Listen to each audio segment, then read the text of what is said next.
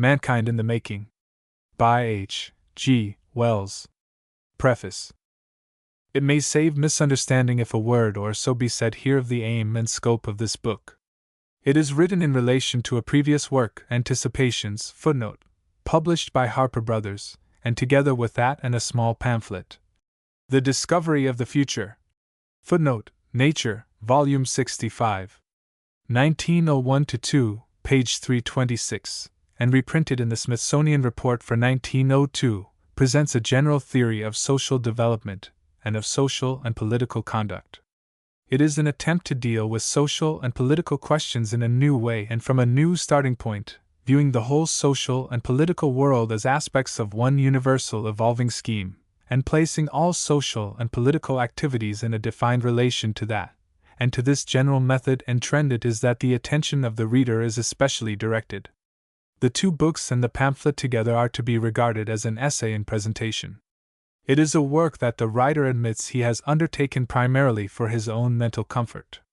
He is remarkably not qualified to assume an authoritative tone in these matters, and he is acutely aware of the many defects in detailed knowledge, in temper, and in training these papers collectively display. He is aware that at such points, for example, as the reference to authorities in the chapter on the biological problem, and to books in the educational chapter, the lacunar quality of his reading and knowledge is only too evident. To fill in and complete his design, notably in the fourth paper, he has had quite frankly to jerry-build here and there. Nevertheless, he ventures to publish this book. There are phases in the development of every science when an incautious outsider may think himself almost necessary, when sketchiness ceases to be a sin, when the mere facts of irresponsibility and an untrained interest may permit a freshness, a freedom of mental gesture that would be inconvenient and compromising for the specialist. And such a phase, it is submitted, has been reached in this field of speculation.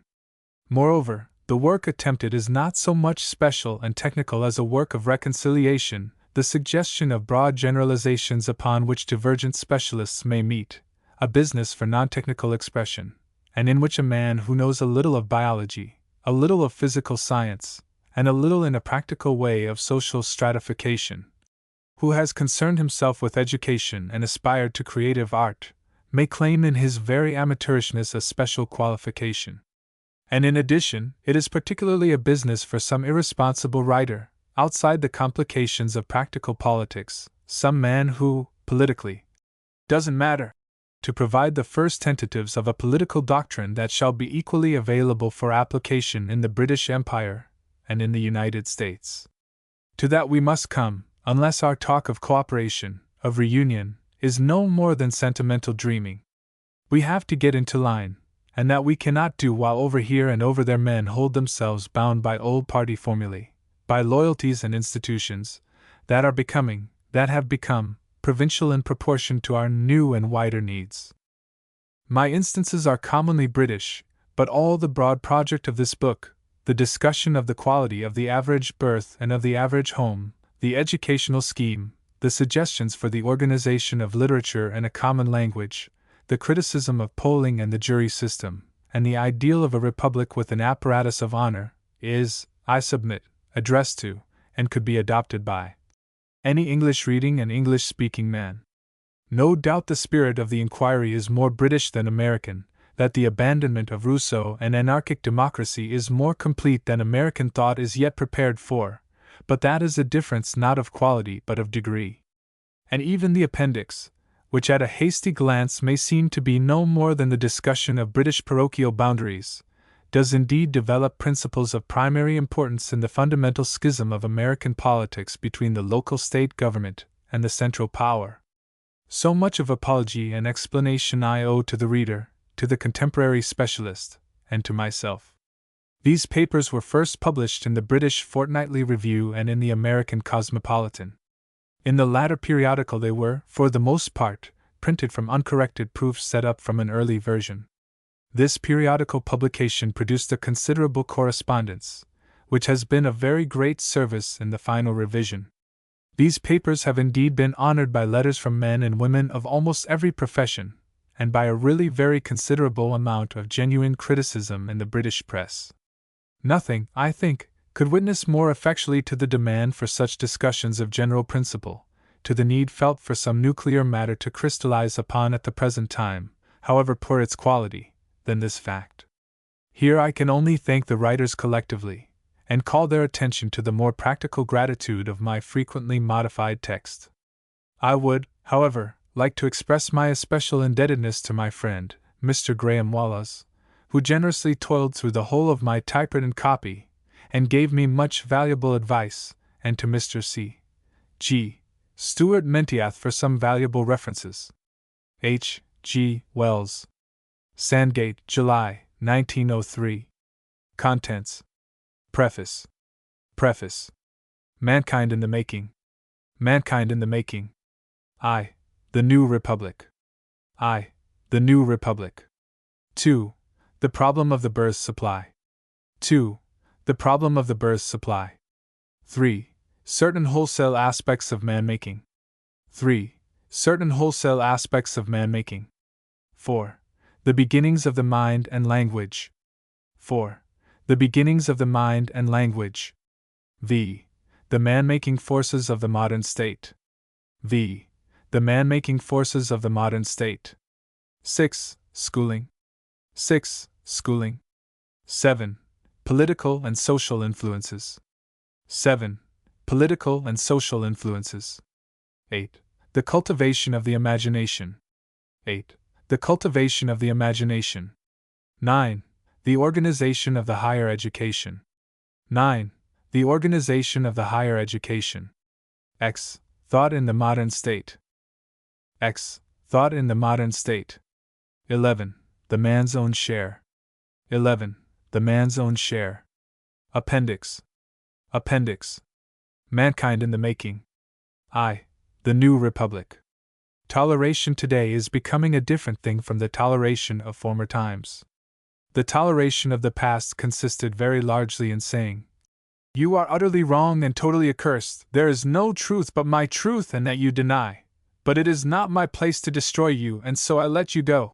Nowadays there is a real disposition to accept the qualified nature of one's private certainties.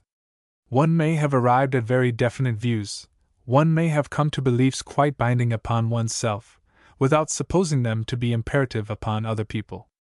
To write, I believe, is not only less presumptuous and aggressive in such matters than to write. It is true, but it is also nearer the reality of the case. One knows what seems true to oneself, but we are coming to realize that the world is great and complex, beyond the utmost power of such minds as ours. Every day of life drives that conviction further home.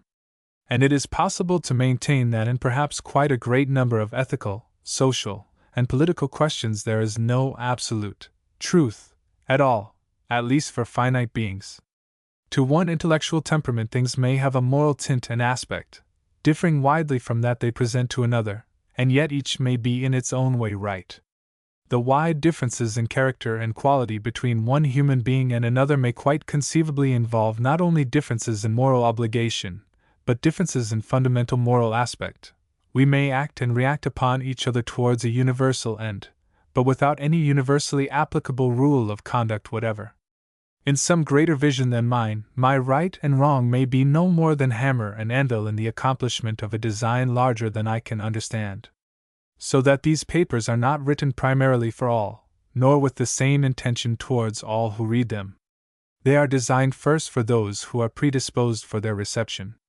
Then they are intended to display in an orderly manner a point of view, and how things look from that point of view, to those who are not so predisposed.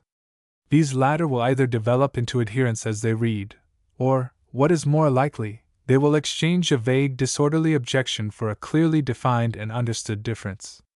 To arrive at such an understanding is often for practical purposes as good as unanimity, for in narrowing down the issue to some central point or principle, we develop just how far those who are divergent may go together before separation or conflict become inevitable, and save something of our time and of our lives from those misunderstandings, and those secondary differences of no practical importance whatever, which make such disastrous waste of human energy. Now the point of view which will be displayed in relation to a number of wide questions in these pages is primarily that of the writers. But he hopes and believes that among those who read what he has to say, there will be found not only many to understand, but some to agree with him. In many ways, he is inclined to believe the development of his views may be typical of the sort of development that has gone on to a greater or lesser extent in the minds of many of the younger men during the last 20 years, and it is in that belief that he is now presenting them. And the questions that will be dealt with in relation to this point of view are all those questions outside a man's purely private self, if he have a purely private self, in which he interacts with his fellow man.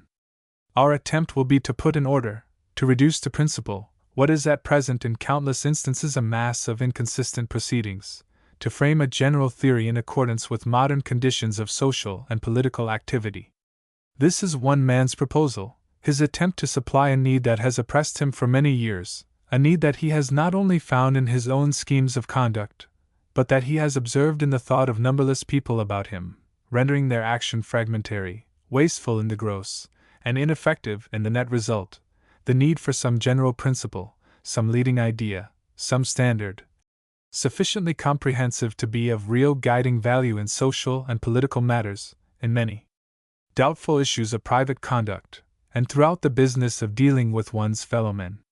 No doubt there are many who do not feel such a need at all, and with these we may part company forthwith. There are, for example, those who profess the artistic temperament and follow the impulse of the moment, and those who consult an inner light in some entirely mystical manner. But neither of these, I believe, is the most abundant type in the English-speaking communities. My impression is that with most of the minds I have been able to examine with any thoroughness, the attempt to systematize one's private and public conduct alike, and to reduce it to spacious general rules, to attempt, if not to succeed, in making it coherent, consistent, and uniformly directed, is an almost instinctive proceeding. There is an objection I may anticipate at this point. If I am to leave this statement unqualified, it would certainly be objected that such a need is no more nor less than the need of religion, that a properly formulated religion does supply a trustworthy guide at every fork and labyrinth in life. By my allusion to the failure of old formulae and methods to satisfy now, I am afraid many people will choose to understand that I refer to what is often spoken of as the conflict of religion and science, and that I intend to propound some contribution to the conflict. I will at any rate anticipate that objection here, in order to mark out my boundaries with greater precision. Taken in its completeness, I submit that it is a greater claim than almost any religion can justifiably make, to satisfy the need I have stated. No religion prescribes rules that can be immediately applied to every eventuality. Between the general rules laid down and the particular instance there is always a wide gap, into which doubts and alternatives enter, and the private judgment has play. No doubt upon certain defined issues of everyday life some religions are absolutely explicit. The Mohammedan religion, for example, is very uncompromising upon the use of wine, and the law of the 10 Commandments completely prohibits the making of graven images. And almost all the great variety of creeds professed among us English-speaking peoples prescribe certain general definitions of what is righteous and what constitutes sin. But upon 1,000 questions of great public importance, on the question of forms of government, of social and educational necessities, of one's course and attitude towards such great facts as the press, trusts, housing, and the like, religion, as it is generally understood, gives by itself no conclusive light. It may, no doubt, give a directing light in some cases, but not a conclusive light. It leaves us inconsistent and uncertain amidst these unavoidable problems. Yet upon these questions most people feel that something more is needed than the mood of the moment or the spin of a coin. Religious conviction may help us, it may stimulate us to press for clearer light upon these matters, but it certainly does not give us any decisions. It is possible to be either intensely religious or utterly indifferent to religious matters and yet care nothing for these things. One may be a pietist to whom the world is a fleeting show of no importance whatever, or one may say, "Let us eat, drink, and be merry, for tomorrow we die." The net result in regard to my need is the same. These questions appear to be on a different plane from religion and religious discussion. They look outward, while essentially religion looks inward to the soul, and given the necessary temperament, it is possible to approach them in an unbiased manner from almost any starting point of religious profession. One man may believe in the immortality of the soul and another may not. One man may be a Swedenborgian, another a Roman Catholic, another a Calvinistic Methodist, another an English High Churchman, another a Positivist, or a Parsi, or a Jew. The fact remains that they must go about doing all sorts of things in common every day. They may derive their ultimate motives and sanctions from the most various sources, they may worship in the most contrasted temples and yet meet unanimously in the marketplace with a desire to shape their general activities to the form of a public-spirited life, and when at last the life of every day is summed up, to leave the world better than they found it. And it is from that most excellent expression I would start, or rather from a sort of amplified restatement of that expression. Outside the province of religious discussion altogether. A man who will build on that expression as his foundation in political and social matters, has at least the possibility of agreement in the scheme of action these papers will unfold. For though we theorize, it is at action that our speculations will aim. They will take the shape of an organized political and social doctrine. It will be convenient to give this doctrine a name, and for reasons that will be clear enough to those who have read my book Anticipations, this doctrine will be spoken of throughout as New Republicanism, the doctrine of the New Republic. The central conception of this New Republicanism, as it has shaped itself in my mind, lies in attaching preeminent importance to certain aspects of human life, and in subordinating systematically and always all other considerations to these cardinal aspects. It begins with a way of looking at life. It insists upon that way, it will regard no human concern at all except in that way. And the way, putting the thing as compactly as possible, is to reject and set aside all abstract, refined, and intellectualized ideas as starting propositions, such ideas as right, liberty, happiness, duty, or beauty, and to hold fast to the assertion of the fundamental nature of life as a tissue and succession of births. These other things may be important, they may be profoundly important, but they are not primary. We cannot build upon any one of them and get a structure that will comprehend all the aspects of life. For the great majority of mankind, at least, it can be held that life resolves itself quite simply and obviously into three cardinal phases. There is a period of youth and preparation, a great insurgence of emotion and enterprise centering about the passion of love, and a third period in which, arising amidst the warmth and stir of the second, interweaving indeed with the second, the care and love of offspring becomes the central interest in life. In the babble of the grandchildren, with all the sons and daughters grown and secure, the typical life of humanity ebbs and ends. Looked at thus with a primary regard to its broadest aspect, life is seen as essentially a matter of reproduction, first a growth and training to that end, then commonly mating and actual physical reproduction, and finally the consummation of these things in parental nurture and education. Love, home, and children, these are the heart words of life. Not only is the general outline of the normal healthy human life reproductive, but a vast proportion of the infinitely complex and interwoven interests that fill that outline with incessant interest can be shown by careful analysis to be more or less directly reproductive also. The toil of a man's daily work is rarely for himself alone, it goes to feed, to clothe, to educate those cardinal consequences of his being, his children. He builds for them, he plants for them, he plans for them, his social intercourse, his political interests, whatever his immediate motives, tend finally to secure their welfare. Even more obviously is this the case with his wife. Even in rest and recreation life still manifests its quality. The books the ordinary man reads turn enormously on lovemaking. His theater has scarcely ever a play that has not primarily a strong love interest. His art rises to its most consummate triumphs in Venus and Madonna, and his music is saturated in love suggestions. Not only is this so with the right and proper life, but the greater portion of those acts we call vice draw their stimulus and pleasure from the impulses that subserve this sustaining fact of our being, and they are vicious only because they evade or spoil their proper end. This is really no new discovery at all, only the stripping bare of it is new. In nearly every religious and moral system in the world, indeed, the predominant mass of the exposition of sin and saving virtue positively or negatively centers upon birth. Positively in the enormous stresses, the sacramental values which are concentrated upon marriage and the initial circumstances of being, and negatively in 1,000 significant repudiations. Even when the devotee most strenuously renounces this world and all its works, when St. Anthony flees into the desert or the pious Dirtle wrestles in his cell, when the pale nun prays in vigil and the hermit mounts his pillar, it is celibacy, that great denial of life, that sings through all their struggle. It is this business of births as the central fact of life they still have most in mind. This is not human life merely, it is all life. This living world, as the new Republican will see it, is no more than a great birthplace, an incessant renewal, an undying fresh beginning and unfolding of life. Take away this fact of birth, and what is there remaining?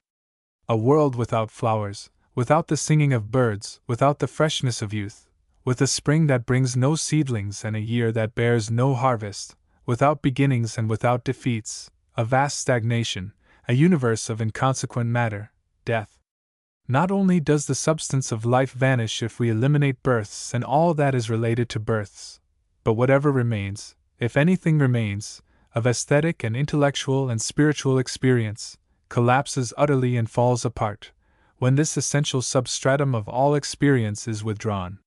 So at any rate the world presents itself in the view the new Republican takes. And if it should chance that the reader finds this ring untrue to him, then he may take it that he stands outside us, that the new Republic is not for him. It may be submitted that this statement that life is a texture of births may be accepted by minds of the most divergent religious and philosophical profession. No fundamental or recondite admissions are proposed here, but only that the everyday life for everyday purposes has this shape and nature. The utter materialist may say that life to him is a fortuitous concurrence of atoms, a chance kinking in the universal fabric of matter. It is not our present business to confute him. The fact remains this is the form the kinking has taken. The believer, sedulous for his soul's welfare, may say that life is to him an arena of spiritual conflict, but this is the character of the conflict, this is the business from which all the tests and exercises of his soul are drawn. It matters not in this present discussion if life is no more than a dream, the dream is this. And now one comes to another step. The reader may give his assent to this statement as obvious, or he may guard his assent with a qualification or so, but I doubt if he will deny it. No one, I expect, will categorically deny it. But although no one will do that, a great number of people who have not clearly seen things in this light, do in thought, and in many details of their practice follow a line that is, in effect, a flat denial of what is here proposed. Life, no doubt, is a fabric woven of births and the struggle to maintain and develop and multiply lives. It does not follow that life is consciously a fabric woven of births and the struggle to maintain and develop and multiply lives. I do not suppose a cat or a savage sees it in that light. A cat's standpoint is probably strictly individualistic. She sees the whole universe as a scheme of more or less useful, pleasurable and interesting things concentrated upon her sensitive and interesting personality. With a sinuous determination she evades disagreeables and pursues delights. Life is to her quite clearly and simply a succession of pleasures, sensations and interests, among which interests there happen to be kittens. And this way of regarding life is by no means confined to animals and savages. I would even go so far as to suggest that it is only within the last 100 years that any considerable number of thoughtful people have come to look at life steadily and consistently as being shaped to this form, to the form of a series of births, growths and births. The most general truths are those last apprehended. The universal fact of gravitation, for example, which pervades all being, received its complete recognition scarcely 200 years ago. And again children and savages live in air, breathe air, are saturated with air, die for 5 minutes' need of it, and never definitely realize there is such a thing as air at all. The vast mass of human expression in act and art and literature takes a narrower view than we have here formulated.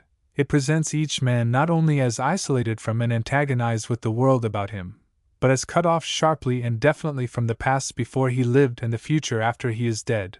It puts what is, in relation to the view we have taken, a disproportionate amount of stress upon his egotism, upon the pursuit of his self-interest and his personal virtue and his personal fancies, and it ignores the fact, the familiar rediscovery which the 19th century has achieved, that he is after all only the transitory custodian of an undying gift of life, an inheritor under conditions, the momentary voice and interpreter of a being that springs from the dawn of time and lives in offspring and thought and material consequence, forever.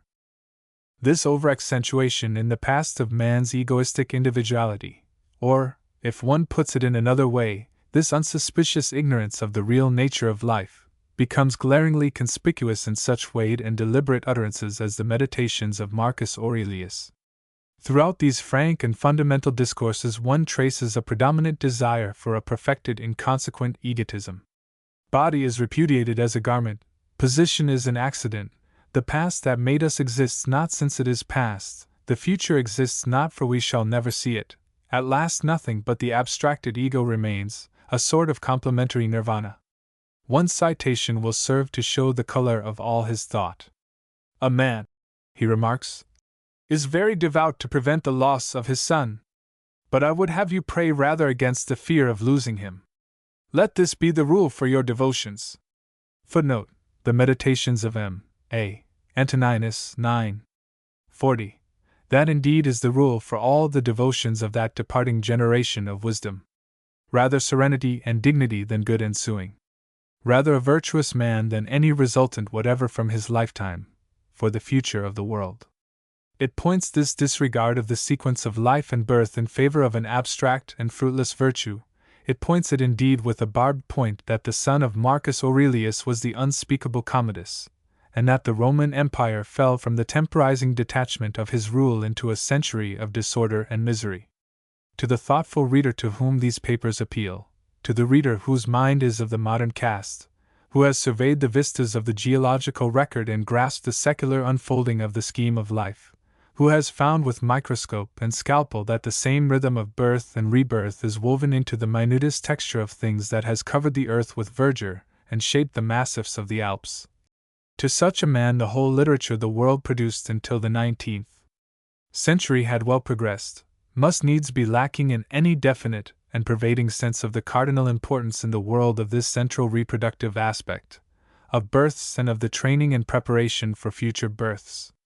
All that literature, great and imposing as we are bound to admit it is, has an outlook less ample than quite common men may have today.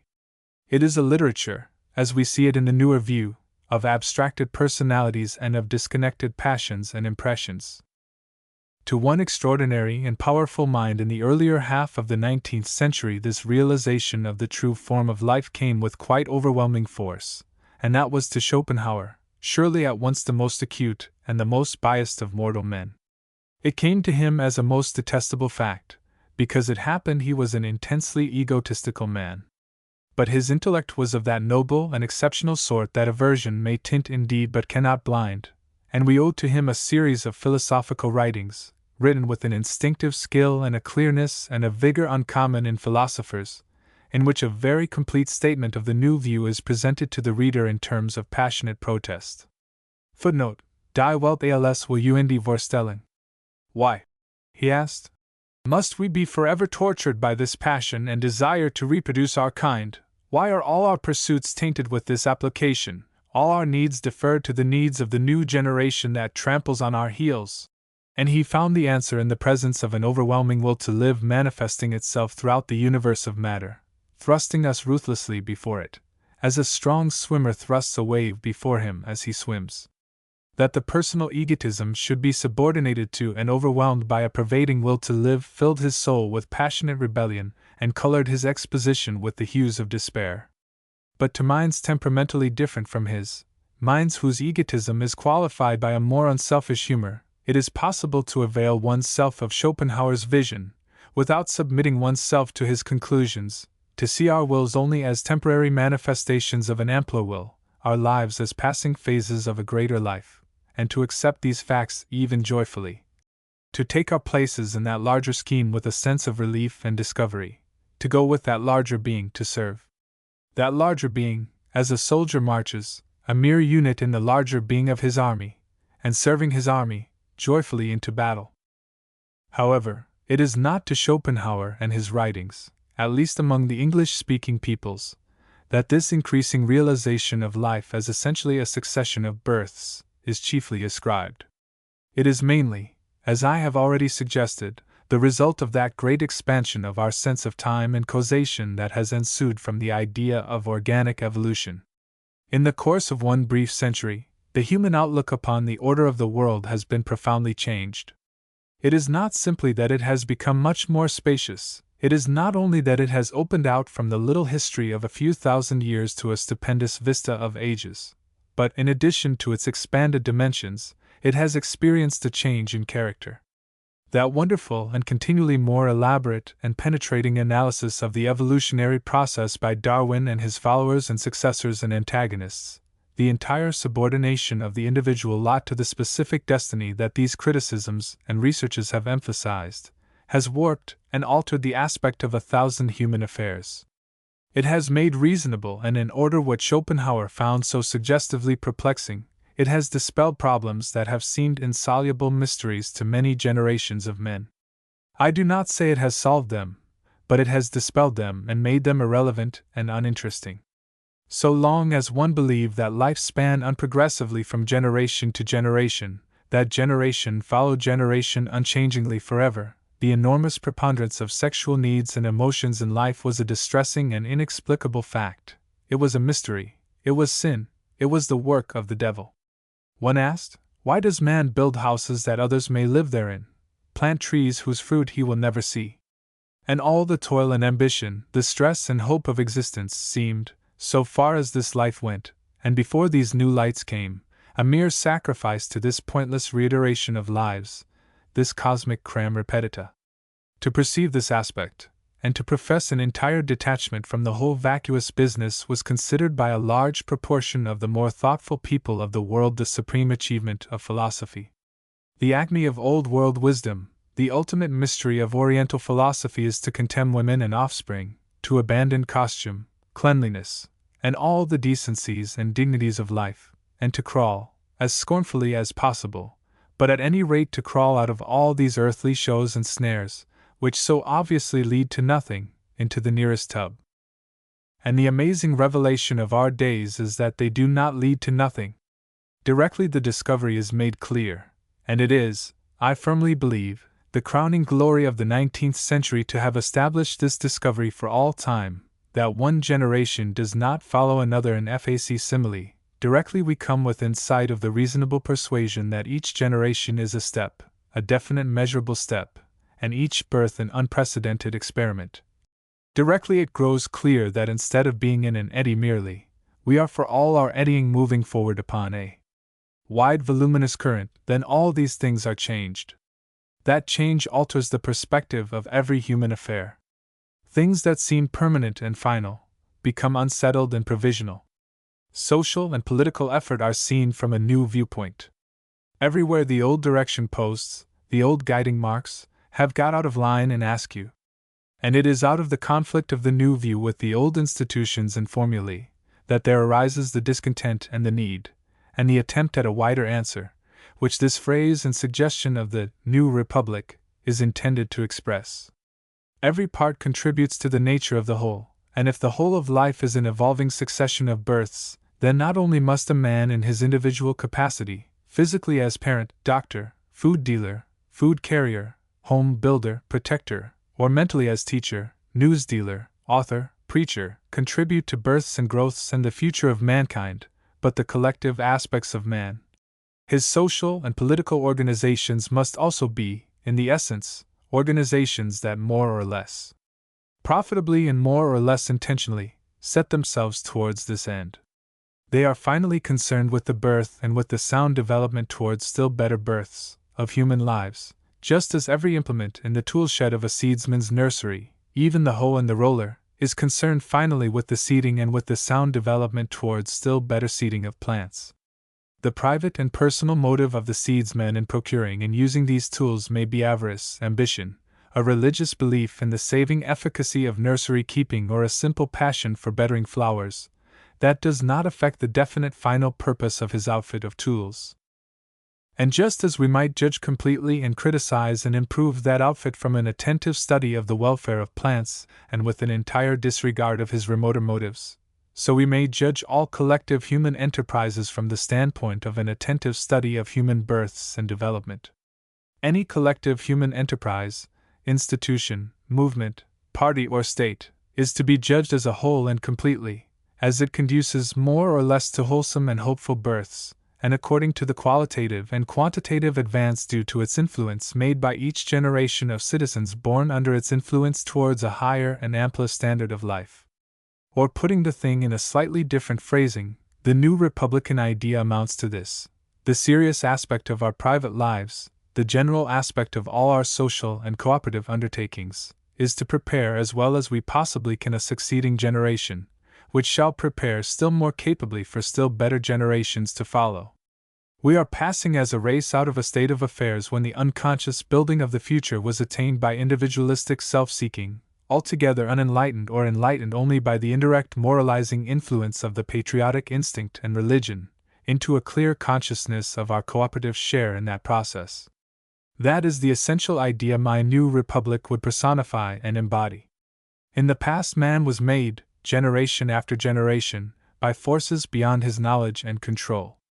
Now a certain number of men are coming to a provisional understanding of some at least of these forces that go to the making of man. To some of us there is being given the privilege and responsibility of knowledge. We may plead lack of will or lack of moral impetus, but we can no longer plead ignorance. Just as far as our light upon the general purpose goes, just so far goes our responsibility, whether we respect it or not, to shape and subdue our wills to the making of mankind. Directly the man, who has found akin to himself and who has accepted and assimilated this new view, turns to the affairs of the political world, to the general professions of our great social and business undertakings, and to the broad conventions of human conduct, he will find, I think, a very wide discrepancy from the implications of this view. He will find, the new Republican finds, that the declared aims and principles of the larger amount of our social and political effort are astonishingly limited and unsatisfactory, astonishingly irrelevant to the broad reality of life. He will find great masses of men embarked collectively upon enterprises that will seem to his eyes to have no definable relation to this real business of the world, or only the most accidental relationship. He will find others in partial lopsided cooperation or unintelligently half helpful and half obstructive, and he will find still other movements and developments which set quite in the opposite direction, which make neither for sound births nor sound growth, but through the thinnest shams of excuse and purpose, through the most hypnotic and unreal of suggestions and motives, directly and even plainly towards waste, towards sterility, towards futility and death and extinction. But not deliberately towards death. It is only in the theoretical aspirations of Schopenhauer that he will find an expression of conscious and resolved opposition to the pervading will and purpose in things. In the common affairs of the world he will find neither deliberate opposition nor deliberate cooperation, chance opposition indeed and chance cooperation, but for the most part only a complete unconsciousness, a blind irrelevance, or a purely accidental accordance to the essential aspect of life. Take, for example, the great enthusiasm that set all England waving bunting in June, 1902. It was made clear to the most unwilling observer that the great mass of English people consider themselves aggregated together in one nation mainly to support, honor, and obey a king, and that they rejoice in this conception of their national purpose. Great sums of money were spent to emphasize this purpose, public work of all sorts was dislocated, and the channels of public discussion clogged and choked. A discussion of the education of the next generation, a matter of supreme interest from the new Republican point of view, passed from public sight amidst the happy tumults and splendors of the time. The land was filled with poetry in the monarch's praise, bad beyond any suspicion of insincerity. All that was certainly great in the land, all that has any hold upon the motives and confidence of the English, gathered itself into a respectful proximity, assumed attitudes of reverent subordination to the monarch.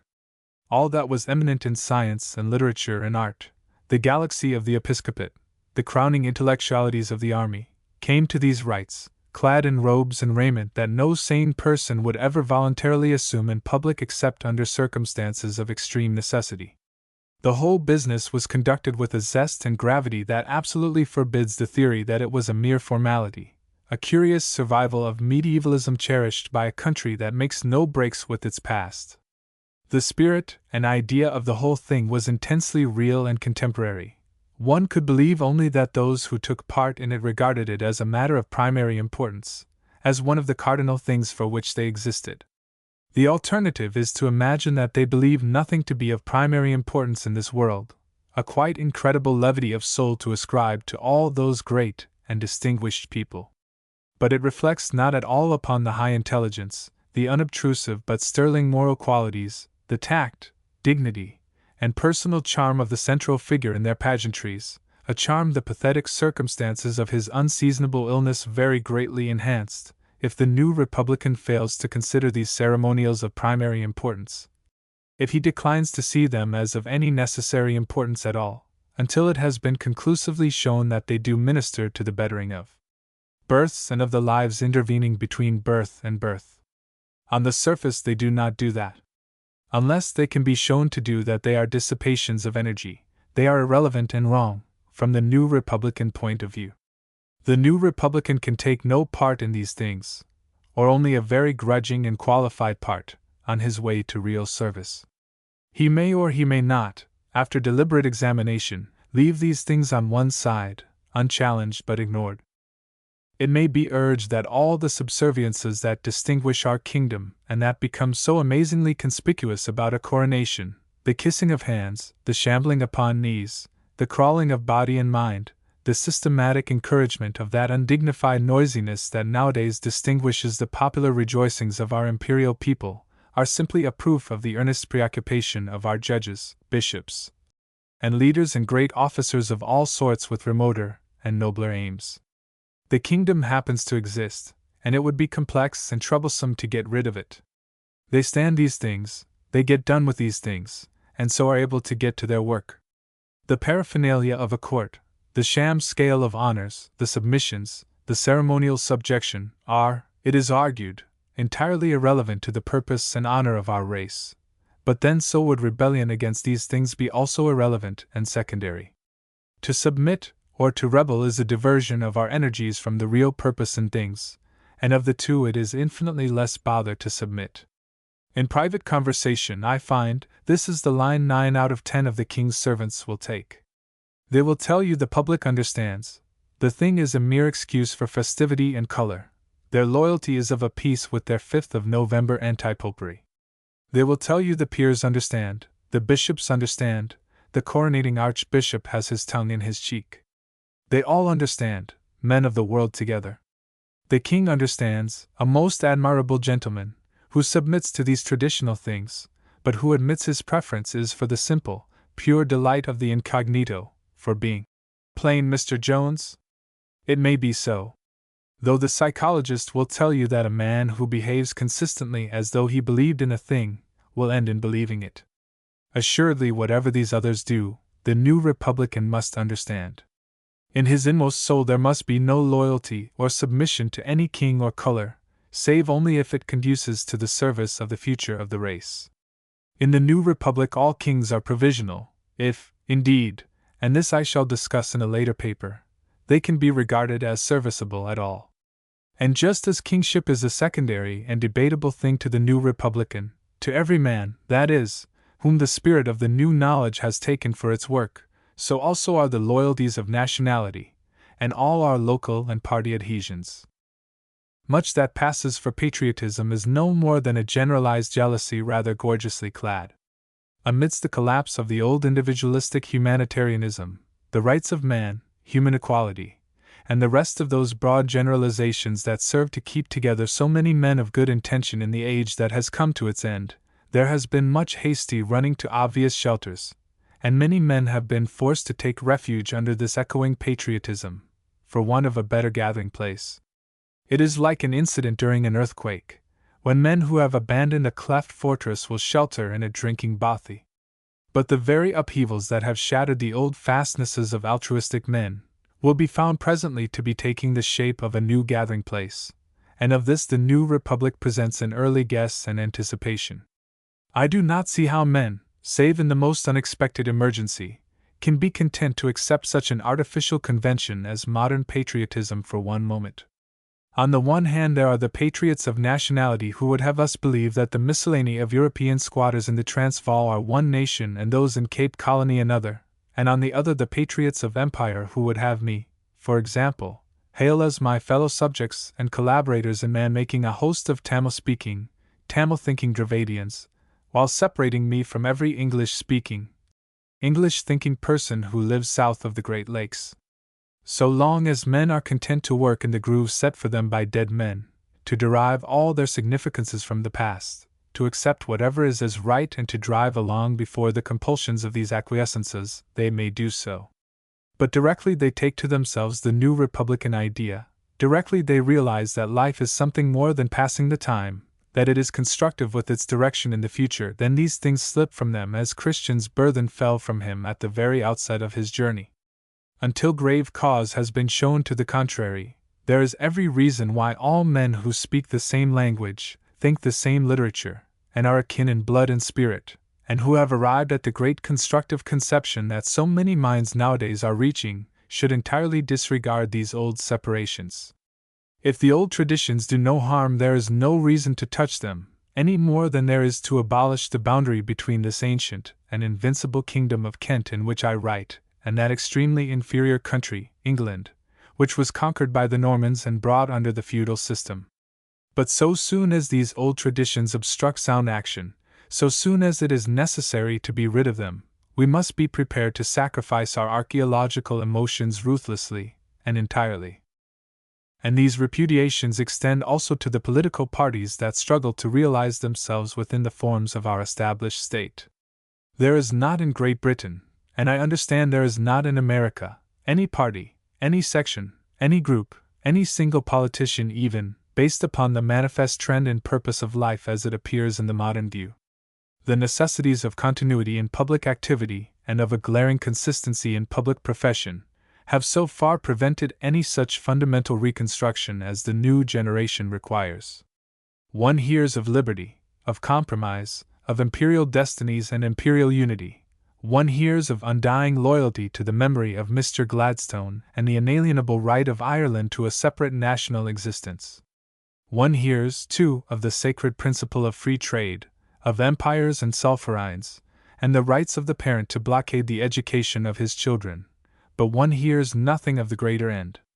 At the best, all the objects of our political activity can be but means to that end, their only claim to our recognition can be their adequacy to that end, and none of these vociferated cries, these party labels, these program items, are ever propounded to us in that way. I cannot see how, in England at any rate, a serious and perfectly honest man, holding as true that ampler view of life I have suggested, can attach himself loyally to any existing party or faction. At the utmost he may find their faction fighting may be turned for a time towards his remoter ends. These parties derive from that past when the new view of life had yet to establish itself. They carry faded and obliterated banners that the glare and dust of conflict, the vote storms of great campaigns, have robbed long since of any color of reality they once possessed. They express no creative purpose now. Whatever they did in their inception, they point towards no constructive ideals. Essentially, they are things for the museum or the bonfire. Whatever momentary expediency may hold back the new Republican from an unqualified advocacy of such a destination. The old party fabrics are no more than dead rotting things, upon which a great tangle of personal jealousies, old grudges, thorny nicknames, prickly memories, family curses, Judas betrayals and sacred pledges, a horrible rubbish thicket, maintains a saprophytic vitality. It is quite possible I misjudged the thing altogether. Sir Henry Campbell Bannerman, for example, may hide the profoundest and most wide-reaching aims beneath his superficial effect of utter superficiality. His impersonation of an amiable, spirited, self-conscious, land-owning gentleman with a passion for justice in remote places and a whimsical dislike of motor cars in his immediate neighborhood may veil the operations of a stupendous intelligence bent upon the regeneration of the world. It may do, but if it does, it is a very amazing and purposeless impersonation. I at any rate do not believe that it does. I do not believe that he or any other liberal leader or any conservative minister has any comprehensive aim at all, as we of the new generation measure comprehensiveness. These parties, and the phrases of party exposition, in America just as in England, date from the days of the limited outlook. They display no consciousness of the new descent. They are absorbed in the long-standing game, the getting in, the turning out, the contests and governments, that has just about the same relation to the new perception of affairs, to the real drift of life, as the game of cricket with the wheel as a wicket would have to the destinies of a ship. They find their game highly interesting, and no doubt they play it with remarkable wit, skill, and spirit, but they entirely disregard the increasing number of passengers who are concerning themselves with the course and destination of the ship. Those particular passengers in the figure present the new republic. It is a dissension, an inquiry, it is the vague, unconsolidated matter for a new direction. We who are young, says the spirit of the new republic, we who are in earnest can no more compass our lives under these old kingships and loyalties, under these old leaders and these old traditions, constitutions and pledges, with their party liabilities, their national superstitions, their rotting banners and their accumulating legacy of feuds and lies, then we can pretend we are indeed impassioned and wholly devoted subjects of King Edward, spending our lives in the service of his will. It is not that we have revolted from these things, it is not that we have grown askew to them and that patching and amendment will serve our need, it is that we have traveled outside them altogether, almost inadvertently, but quite beyond any chance of return to a simple acceptance again. We are no more disposed to call ourselves liberals or conservatives and to be stirred to party passion at the clash of these names, than we are to fight again the battles of the Factio Albata or the Factio Prasina. These current dramas, these current conflicts seem scarcely less factitious. Men without faith may be content to spend their lives for things only half believed in, and for causes that are contrived. But that is not our quality. We want reality because we have faith, we seek the beginning of realism in social and political life, we seek it and we are resolved to find it. So we attempt to give a general expression to the forces that are new at this time, to render something at least of the spirit of the new republic in a premature and experimental utterance.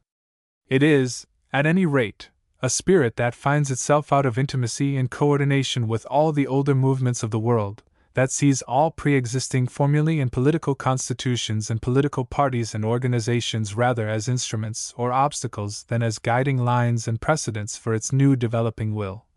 Its will which will carry it at last irresistibly to the conscious and deliberate making of the future of man.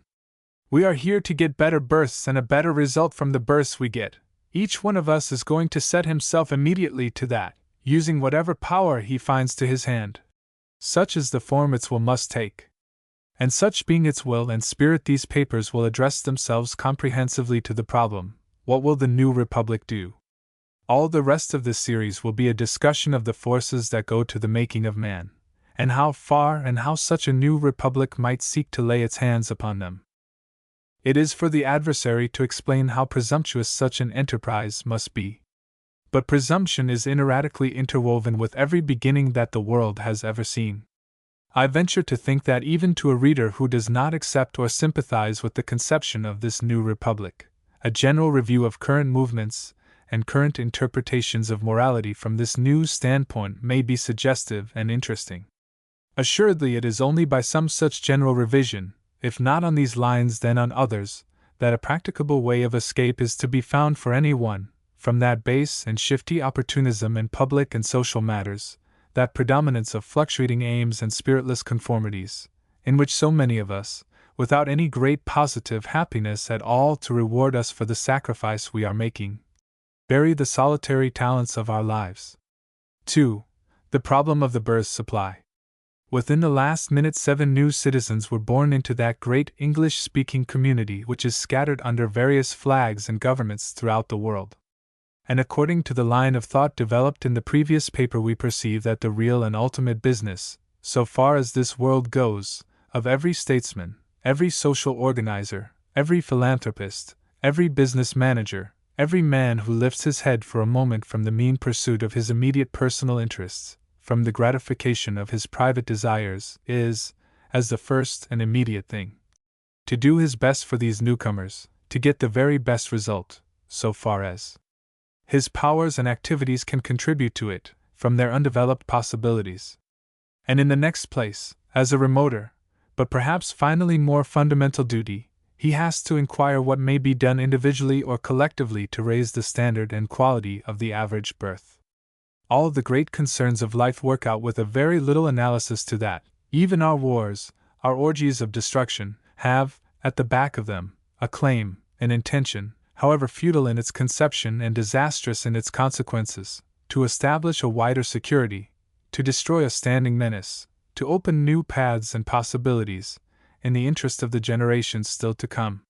One may present the whole matter in a simplified picture by imagining all our statesmen, our philanthropists and public men, our parties and institutions gathered into one great hall, and into this hall a huge spout, that no man can stop, discharges a baby every 8 seconds.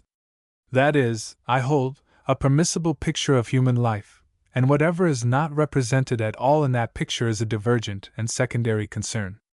Our success or failure with that unending stream of babies is the measure of our civilization. Every institution stands or falls by its contribution to that result, by the improvement of the children born, or by the improvement in the quality of births attained under its influence. To begin these speculations in logical order, we must begin at the birth point. We must begin by asking how much may we hope, now or at a later time, to improve the supply of that raw material which is perpetually dumped upon our hands? Can we raise, and if so, what can we do to raise the quality of the average birth? This speculation is as old at least as Plato, and as living as the 7 or 8 babies born into the English-speaking world since the reader began this paper. The conclusion that if we could prevent or discourage the inferior sorts of people from having children, and if we could stimulate and encourage the superior sorts to increase and multiply, we should raise the general standard of the race, is so simple, so obvious, that in every age I suppose there have been voices asking in amazement, why the thing is not done. It is so usual to answer that it is not done on account of popular ignorance, public stupidity, religious prejudice or superstition, that I shall not apologize for giving some little space here to the suggestion that in reality it is not done for quite a different reason. We blame the popular mind overmuch. Earnest but imperfect men, with honest and reasonable but imperfect proposals for bettering the world, are all too apt to raise this bitter cry of popular stupidity, of the sheep-like quality of common men. An unjustifiable persuasion of moral and intellectual superiority is one of the last infirmities of innovating minds. We may be right, but we must be provably, demonstrably, and overpoweringly right before we are justified in calling the dissentient a fool.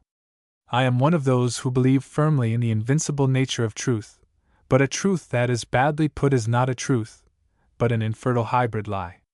Before we men of the study blame the general body of people for remaining unaffected by reforming proposals of an almost obvious advantage, it would be well if we were to change our standpoint and examine our machinery at the point of application. A rock drilling machine may be excellently invented and in the most perfect order except for a want of hardness in the drill, and yet there will remain an unpierced rock as obdurate as the general public to so many of our innovations.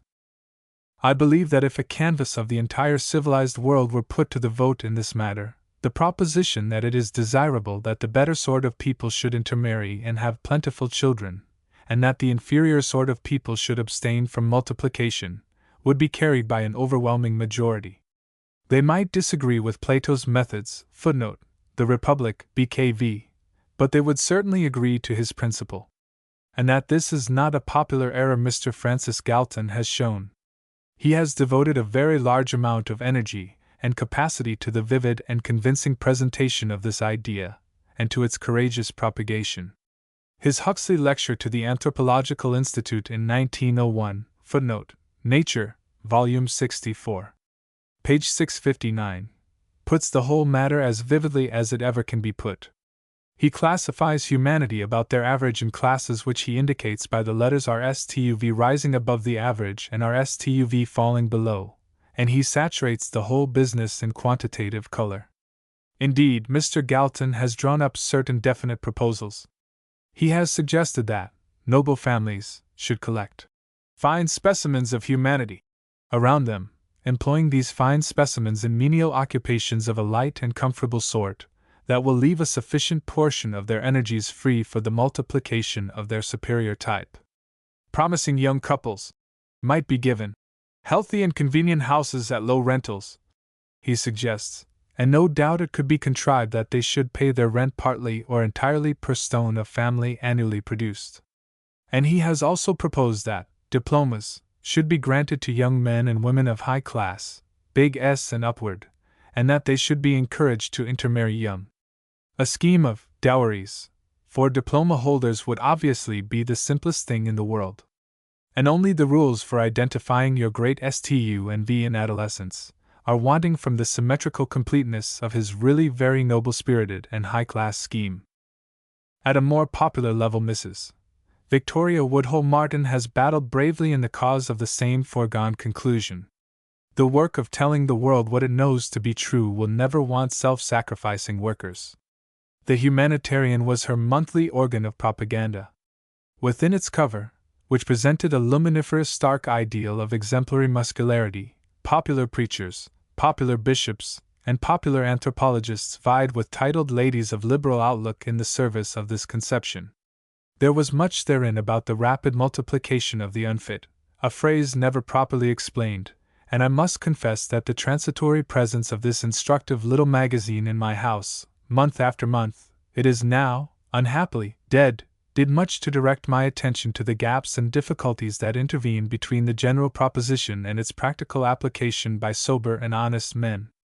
One took it up and asked time after time, why should there be this queer flavor of absurdity and pretentiousness about the thing?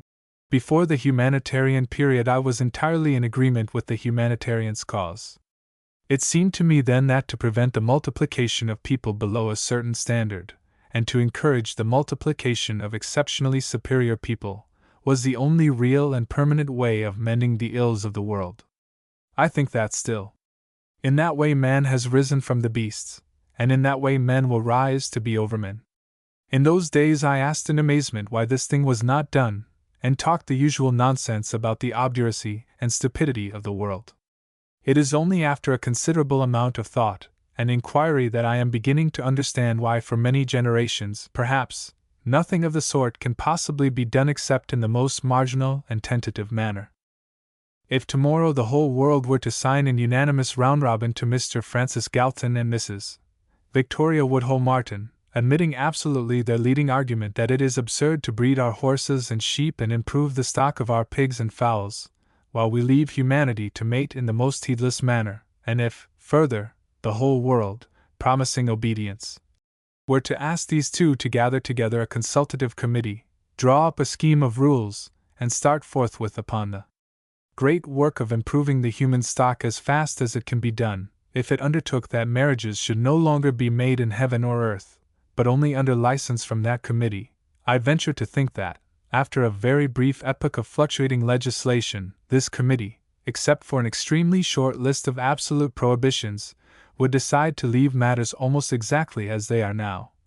It would restore love and private preference to their ancient authority and freedom. At the utmost it would offer some greatly qualified advice, and so released, it would turn its attention to those flaws and gaps in our knowledge that at present render these regulations no more than a theory and a dream.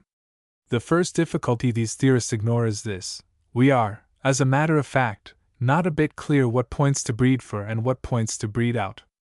The analogy with the breeder of cattle is a very misleading one. He has a very simple ideal, to which he directs the entire pairing of his stock. He breeds for beef, he breeds for calves and milk, he breeds for a homogeneous docile herd. Towards that ideal he goes simply and directly, slaughtering and sparing, regardless entirely of any divergent variation that may arise beneath his control. A young calf with an incipient sense of humor, with a bright and inquiring disposition, with a gift for athleticism or a quaintly marked hide, has no sort of chance with him at all on that account. He can throw these proffered gifts of nature aside without hesitation. Which is just what our theoretical breeders of humanity cannot venture to do. They do not want a homogeneous race in the future at all. They want a rich interplay of free, strong, and varied personalities, and that alters the nature of the problem absolutely. This the reader may dispute. He may admit the need of variety, but he may argue that this variety must arise from a basis of common endowment. He may say that in spite of the complication introduced by the consideration that a divergent variation from one ideal may be a divergence towards another ideal, there remain certain definable points that could be bred for universally, for all that. What are they? There will be little doubt he will answer. Health. After that, probably he may say beauty. In addition, the reader of Mr. Galton's Hereditary Genius will probably say ability, capacity, genius, and energy. The reader of Dr. Nordau will add sanity. And the reader of Mr. Archibald Reed will round up the list with immunity from dipsomania and all contagious diseases. Let us mark our human beings. The reader of that way of thinking will suggest, let us give marks for health, for ability, for various sorts of specific immunity, and so forth, and let us weed out those who are low in the scale and multiply those who stand high. This will give us a straight way to practical amelioration, and the difficulty you are trying to raise, he urges, vanishes forthwith. It would, if these points were really points, if beauty, capacity, health, and sanity were simple and uniform things. Unfortunately, they are not simple, and with that fact a host of difficulties arise. Let me take first the most simple and obvious case of beauty. If beauty were a simple thing, it would be possible to arrange human beings in a simple scale, according to whether they had more or less of this simple quality, just as one can do in the case of what are perhaps really simple and breedable qualities, height or weight. This person, one might say, is at 8 in the scale of beauty, and this at 10, and this at 27. But it complicates the case beyond the possibilities of such a scale altogether when one begins to consider that there are varieties and types of beauty having very wide divergences, and made up of a varying number of elements, in dissimilar proportions. There is, for example, the flaxen, kindly beauty of the Dutch type, the dusky Jewess, the tall, fair Scandinavian, the dark and brilliant South Italian, the noble Roman, the dainty Japanese, to name no others.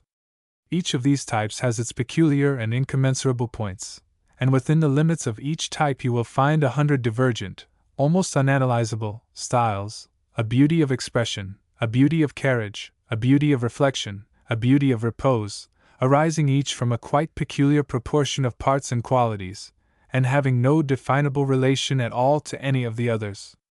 If we were to imagine a human appearance as made up of certain elements, A, B, C, D, E, F, etc., then we might suppose that beauty in one case was attained by a certain high development of A and F, in another by a certain fineness of C and D, in another by a delightfully subtle ratio of F and B.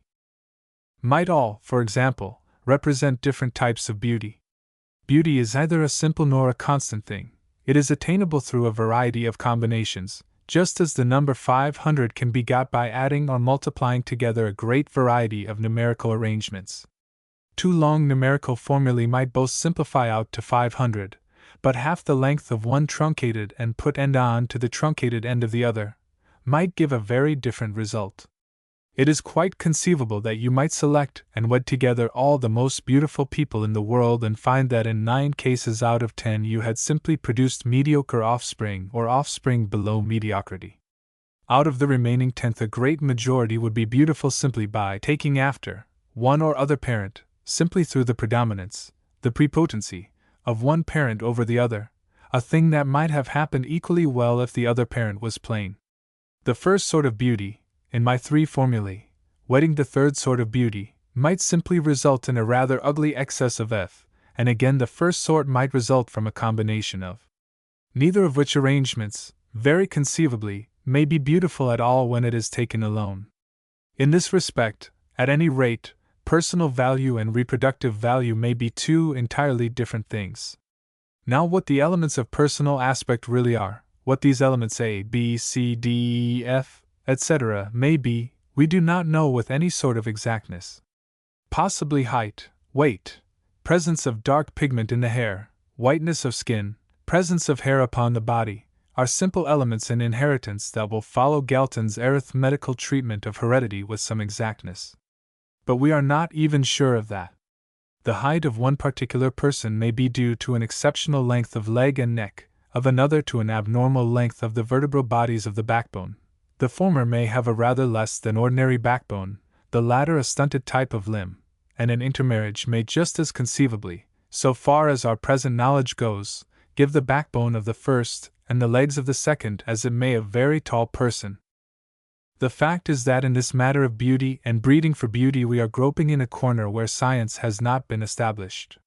No doubt the corner is marked out as a part of the sphere of influence of anthropology, but there is not the slightest indication of an effective occupation among these rating considerations and uncertain facts.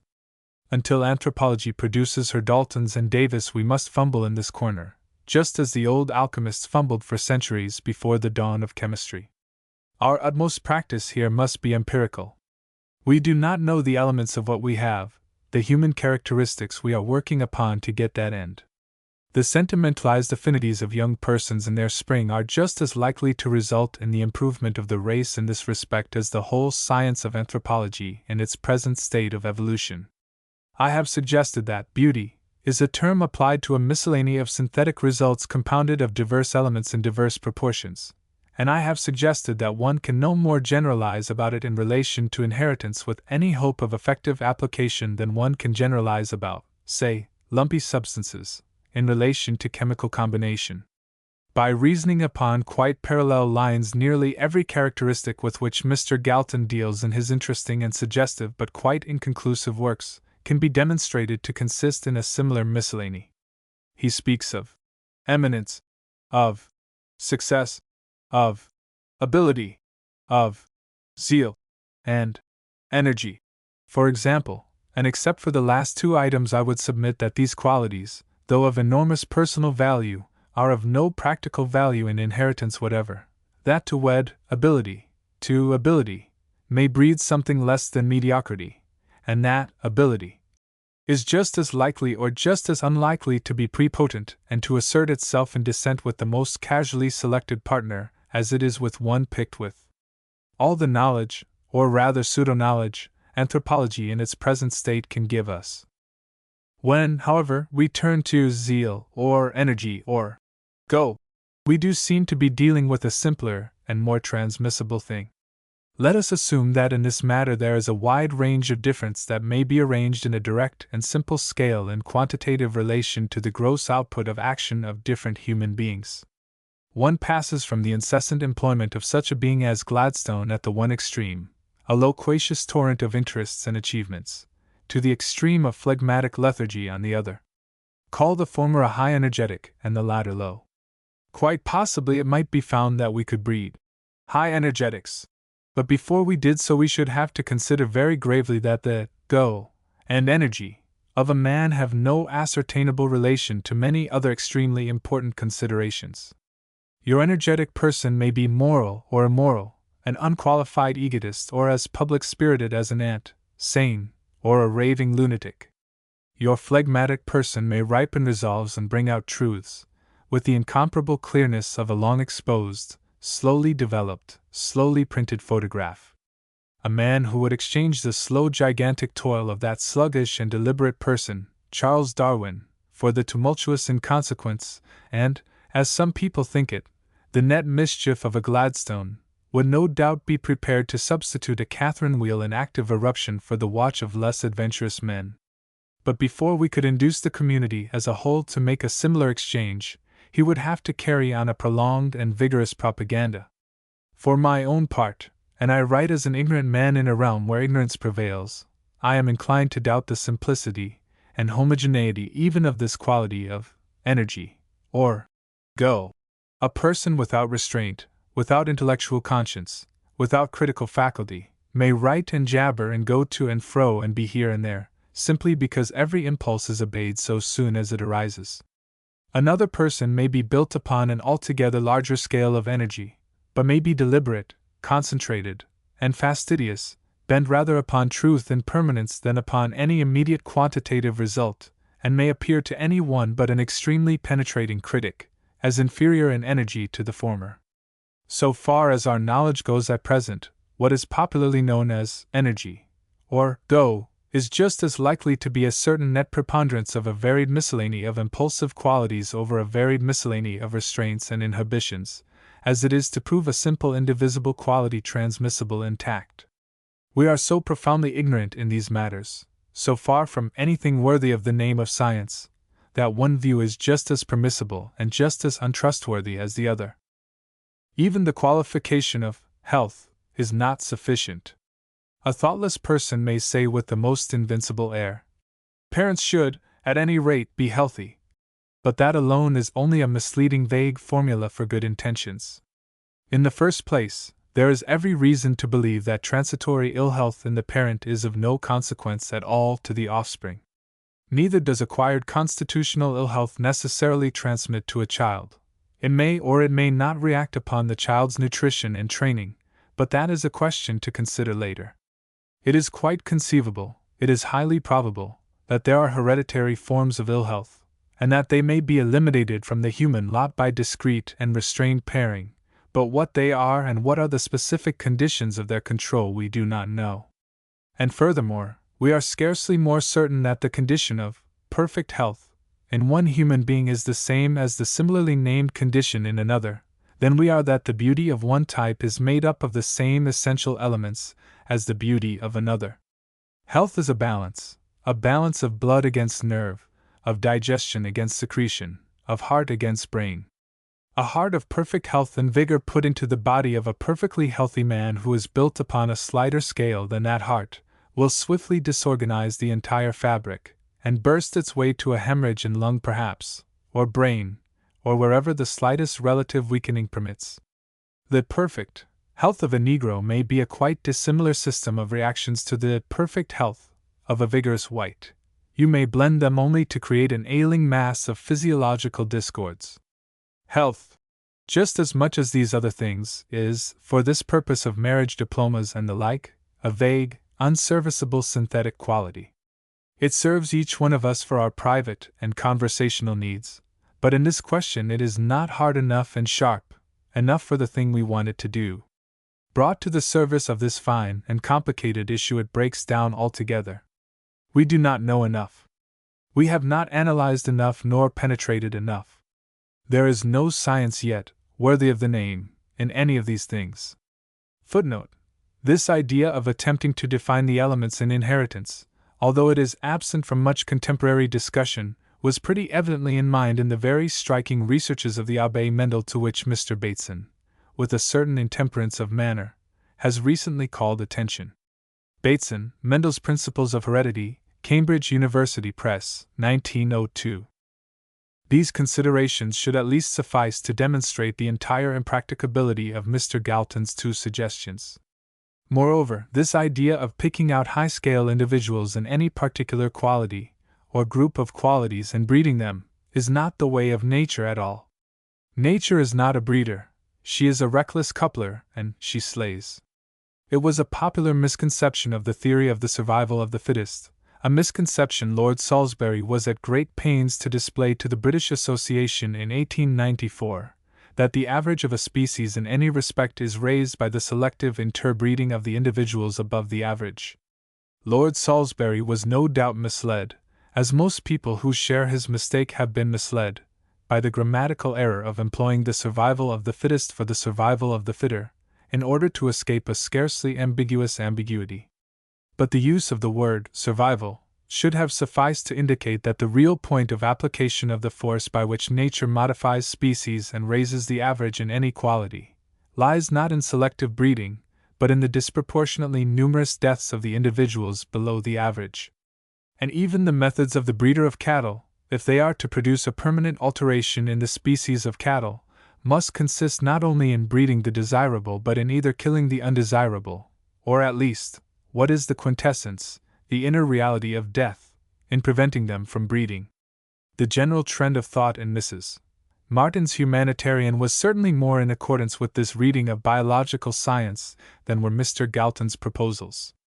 There was a much greater insistence upon the need of elimination, upon the evil of the rapid multiplication of the unfit, a word that, however, was never defined and, I believe, really did not mean anything in particular in this connection. And directly one does attempt to define it, directly one sits down in a businesslike way to apply the method of elimination instead of the method of selection, one is immediately confronted by almost as complex an entanglement of difficulties in defining points to breed out as one is by defining points to breed for. Almost, I say, but not quite. For here there does seem to be, if not certainties, at least a few plausible probabilities that a vigorous and systematic criticism may perhaps hammer into generalizations of sufficient certainty to go upon. I believe that long before humanity has hammered out the question of what is preeminently desirable in inheritance, a certain number of things will have been isolated and defined as preeminently undesirable. But before these are considered, let us sweep out of our present regard a number of cruel and mischievous ideas that are altogether too ascendant at the present time. Anthropology has been compared to a great region, marked out indeed as within the sphere of influence of science, but unsettled and for the most part unsubdued. Like all such hinterland sciences, it is a happy hunting ground for adventurers.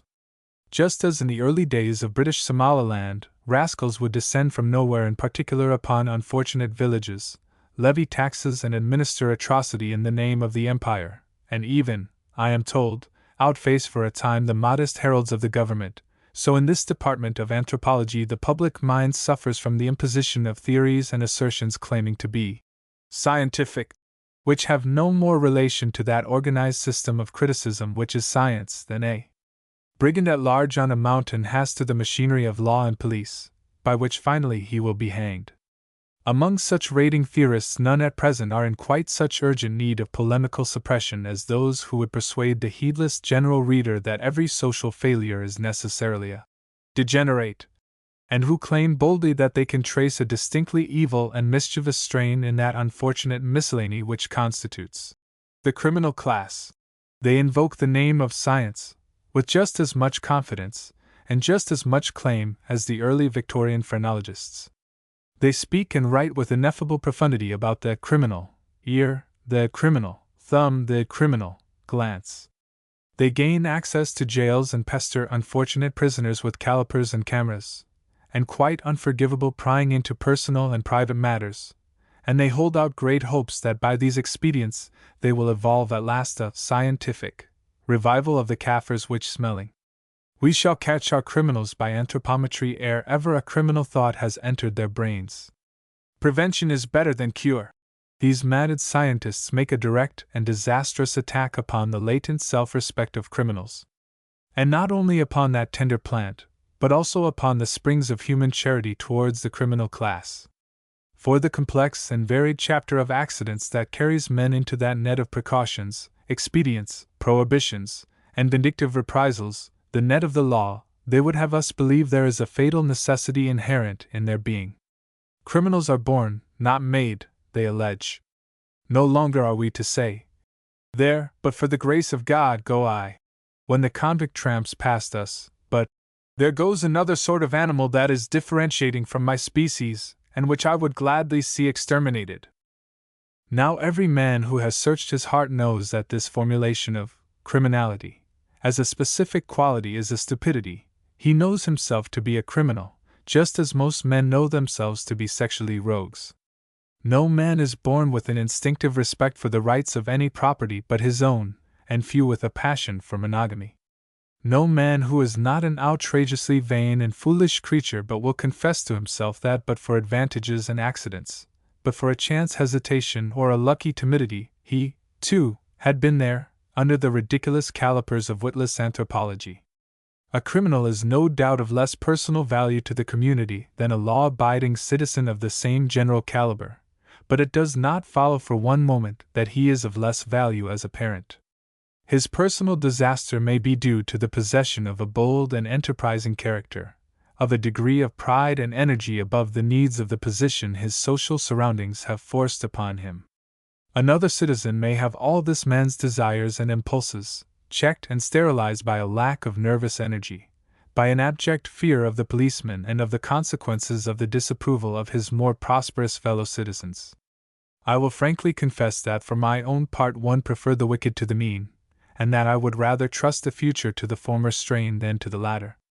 Whatever preference the reader may entertain, there remains this unmistakable objection to its application to breeding, that criminality is not a specific simple quality, but a complex that may interfuse with other complexes to give quite incalculable results in the offspring it produces.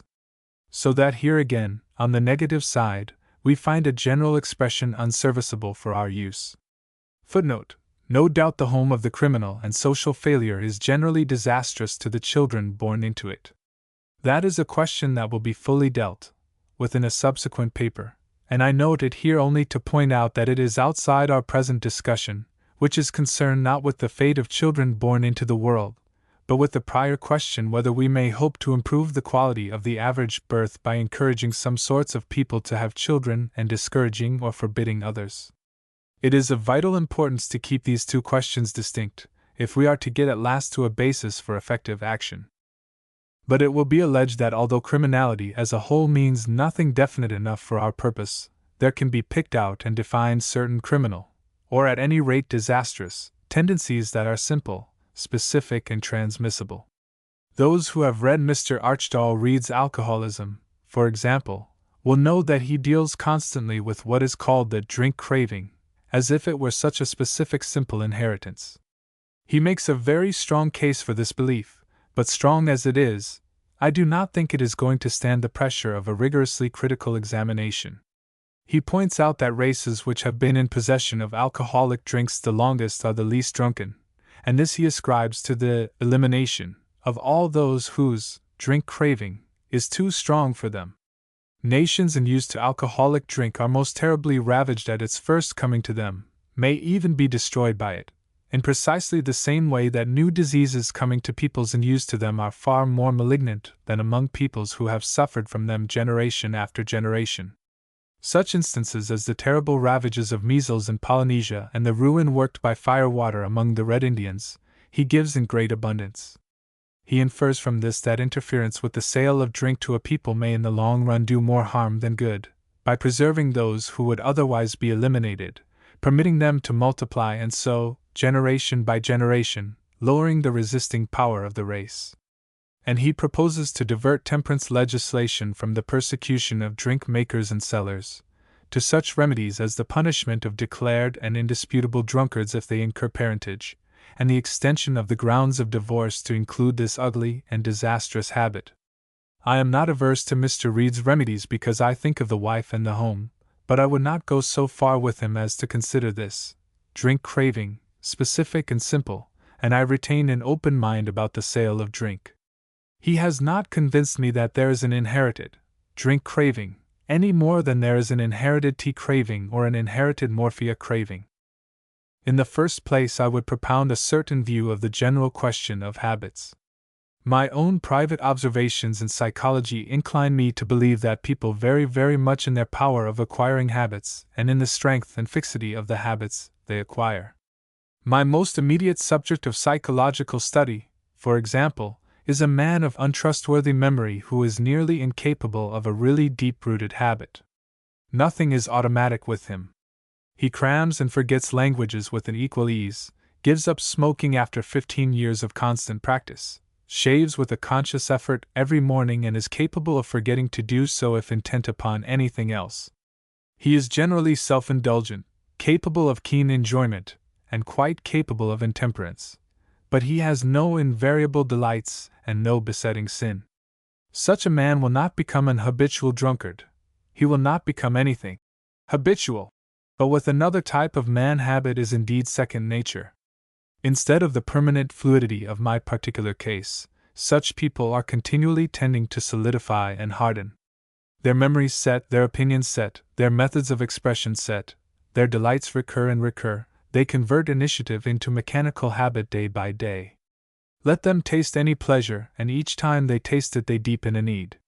At last their habits become imperative needs. With such a disposition, external circumstances and suggestions, I venture to believe, may make a man either into an habitual churchgoer or an habitual drunkard, an habitual twaller or an habitual rake. A self-indulgent, rather unsocial habit-forming man may very easily become what is called a dipsomaniac, no doubt, but that is not the same thing as an inherited specific craving. With drink inaccessible and other vices offering, his lapse may take another line. An aggressive, proud, and greatly mortified man may fall upon the same courses. An unwary youth of the plastic type may be taken unawares and pass from free indulgence to excess before he perceives that a habit is taking hold of him. I believe that many causes and many temperaments go to the making of drunkards. I have read a story by the late Sir Walter Besant, in which he presents the specific craving as if it were a specific magic curse. The story was supposed to be morally edifying, but I can imagine this ugly superstition of the hereditary craving. It is really nothing more, acting with absolutely paralyzing effect upon some credulous youngster struggling in the grip of a developing habit. It's no good trying. That quite infernal phrase. It may be urged that this attempt to whittle down the inherited craving to a habit does not meet Mr. Reid's argument from the gradual increase of resisting power in races subjected to alcoholic temptation, an increase due to the elimination of all the more susceptible individuals. There can be no denying that those nations that have had fermented drinks longest are the soberest, but that, after all, may be only one aspect of much more extensive operations. The nations that have had fermented drinks the longest are also those that have been civilized the longest. The passage of a people from a condition of agricultural dispersal to a more organized civilization means a very extreme change in the conditions of survival, of which the increasing intensity of temptation to alcoholic excess is only one aspect. Gluttony, for example, becomes a much more possible habit, and many other vices tender death for the first time to the men who are gathering in and about towns. The city demands more persistent, more intellectualized and less intense physical desires than the countryside. Moral qualities that were a disadvantage in the dispersed stage become advantageous in the city, and conversely. Rugged independence ceases to be helpful, and an intelligent turn for give and take, for collaboration and bargaining, makes increasingly for survival. Moreover, there grows very slowly an indefinable fabric of traditional home training and restraint that is very hard to separate in analysis from mental heredity. People who have dwelt for many generations in towns are not only more temperate and less explosive in the grosser indulgences, but more urbane altogether. The drunken people are also the uncivil peoples and the individualistic peoples. The great prevalence of drunkenness among the upper classes 2 centuries ago can hardly have been bred out in the intervening 6 or 7 generations, and it is also a difficult fact for Mr. Reid that drunkenness has increased in France. In most of the cases cited by Mr. Reid, a complex of operating forces could be stated in which the appearance of fermented liquors is only one factor, and a tangle of consequent changes in which a gradually increasing insensibility to the charms of intoxication was only one thread. Drunkenness has no doubt played a large part in eliminating certain types of people from the world, but that it specifically eliminates one specific definable type is an altogether different matter. Even if we admit Mr. Reid's conception, this by no means solves the problem.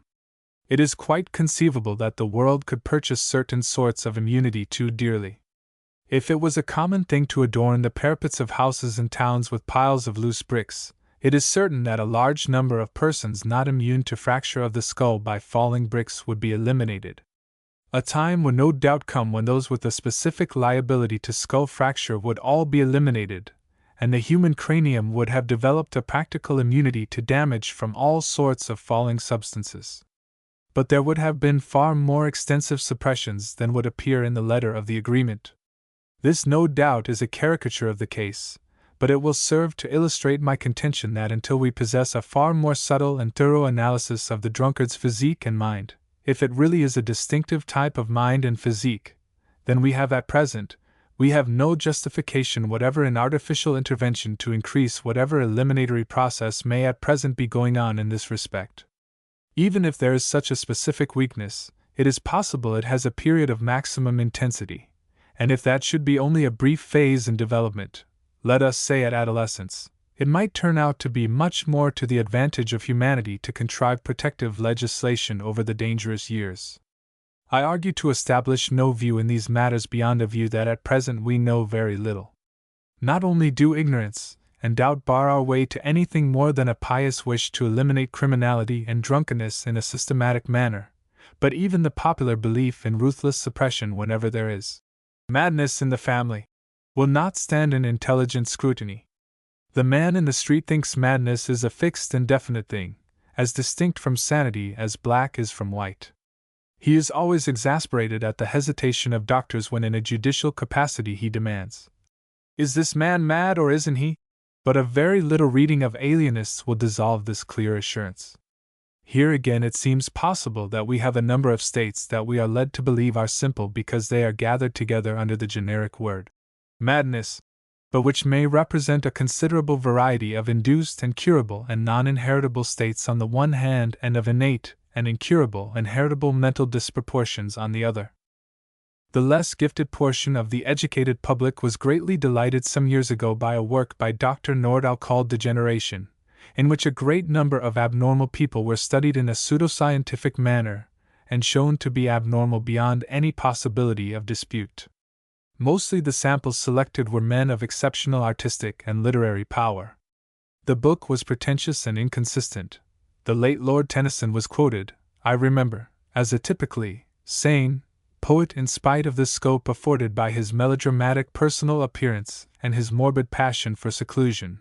But it did at least serve to show that if we cannot call a man stupid, we may almost invariably call him mad with some show of reason. The public read the book for the sake of its abuse, applied the intended conclusion to every success that awakened its envy, and failed altogether to see how absolutely the definition of madness was destroyed. But if madness is indeed simply genius out of hand and genius only madness under adequate control, if imagination is a snare only to the unreasonable and a disordered mind only an excess of intellectual enterprise, and really none of these things can be positively disproved, then just as reasonable as the idea of suppressing the reproduction of madness is the idea of breeding it. Let us take all these dull, stagnant, respectable people, one might say, who do nothing but conform to whatever rule is established about them and obstruct whatever change is proposed to them, whose chief quality is a sheer incapacity to imagine anything beyond their petty experiences, and let us tell them plainly, "It is time a lunatic married into your family." Let no one run away from this with the statement that I propose such a thing should be done, but it is, at any rate in the present state of our knowledge, as reasonable a proposal to make as its quite frequently reiterated converse. If in any case we are in a position to intervene and definitely forbid increase, it is in the case of certain specific diseases, which I am told are painful and disastrous and inevitably transmitted to the offspring of the person suffering from these diseases. If there are such diseases, and that is a question the medical profession should be able to decide, it is evident that to incur parentage while one suffers from one of them or to transmit them in any avoidable way is a cruel, disastrous, and abominable act. If such a thing is possible, it seems to me that in view of the guiding principle laid down in these papers it might well be put at the nadir of crime, and I doubt if any step the state might take to deter and punish the offender, short of torture, would meet with opposition from sane and reasonable men. For my own part, one am inclined at times almost to doubt if there are such diseases. If there are, the remedy is so simple and obvious that I cannot but blame the medical profession for very discreditable silences. I am no believer in the final wisdom of the mass of mankind, but I do believe enough in the sanity of the English-speaking peoples to be certain that any clear statement and instruction they received from the medical profession, as a whole, in these matters, would be faithfully observed. In the face of the collective silence of this great body of specialists, there is nothing for it but to doubt such diseases exist. Such a systematic suppression of a specific disease or so is really the utmost that could be done with any confidence at present, so far as the state and collective action go.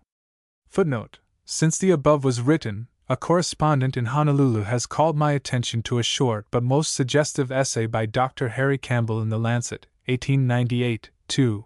Page 678.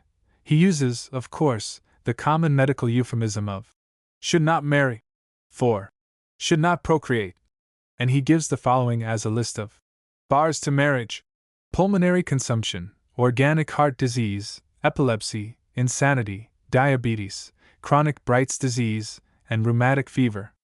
I wish I had sufficient medical knowledge to analyze that proposal.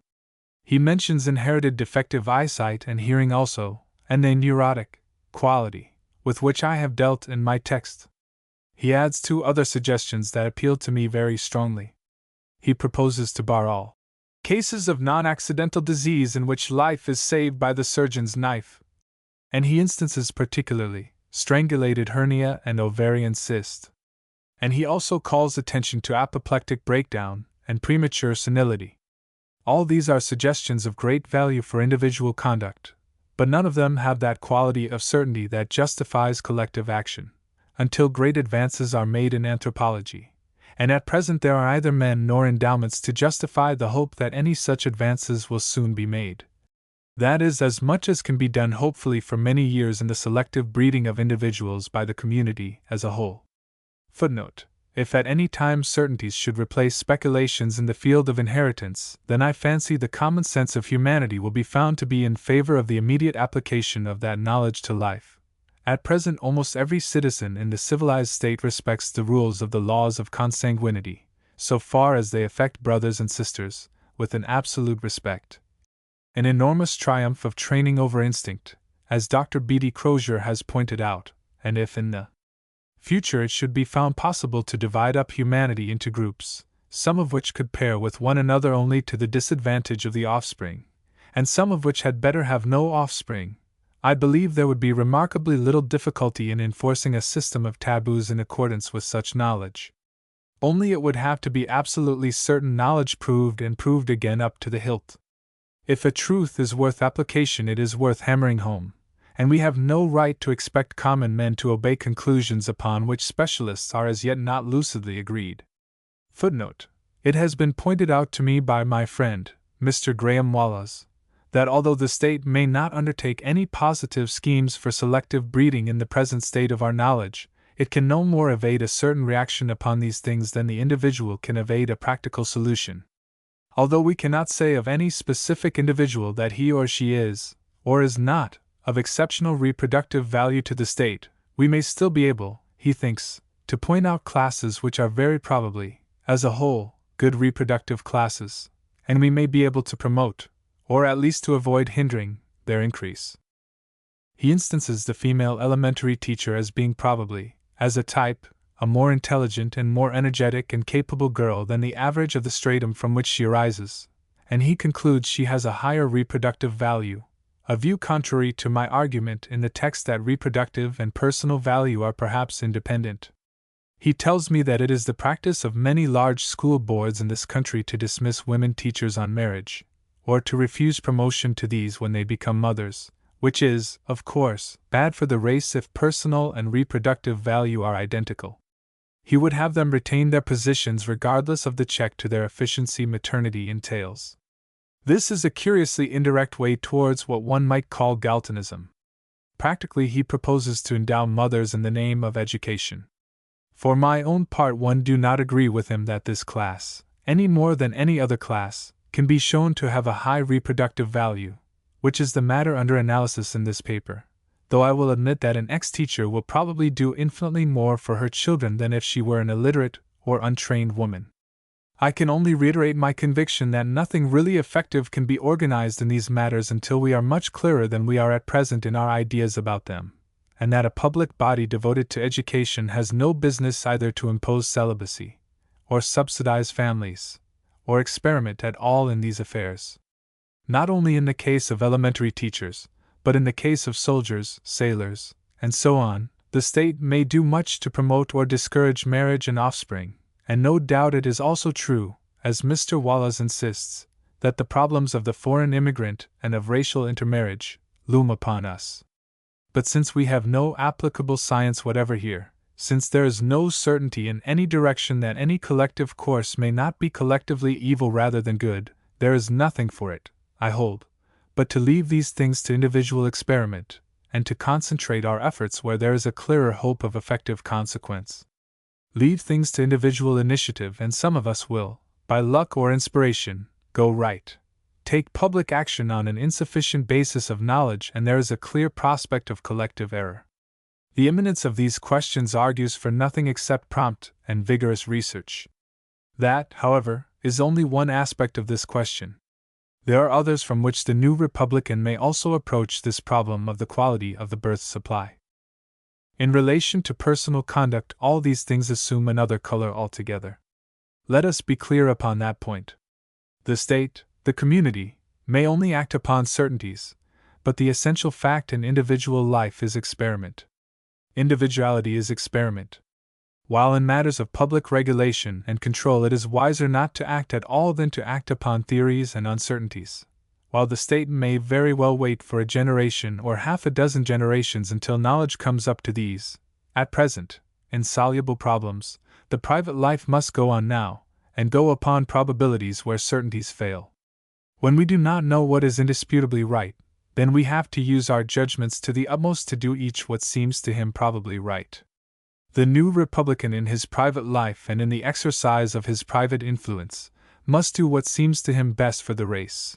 Footnote: he would certainly try to discourage this sort of thing. The paragraph is from the Morning Post, September 1902. Wedded in silence. A deaf and dumb wedding was celebrated at Saffron Walden yesterday, when Frederick James Bache and Emily Ledage King, both deaf and dumb, were married. The bride was attended by deaf and dumb bridesmaids, and upwards of 30 deaf and dumb friends were present. The ceremony was performed by the Rev. A. Payne, of the Deaf and Dumb Church, London. He must not beget children heedlessly and unwittingly because of his incomplete assurance.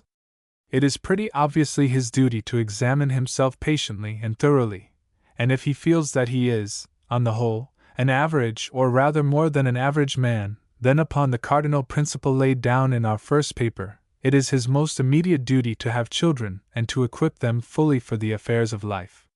Moreover, he will, I think, lose no opportunity of speaking and acting in such a manner as to restore to marriage something of the solemnity and gravity the Victorian era, that age of nasty sentiment, sham delicacy and giggles, has to so large an extent refused to give it.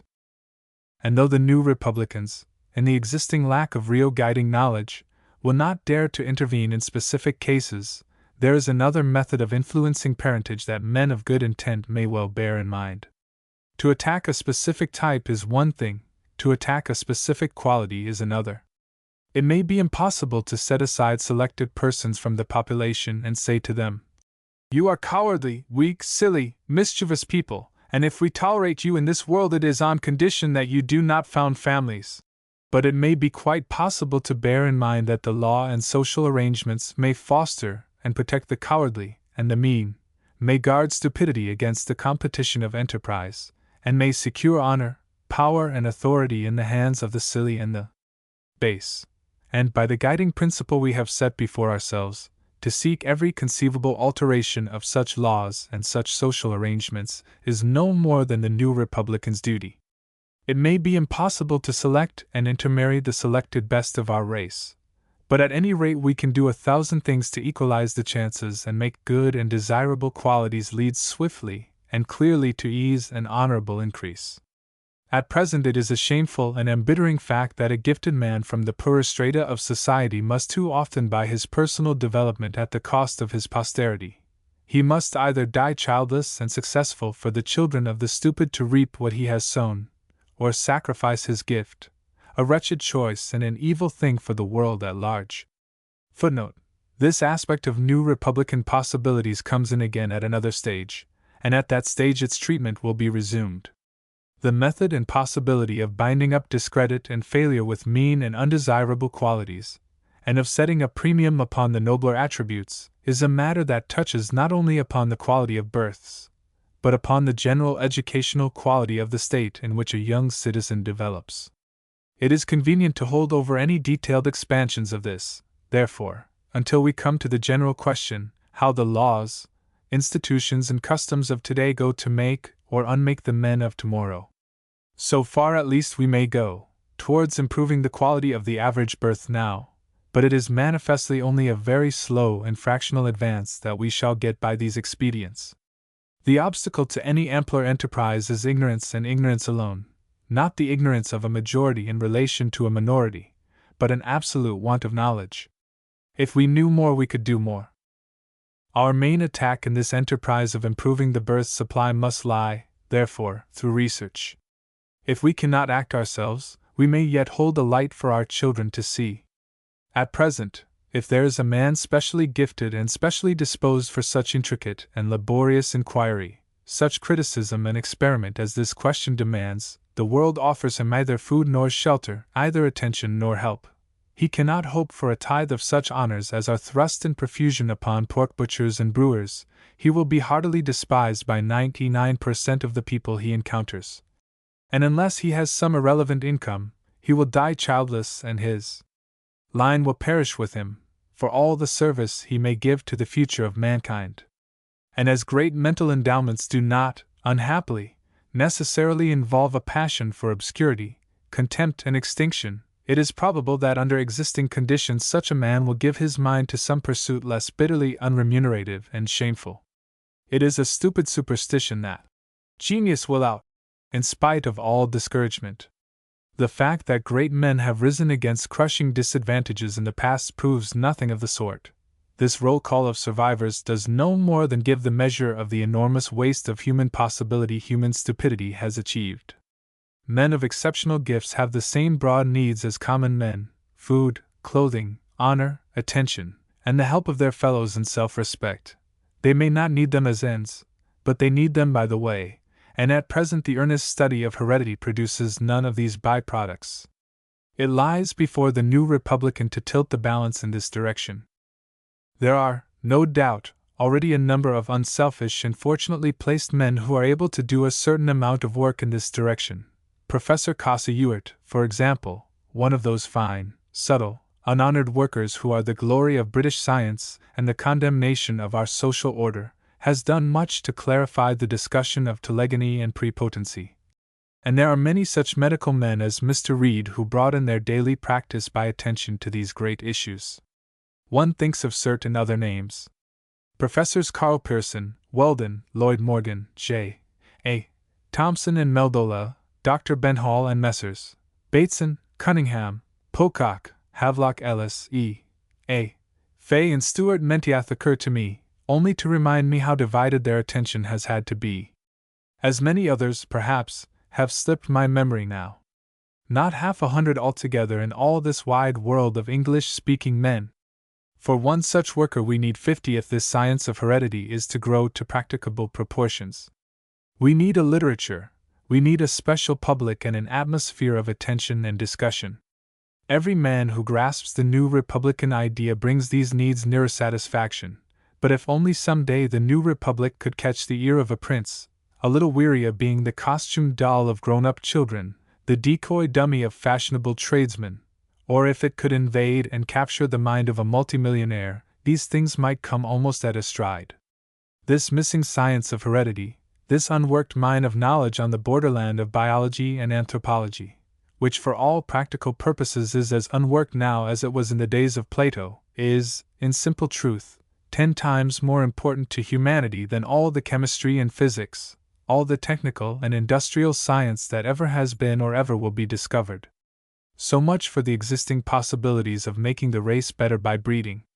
For the rest of these papers we shall take the births into the world, for the most part, as we find them.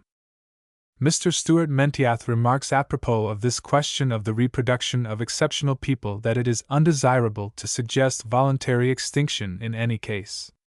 If a man, thinking that his family is tainted, displays so much foresight, patriotism, humility, and lifelong self-denial as to have no children, the presumption is that the loss to humanity by the discontinuance of such a type is greater than the gain. Conceit in smallest bodies strongest works, and it does not follow that a sense of one's own excellence justifies one's utmost fecundity, or the reverse. Mr. Vrooman, who with Mrs. Vrooman founded Ruskin Hall at Oxford, writes to much the same effect. He argues that people intelligent enough and moral enough to form such resolutions are just the sort of people who ought not to form them. Mr. Stuart Mentiath also makes a most admirable suggestion with regard to male and female geniuses who are absorbed in their careers. Although the genius may not have or rear a large family, something might be done to preserve the stock by assisting his or her brothers and sisters to support and educate their children. 3. Certain wholesale aspects of man-making. Section 1. With a skin of infinite delicacy that life will harden very speedily, with a discomforted writhing little body, with a weak and wailing outcry that stirs the heart, the creature comes protesting into the world, and unless death win a victory, we and chance and the forces of life in it make out of that soft helplessness a man. Certain things there are inevitable in that man and unalterable, stamped upon his being long before the moment of his birth, the inherited things, the inherent things, his final and fundamental self. This is his heredity, his incurable reality, the thing that out of all his being stands the test of survival and passes on to his children. Certain things he must be, certain things he may be, and certain things are forever beyond his scope. That much his parentage defines for him, that is the natural man. But in addition, there is much else to make up the whole adult man as we know him. There is all that he has learned since his birth, all that he has been taught to do and trained to do, his language, the circle of ideas he has taken to himself, the disproportions that come from unequal exercise and the bias due to circumambient suggestion. There are 1,000 habits and 1,000 prejudices, powers undeveloped and skill laboriously acquired. There are scars upon his body, and scars upon his mind. All these are secondary things, things capable of modification and avoidance. They constitute the manufactured man, the artificial man. And it is chiefly with all this superposed and adherent and artificial portion of a man that this and the following paper will deal. The question of improving the breed, of raising the average human heredity we have discussed and set aside. We are going to draw together now as many things as possible that bear upon the artificial constituent, the made and controllable constituent in the mature and fully developed man. We are going to consider how it is built up and how it may be built up. We are going to attempt a rough analysis of the whole complex process by which the civilized citizen is evolved from that raw and wailing little creature. Before his birth, at the very moment when his being becomes possible, the inherent qualities and limitations of a man are settled for good and all, whether he will be a Negro or a white man, whether he will be free or not of inherited disease, whether he will be passionate or phlegmatic or imaginative or six-fingered or with a snub or aquiline nose. And not only that, but even before his birth the qualities that are not strictly and inevitably inherited are also beginning to be made. The artificial, the avoidable handicap also may have commenced in the worrying, the overworking or the starving of his mother. In the first few months of his life very slight differences in treatment may have lifelong consequences. No doubt there is an extraordinary recuperative power in very young children. If they do not die under neglect or ill treatment, they recover to an extent incomparably greater than any adult could do, but there remains still a wide marginal difference between what they become and what they might have been. With every year of life, the recuperative quality diminishes, the initial handicap becomes more irrevocable, the effects of ill feeding, of unwholesome surroundings, of mental and moral infections, become more inextricably a part of the growing individuality. And so we may well begin our study by considering the circumstances under which the opening phase, the first 5 years of life, are most safely and securely passed.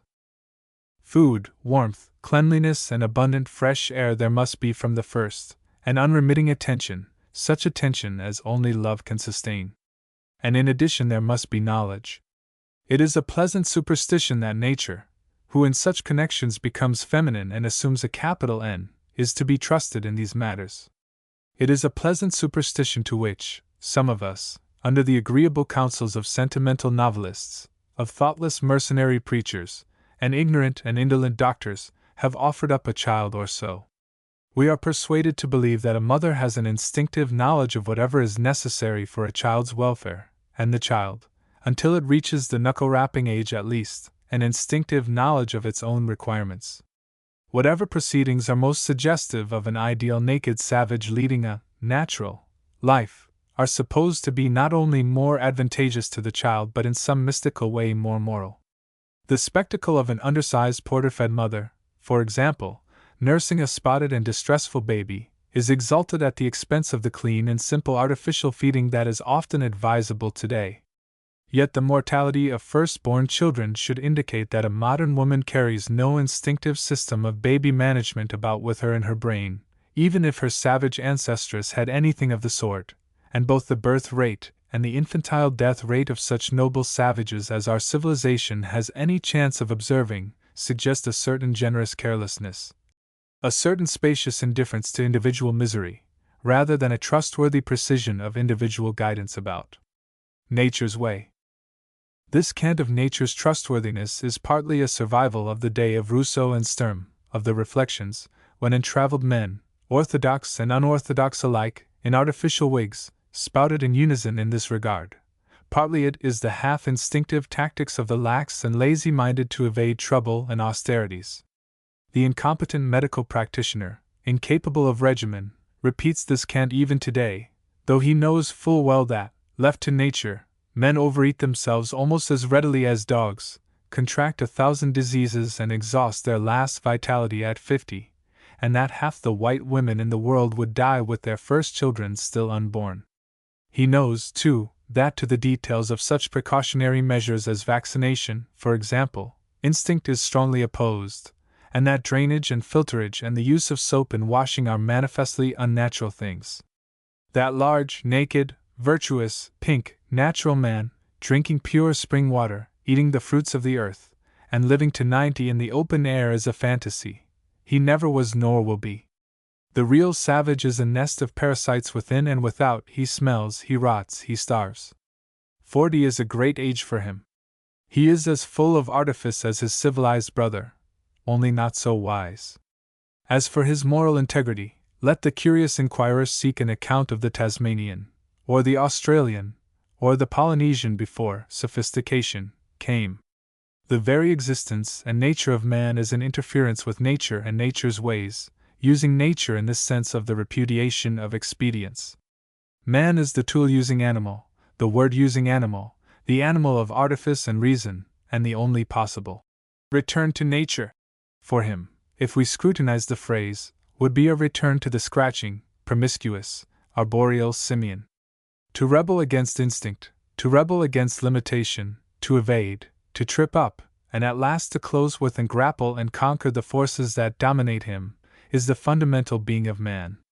And from the very outset of his existence, from the instant of his birth, if the best possible thing is to be made of him, wise contrivance must surround him.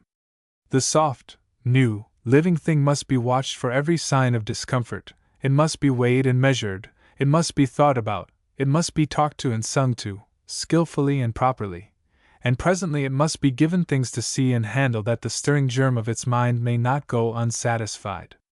From the very beginning, if we are to do our best for a child, there must be forethought and knowledge quite beyond the limit of instinct's poor equipment. Now, for a child to have all these needs supplied implies certain other conditions. The constant loving attention is to be got only from a mother or from some well-affected girl or woman. It is not a thing to be hired for money, nor contrivable on any wholesale plan. Possibly there may be ways of cherishing and nursing infants by wholesale that will keep them alive, but at best these are second-best ways, and we are seeking the best possible. A very noble, exceptionally loving and quite indefatigable woman might conceivably direct the development of 3 or 4 little children from their birth onward, or, with very good assistance, even of 6 or 7 at a time, as well as a good mother could do for one, but it would be a very rare and wonderful thing. We must put that aside as an exceptional thing, quite impossible to provide when it is most needed, and we must fall back upon the fact that the child must have a mother or nurse, and it must have that attendant exclusively to itself for the first year or so of life. The mother or nurse must be in health, physically and morally, well fed and contented, and able to give her attention mainly, if not entirely, to the little child. The child must lie warmly in a well-ventilated room, with someone availably in hearing day and night. There must be plentiful warm water to wash it, plenty of wrappings and towelings and so forth for it. It is best to take it often into the open air, and for this, under urban or suburban conditions at any rate, a perambulator is almost necessary. The room must be clean and brightly lit, and prettily and interestingly colored if we are to get the best results. These things imply a certain standard of prosperity in the circumstances of the child's birth. Either the child must be fed in the best way from a mother in health and abundance, or if it is to be bottle-fed, there must be the most elaborate provision for sterilizing and warming the milk, and adjusting its composition to the changing powers of the child's assimilation. These conditions imply a house of a certain standard of comfort and equipment, and it is manifest the mother cannot be earning her own living before and about the time of the child's birth, nor, unless she is going to employ a highly skilled, trustworthy, and probably expensive person as nurse, for some year or so after it. She or the nurse must be of a certain standard of intelligence and education, trained to be observant and keep her temper, and she must speak her language with a good, clear accent. Moreover, behind the mother and readily available, must be a highly skilled medical man. Not to have these things means a handicap. Not to have that very watchful feeding and attention at first means a loss of nutrition, a retarding of growth, that will either never be recovered or will be recovered later at the expense of mental development or physical strength.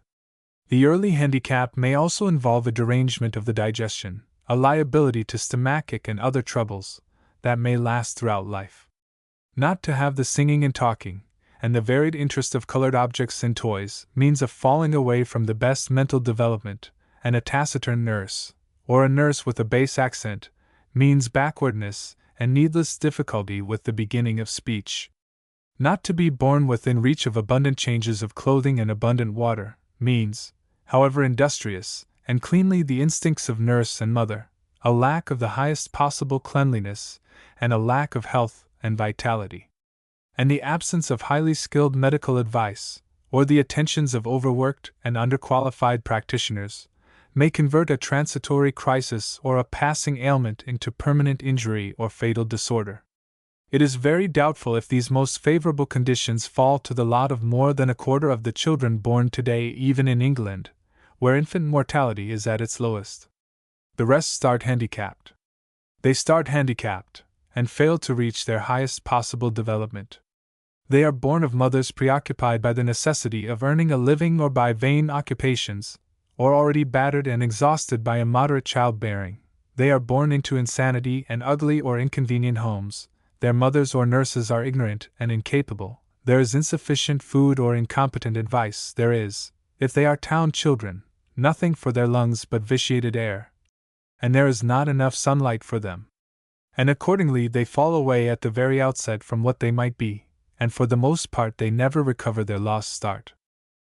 Just what this handicap amounts to, so far as it works out in physical consequences, is to be gauged by certain almost classical figures, which I have here ventured to present again in graphic form. These figures do not present our total failure, they merely show how far the less fortunate section of the community falls short of the more fortunate. They are taken from Clifford Allbutt's System of Medicine Art. Hygiene of Youth. Dr. Clement Dukes. 15,564 boys and young men were measured and weighed to get these figures. The black columns indicate the weight, plus 9 pounds, of clothes, and height respectively of youths of the town artisan population, for the various ages from 10 to 25 indicated at the heads of the columns. The white additions to these columns indicate the additional weight and height of the more favored classes at the same ages. Public school boys, naval and military cadets, medical and university students, were taken to represent the more favored classes.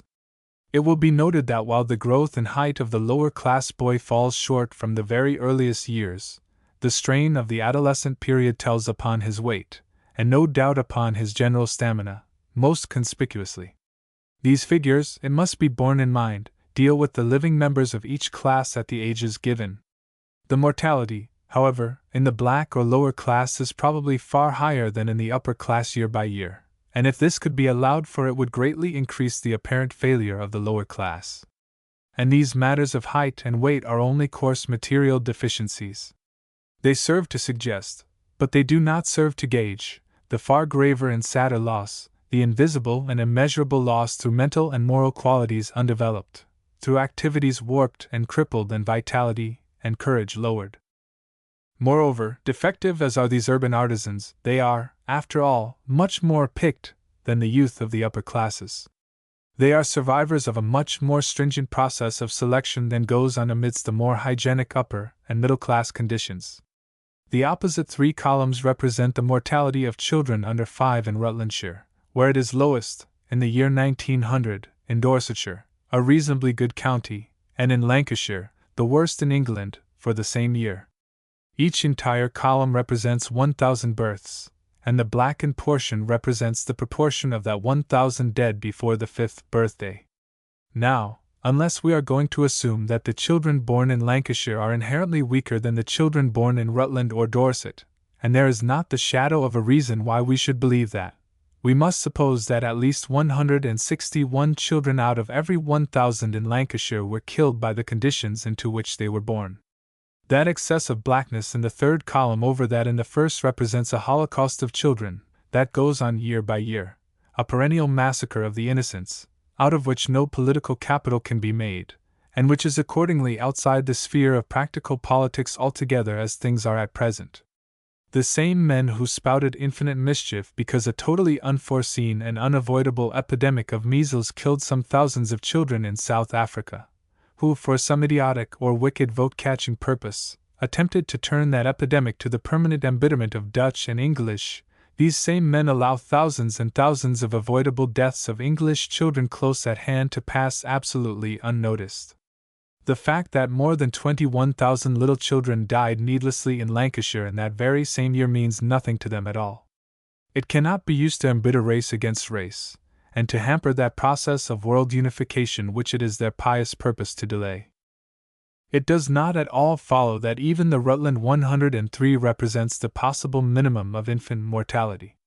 One learns from the Register General's returns for 1891 that among the causes of death specified in the 3 counties of Dorset, Wiltshire, and Hereford, where infant mortality is scarcely half what it is in the 3 vilest towns in England in this respect, Preston, Leicester, and Blackburn, the number of children killed by injury at birth is 3 times as great as it is in these same towns. Unclassified violence also accounts for more infant deaths in the country than in towns. This suggests pretty clearly a delayed and uncertain medical attendance and rough conditions, and it points us to still better possibilities. These diagrams and these facts justify together a reasonable hope that the mortality of infants under 5 throughout England might be brought to less than 1/3 what it is in child-destroying Lancashire at the present time, to a figure that is well under 90 in the 1,000. A portion of infant and child mortality represents no doubt the lingering and wasteful removal from this world of beings with inherent defects, beings who, for the most part, ought never to have been born, and need not have been born under conditions of greater foresight. These, however, are the merest small fraction of our infant mortality. It leaves untouched the fact that a vast multitude of children of untainted blood and good mental and moral possibilities, as many, perhaps, as 100 in each 1,000 born, die yearly through insufficient food, insufficient good air, and insufficient attention.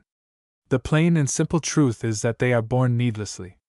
There are still too many births for our civilization to look after. We are still unfit to be trusted with a rising birth rate. Footnote: it is a digression from the argument of this paper, but I would like to point out here a very popular misconception about the birth rate which needs exposure. It is known that the birth rate is falling in all European countries, a fall which has a very direct relation to a rise in the mean standard of comfort and the average age at marriage, and alarmists foretell a time when nations will be extinguished through this decline. They ascribe it to a certain decay in religious faith, to the advance of science and skepticism, and so forth. It is a part, they say, of a general demoralization. The thing is a popular cant, and quite unsupported by facts. The decline in the birth rate is, so far as England and Wales goes, partly a real decline due to a decline in gross immorality, partly to a real decline due to the later age at which women marry, and partly a statistical decline due to an increased proportion of people too old or too young for childbearing. Wherever the infant mortality is falling, there is an apparent misleading fall in the birth rate due to the loading of the population with children. Here are the sort of figures that are generally given. They are the figures for England and Wales for 2 typical periods. This as it stands is very striking. But if we take the death rates of these 2 periods, we find that they have fallen also. Let us subtract death rate from birth rate, and that will give the effective rate of increase of the population. But now comes a curious thing that those who praise the good old pre-board school days, the golden age of virtuous innocence, ignore. The illegitimate births in 1846 to 1850 numbered 2.2 per 1,000, in 1896 to 1900 they numbered 1.2 per 1,000. So that if it were not for this fall in illegitimate births, the period 1896 to 1900 would show a positive rise in the effective rate of increase of 0.8 per thousand. The eminent persons, therefore, who ascribe our falling birth rate to irreligion and so forth, either speak without knowledge or with some sort of knowledge beyond my ken. England is, as a matter of fact, becoming not only more hygienic and rational, but more moral and more temperate. The highly moral, healthy, prolific, pious England of the past is just another poetical delusion of the healthy savage type. These poor little souls are born, amidst tears and suffering they gain such love as they may, they learn to feel and suffer, they struggle and cry for food, for air, for the right to develop, and our civilization at present has neither the courage to kill them outright quickly, cleanly, and painlessly, nor the heart and courage and ability to give them what they need. They are overlooked and misused, they go short of food and air, they fight their pitiful little battle for life against the cruelest odds, and they are beaten. Battered, emaciated, pitiful, they are thrust out of life, born out of our regardless world, stiff little life-soiled sacrifices to the spirit of disorder against which it is man's preeminent duty to battle.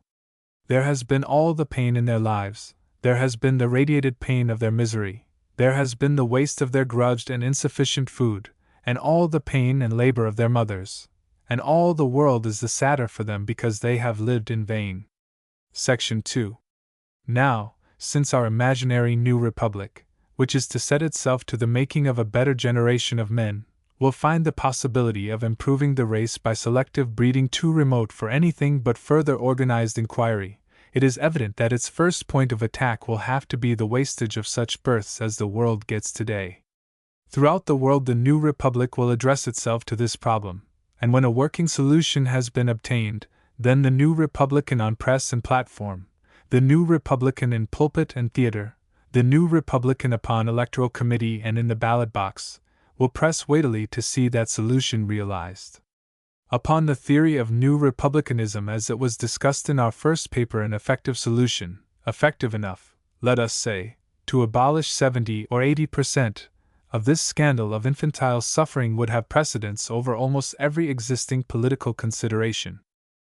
The problem of securing the maximum chance of life and health for every baby born into the world is an extremely complicated one, and the reader must not too hastily assume that a pithy, complete recipe is attempted here.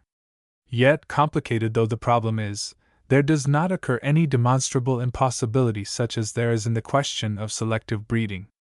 I believe that a solution is possible, that its broad lines may be already stated, and that it could very easily be worked out to an immediate practical application. Let us glance first at a solution that is now widely understood to be incorrect. Philanthropic people in the past have attempted, and many are still striving, to meet the birth waste by the very obvious expedients of lying in hospitals, orphanages and foundling institutions, waifs' homes, Barnardo institutions and the like, and within certain narrow limits these things no doubt serve a useful purpose in individual cases. But nowadays there is an increasing indisposition to meet the general problem by such methods, because nowadays people are alive to certain ulterior consequences that were at first overlooked. Any extensive relief of parental responsibility we now know pretty certainly will serve to encourage and stimulate births in just those strata of society where it would seem to be highly reasonable to believe they are least desirable.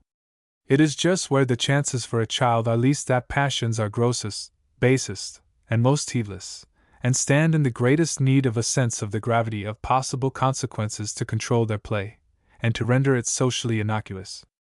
If we were to take over or assist all the children born below a certain level of comfort, or rather, if we were to take over their mothers before the birth occurred, and bring up that great mass of children under the best conditions for them, supposing this to be possible, it would only leave our successors in the next generation a heavier task of the same sort.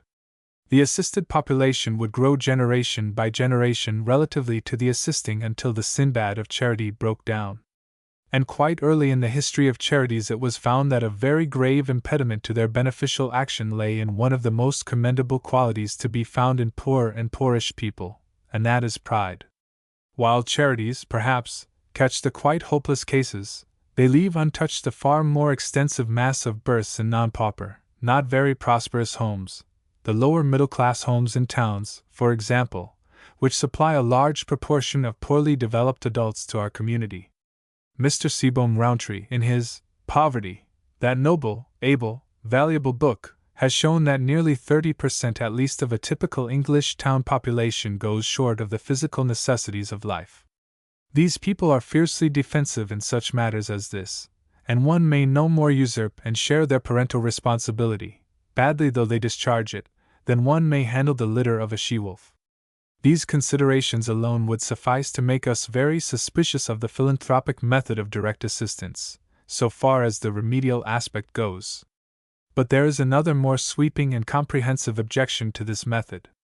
Philanthropic institutions, as a matter of fact, rarely succeed in doing what they profess and intend to do. I do not allude here to the countless swindlers and sham institutions that levy a tremendous tribute upon the heedless good. Quite apart from that wastage altogether, and speaking only of such bona fide institutions as would satisfy Mr. Labouchere, they do not work. It is one thing for the influential and opulent and active person of good intentions to provide a magnificent building and a lavish endowment for some specific purpose, and quite another to attain in reality the ostensible end of the display. It is easy to create a general effect of providing comfort and tender care for helpless women who are becoming mothers, and of tending and training and educating their children, but, in cold fact, it is impossible to get enough capable and devoted people to do the work. In cold fact, lying in hospitals have a tendency to become austere, hard, unsympathetic, wholesale concerns, with a disposition to confuse and substitute moral for physical well-being. In cold fact, orphanages do not present any perplexing resemblance to an earthly paradise. However warm the heart behind the check, the human being at the other end of the chain is apt to find the charity no more than a rather inhuman machine. Shining devotees there are, but able, courageous, and vigorous people are rare, and the world urges 1,000 better employments upon them than the care of inferior mothers and inferior children. Exceptionally good people owe the world the duty of parentage themselves, and it follows that the rank and file of those in the service of charity falls far below the standard necessary to give these poor children that chance in the world the check-writing philanthropist believes he is giving them. The great proportion of the servants and administrators of charities are doing that work because they can get nothing better to do, and it is not considered remarkably high-class work. These things have to be reckoned with by every philanthropic person with sufficient faith to believe that an enterprise may not only look well, but do well. One gets a Waugh or a Barnardo now and then, a gleam of efficiency in the waste, and for the rest this spectacle of stinted thought and unstinted giving, this modern charity, is often no more than a pretentious wholesale substitute for retail misery and disaster. £14,000,000 a year, I am told, go to British charities, and I doubt if anything like a fair million's worth of palliative amelioration is attained for this expenditure. As for any permanent improvement, I doubt if all these charities together achieve a net advance that could not be got by the discreet and able expenditure of £10,000 or £12,000. It is one of the grimmest ironies in life, that athwart the memory of sainted founders should be written the most tragic consequences.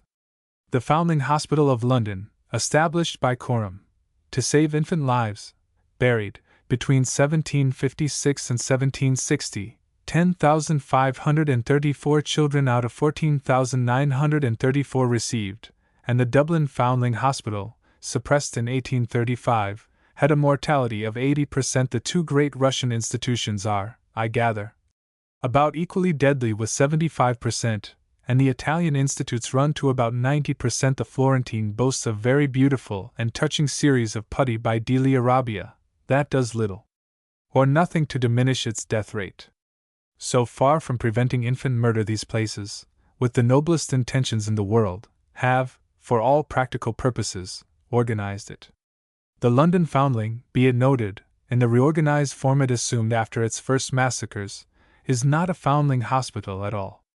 An extremely limited number of children, the illegitimate children of recommended respectable but unfortunate mothers, are converted into admirable bandsmen for the defense of the empire or trained to be servants for people who feel the need of well-trained servants, at a gross cost that might well fill the mind of many a poor clergyman's son with amazement and envy. And this is probably a particularly well-managed charity. It is doing all that can be expected of it, and stands far above the general charitable average. Every poor law authority comes into the tangles of these perplexities. Upon the hands of every one of them come deserted children, the children of convicted criminals, the children of pauper families, a miscellaneous pitiful succession of responsibilities. The enterprises they are forced to undertake to meet these charges rest on taxation, a financial basis far stabler than the fitful good intentions of the rich, but apart from this advantage there is little about them to differentiate them from charities. The method of treatment varies from a barrack system, in which the children are herded in huge asylums like those places between Sutton and Banstead, to what is perhaps preferable, the system of boarding out little groups of children with suitable poor people. Provided such boarded-out children are systematically weighed, measured and examined, and at once withdrawn when they drop below average mental and bodily progress, it would seem more likely that a reasonable percentage should grow into ordinary useful citizens under these latter conditions than under the former. It is well, however, to anticipate a very probable side result if we make the boarding out of pauper children a regular rural industry. There will arise in many rural homes a very strong pecuniary inducement to limit the family. Side by side will be a couple with 8 children, of their own, struggling hard to keep them, and another family with, let us say, 2 children of their own blood and 6 boarded out, living in relative opulence. That side consequence must be anticipated. For my own part, and for the reasons given in the second of these papers, I do not see that it is a very serious one so far as the future goes, because I do not think there is much to choose between the heredity of the rural and the urban strain. It is nonsense to pretend that we shall get the fine flower of the cottage population to board pauper children.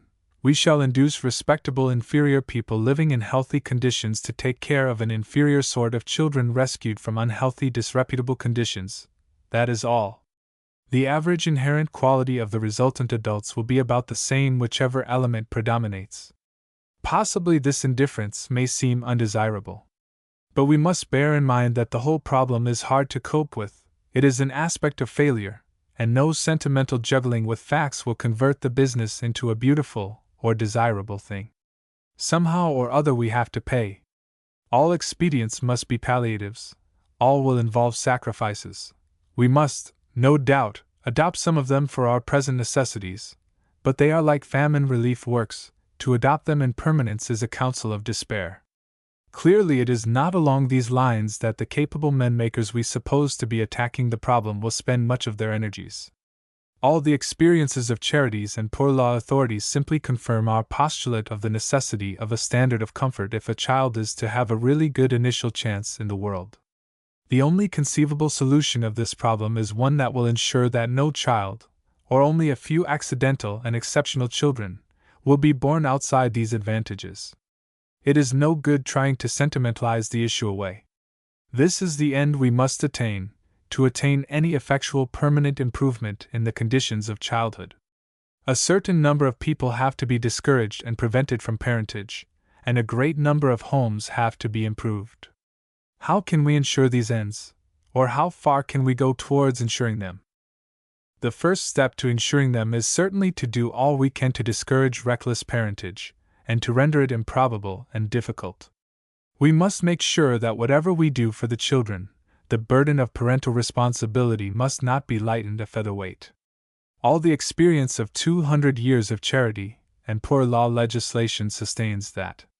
But to accept that as a first principle is one thing, and to apply it by using a wretched little child as our instrument in the exemplary punishment of its parent is another. At present that is our hideous practice. So long as the parents are not convicted criminals, so long as they do not practice indictable cruelty upon their offspring, so long as the children themselves fall short of criminality, we insist upon the parent keeping the child. It may be manifest the child is ill-fed, harshly treated, insufficiently clothed, dirty and living among surroundings harmful to body and soul alike, but we merely take the quivering damaged victim and point the moral to the parent. This is what comes of your recklessness, we say. Aren't you ashamed of it? And after inscrutable meditations the fond parent usually answers us by sending out the child to beg or sell matches or by some equally effective retort. Now a great number of excellent people pretend that this is a dilemma. Take the child away, it is argued, and you remove one of the chief obstacles to the reckless reproduction of the unfit. Leave it in the parents' hands and you must have the cruelty. But really this is not a dilemma at all. There is a quite excellent middle way. It may not be within the sphere of practical politics at present. If not, it is work for the new republic to get it there. But it would practically settle all this problem of neglected children. This way is simply to make the parent the debtor to society on account of the child for adequate food, clothing, and care for at least the first 12 or 13 years of life, and in the event of parental default to invest the local authority with exceptional powers of recovery in this matter. It would be quite easy to set up a minimum standard of clothing, cleanliness, growth, nutrition, and education, and provide that if that standard was not maintained by a child, or if the child was found to be bruised or maimed without the parents being able to account for these injuries, the child should be at once removed from the parental care, and the parents charged with the cost of a suitable maintenance, which need not be excessively cheap. If the parents failed in the payments, they could be put into celibate labor establishments to work off as much of the debt as they could, and they would not be released until their debt was fully discharged. Legislation of this type would not only secure all and more of the advantages children of the least desirable sort now get from charities and public institutions, but it would certainly invest parentage with a quite unprecedented gravity for the reckless, and it would enormously reduce the number of births of the least desirable sort. Into this net, for example, every habitual drunkard who was a parent would, for his own good and the world's, be almost certain to fall. Footnote: Mr. C. G. Stuart Mentiath has favored me with some valuable comments upon this point. He writes, I agree that calling such persons as have shown themselves incapable of parental duties debtors to the state would help to reconcile popular ideas of the liberty of the subject with the enforcement, as well as the passing of such laws. But the notions of drastically enforcing parental duties, and of discouraging and even prohibiting the marriages of those unable to show their ability to perform these duties, has long prevailed. See Nichols' History of the Poor Law, 1898, new edition, I. 229 and 2. 140, 278, where you will find chargeable bastardy has been punishable in the first offense by 1 year's imprisonment, and in the second, by imprisonment until sureties are given, which thus might amount to imprisonment for life. See also J. S. Mill, Political Economy, Book 2, ch. 2, for extreme legislation on the continent against the marriage of people unable to support a family. In Denmark there seem to be very severe laws impeding the marriage of those who have been paupers. The English law was sufficiently effective to produce infanticide, so that a law was passed making concealment of birth almost infanticide. So much for the worst fringe of this question, the maltreated children, the children of the slum, the children of drunkards and criminals, and the illegitimate. But the bulk of the children of deficient growth, the bulk of the excessive mortality, lies above the level of such intervention, and the method of attack of the new Republican must be less direct. Happily, there already exists a complicated mass of legislation that without any essential change of principle could be applied to this object. The first of the expedients which would lead to a permanent improvement in these matters is the establishment of a minimum of soundness and sanitary convenience in houses, below which standard it shall be illegal to inhabit a house at all. There should be a certain relation between the size of rooms and their ventilating appliances, a certain minimum of lighting, certain conditions of open space about the house, and sane rules about foundations and materials. These regulations would vary with the local density of population. Many things are permissible in Romney Marsh, for example, which the southwest wind sweeps everlastingly, that would be deadly in Rotherhithe. At present in England there are local building regulations, for the most part vexatious and stupid to an almost incredible degree, and compiled without either imagination or understanding, but it should be possible to substitute for these a national minimum of habitability without any violent revolution. A house that failed to come up to this minimum, which might begin very low and be raised at intervals of years, would, after due notice, be pulled down. It might be pulled down and the site taken over and managed by the local authority, allowing its owner a portion of its value in compensation, if it was evident his failure to keep up to the standard had an adequate excuse. In time, it might be possible to level up the minimum standard of all tenements in towns and urban districts at any rate to the possession of a properly equipped bathroom, for example, without which, for hard-working people, regular cleanliness is a practical impossibility. This process of leveling up the minimum tenement would be enormously aided by a philanthropic society which would devote itself to the study of building methods and materials, to the evolution of conveniences, and the direction of invention to lessening the cost and complication of building wholesome dwellings. The state of repair of inhabited buildings is also already a matter of public concern. All that is needed is a slow, persistent tightening up of the standard. This would ensure, at any rate, that the outer shell of the child's surroundings gave it a fair chance in life. In the next place comes legislation against overcrowding. There must be a maximum number of inhabitants to any tenement, and a really sane law will be far more stringent to secure space and air for young children than for adults. There is little reason, except the possible harboring of parasites and infectious disease, why 5 or 6 adults should not share a cask on a dust heap as a domicile, if it pleases them. But directly children come in, we touch the future. The minimum permissible tenement for a maximum of 2 adults and a very young child is one properly ventilated room capable of being heated, with close and easy access to sanitary conveniences, a constant supply of water, and easy means of getting warm water. More than one child should mean another room, and it seems only reasonable, if we go so far as this, to go further and require a minimum of furniture and equipment, a fire guard, for instance, and a separate bed or cot for the child. In a civilized community, little children should not sleep with adults, and the killing of children by accidental overlaying should be a punishable offense. Footnote: in the returns I have quoted from Blackburn, Leicester, and Preston, the number of deaths from suffocation per 100,000 infants born was 232 in the first year of life. If a woman does not wish to be dealt with as a half-hearted murderess, she should not behave like one. It should also be punishable on the part of a mother to leave children below a certain age alone for longer than a certain interval. It is absurd to punish people as we do, for the injuries inflicted by them upon their children during uncontrollable anger, and not to punish them for the injuries inflicted by uncontrolled carelessness. Such legislation should ensure children space, air, and attention. Footnote: it is less within the range of commonly grasped ideas, it is therefore less within the range of practical expedients, to point out that a graduated scale of building regulation might be contrived for use in different localities. Districts could be classed in grades determined by the position of each district in the scale of infant mortality, and in those in which the rate was highest, the hygienic standard could be made most stringent and onerous upon the house owner. This would force up the price of house room, and that would force up the price of labor, and this would give the proprietors of unwholesome industries a personal interest in hygienic conditions about them. It would also tend to force population out of districts intrinsically unhealthy into districts intrinsically healthy. The statistics of low-grade districts could be examined to discover the distinctive diseases which determine their lowness of grade, and if these were preventable diseases, they could be controlled by special regulations.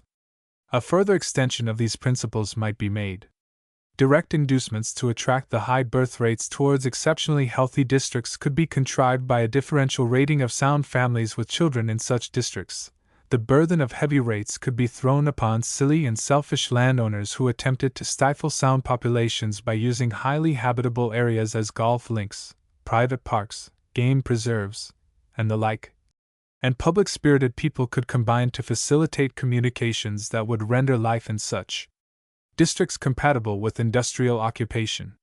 Such deliberate redistribution of population as this differential treatment of districts involves is, however, quite beyond the available power and intelligence of our public control at present, and I suggest it here as something that our grandchildren perhaps may begin to consider. But if in the obscurity of this footnote I may let myself go, I would point out that, in the future, a time may come when locomotion will be so swift and convenient and cheap that it will be unnecessary to spread out the homes of our great communities where the industrial and trading centers are gathered together. It will be unnecessary for each district to sustain the renewal and increase of its own population. Certain wide regions will become specifically administrative and central. the homelands, the motherlands, the centers of education and population, and others will become specifically fields of action. Something of this kind is to a slight degree already the case with Scotland, which sends out its hardy and capable sons wherever the world has need of them. The Swiss mountains, too, send their sons far and wide in the world, and on the other hand, with regard to certain elements of population, at any rate, London and the Gold Coast, and I suspect some regions in the United States of America, receive to consume. But it will be urged that these things are likely to bear rather severely on the very poor parent. To which a growing number of people will reply that the parent should not be a parent under circumstances that do not offer a fair prospect of sound childbirth and nurture. It is no good trying to eat our cake and have it, if the parent does not suffer the child will, and of the two, we, of the new republic, have no doubt that the child is the more important thing. It may be objected, however, that existing economic conditions make life very uncertain for many very sound and wholesome kinds of people, and that it is oppressive and likely to rob the state of good citizens to render parentage burthensome, and to surround it with penalties. But that directs our attention to a second scheme of expedients which have crystallized about the expression, the minimum wage. The cardinal idea of this group of expedients is this: that it is unjust and cruel in the present and detrimental to the future of the world to let any one be fully employed at a rate of payment at which a wholesome, healthy, and, by the standards of comfort at the time, a reasonable happy life is impossible. It is better in the long run that people whose character and capacity will not render it worth while to employ them at the minimum wage should not be employed at all. The sweated employment of such people, as Mr. and Mrs. Sidney Webb show most conclusively in their great work, Industrial Democracy, arrests the development of labor-saving machinery, replaces and throws out of employment superior and socially more valuable labor, enables these half-capables to establish base families of inadequately fed and tended children, which presently collapse upon public and private charity, and so lowers and keeps down the national standard of life. As these writers show very clearly, an industry that cannot adequately sustain sound workers is not in reality a source of public wealth at all, but a disease and a parasite upon the public body. It is eating up citizens the state has had the expense of educating, and very often the indirect cost of rearing. Obviously, the minimum wage for a civilized adult male should be sufficient to cover the rent of the minimum tenement permissible with 3 or 4 children, the maintenance of himself and his wife and children above the minimum standard of comfort, his insurance against premature or accidental death, or temporary economic or physical disablement, some minimum provision for old age, and a certain margin for the exercise of his individual freedom. Footnote: an excellent account of experiments already tried in the establishment of a minimum wage will be found in W. P. Reeves' State Experiments in Australia and New Zealand, Volume 2, page 47 etc. So that while those who are bent on this conception of making economy in life and suffering the guiding principle of their public and social activity, are seeking to brace up the quality of the home on the one hand, they must also do all they can to bring about the realization of this ideal of a minimum wage on the other. In the case of government and public employment, and of large, well-organized industries, the way is straight and open, and the outlook very hopeful. Wherever licenses, tariffs, and any sort of registration occurs, there are practicable means of bringing in this expedient. But where the employment is shifting and sporadic, or free from regulation, there we have a rent in our social sieve, and the submissive, eager inferior will still come in, the failures of our own race, the immigrant from baser lands, desperately and disastrously underselling our sound citizens. Obviously, we must use every contrivance we can to mend these rents, by promoting the organization of employments in any way that will not hamper progress in economic production. And if we can persuade the trade unions, and there is every sign that the old medieval guild conception of watertight trade limitations is losing its hold upon those organizations, to facilitate the movement of workers from trade to trade under the shifting stress of changing employment and of changing economy of production, we shall have gone far to bring the possibilities of the rising operative up to the standard of the minimum home permissible for children. These things, if we could bring them about, would leave us with a sort of clarified problem of the unemployed on our hands. Our minimum wage would have strained these people out, and provided there existed what is already growing up, an intelligent system of employment bureaus, we should have much more reason to conclude than we have at present that they were mainly unemployed because of a real incapacity in character, strength, or intelligence for efficient citizenship. Our raised standards of housing, our persecution of overcrowding, and our obstruction of employment below the minimum wage would have swept out the rookeries and hiding places of these people of the abyss. They would exist, but they would not multiply, and that is our supreme end. They would be tramping on roads where mendicity laws would prevail. There would be no house room for them, no squatting places. The casual wards would catch them and register them, and telephone one to the other about them. It is rare that children come into this world without a parent, or so being traceable. Everything would converge to convince these people that to bear children into such an unfavorable atmosphere is an extremely inconvenient and undesirable thing. They would not have many children, and such children as they had would fall easily into our organized net and get the protection of the criticized and improved development of the existing charitable institutions. Footnote: I wonder whether there is any legal flaw in the second section of the Prevention of Cruelty to Children Act of 1894, which may have been specially aimed at beggars with offspring. It is specially punishable to beg having an infant in their arms, quite apart from teaching the infant in question to beg. Or is this law insufficiently enforced through popular apathy? C. G. Stuart Mentiath. This is the best we can do for those poor little creatures. As for that increasing section of the abyss that will contrive to live childless, these papers have no quarrel with them. A childless wastrel is a terminating evil, and it may be a picturesque evil. I must confess that a lazy rogue is very much to my taste, provided there is no tragedy of children to smear the joke with misery. And if he or she neither taints nor tempts the children, who are our care, a childless weakling we may freely let our pity and mercy go out to. To go childless is in them a virtue for which they merit our thanks. These are the first necessities, then, in the making of men and the bettering of the world, this courageous interference with what so many people call nature's methods and nature's laws, though, indeed, they are no more than the methods and laws of the beasts. By such expedients we may hope to see, first, a certain fall in the birth rate, a fall chiefly in the birth rate of improvident, vicious, and feeble types, a continuation, in fact, of that fall that is already so conspicuous in illegitimate births in Great Britain. Secondly, a certain, almost certainly more considerable fall in the death rate of infants and young children. And that fall in the infantile death rate will serve to indicate, thirdly, a fall no statistics will fully demonstrate in what I may call the partial death rate, the dwarfing and limiting of that innumerable host of children who do, in an underfed, meager sort of a way, survive. This raising of the standard of homes will do a work that will not end with the children. The death line will sag downward for all the first 20 or 30 years of life.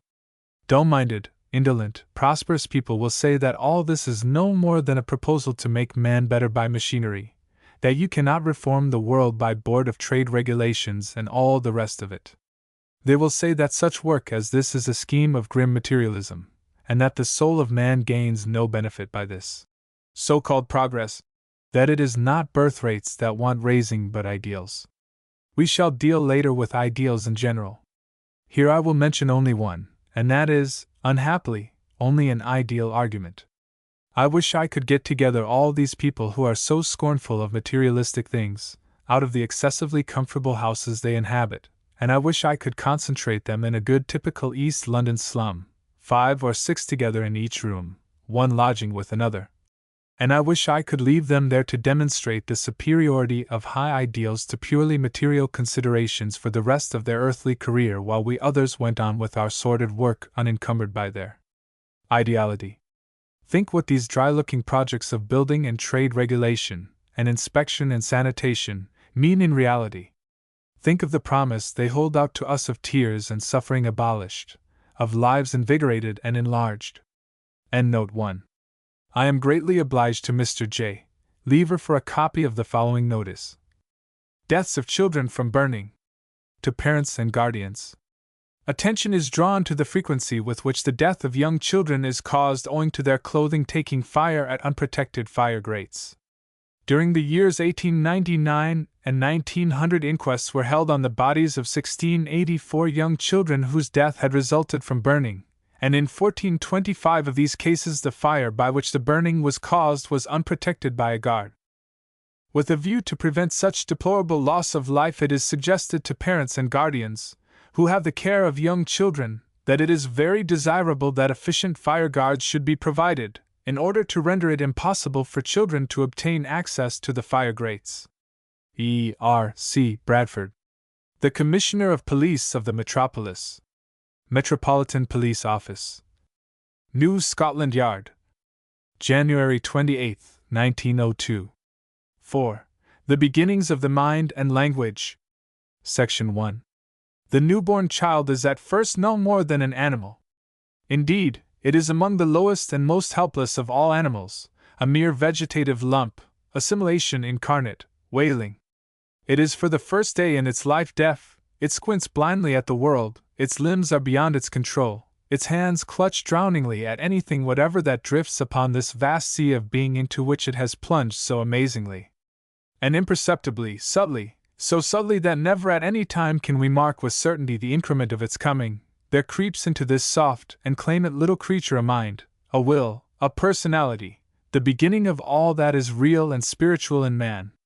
In a little while there are eyes full of interest and clutching hands full of purpose, smiles and frowns, the babbling beginning of expression and affections and aversions. Before the first year is out there is obedience and rebellion, choice and self-control, speech has commenced, and the struggle of the newcomer to stand on his feet in this world of men. The process is unanalyzable. Given a certain measure of care and protection, these things come spontaneously. With the merest rough encouragement of things and voices about the child, they are evoked. But every day the inherent impulse makes a larger demand upon the surroundings of the child, if it is to do its best and fullest.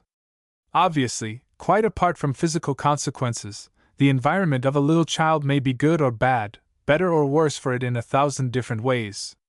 It may be distracting or overstimulating, it may evoke and increase fear, it may be drab and dull and depressing, it may be stupefying, it may be misleading and productive of vicious habits of mind. And our business is to find just what is the best possible environment, the one that will give the soundest and fullest growth, not only of body but of intelligence. Now, from the very earliest phase, the infant stands in need of a succession of interesting things. At first, these are mere vague sense impressions, but in a month or so there is a distinct looking at objects. Presently follows reaching and clutching, and soon the little creature is urgent for fresh things to see, handle, hear, fresh experiences of all sorts, fresh combinations of things already known. The newborn mind is soon as hungry as the body. And if a healthy, well-fed child cries, it is probably by reason of this unsatisfied hunger. It lacks an interest, it is bored, that dismal vacant suffering that punishes the failure of living things to live fully and completely. As Mr. Charles Booth has pointed out in his Life and Labor of the People, it is probable that in this respect the children of the relatively poor are least at a disadvantage. The very poor infant passes its life in the family room. There is a going and coming, an interesting activity of domestic work on the part of its mother, the preparation of meals, the intermittent presence of the father, the whole gamut of its mother's unsophisticated temper. It is carried into crowded and eventful streets at all hours. It participates in pothouse soirees and assists at the business of shopping. It may not lead a very hygienic life, but it does not lead a dull one. Contrast with its lot that of the lonely child of some woman of fashion, leading its beautifully non-bacterial life in a carefully secluded nursery under the control of a virtuous, punctual, invariable, conscientious rather than emotional nurse. The poor little soul wails as often for events as the slum baby does for nourishment. Into its grain nursery there rushes every day, or every other day, a breathless, preoccupied, excessively dressed, cleverish, many-sided, fundamentally silly, and universally incapable woman, vociferates a little conventional affection, slaps a kiss or so upon her offspring, and goes off again to collect that daily meed of admiration and cheap envy which is the gusto of her world. After that gushing, rustling, incomprehensible passage, the child relapses into the boring care of its bored hireling for another day. The nurse writes her letters, mends her clothes, reads and thinks of the natural interests of her own life, and the child is good just in proportion to the extent to which it doesn't worry. That, of course, is an extreme case. It assumes a particularly bad mother and a particularly ill-chosen nurse, and what is probably only a transitory phase of sexual debasement. The average nurse of the upper-class child is often a woman of highly developed motherly instincts, and it is probable that our upper class and our upper middle class is passing or has already passed through that phase of thought which has made solitary children so common in the last decade or so. The effective contrast must not take us too far. We must remember that all women do not possess the passion for nursing, and that some of those who are defective in this direction may be, for all that, women of exceptional gifts and capacity, and fully capable of offspring. Civilization is based on the organized subdivision of labor, and, as the able lady who writes as Alemi and Kanyu in The County Gentleman has pointed out in a very helpful criticism of the original version of this paper, it is as absurd to require every woman to be a nursery mother as it is to require every man to till the soil. We move from homogeneous to heterogeneous conditions, and we must beware of every generalization we make. For all that, one is inclined to think the ideal average environment should contain the almost constant presence of the mother, for no one is so likely to be continuously various and interesting and untiring as she, and only as an exception, for exceptional mothers and nurses, can we admit the mother substitute. When we admit her, we admit other things. It is entirely on account of such an ideal environment, we must remember, that monogamy finds its practical sanction. It claims to ensure the presiding mother the maximum of security and self-respect. A woman who enjoys the full rights of a wife to maintenance and exclusive attention, without a complete discharge of the duties of motherhood, profits by the imputation of things she has failed to perform. She may be justified by other things, by an effectual cooperation with her husband in joint labors, for example, but she has altered her footing none the less. To secure an ideal environment for children in as many cases as possible is the second of the two great practical ends, the first being sound births, for which the restrictions of sexual morality exist. In addition, there is the third almost equally important matter of adult efficiency. We have to adjust affairs, if we can, to secure the maximum of health, sane happiness and vigorous mental and physical activity, and to abolish, as far as possible, passionate broodings, overstimulated appetites, disease, and destructive indulgence. Apart from these aspects, sexual morality is outside the scope of the New Republican altogether. Do not let this passage be misunderstood. I do not mean that a New Republican ignores sexual morality except on these grounds, but so far as his New Republicanism goes he does, just as a member of the Aeronautical Society, so far as his aeronautical interests go, or as an ecclesiastical architect, so far as his architecture goes. The ideal environment should, without any doubt at all, center about a nursery, a clean, airy, brightly lit, brilliantly adorned room, into which there should be a frequent coming and going of things and people. But from the time the child begins to recognize objects and individuals, it should be taken for little spells into other rooms and different surroundings. In the homely, convenient, servantless abode over which the able-bodied, capable, skillful, civilized women of the ordinary sort will preside in the future, the child will naturally follow its mother's morning activities from room to room. Its mother will talk to it, chance visitors will sign to it. There should be a public or private garden available where its perambulator could stand in fine weather, and its promenade should not be too much a matter of routine. To go along a road with some traffic is better for a child than to go along a secluded path between hedges. A street corner is better than a laurel plantation as a pitch for perambulators. When a child is 5 or 6 months old, it will have got a certain use and grip with its hands, and it will want to handle and examine and test the properties of as many objects as it can. Gifts begin. There seems scope for a wiser selection in these early gifts. At present it is chiefly woolly animals with bells inside them, woolly balls, and so forth, that reach the baby's hands. There is no reason at all why a child's attention should be so predominantly fixed on wool. These toys are colored very tastefully, but as Prayer has advanced strong reasons for supposing that the child's discrimination of colors is extremely rudimentary until the second year has begun, These tasteful arrangements are simply an appeal to the parent. Light, dark yellow, perhaps red and other colors seem to constitute the color system of a very young infant. It is to the parent, too, that the humorous and realistic quality of the animal forms appeal. The parent does the shopping and has to be amused. The parent who ought to have a doll instead of a child is sufficiently abundant in our world to dominate the shops, and there is a vast traffic in facetious baby toys, facetious nursery furniture, art, cushions, and quaint baby clothing, all amazingly delightful things for grown-up people.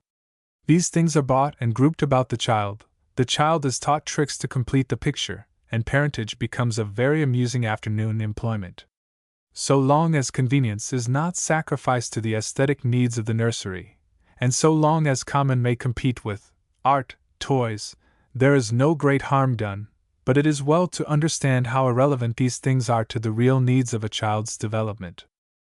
A child of a year or less has neither knowledge nor imagination to see the point of these animal resemblances, much less to appreciate either quaintness or prettiness. That comes only in the second year.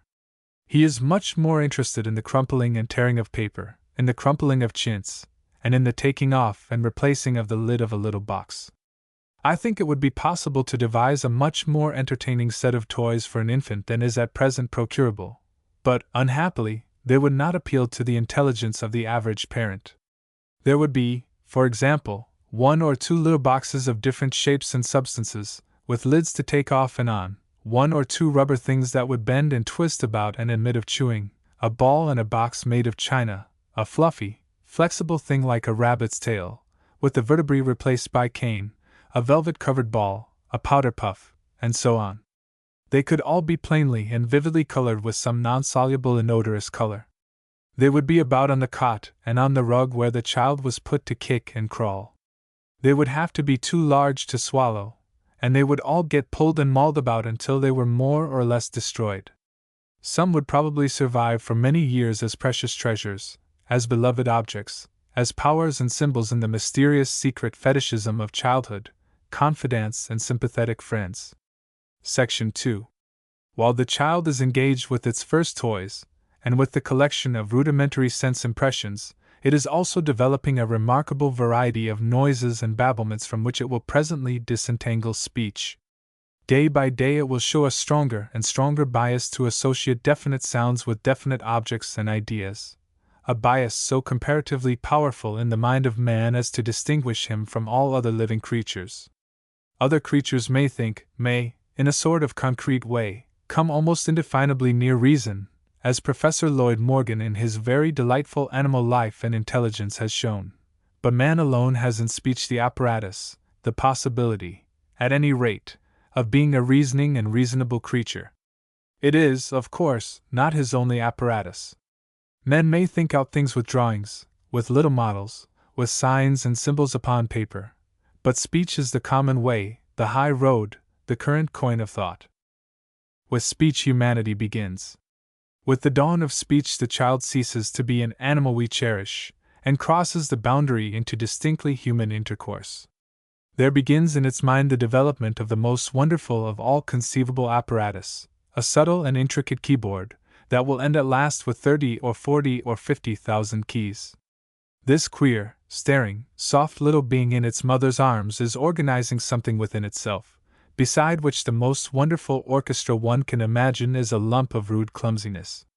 There will come a time when, at the merest touch upon those keys, image will follow image and emotion develop into emotion, when the whole creation, the deeps of space, the minutest beauties of the microscope, cities, armies, passions, splendors, sorrows, will leap out of darkness into the conscious being of thought, when this interwoven net of brief, small sounds will form the center of a web that will hold together in its threads the universe, the all, visible and invisible, material and immaterial, real and imagined, of a human mind. And if we are to make the best of a child, it is in no way secondary to its physical health and growth that it should acquire a great and thorough command over speech, not merely that it should speak, but, what is far more vital, that it should understand swiftly and subtly things written and said. Indeed, this is more than any physical need. The body is the substance and the implement, The mind, built and compact of language, is the man. All that has gone before, all that we have discussed of sound birth and physical growth and care, is no more than the making ready of the soil for the mind that is to grow therein. As we come to this matter of language, we come a step nearer to the intimate realities of our subject. We come to the mental plant that is to bear the flower and the ripe fruit of the individual life. The next phase of our inquiry, therefore, is to examine how we can get this mental plant, this foundation substance, this abundant mastered language best developed in the individual, and how far we may go to ensure this best development for all children born into the world. From the 9th month onward, the child begins serious attempts to talk. In order that it may learn to do this as easily as possible, it requires to be surrounded by people speaking one language, and speaking it with a uniform accent. Those who are most in the child's hearing should endeavor to speak, even when they are not addressing the child, deliberately and clearly. All authorities are agreed upon the mischievous effect of what is called baby talk, the use of an extensive sham vocabulary, a sort of deciduous milk vocabulary that will presently have to be shed again. Froebel and Prayer join hands on this.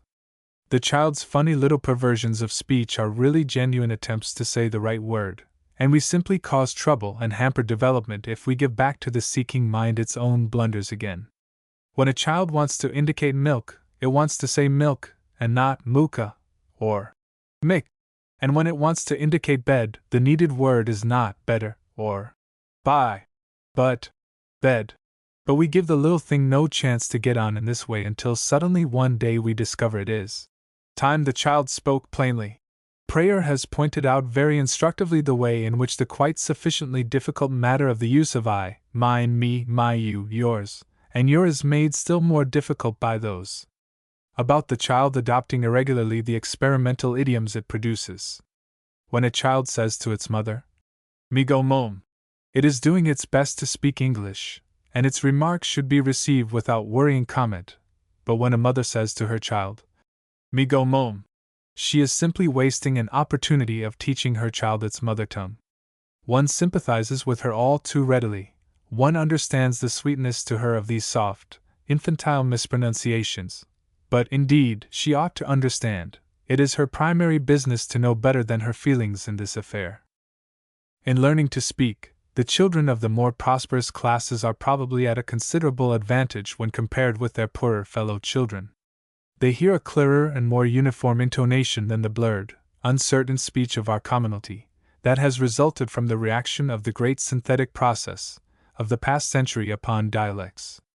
But this natural advantage of the richer child is discounted in one of two ways: in the first place by the mother, in the second by the nurse. The mother in the more prosperous classes is often much more vain and trivial than the lower class woman. She looks to her children for amusement, and makes them contributors to her effect. And by taking up their quaint and pretty mispronunciations, and devising humorous additions to their natural baby talk, she teaches them to be much greater babies than they could ever possibly be themselves. They specialize as charming babies until their mother tires of the pose, and then they are thrust back into the nursery to recover leeway, if they can, under the care of governess or nurse. The second disadvantage of the upper-class child is the foreign nurse or nursery governess. There is a widely diffused idea that a child is particularly apt to master and retain languages, and people try and inoculate with French and German as Lord Herbert of Cherbury would have inoculated children with antidotes, for all the ills their flesh was heir to, even, poor little wretches, to an anticipatory regimen for gout. The root error of these attempts to form infantile polyglots is embodied in an unverified quotation from Byron's Beppo, dear to pedagogic writers. "Wax to receive and marble to retain," runs the line, which the curious may discover to be a description of the faithful lover, though it has become as firmly associated with the child mind as has Sterne's "tempering the wind to the shorn lamb" with Holy Writ. And this idea of infantile receptivity and retentiveness is held by an unthinking world, in spite of the universally accessible fact that hardly one of us can remember anything that happened before the age of 5, and very little that happened before 7 or 8, and that children of 5 or 6, removed into foreign surroundings, will in a year or so, if special measures are not taken, reconstruct their idiom. and absolutely forget every word of their mother tongue. This foreign nurse comes into the child's world, bringing with her quite weird errors in the quantities, the accent and idiom of the mother tongue, and greatly increasing the difficulty and delay on the road to thought and speech. And this attempt to acquire a foreign language prematurely at the expense of the mother tongue, to pick it up cheaply by making the nurse an informal teacher of languages, entirely ignores a fact upon which I would lay the utmost stress in this paper, which, indeed, is the gist of this paper, that only a very small minority of English or American people have more than half mastered the splendid heritage of their native speech. To this neglected and most significant limitation the amount of public attention given at present is quite surprisingly small. Footnote: my friend Mr. L. Cope Cornford writes apropos of this, and I think I cannot do better than print what he says as a corrective to my own assertions. All you say on the importance of letting a child hear good English cleanly accented is admirable, but we think you have perhaps overlooked the importance of ear training as such, which should begin by the time the child can utter its first attempts at speech. By ear training I mean the differentiation of sounds, articulate, inarticulate, and musical, fixing the child's attention and causing it to imitate. As every sound requires a particular movement of the vocal apparatus, the child will soon be able to adapt its apparatus unconsciously and to distinguish accurately. And if it does not so learn before the age of 5 or 6, it probably will never do so. By the age of 2, or less, the child should be able to imitate exactly any speech sound. Our youngsters can do so, and consequently the fact that they had a nurse with a Sussex accent ceased to matter, because they learned to distinguish her talk from correct English. So in the case of a foreign nurse, the result of a foreigner's influence would be good in this way, that it would train a child to a new series of speech sounds, thus enlarging its ear capacity. Nor need it necessarily adopt these speech sounds as those which it should use, it merely knows them, and if the foreigner have a good accent, and speaks her own tongue well, the child's ear is trained for life, irrespective of expression. Experience shows that a child can keep separate in its mind 2 or 3 languages, at first the speech sounds, later the expression. Modes of expression need not begin till after 5, or later. With regard to music, every child should begin to undergo a simple course of ear training on the sola fe system as elaborated and taught by McNaught, because the faculty of so learning is lost, atrophied, by the age of 12 or 14. But beginning early as possible, every child, musical or not, can be trained, just as every child, artistic or not, may be taught to draw accurately up to a certain point. There can be little or no dispute that the English language in its completeness presents a range too ample and appliances too subtle for the needs of the great majority of those who profess to speak it. I do not refer to the half-civilized and altogether barbaric races who are coming under its sway, but to the people we are breeding of our own race, the barbarians of our streets, our suburban white niggers, with 1,000 a year and the conceit of imperial destinies. They live in our mother tongue as some half-civilized invaders might live in a gigantic and splendidly equipped palace. They misuse this, they waste that, they leave whole corridors and wings unexplored, to fall into disuse and decay. I doubt if the ordinary member of the prosperous classes in England has much more than 1/3 of the English language in use, and more than 1/2 in knowledge, and as we go down the social scale we may come at last to stray to having but 1/10 part of our full vocabulary, and much of that blurred and vaguely understood. The speech of the colonist is even poorer than the speech of the home-staying English. In America, just as in Great Britain and her colonies, there is the same limitation and the same disuse. Partly, of course, this is due to the pettiness of our thought and experience, and so far it can only be remedied by a general intellectual amplification, but partly it is due to the general ignorance of English prevailing throughout the world. It is atrociously taught, and taught by ignorant men. It is atrociously and meanly written. So far as this second cause of sheer ignorance goes, the gaps in knowledge are continually resulting in slang and the addition of needless neologisms to the language. People come upon ideas that they know no English to express, and strike out the new phrase in a fine burst of ignorant discovery. There are Americans in particular who are amazingly apt at this sort of thing. They take an enormous pride in the jargon they are perpetually increasing, they boast of it, They give exhibition performances in it. They seem to regard it as the culminating flower of their continental republic, as though the old world had never heard of shoddy. But indeed they are in no better case than that unfortunate Lady Eddleswood who esteems newspapers stitched with unraveled carpet and trimmed with orange peel, the extreme of human splendor. In truth, their pride is baseless, and this slang of theirs no sort of distinction whatever. Let me assure them that in our heavier way we in this island are just as busy defiling our common inheritance. We can send a team of linguists to America who will murder and misunderstand the language against any 11 the Americans may select.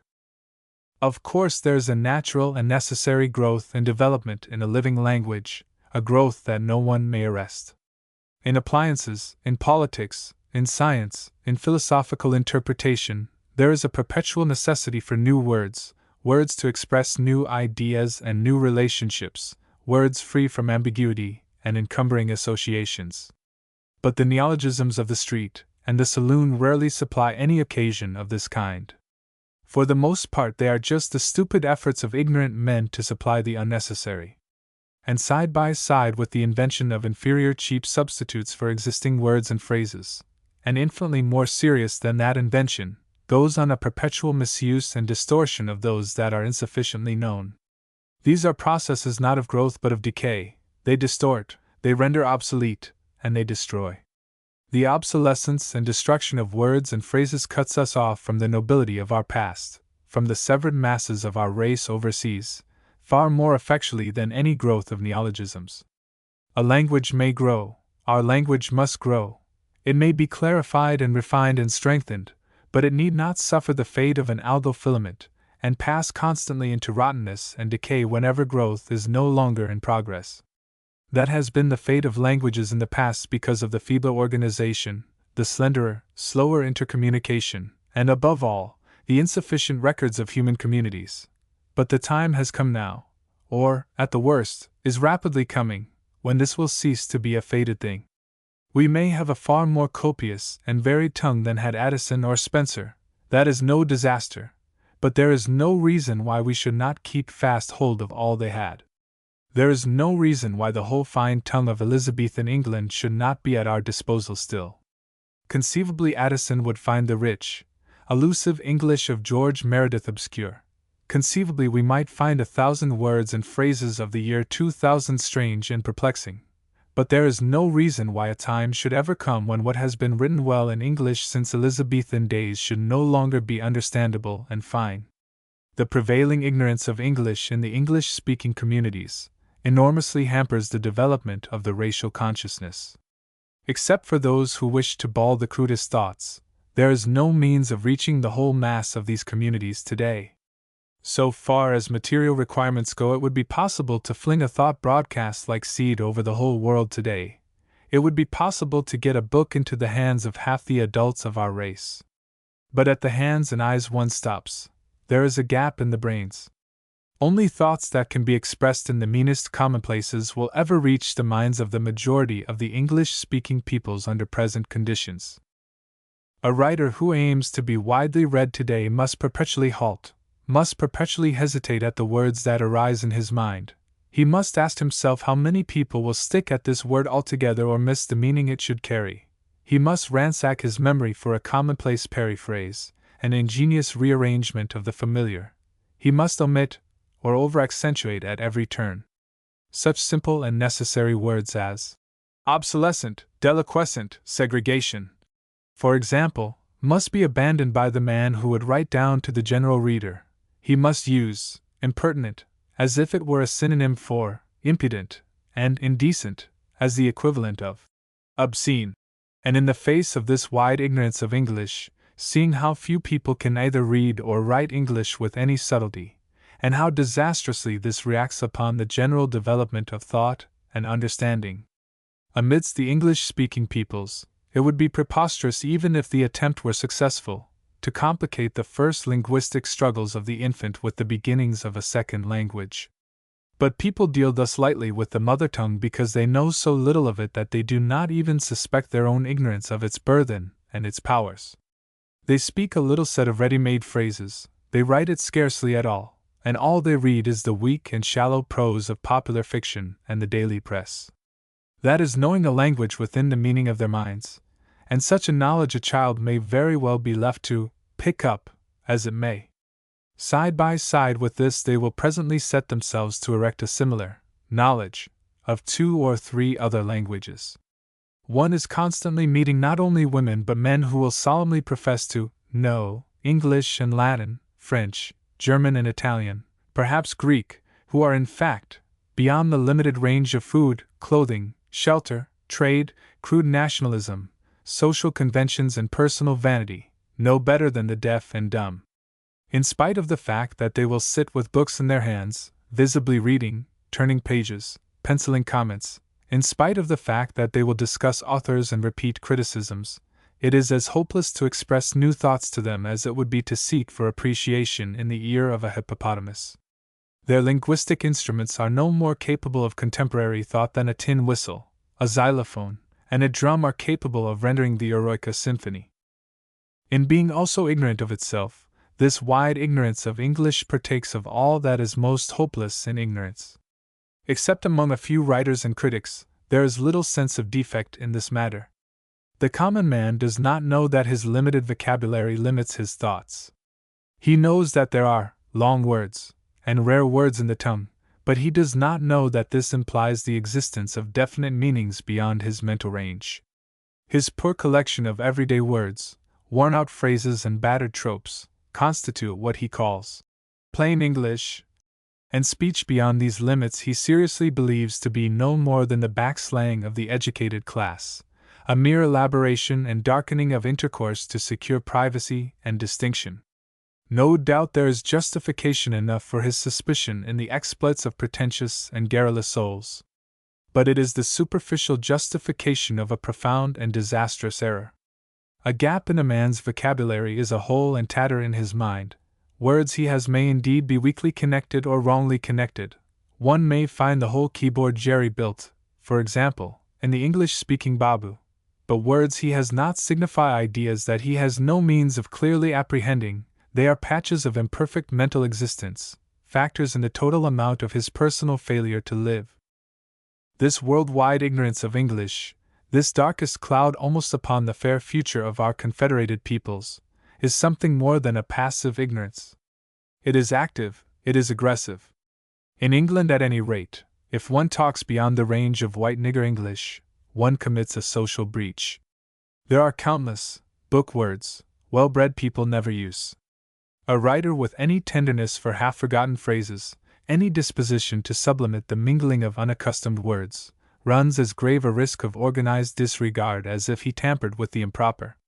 The leaden censures of the Times, for example, await any excursion beyond its own battered circumlocutions. Even nowadays, and when they are veterans, Mr. George Meredith and Mr. Henley get ever and again a screed of abuse from some hot champion of lower division civil service prose. Plain English, such a one will call his desideratum, as one might call the viands on a new-cut barrow. Plain food. The hostility to the complete language is everywhere. I wonder just how many homes may not be witnessing the self-same scene as I write. Some little child is struggling with the unmanageable treasure of a newfound word, has produced it at last, a nice long word, forthwith to be laughed out of such foolish ambitions by its anxious parent. People train their children not to speak English beyond a threadbare minimum. They resent it upon platform and in pulpit, and they avoid it in books. Schoolmasters as a class know little of the language. In none of our schools, not even in the more efficient of our elementary schools, is English adequately taught. And these people expect the South African Dutch to take over their neglected tongue. As though the poor partial King's English of the British colonist was one whit better than the tall. To give them the reality of what English might be, that were a different matter altogether. These things it is the clear business of our new republicans to alter. It follows, indeed, but it is in no way secondary to the work of securing sound births and healthy childhoods, that we should secure a vigorous, ample mental basis for the minds born with these bodies. We have to save, to revive this scattered, warped, tarnished and neglected language of ours, if we wish to save the future of our world. We should save not only the world of those who at present speak English, but the world of many kindred and associated peoples who would willingly enter into our synthesis, could we make it wide enough and sane enough and noble enough for their honor. To expect that so ample a cause as this should find any support among the festering confusion of the old politics is to expect too much. There is no party for the English language anywhere in the world. We have to take this problem as we took our former problem and deal with it as though the old politics, which slew so slowly, were already happily excised. To begin with, we may give our attention to the foundation of this foundation, to the growth of speech in the developing child. From the first the child should hear a clear and uniform pronunciation about it, a precise and careful idiom and words definitely used. Since language is to bring people together and not to keep them apart, it would be well if throughout the English-speaking world there could be one accent, one idiom, and one intonation. This there never has been yet, but there is no reason at all why it should not be. There is arising even now a standard of good English to which many dialects and many influences are contributing. From the Highlanders and the Irish, for example, the English of the South are learning the possibilities of the aspirate H and WH, which latter had entirely and the former very largely dropped out of use among them 100 years ago. The drawling speech of Wessex and New England, for the main features of what people call Yankee intonation are to be found in perfection in the cottages of Hampshire and West Sussex, are being quickened, perhaps from the same sources. The Scotch are acquiring the English use of shall and will, and the confusion of reconstruction is worldwide among our vowels.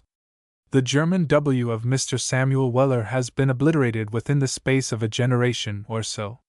There is no reason at all why this natural development of the uniform English of the coming age should not be greatly forwarded by our deliberate efforts, why it should not be possible within a little while to define a standard pronunciation of our tongue. It is a less important issue by far than that of a uniform vocabulary and phraseology, but it is still a very notable need.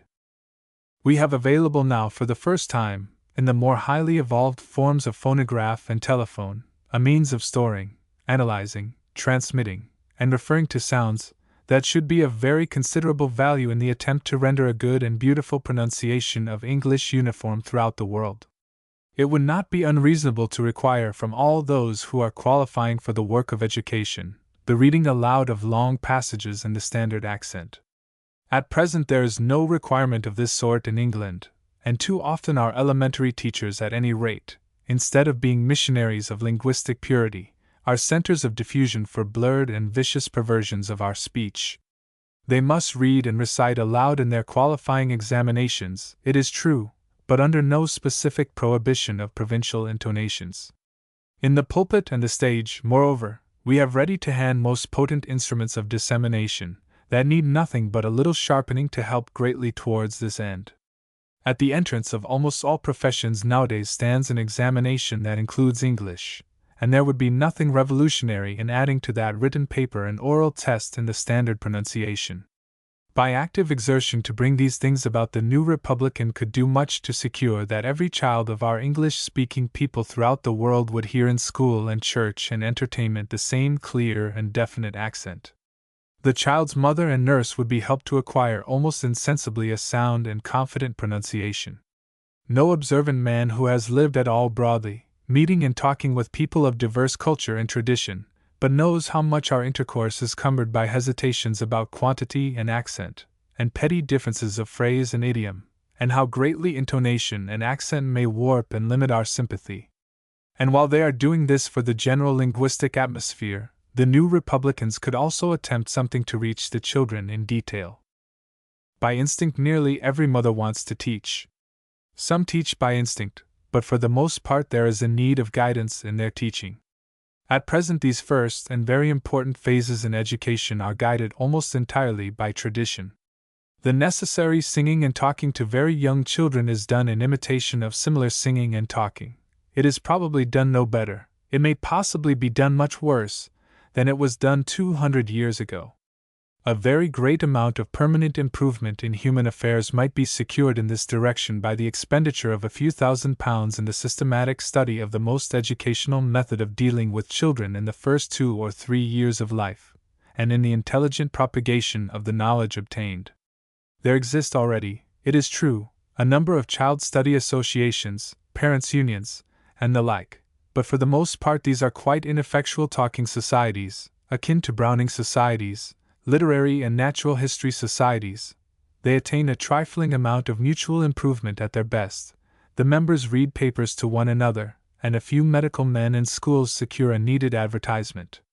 They have no organization, no concentration of their energy, and their chief effect seems to be to present an interest in education as if it were a harmless, pointless fad. But if a few men of means and capacity were to organize a committee with adequate funds, secure the services of specially endowed men for the exhaustive study of developing speech, publish a digested report, and with the assistance of a good writer or so, produce very cheaply, advertise vigorously, and disseminate widely a small, clearly written book of pithy instructions for mothers and nurses in this matter of early speech, they would quite certainly effect a great improvement in the mental foundations of the coming generation. We do not yet appreciate the fact that for the first time in the history of the world there exists a state of society in which almost every nurse and mother reads. It is no longer necessary to rely wholly upon instinct and tradition, therefore, for the early stages of a child's instruction. We can reinforce and organize these things through the printed word. For example, an important factor in the early stage of speech teaching is the nursery rhyme. A little child, towards the end of the first year, having accumulated a really very comprehensive selection of sounds and noises by that time, begins to imitate first the associated motions, and then the sounds of various nursery rhymes. Pat cake, for example. In the book, I imagine, there would be, among many other things, a series of little versicles, old and new, in which, to the accompaniment of simple gestures, all the elementary sounds of the language could be easily and agreeably made familiar to the child's ears. Footnote: Messrs. Heath of Boston, USA, have sent me a book of nursery rhymes, arranged by Mr. Charles Welsh, which is certainly the best thing I have seen in this way. It is worthy of note that the neglect of pedagogic study in Great Britain is forcing the intelligent British parent and teacher to rely more and more upon American publishers for children's books. The work of English writers is often very tasteful and pretty, but of the smallest educational value. And the same book, I think, might well contain a list of foundation things and words and certain elementary forms of expression which the child should become perfectly familiar with in the first 3 or 4 years of life. Much of each little child's vocabulary is its personal adventure, and heaven save us all from system in excess.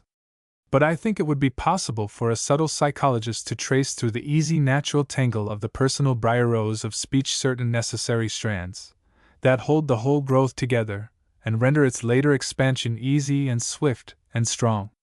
Whatever else the child gets, it must get these fundamental strands well and early if it is to do its best. If they do not develop now, their imperfection will cause delay and difficulty later. There are, for example, among these fundamental necessities, idioms to express comparison, to express position in space and time, elementary conceptions of form and color, of tense and mood, the pronouns and the like.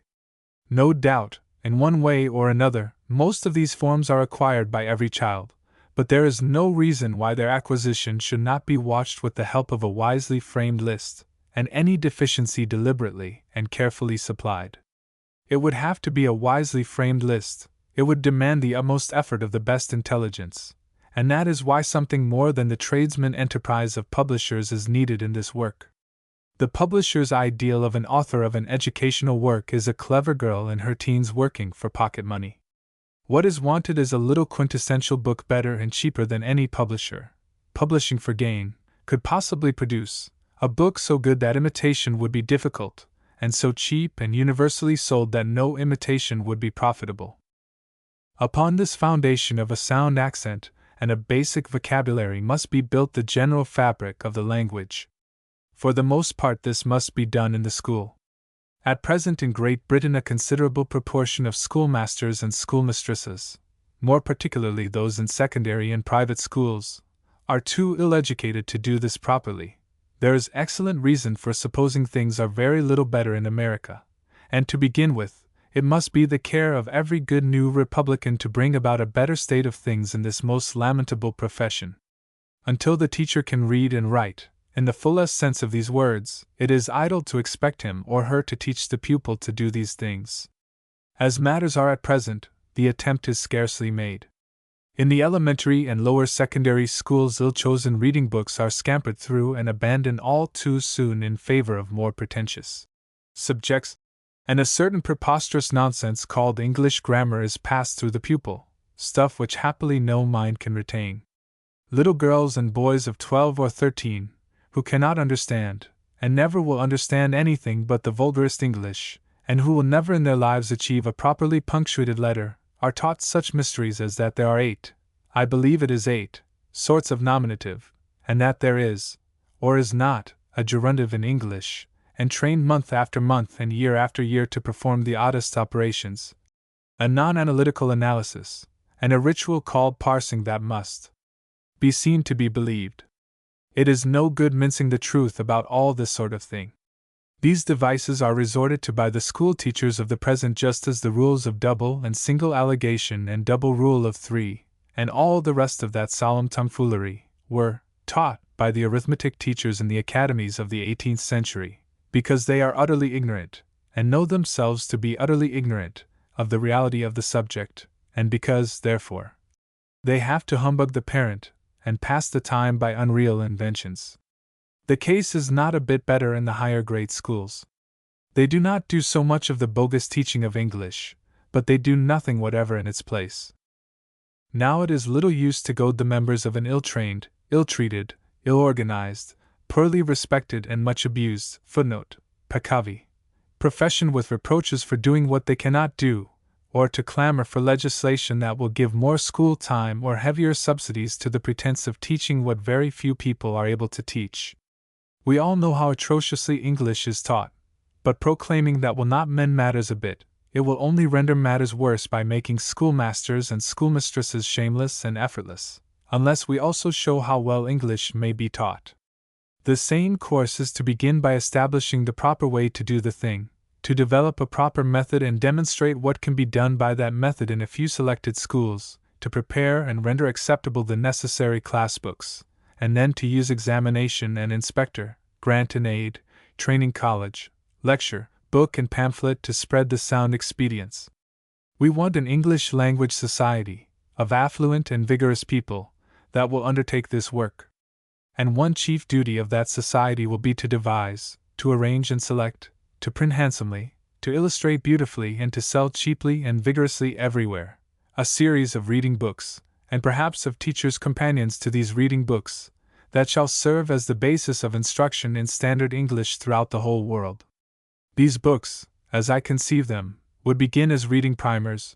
They would progress through a long series of subtly graded stories, passages and extracts until they had given the complete range of our tongue.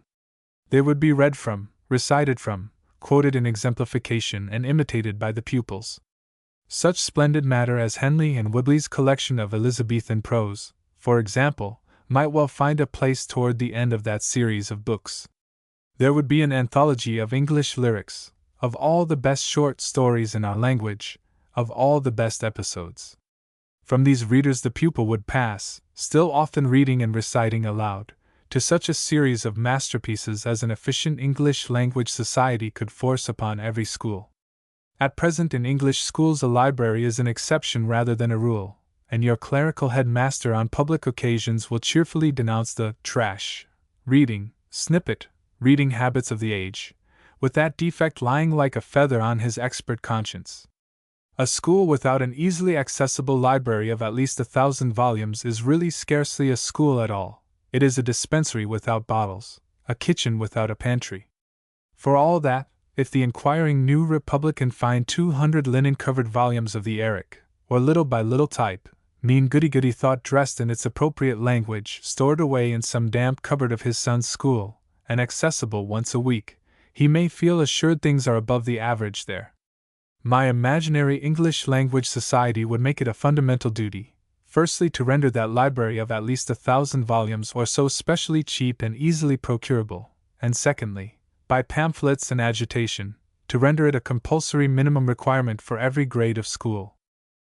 It is far more important, and it would be far less costly even as things are, than the cheapest sort of chemical laboratory a school could have, and it should cost scarcely more than a school piano. I know very little of the practical teaching of English. My own very fragmentary knowledge of the more familiar clichés of our tongue was acquired in a haphazard fashion, but I am inclined to think that in addition to much reading aloud and recitation from memory, the work of instruction might consist very largely of continually more extensive efforts towards original composition. Paraphrasing is a good exercise, provided that it does not consist in turning good and beautiful English into bad. I do not see why it should not follow the reverse direction. Selected passages of mean, stereotyped, garrulous, or inexact prose might very well be rewritten, under the direction of an intelligent master. Retelling a story that has just been read and discussed, with a change of incident perhaps, would also not be a bad sort of exercise, writing passages in imitation of set passages and the like. Written descriptions of things displayed to a class should also be instructive. Caught at the right age, most little girls, and many little boys, I believe, would learn very pleasantly to write simple verse. This they should be encouraged to read aloud. At a later stage, the more settled poetic forms, the ballade, the sonnet, the rondo, for example, should afford a good practice in handling language. Pupils should be encouraged to import fresh words into their work, even if the effect is a little startling at times. They should hunt the dictionary for material. A good book for the upper forms in schools, dealing in a really intelligent and instructive way with Latin and Greek, so far as it is necessary to know these languages in order to use and manipulate technical English freely, would, I conceive, be of very great service. It must be a good exercise to write precise definitions of words. Logic also is an integral portion of the study of the mother tongue. But to throw out suggestions in this way is an easy task.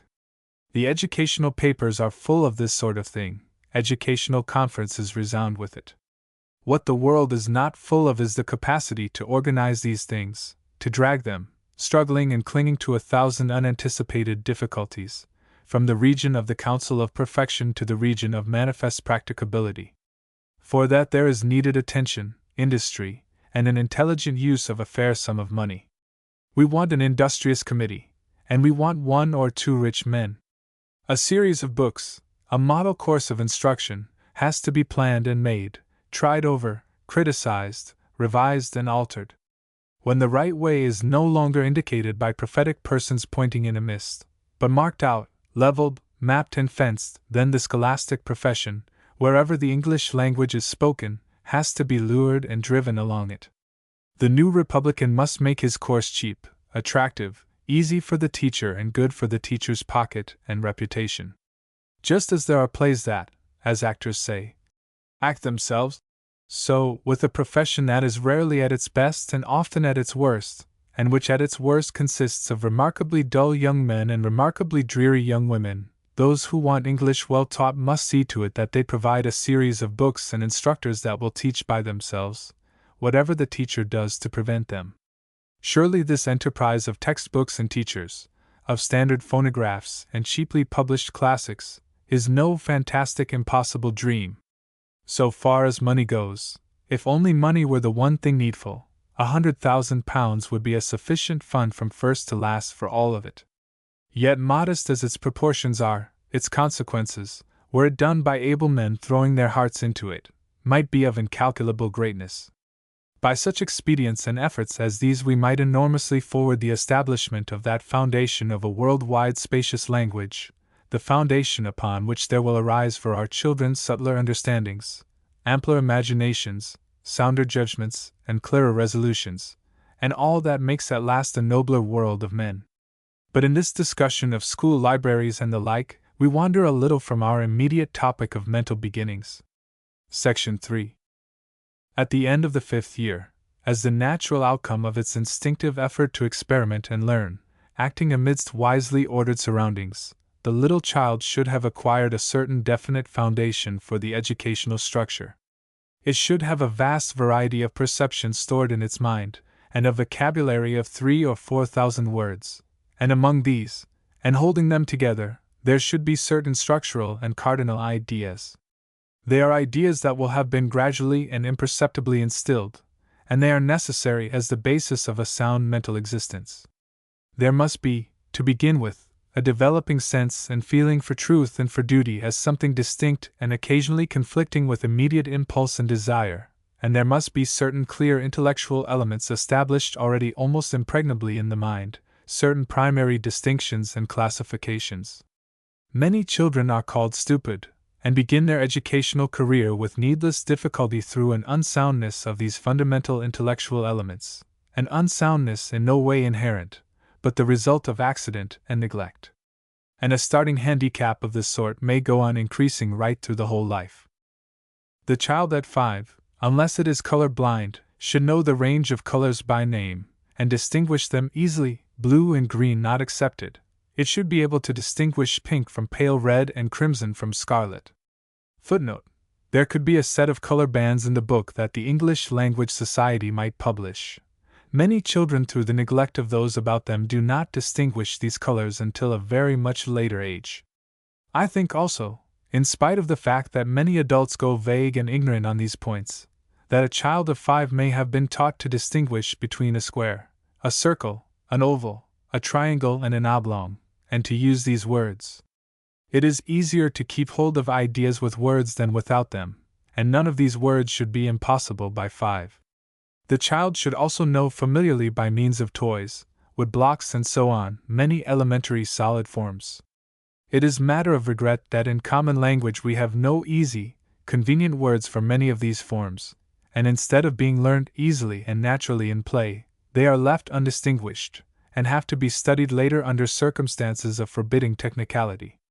It would be quite easy to teach the child in an incidental way to distinguish cube, cylinder, cone, sphere, or ball, prolate spheroid, which might be called egg, oblate spheroid, which might be called squatty ball, the pyramid, and various parallelepipeds as, for example, the square slab, the oblong slab, the brick, and post. He could have these things added to his box of bricks by degrees. He would build with them and combine them and play with them over and over again, and absorb an intimate knowledge of their properties, just at the age when such knowledge is almost instinctively sought and is most pleasant and easy in its acquisition. These things need not be specially forced upon him. In no way should he be led to emphasize them or give a priggish importance to his knowledge of them. They will come into his toys and play mingled with 1,000 other interests, the fortifying powder of clear general ideas, amidst the jam of play. In addition, the child should be able to count. Footnote: there can be little doubt that many of us were taught to count very badly, and that we were hampered in our arithmetic throughout life by this defect. Counting should be taught by means of small cubes, which the child can arrange and rearrange in groups. It should have at least over 100 of these cubes, if possible 1,000. They will be useful as toy bricks, and for innumerable purposes. Our civilization is now wedded to a decimal system of counting, and to begin with, it will be well to teach the child to count up to 10 and to stop there for a time. It is suggested by Mrs. Mary Everest Boole that it is very confusing to have distinctive names for 11 and 12, which the child is apt to class with the single numbers and contrast with the teens, and she proposes at the beginning the cultivation of the mathematical imagination, Colchester, Benham and Company, to use the words 110, 210, 13, 14, etc., for the second decade in counting. Her proposal is entirely in harmony with the general drift of the admirably suggestive diagrams of number order collected by Mr. Francis Gallen. Diagram after diagram displays the same hitch at 12, the predominance in the mind of an individualized series over quantitatively equal spaces until the 20s are attained. Many diagrams also display the mental scar of the clock face. The early counting is overmuch associated with the dial. One might perhaps head off the establishment of that image, and supply a more serviceable foundation for memories by equipping the nursery with a vertical scale of numbers divided into equal parts up to 200 or 300, with each decade tinted. When the child has learned to count up to 100 with cubes, it should be given an abacus, and it should also be encouraged to count and check quantities with all sorts of things: marbles, apples, bricks in a wall, pebbles, spots on dominoes, and so on, taught to play guessing games with marbles in a hand, and the like. The abacus, the 100 square and the 1,000 cube, will then in all probability become its cardinal numerical memories. Playing cards, without corner indices, and dominoes supply good recognizable arrangements of numbers, and train a child to grasp a number at a glance. The child should not be taught the Arabic numerals until it has counted for a year or more. Experience speaks here. I know one case only too well of a man who learned his Arabic numerals prematurely, before he had acquired any sound experimental knowledge of numerical quantity, and, as a consequence, his numerical ideas are incurably associated with the peculiarities of the figures. When he hears the word 7, he does not really think of 7 or 7s at all. Even now, he thinks of a number rather like 4 and very unlike 6. Then again, 6 and 9 are mysteriously and unreasonably linked in his mind, and so are 3 and 5. He confuses numbers like 63 and 65, and finds it hard to keep 74 distinct from 47. Consequently, when it came to the multiplication table, he learned each table as an arbitrary arrangement of relationships, and with an extraordinary amount of needless labor and punishment. But obviously, with cubes or abacus at hand, it would be the easiest thing in the world for a child to construct and learn its own multiplication table whenever the need arose. It should be capable of some mental and experimental arithmetic, and I am told that a child of 5 should be able to give the sol-fa names to notes, and sing these names at their proper pitch.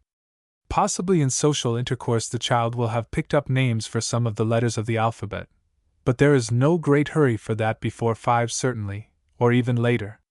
There is still a vast amount of things immediately about the child that need to be thoroughly learnt, and a premature attack on letters divides attention from these more appropriate and educational objects. It should, for the reason given in the footnote, be still ignorant of the Arabic numerals.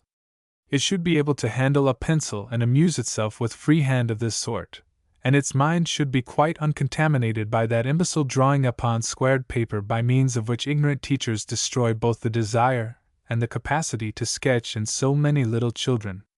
Such sketching could be enormously benefited by a really intelligent teacher who would watch the child's efforts, and draw with the child just a little above its level. For example, the teacher might stimulate effort by rejoining to such a sketch as the above, something in this vein. The child will already be a great student of picture books at 5, something of a critic, after the manner of the realistic school, and it will be easy to egg it almost imperceptibly to a level where copying from simple outline illustrations will become possible. About 5, a present of some one of the plastic substitutes for modeling clay now sold by educational dealers, plasticine for example, will be a discreet and acceptable present to the child, if not to its nurse. The child's imagination will also be awake and active at 5. He will look out on the world with anthropomorphic, or rather with pedomorphic eyes. He will be living on a great flat earth, unless some officious person has tried to muddle his wits by telling him the earth is round, amidst trees, animals, men, houses, engines, utensils, that are all capable of being good or naughty, all fond of nice things and hostile to nasty ones, all thumpable and perishable, and all conceivably esurient. And the child should know of fairyland, the beautiful fancy of the little people. Even if you do not give it to him, he will very probably get for himself. They will lurk always just out of reach of his desiring curious eyes, amidst the grass and flowers and behind the wainscot and in the shadows of the bedroom. He will come upon their traces. They will do him little kindnesses. Their affairs should interweave with the affairs of the child's dolls and brick castles and toy furniture. At first the child will scarcely be in a world of sustained stories, but very eager for anecdotes and simple short tales. This is the hopeful foundation upon which at or about the 5th year the formal education of every child in a really civilized community ought to begin. Footnote: one may note here, perhaps, the desirability too often disregarded by over-solicitous parents, and particularly by the parents of the solitary children who are now so common, of keeping the child a little out of focus, letting it play by itself whenever it will, never calling attention to it in a manner that awakens it to the fact of an audience, never talking about it in its presence. Solitary children commonly get too much control, they are forced and beguiled upward rather than allowed to grow, their egotism is overstimulated, and they miss many of the benefits of play and competition. It seems a pity, too, in the case of so many well-to-do people, that having equipped nurseries they should not put them to a fuller use. if in no other way than by admitting foster children. None of this has been very fully analyzed, of course. There are enormous areas of valuable research in these matters waiting for people of intelligence and leisure, or of intelligence and means, but the opinion that solitary children are handicapped by their loneliness is very strong. It is nearly certain that as a rule they make less agreeable boys and girls, but to me at any rate it is not nearly so certain that they make adult failures. It would be interesting to learn just what proportion of solitary children there is on the roll of those who have become great in our world. One thinks of John Ruskin, a particularly fine specimen of the highly focused single son. Perhaps he was, but this world has a certain need of such prigs. A correspondent, a schoolmistress of experience, who has collected statistics in her own neighborhood, is strongly of opinion not only that solitary children are below the average, but that all elder children are inferior in quality. I do not believe this, but it would be interesting and valuable if someone could find time for a wide and thorough investigation of this question. The man-making forces of the modern state. So far we have concerned ourselves with the introductory and foundation matter of the new Republican project, with the measures and methods that may be resorted to. Firstly, if we would raise the general quality of the children out of whom we have to make the next generation, and secondly, if we would replace divergent dialects and partial and confused expression by uniform, ample and thorough knowledge of English throughout the English-speaking world. These two things are necessary preliminaries to the complete attainment of the more essential nucleus in the new Republican idea. So much has been discussed. This essential nucleus, thus stripped, reveals itself as the systematic direction of the molding forces that play upon the developing citizen, towards his improvement, with a view to a new generation of individuals, a new social state, at a higher level than that at which we live today, a new generation which will apply the greater power, ampler knowledge and more definite will our endeavors will give it, to raise its successor still higher in the scale of life. Or we may put the thing in another and more concrete and vivid way. On the one hand, imagine an average little child, let us say in its second year. We have discussed all that can be done to secure that this average little child shall be well born, well fed, well cared for, and we will imagine all that can be done has been done. Accordingly, we have a sturdy, beautiful, healthy little creature to go upon, just beginning to walk, just beginning to clutch at things with its hands, to reach out to and apprehend things with its eyes, with its ears, with the hopeful commencement of speech. We want to arrange matters so that this little being shall develop into its best possible adult form. That is our remaining problem. Is our contemporary average citizen the best that could have been made out of the vague, extensive possibilities that resided in him when he was a child of 2? It has been shown already that in height and weight he, demonstrably, is not, and it has been suggested, I hope almost as convincingly, that in that complex apparatus of acquisition and expression, language, he is also needlessly deficient. And even upon this defective foundation, it is submitted, he still fails, morally, mentally, socially, aesthetically, to be as much as he might be. As much as he might be is far too ironically mild. The average citizen of our great state today is, I would respectfully submit, scarcely more than a dirty cloud about his own buried talents. I do not say he might not be infinitely worse, but can any one believe that, given better conditions, he might not have been infinitely better? Is it necessary to argue for a thing so obvious to all clear-sighted men? Is it necessary, even if it were possible, that I should borrow the mantle of Mr. George Gissing or the force of Mr. Arthur Morrison, and set myself in cold blood to measure the enormous defect of myself and my fellows by the standards of a remote perfection, to gauge the extent of this complex muddle of artificial and avoidable shortcomings through which we struggle? Must one, indeed, pass in review once more bucolic stupidity, commercial cunning, urban vulgarity, religious hypocrisy, political claptrap, and all the raw disorder of our incipient civilization before the point will be conceded? What benefit is there in any such revision?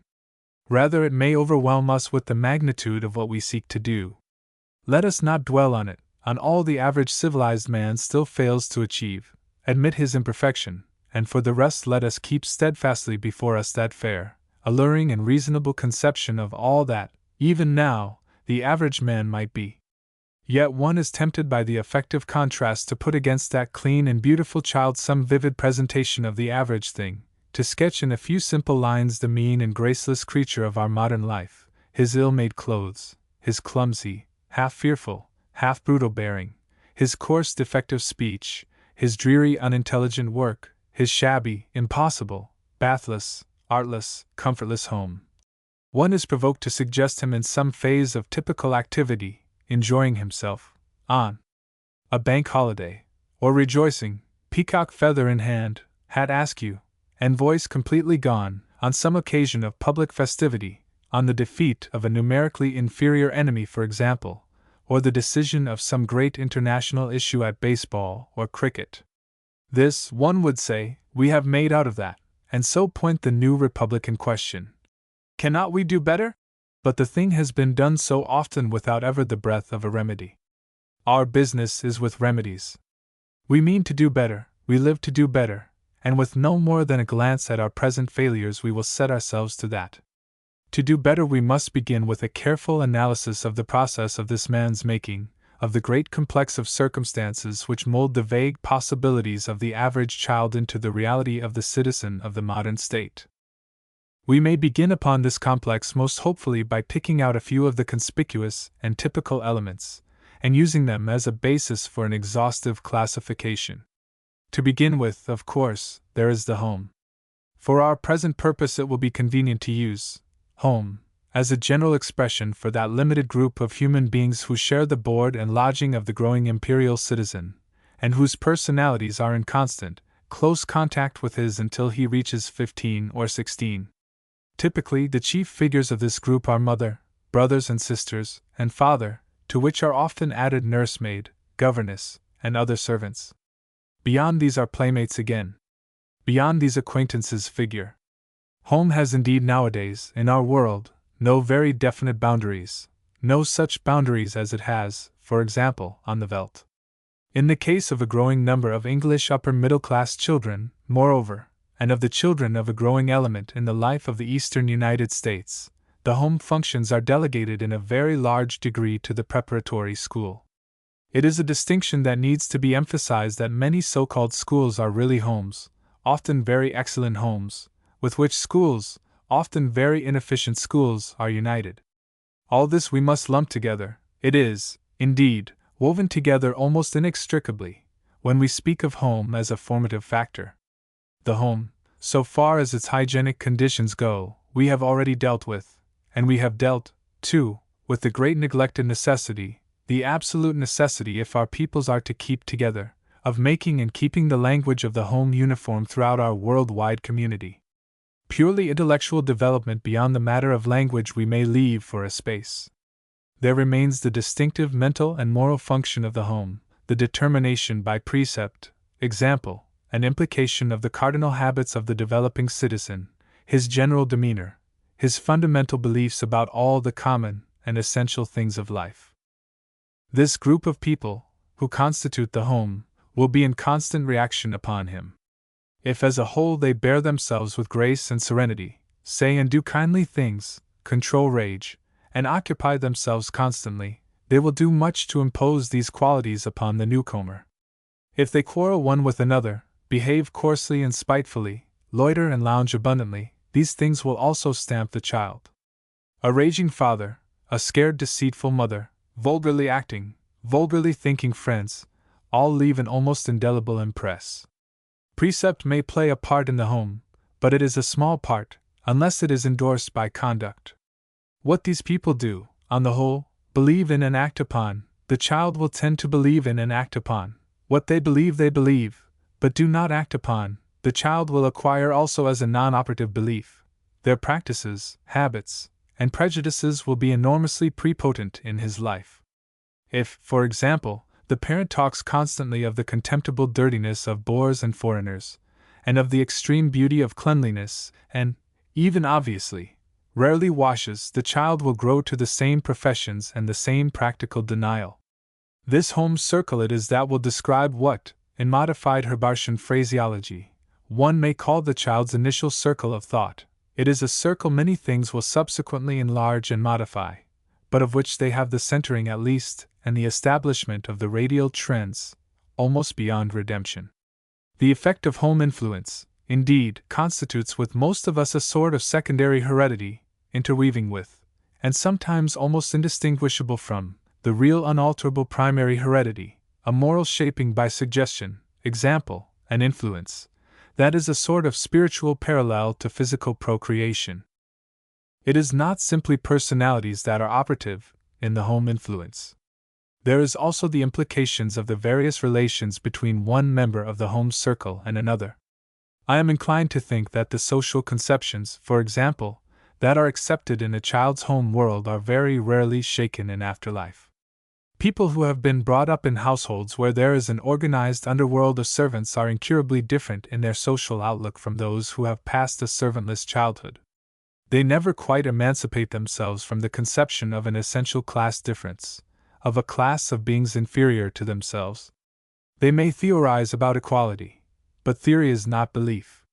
They will do 100 things to servants that between equals would be, for various reasons, impossible. The Englishwoman and the anglicized American woman of the more pretentious classes honestly regards a servant as physically, morally, and intellectually different from herself, capable of things that would be incredibly arduous to a lady, capable of things that would be incredibly disgraceful, under obligations of conduct no lady observes, incapable of the refinement to which every lady pretends. It is one of the most amazing aspects of contemporary life, to converse with some smart, affected, profoundly uneducated, flirtatious woman about her housemaid's followers. There is such an identity, there is such an abyss. But at present that contrast is not our concern. Our concern at present is with the fact that the social constitution of the home almost invariably shapes the fundamental social conceptions for life, just as its average temperament shapes manners and bearing and its moral tone begets moral predisposition. If the average sensual man of our civilization is noisy and undignified in his bearing, disposed to insult and despise those he believes to be his social inferiors, competitive and disobliging to his equals, abject, servile, and dishonest to those he regards as his betters, if his wife is a silly, shallow, gossiping spendthrift, unfit to rear the children she occasionally bears, perpetually snubbing social inferiors and perpetually cringing to social superiors, it is probable that we have to blame the home, not particularly any specific class of homes, but our general home atmosphere, for the great part of these characteristics. If we would make the average man of the coming years gentler in manner, more deliberate in judgment, steadier in purpose, upright, considerate, and free, we must look first to the possibility of improving the tone and quality of the average home. Now the substance and constitution of the home, the relations and order of its various members, have been, and are, traditional. But it is a tradition that has always been capable of modification in each generation. In the unlettered and traveling past, the factor of tradition was altogether dominant. Sons and daughters married and set up homes, morally, intellectually, economically, like those of their parents. Over great areas homogeneous traditions held, and it needed wars and conquests, or it needed missionaries and persecutors and conflicts, or it needed many generations of intercourse and filtration before a new tradition could replace or graft itself upon the old. But in the past 100 years or so the home conditions of the children of our English-speaking population have shown a disposition to break from tradition under influences that are increasing, and to become much more heterogeneous than were any home conditions before. The ways in which these modifications of the old home tradition have arisen will indicate the means and methods by which further modifications may be expected and attempted in the future. Modification has come to the average home tradition through two distinct, though no doubt finally interdependent channels. The first of these channels is the channel of changing economic necessities, using the phrase to cover everything from domestic conveniences at the one extreme to the financial foundation of the home at the other. And the next is the influx of new systems of thought, of feeling, and of interpretation about the general issues of life. There are in Great Britain three main interdependent systems of home tradition undergoing modification and readjustment.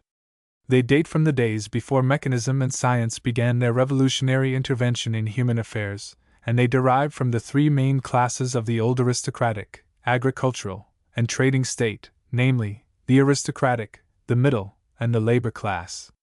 There are local, there are even racial modifications, there are minor classes and subspecies, but the rough triple classification will serve. In America, the dominant home tradition is that of the transplanted English middle class. The English aristocratic tradition has flourished and faded in the southern states. The British servile and peasant tradition has never found any growth in America, and has, in the persons of the Irish chiefly, been imported in an imperfect condition, only to fade. The various home traditions of the 19th century immigrants have either, if widely different, succumbed, or if not very different, assimilated themselves to the ruling tradition. The most marked non-British influence has been the intermixture of Teutonic Protestantism. In both countries now the old home traditions have been and are being adjusted to and modified by the new classes, with new relationships and new necessities, that the revolution in industrial organization and domestic conveniences has created. The interplay of old tradition and new necessities becomes at times very curious. Consider, for example, the home influences of the child of a shopman in a large store, or those of the child of a skilled operative, an engineer of some sort, let us say, in England. Both these are new types in the English social body. The former derives from the old middle class, the class that was shopkeeping in the towns and farming in the country, the class of the Puritans, the Quakers, the first manufacturers, the class whose mentally active members become the dissenters, the old liberals, and the original New Englanders.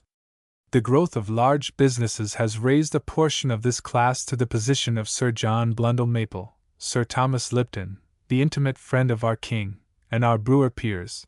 It has raised a rather more numerous section to the red plush glories of wagon-lit trains and their social and domestic equivalents, and it has reduced the bulk of the class to the status of employees for life. But the tradition that our English shopman is in the same class as his master, that he has been apprentice and improver, and is now assistant, with a view to presently being a master himself, still throws its glamour over his life and his home, and his child's upbringing. They belong to the middle class, the black coat and silk hat class, and the silk hat crowns the adolescence of their boys as inevitably as the toga made men in ancient Rome. Their house is built, not for convenience primarily, but to realize whatever convenience is possible after the rigid traditional requirements have been met. It is the extreme and final reduction of the plan of a better class house, and the very type of its owner. As one sees it in the London suburbs devoted to clerks and shopmen, it stands back a yard or so from the road, with a gate and a railing, and a patch, perhaps 2 feet wide, of gravel between its front and the pavement. This is the last pathetic vestige of the preliminary privacies of its original type, the gates, the drive-up, the front lawn, the shady trees, that gave a great impressive margin to the door. The door has a knocker, with an appeal to realities, ring also, and it opens into a narrow passage, perhaps 4 feet wide, which still retains the title of hall. Oak staining on the woodwork and marbled paper accentuate the lordly memory. People of this class would rather die than live in a house with a front door, even had it a draft-stopping inner door, that gave upon the street. Instead of an ample kitchen in which meals can be taken and one other room in which the rest of life goes on, these two covering the house site, the social distinction from the servant invades the house space first by necessitating a passage to a side door, and secondly by cutting up the interior into a dining room and a drawing room. Economy of fuel throughout the winter and economy of the best furniture always keeps the family in the dining room pretty constantly, but there you have the drawing room as a concrete fact. Though the drawing room is inevitable, the family will manage without a bathroom well enough. They may, or they may not, occasionally wash all over. There are probably not 50 books in the house, but a daily paper comes in Titbits or Pearson's Weekly, or, perhaps, MAP, Modern Society, or some such illuminant of the upper circles, and a cheap fashion paper, appear at irregular intervals to supplement this literature. The wife lives to realize the ideal of the ladylike lady she resigns to the patrician, and she insists upon a servant, however small. This poor wretch of a servant, often a mere child of 14 or 15, lives by herself in a minute kitchen, and sleeps in a fireless attic. To escape vulgar associates, the children of the house avoid the elementary schools, the schools called in America public schools, where there are trained, efficient teachers, good apparatus, and an atmosphere of industry, and go to one of those wretched dens of disorderly imposture, a middle-class school, where an absolute failure to train or educate is seasoned with religious cant, lessons in piano playing, lessons in French. Made in England, mortarboard caps for the boys, and a high social tone. And to emphasize the fact of its social position, this bookless, bathless family tips. The plumber touches his hat for a tip, the man who moves the furniture, the butcher boy at Christmas, the dustman, these things also, the respect and the tip, at their minimum dimensions. Everything is at its minimum dimensions. It is the last chipped, dwarfed, enfeebled state of a tradition that has, in its time, played a fine part in the world. This much of honor still clings to it. It will endure no tip, no charity, no upper-class control of its privacy. This is the sort of home in which the minds of thousands of young Englishmen and English women receive their first indelible impressions. Can one expect them to escape the contagion of its cramped pretentiousness, its dingy narrowness, its shy privacy of social degradation, its essential sordidness and inefficiency? Our skilled operative, on the other hand, will pocket his tip. He is on the other side of the boundary. He presents a rising element coming from the servile mass. Probably his net income equals or exceeds the shopman's, but there is no servant, no black coat and silk hat, no middle-class school in his scheme of things. He calls the shopman, "Sir," and makes no struggle against his native accent. In his heart he despises the middle class, the mean tip-givers, and he is inclined to overrate the gentry or big tippers. He is much more sociable, much noisier, relatively shameless, more intelligent, more capable, less restrained. He is rising against his tradition, and almost against his will. The serf still bulks large in him. The whole trend of circumstance is to substitute science for mere rote skill in him, to demand initiative and an intelligent self-adaptation to new discoveries and new methods, to make him a professional man and a job and peace worker after the fashion of the great majority of professional men. Against all these things the serf element in him fights. He resists education and clings to apprenticeship, he fights for time work, he obstructs new inventions, he clings to the ideal of short hours, high pay, shirk and let the master worry. His wife is a far more actual creature than the clerk's, she does the house herself in a rough, effectual fashion. His children get far more food for mind and body, and far less restraint. You can tell the age of the skilled operative within a decade by the quantity of books in his home. The younger he is, the more numerous these are likely to be. And the younger he is, the more likely he is to be alive to certain general views about his rights and his place in the social scale. The less readily will his finger go to his cap at the sight of broadcloth, or his hand to the proffered half-crown. He will have listened to trade union organizers and socialist speakers. He will have read the special papers of his class. The whole of this home is, in comparison with the shopman's, wide open to new influences. The children go to a board school, and very probably afterwards to evening classes, or music halls.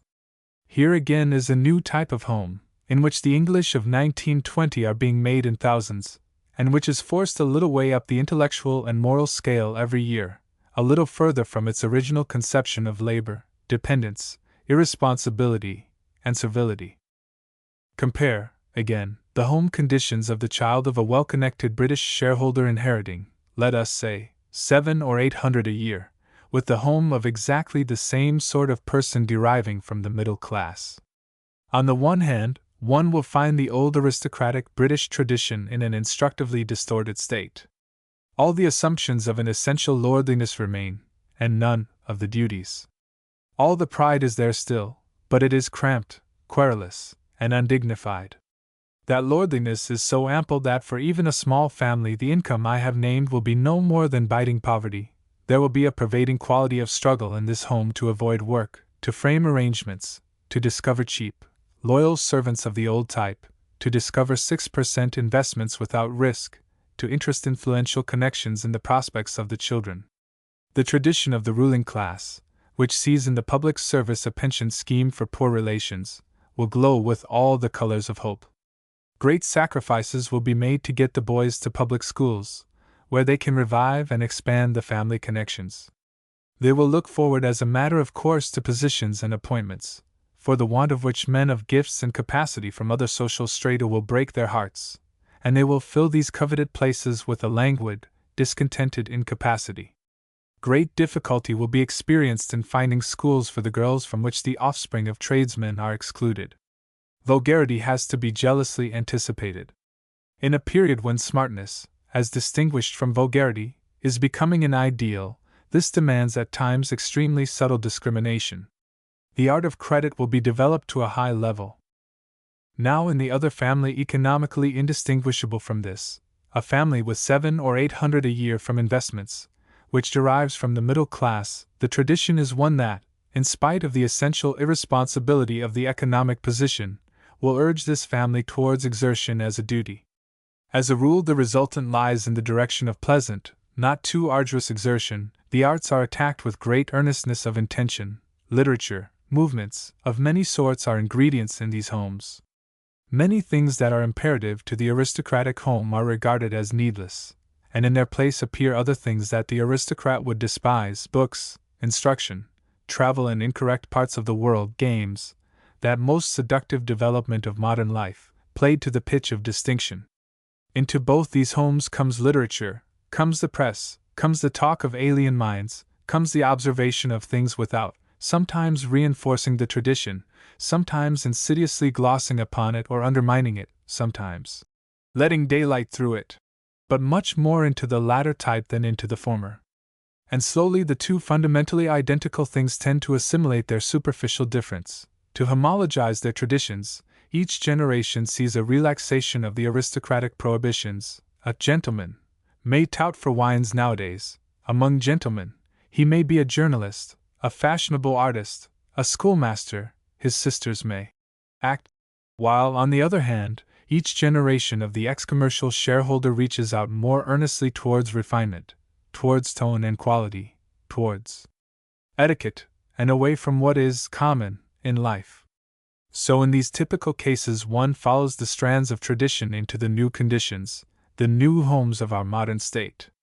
In America one finds exactly the same new elements shaped by quite parallel economic developments: shopmen in a large store, skilled operatives, and independent shareholders developing homes not out of a triple strand of tradition, but out of the predominant home tradition of an emancipated middle class, and in a widely different atmosphere of thought and suggestion.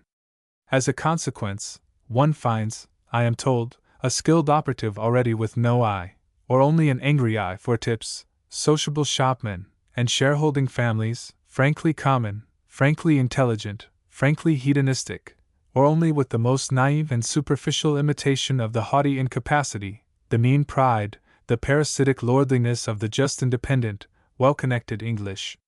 These rough indications of four social types will illustrate the quality of our proposition, that home influence in the making of men resolves itself into an interplay of one substantial and two modifying elements, namely 1. Tradition, 2. Economic conditions, 3. New ideas, suggestions, interpretations, changes in the general atmosphere of thought in which a man lives and which he mentally breathes. The net sum of which three factors becomes the tradition for the next generation. Both the modifying elements admit of control. How the economic conditions of homes may be controlled to accomplish new republican ends has already been discussed with a view to a hygienic minimum, and obviously the same, or similar, methods may be employed to secure less materialistic benefits. You can make a people dirty by denying them water, you can make a people cleaner by cheapening and enforcing bathrooms. Man is indeed so spiritual a being that he will turn every materialistic development you force upon him into spiritual growth. You can aerate his house, not only with air, but with ideas. Build, cheapen, render alluring a simpler, more spacious type of house for the clerk, fill it with labor-saving conveniences, and leave no excuse and no spare corners for the slavey. And the slavey, and all that she means in mental and moral consequence, will vanish out of being. You will beat tradition. Make it easy for trade unions to press for shorter hours of work, but make it difficult for them to obstruct the arrival of labor-saving appliances. Put the means of education easily within the reach of every workman. make promotion from the ranks, in the army, in the navy, in all business concerns, practicable and natural, and the lingering discoloration of the serf taint will vanish from the workman's mind. The days of mystic individualism have passed. Few people nowadays will agree to that strange creed that we must deal with economic conditions as though they were inflexible laws.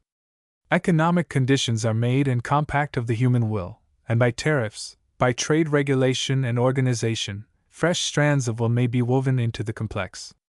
The thing may be extraordinarily intricate and difficult, abounding in unknown possibilities and unsuspected dangers, but that is a plea for science and not for despair. Controllable, too, is the influx of modifying suggestions into our homes, however vast and subtle the enterprise may seem. But here we touch for the first time a question that we shall now continue to touch upon at other points, until at last we shall clear it and display it as the necessarily central question of the whole matter of man-making so far as the human will is concerned, and that is the preservation and expansion of the body of human thought and imagination, of which all conscious human will and act is but the imperfect expression and realization, of which all human institutions and contrivances, from the steam engine to the plowed field, and from the blue pill to the printing press, are no more than the imperfect symbols, the rude mnemonics and memoranda. But this analysis of the modifying factors in the home influence, this formulation of its controllable elements, has now gone as far as the purpose of this paper requires. It has worked out to this, that the home, so far as it is not traditional organization, is really only on the one hand an aspect of the general economic condition of the state, and on the other of that still more fundamental thing, its general atmosphere of thought. Our analysis refers back the man-maker to these two questions. The home, one gathers, is not to be dealt with separately or simply. Nor, on the other hand, are these questions to be dealt with merely in relation to their home application. As the citizen grows up, he presently emerges from his home influences to a more direct and general contact with these two things, with the fact of the modern state, and with the thought of the modern state, and we must consider each of these in relation to his development as a whole. The next group of elements in the man-making complex that occurs to one after the home is the school. Let me repeat a distinction already drawn between the home element in boarding schools and the school proper. While the child is out of the schoolroom, playing, except when it is drilling or playing under direction, when it is talking with its playmates, walking, sleeping, eating, it is under those influences that it has been convenient for me to speak of as the home influence.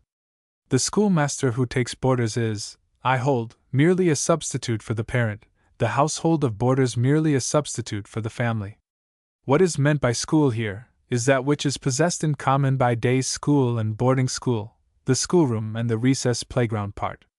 It is something which the savage and the barbarian distinctively do not possess as a phase in their making, and scarcely even its rudimentary suggestion. It is a new element correlated with the establishment of a wider political order and with the use of written speech. Now I think it will be generally conceded that whatever systematic intellectual training the developing citizen gets, as distinguished from his natural, accidental, and incidental development, is got in school or in its subsequent development of college, and with that I will put aside the question of intellectual development altogether for a later, fuller discussion. My point here is simply to note the school as a factor in the making of almost every citizen in the modern state, and to point out, what is sometimes disregarded, that it is only one of many factors in that making. The tendency of the present time is enormously to exaggerate the importance of school in development, to ascribe to it powers quite beyond its utmost possibilities, and to blame it for evils in which it has no share. And in the most preposterous invasions of the duties of parent, clergyman, statesman, author, journalist, of duties which are in truth scarcely more within the province of a schoolmaster than they are within the province of a butcher, the real and necessary work of the school is too often marred, crippled, and lost sight of altogether. We treat the complex, difficult and honorable task of intellectual development as if it were within the capacity of any earnest but muddle-headed young lady, or any half-educated gentleman in orders.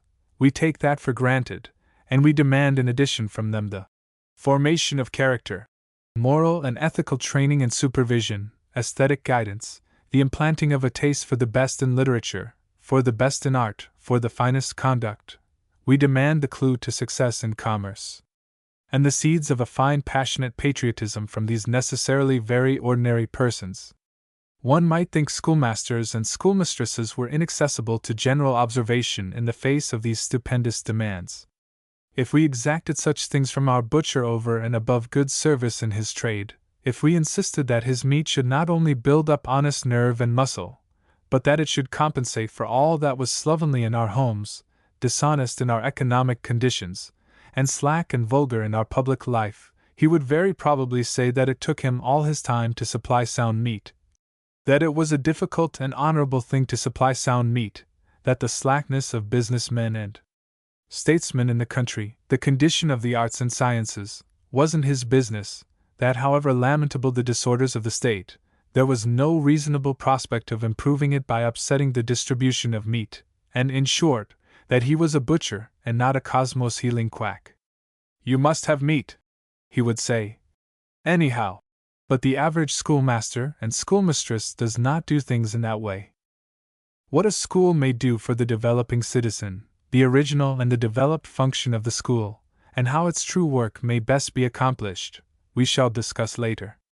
But it may be well to expand a little more fully here the account of what the school has no business to attempt, and what the scholastic profession is, as a whole, quite incapable of doing, and to point to the really responsible agencies in each case.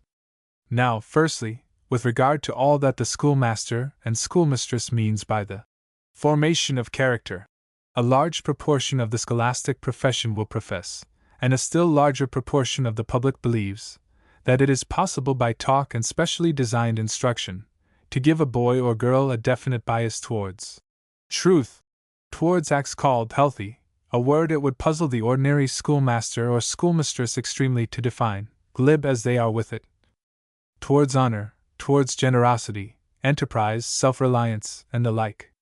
The masters in our public schools are far from blameless in this respect, and you may gauge the quality of many of these gentlemen pretty precisely by their disposition towards the school pulpit line of business.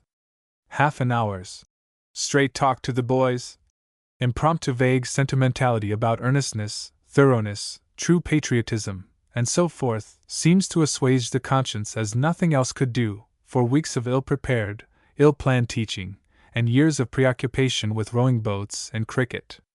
The more extreme examples of this type will say in a tone of manly apology, "It does the boys good to tell them plainly what I think about serious things," when the simple fact of the case is too often that he does all he can not to think about any things of any sort whatever, except cricket and promotion. Schoolmistresses, again, will sometimes come near boasting to the inquiring parent of our ethical hour, and if you probe the facts you will find that means no more and no less than an hour of floundering egotism, in which a poor illogical soul, with a sort of naive indecency, talks nonsense about ideals, about the higher and the better, about purity, and about many secret and sacred things, things upon which wise men are often profoundly uncertain, to incredulous or imitative children. All that is needed to do this sort of thing abundantly and freely is a certain degree of aggressive egotism, a certain gift of stupidity, good intentions, and a defective sense of educational possibilities and limitations. In addition to moral discussions that at the best are very second-rate eloquence, and at the worst are respect-destroying, mind-destroying gabble, there are various forms of ethical teaching advocated and practiced in America and in the elementary schools of this country. For example, a story of an edifying sort is told to the children, and comments are elicited upon the behavior of the characters. "Would you have done that?" "Oh, no, teacher!" "Why not?" "Because it would be mean."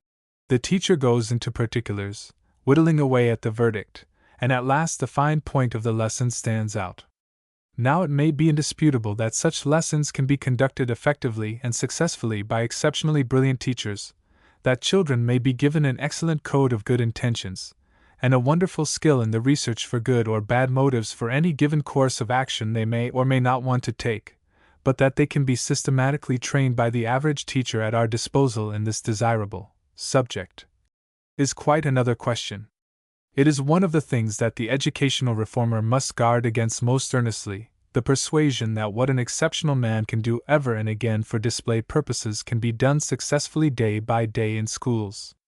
This applies to many other things besides the teaching of ethics. Professor Armstrong can give delightfully instructive lessons in chemistry according to the heuristic method, but in the hands of the average teacher by whom teaching must be done for the next few years, the heuristic system will result in nothing but a pointless fumble. Mr. Mackinder teaches geography, inimitably, just to show how to do it. Mr. David Devant, the brilliant Egyptian hall conjurer, will show any assembly of parents how to amuse children quite easily, but for some reason he does not present his legerdemain as a new discovery in educational method. To our argument that this sort of teaching is not within the capacity of such teachers as we have, or are likely to have, we can, fortunately enough, add that whatever is attempted can be done far better through other agencies. More or less unknown to teachers, there exists a considerable amount of well-written literature, true stories and fiction, in which, without any clumsy insistence upon moral points, fine actions are displayed in their elementary fineness, and baseness is seen to be base. There are also a few theaters, and there might be more, in which fine action is finely displayed. Now, one nobly conceived and nobly rendered play will give a stronger moral impression than the best schoolmaster conceivable, talking ethics for a year on end. One great and stirring book may give an impression less powerful, perhaps, but even more permanent. Practically, these things are as good as example, they are example.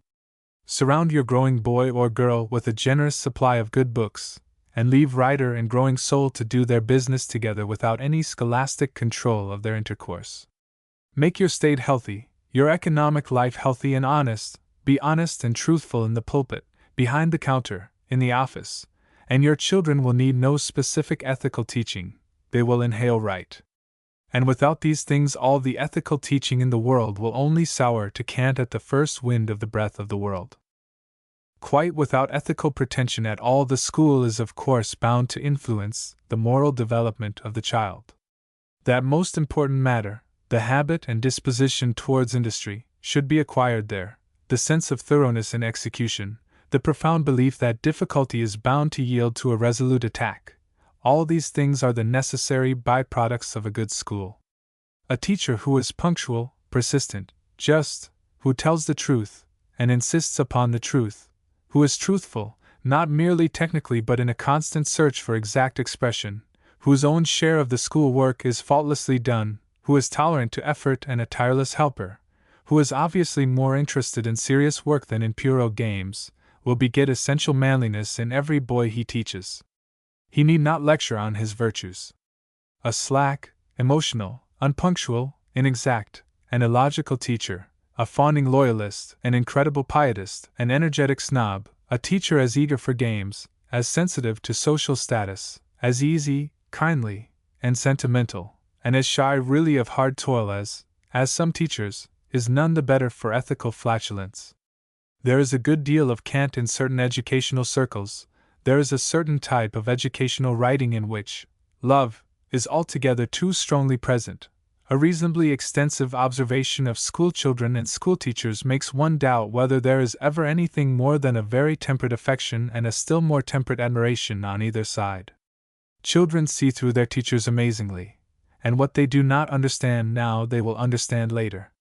For a teacher to lay hands on all the virtues, to associate them with his or her personality, to smear characteristic phrases and expressions over them, is as likely as not to give the virtues unpleasant associations. Better far, save through practice, to leave them alone altogether. And what is here said of this tainting of moral instruction with the personality of the teacher applies still more forcibly to religious instruction. Here, however, I enter upon a field where I am anxious to avoid dispute. To my mind, those ideas and emotions that center about the idea of God appear at once too great and remote, and too intimate and subtle for objective treatment. But there are a great number of people, unfortunately, who regard religion as no more than geography, who believe that it can be got into daily lessons of 1 hour, and adequately done by any poor soul who has been frightened into conformity by the fear of dismissal. And having this knobby, portable creed, and believing sincerely that lip conformity is alone necessary to salvation, They want to force every teacher they can to acquire and impart its indestructible, inflexible recipes, and they are prepared to enforce this at the price of inefficiency in every other school function. We must all agree, whatever we believe or disbelieve, that religion is the crown of the edifice we build. But it will simply ruin a vital part of the edifice and misuse our religion very greatly if we hand it over to the excavators and bricklayers of the mind, to use as a cheap substitute for the proper intellectual and ethical foundations, for the ethical foundation which is schooling and the ethical foundation which is habit. I must confess that there is only one sort of man whose insistence upon religious teaching in schools by ordinary school teachers I can understand, and that is the downright atheist, the man who believes sensual pleasure is all that there is of pleasure, and virtue no more than a hood to check the impetuosity of youth until discretion is acquired, the man who believes there is nothing else in the world but hard material fact, and who has as much respect for truth and religion as he has for stable manure. Such a man finds it convenient to profess a lax version of the popular religion, and he usually does so, and invariably he wants his children taught religion, because he so utterly disbelieves in God, goodness, and spirituality that he cannot imagine young people doing even enough right to keep healthy and prosperous, unless they are humbugged into it. Equally unnecessary is the scholastic attempt to take over the relations of the child to nature, art, and literature. To read the educational journals, to hear the scholastic enthusiast, one would think that no human being would ever discover there was any such thing as nature, were it not for the schoolmaster, and quotation from Wordsworth.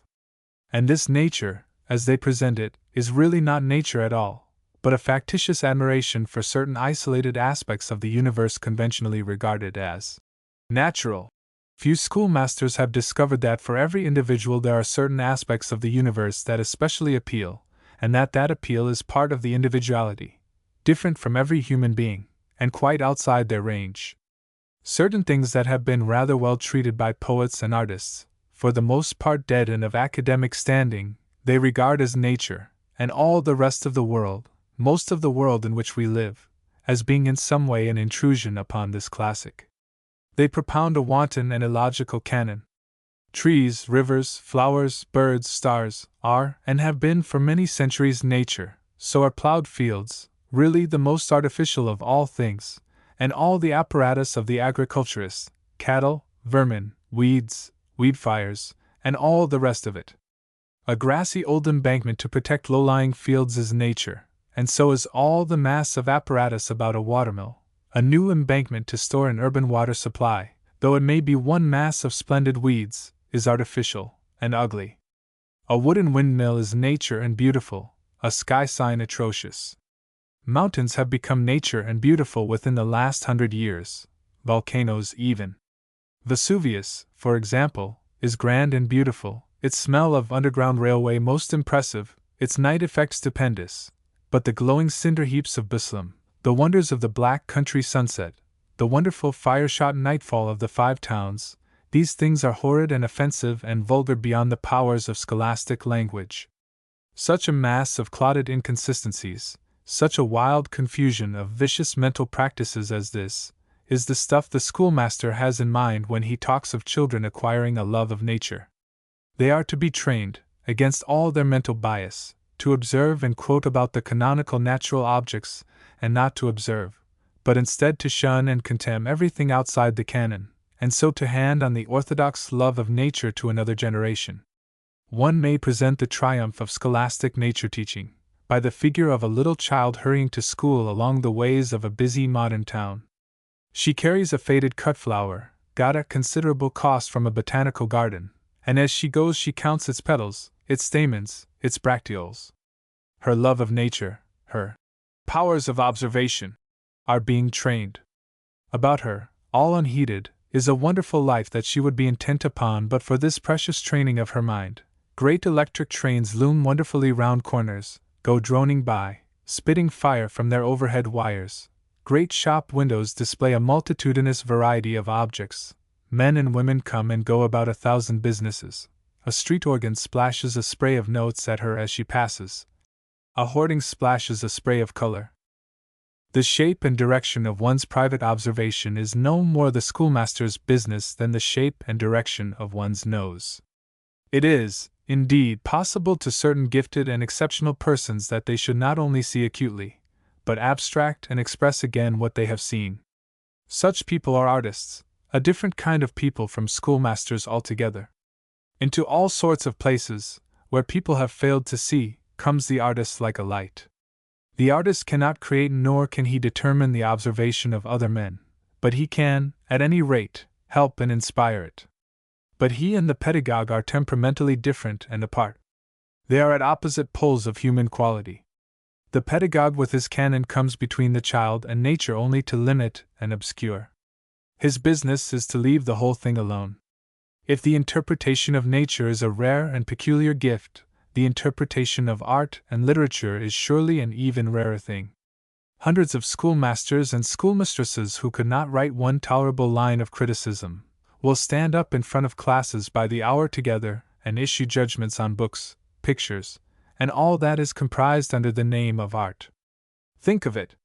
Here is your great artist, your great exceptional mind groping in the darknesses beneath the surface of life, half apprehending strange elusive things in those profundities, and striving sometimes to the utmost verge of human endeavor, to give that strange unsuspected mystery expression, to shape it, to shadow it in form and wonder of color, in beautiful rhythms, in fantasies of narrative, in gracious and glowing words.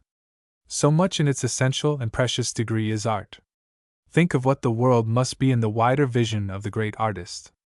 Think, for example, of the dark splendors amidst which the mind of Leonardo clambered, the mirror of tender lights that reflected into our world the iridescent graciousness of Botticelli.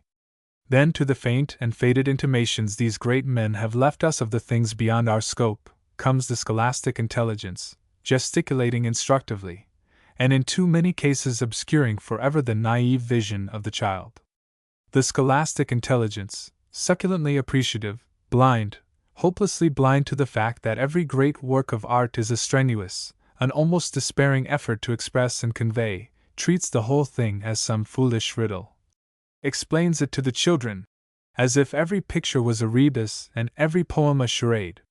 Little children, he says, this teaches you. And out comes the platitude. Of late years, in Great Britain more particularly, the school has been called upon to conquer still other fields. It has become apparent that in this monarchy of ours, in which honor is heaped high upon money-making, even if it is money-making that adds nothing to the collective wealth or efficiency, and denied to the most splendid public services unless they are also remunerative, where public applause is the meed of cricketers, hostile guerrillas, clamorous authors, yacht-racing grocers, and hopelessly incapable generals, and where suspicion and ridicule are the lot of every man working hard and living hard for any end beyond a cabman's understanding, in this world-wide empire whose government is entrusted as a matter of course to peers and denied as a matter of course to any man of humble origin, where social pressure of the most urgent kind compels every capable business manager to sell out to a company and become a gentleman, at the very earliest opportunity, the national energy is falling away. That driving zeal, that practical vigor that once distinguished the English is continually less apparent. Our workmen take no pride in their work any longer, they shirk toil and gamble. And what is worse, the master takes no pride in the works, he, too, shirks toil and gambles.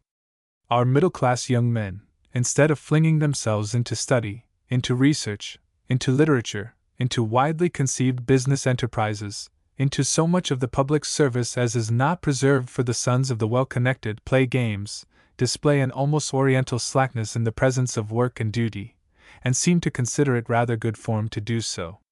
And seeking for some reason and some remedy for this remarkable phenomenon, a number of patriotic gentlemen have discovered that the schools are to blame. Something in the nature of reform has to be waved over our schools. It would be a wicked deed to write anything that might seem to imply that our schools were not in need of very extensive reforms, or that their efficiency is not a necessary preliminary condition to general public efficiency.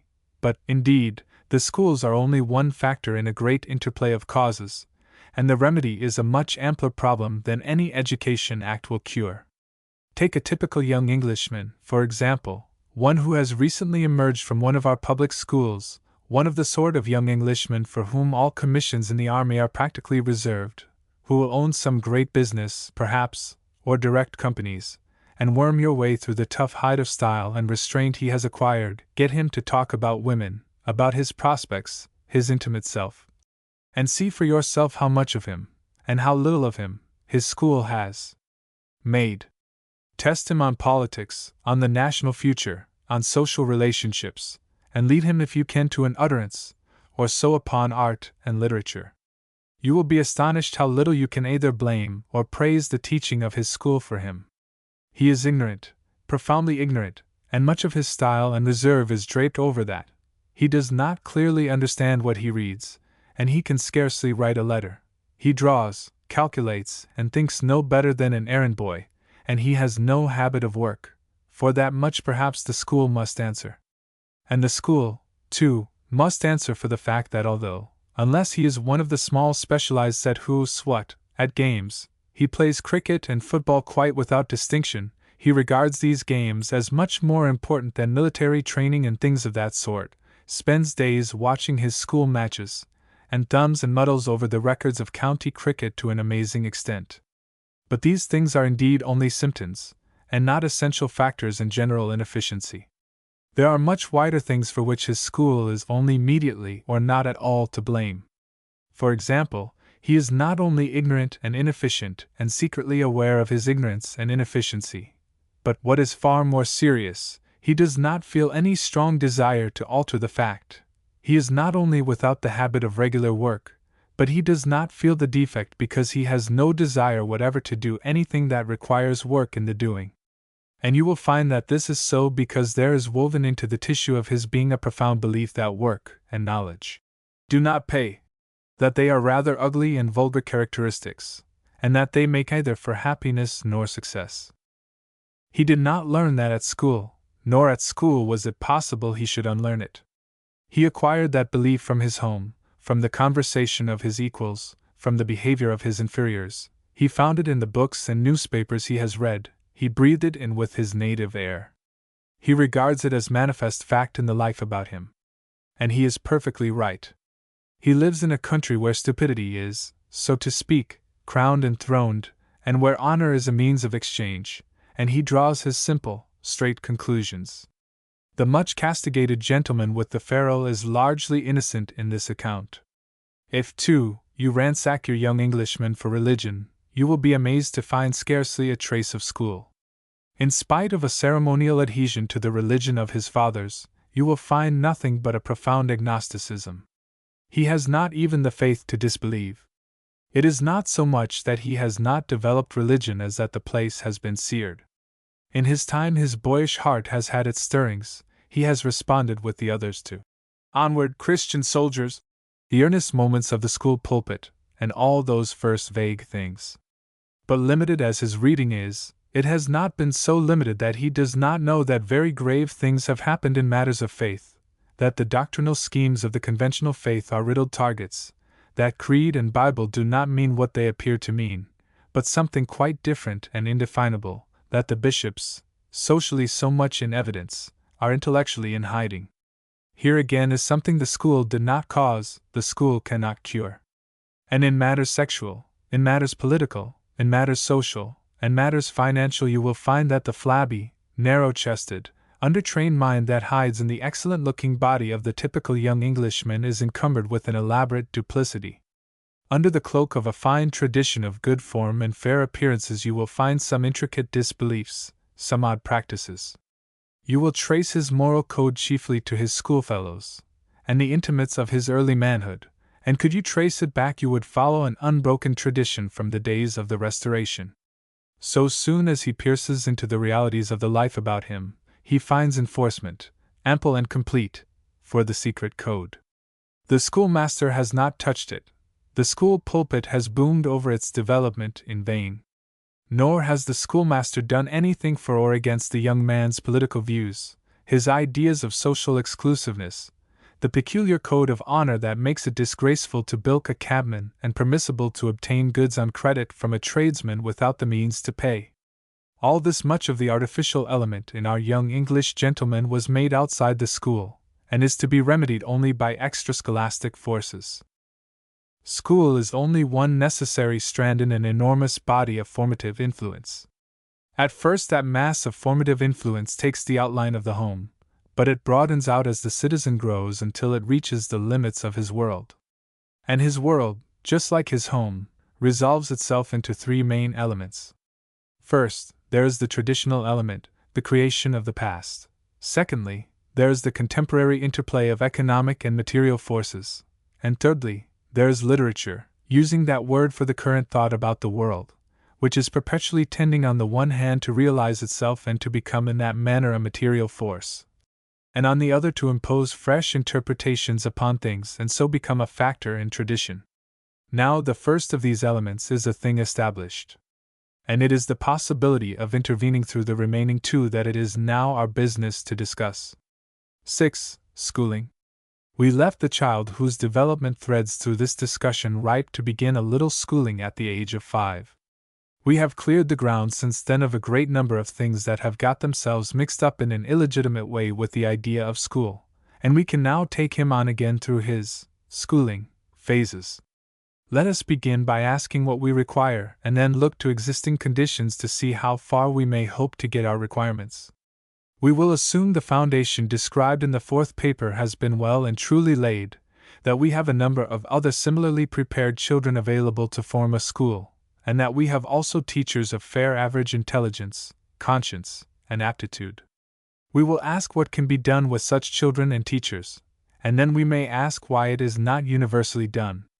Even after our clarifying discussion, in which we have shown that schooling is only a part, and by no means the major part, of the educational process, and in which we have distinguished and separated the home element in the boarding school from the schooling proper, there still remains something more than a simple theme in schooling. After all these eliminations, we remain with a mixed function and mixed traditions, and it is necessary now to look a little into the nature of this mixture. The modern school is not a thing that has evolved from a simple germ, by a mere process of expansion. It is the coalescence of several things.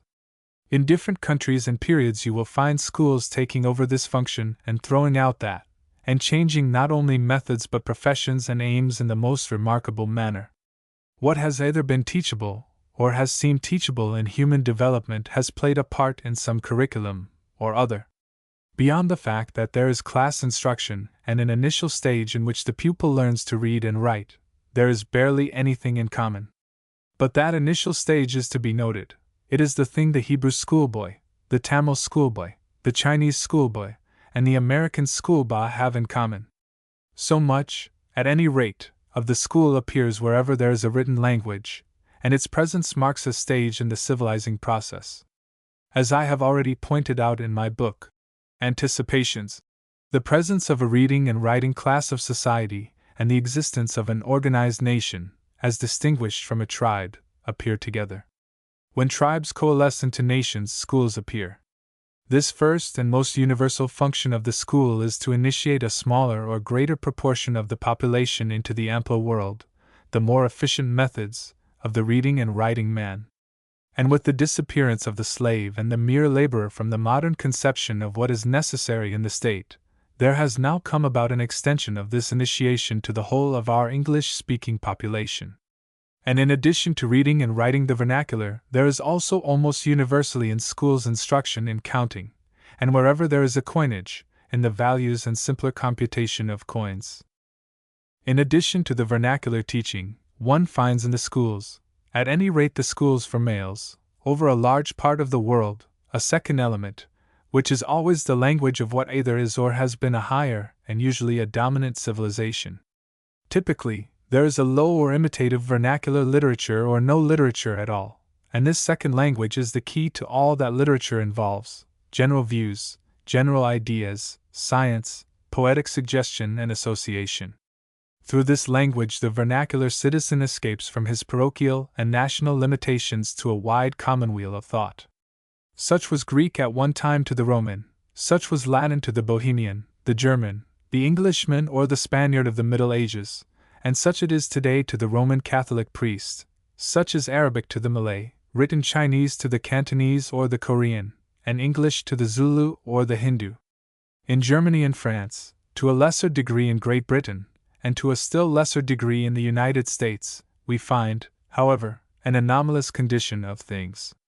In each of these countries, civilization has long since passed into an unprecedented phase, and each of these countries has long since developed a great living mass of literature in which its new problems are, at any rate, approached.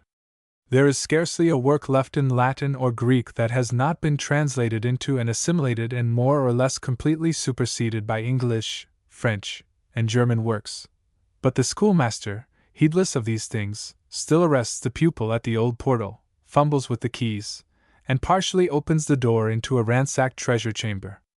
The language of literature and of civilized ideas is, for the English-speaking world today, English, not the weak, spoken dialect of each class and locality, but the rich and splendid language in which and with which our literature and philosophy grow.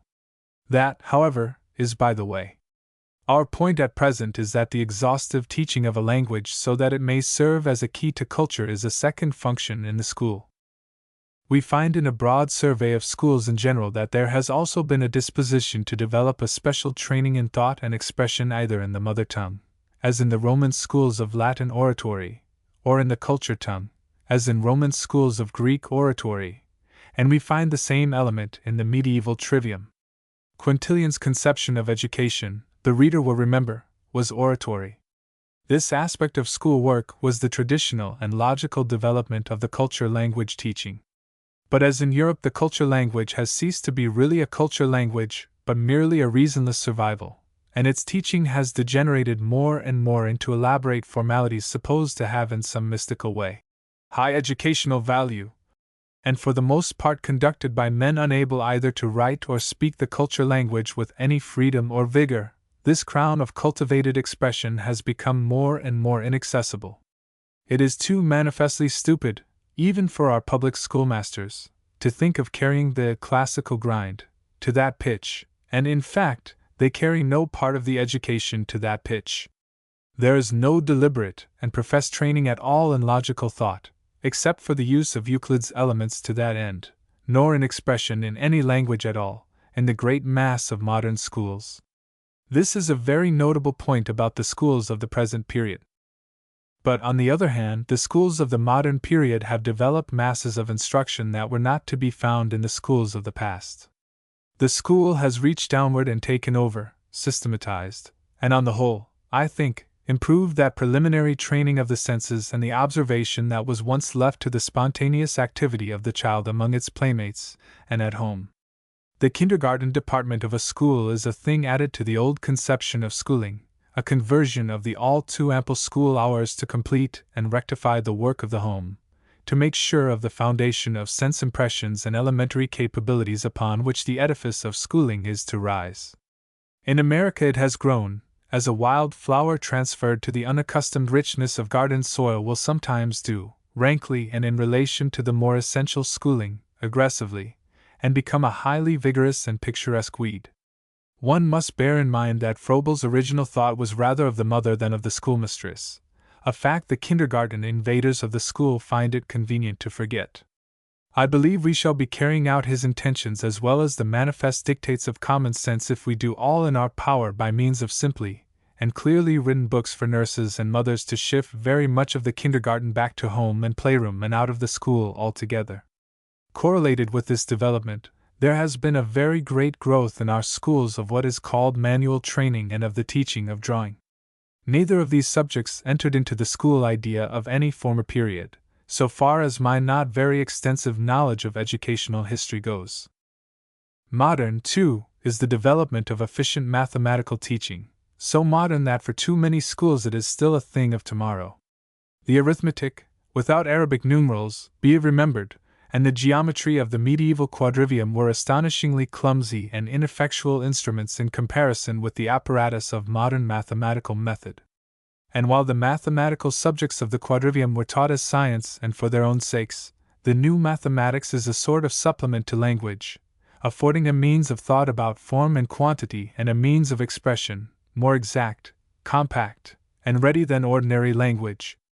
the great body of physical science, a great deal of the essential fact of financial science, and endless social and political problems are only accessible and only thinkable to those who have had a sound training in mathematical analysis, and the time may not be very remote when it will be understood that for complete initiation as an efficient citizen of one of the new great complex worldwide states that are now developing, it is as necessary to be able to compute, to think in averages and maxima and minima, as it is now to be able to read and write.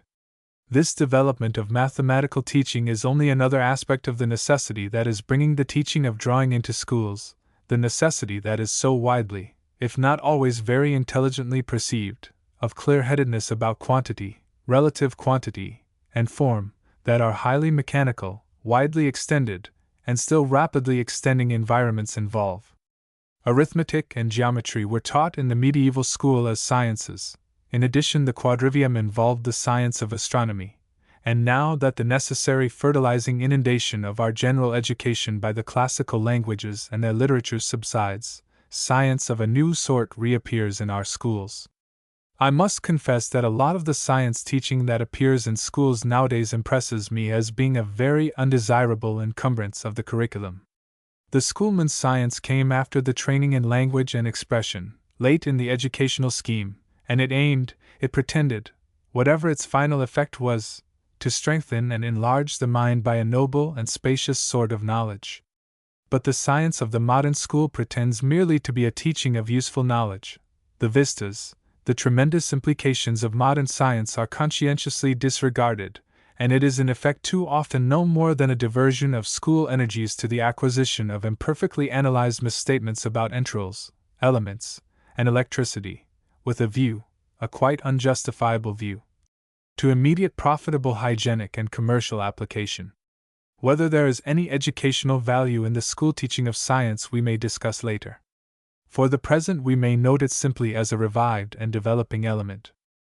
On the other hand, while these things expand in the modern school, there are declining elements, once in older schemes of scholastic work much more evident. In the culture of the medieval knight, for example, and of the 18th century young lady, elegant accomplishments, taught disconnected from the general educational scheme and for themselves, played a large part. The 18th century young lady was taught dancing, deportment, several instruments of music, how to pretend to sketch, how to pretend to know Italian, and so on. The dancing still survives, a comical mitigation of high school austerities, and there is also a considerable interruption of school work achieved by the music master. If there is one thing that I would say with certainty has no business whatever in schools, it is piano teaching. The elementary justification of the school is its organization for class teaching and work in unison, and there is probably no subject of instruction that requires individual tuition quite so imperatively as piano playing. There is no subject so disadvantageously introduced where children are gathered together.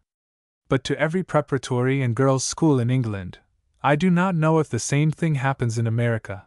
The music master comes once or twice a week, and with a fine disregard of the elementary necessities of teaching, children are called one by one, out of whatever class they happen to be attending, to have their music lesson. Either the whole of the rest of the class must mark time at some unnecessary exercise until the missing member returns, or one child must miss some stage, some explanation that will involve a weakness, a lameness for the rest of the course of instruction. Not only is the actual music lesson a nuisance in this way, but all day the school air is loaded with the oppressive tinkling of racked and rackety pianos. Nothing, I think, could be more indicative of the real value the English school proprietor sets on school teaching than this easy admission of the music master to hack and riddle the curriculum into rags. Footnote 1. Piano playing as an accomplishment is a nuisance, an encumbrance to the school course, and a specialization that surely lies within the private home province. To learn to play the piano properly demands such an amount of time and toil that I do not see how we can possibly include it in the educational scheme of the honorable citizens of the coming world state. To half learn it, to half learn anything, is a training in failure. But it is probable that a different sort of music teaching altogether, a teaching that would aim, not at instrumentalization, but at intelligent appreciation, might find a place in a complete educational scheme. The general ignorance that pervades, and in part inspires these papers, does, in the matter of music, become special, profound, and distinguished. It seems to me, however, that what the cultivated man or woman requires is the ability to read a score intelligently rather than to play it, to distinguish the threads, the values, of a musical composition, to have a quickened ear rather than a disciplined hand. I owed to my friend, Mr. Graham Wallace, the suggestion that the piano is altogether too exacting an instrument to use as the practical vehicle for such instruction, and that something simpler and cheaper, after the fashion of the old spinet, is required. Possibly some day a teacher of genius will devise and embody in a book a course of class lessons, sustained by simple practice and written work, that would attain this end. But, indeed, after all is said and done, music is the most detached and the purest of arts, the most accessory of attainments. Apart from the piano work, the special teaching of elegant accomplishments seems just at present on the wane. And on the whole, I think what one might call useful or catchpenny accomplishments are also passing their zenith: shorthand lessons, bookkeeping lessons, and such like impostures upon parental credulity. There is, however, a thing that was once done in schools as a convenient accomplishment, and which has, with that increase in communication which is the salient material fact of the 19th century, developed in Western Europe to the dimensions of a political necessity, and that is the teaching of one or more modern foreign languages. The language teaching of all previous periods has been done with a view to culture, artistic, as in the case of Elizabethan Italian, or intellectual as with English Latin. But the language teaching of today is deliberately, almost conscientiously, not for culture. It would, I am sure, be a very painful and shocking thought indeed to an English parent to think that French was taught in school with a view to reading French books. It is taught as a vulgar necessity for purposes of vulgar communication. The stirring together of the populations that is going on, the fashion and facilities for travel, the production of the radii from the trading foci, are rapidly making a commonplace knowledge of French, German, and Italian a necessity to the merchant and tradesman, and the ever more extensive traveling class. So that so far as Europe goes, one may very well regard this modern language teaching as, with the modern mathematics, an extension of the trivium, of the apparatus, that is, of thought and expression. Footnote: in the United States there is less sense of urgency about modern languages, but sooner or later the American may wake up to the need of Spanish in his educational schemes. It is an extension and a very doubtful improvement. It is a modern necessity, a rather irksome necessity, of little or no essential educational value, an unavoidable duty the school will have to perform. Footnote: in one way the foreign language may be made educationally very useful, and that is as an exercise in writing translations into good English. There are two subjects in the modern English school that stand by themselves and in contrast with anything one finds in the records of ancient and Oriental schools, as a very integral part of what is regarded as our elementary general education. They are of very doubtful value in training the mind, and most of the matter taught is totally forgotten in adult life. These are history and geography. These two subjects constitute, with English grammar and arithmetic, the four obligatory subjects for the very lowest grade of the London College of Preceptors examinations, for example. The examination papers of this body reveal the history as an affair of dated events, a record of certain wars and battles, and legislative and social matters quite beyond the scope of a child's experience and imagination. Scholastic history ends at 1700 or 1800, always long before it throws the faintest light upon modern political or social conditions. The geography is, for the most part, topography, with a smattering of quantitative facts, heights of mountains, for example, populations of countries, and lists of obsolete manufactures and obsolete trade conditions. Any one who will take the trouble to run through the textbooks of these subjects gathered together in the library of the London Teachers' Guild will find that the history is generally taught without maps, pictures, descriptive passages, or anything to raise it above the level of an arid misuse of memory. And the highest levels to which ordinary school geography has attained are to be found in the little books of the late Professor Micklejohn. These two subjects are essentially information subjects. They differ in prestige rather than in educational quality from school chemistry and natural history, and their development marks the beginning of that great accumulation of mere knowledge which is so distinctive of this present civilization. There are, no doubt, many minor subjects, but this revision will at least serve to indicate the scope and chief varieties of schoolwork. Out of some such miscellany it is that in most cases the student passes to specialization, to a different and narrower process which aims at a specific end, to the course of the college. In some cases this specialized course may be correlated with a real and present practice, as in the case of the musical, medical, and legal faculties of our universities. It may be correlated with obsolete needs and practices and regardless of modern requirements, as in the case of the student of divinity who takes his orders and comes into a world full of the ironical silences that follow great controversies. Nakedly ignorant of geology, biology, psychology, and modern biblical criticism, or it may have no definite relation to special needs, and it may profess to be an upward prolongation of schooling towards a sort of general wisdom and culture, as in the case of the British arts degrees. The ordinary Oxford, Cambridge, or London BA has a useless smattering of Greek, he cannot read Latin with any comfort, much less write or speak that tongue. He knows a few unedifying facts round and about the classical literature, he cannot speak or read French with any comfort. He has an imperfect knowledge of the English language, insufficient to write it clearly, and none of German. He has a queer, old-fashioned, and quite useless knowledge of certain rudimentary sections of mathematics, and an odd little bite out of history. He knows practically nothing of the world of thought embodied in English literature, and absolutely nothing of contemporary thought. He is totally ignorant of modern political or social science, and if he knows anything at all about evolutionary science and heredity, it is probably matter picked up in a casual way from the magazines. Art is a sealed book to him. Still, the inapplicability of his higher education to any professional or practical need in the world is sufficiently obvious, it seems, to justify the claim that it has put him on a footing of thought and culture above the level of a shopman. It is either that or nothing. And without deciding between these alternatives, we may note here for our present purpose that the conception of a general upward prolongation of schooling beyond adolescence, as distinguished from a specific upward prolongation into professional training, is necessary to the complete presentation of the school and college scheme in the modern state. There has always been a tendency to utilize the gathering together of children in schools for purposes irrelevant to schooling proper, but of some real or fancied benefit.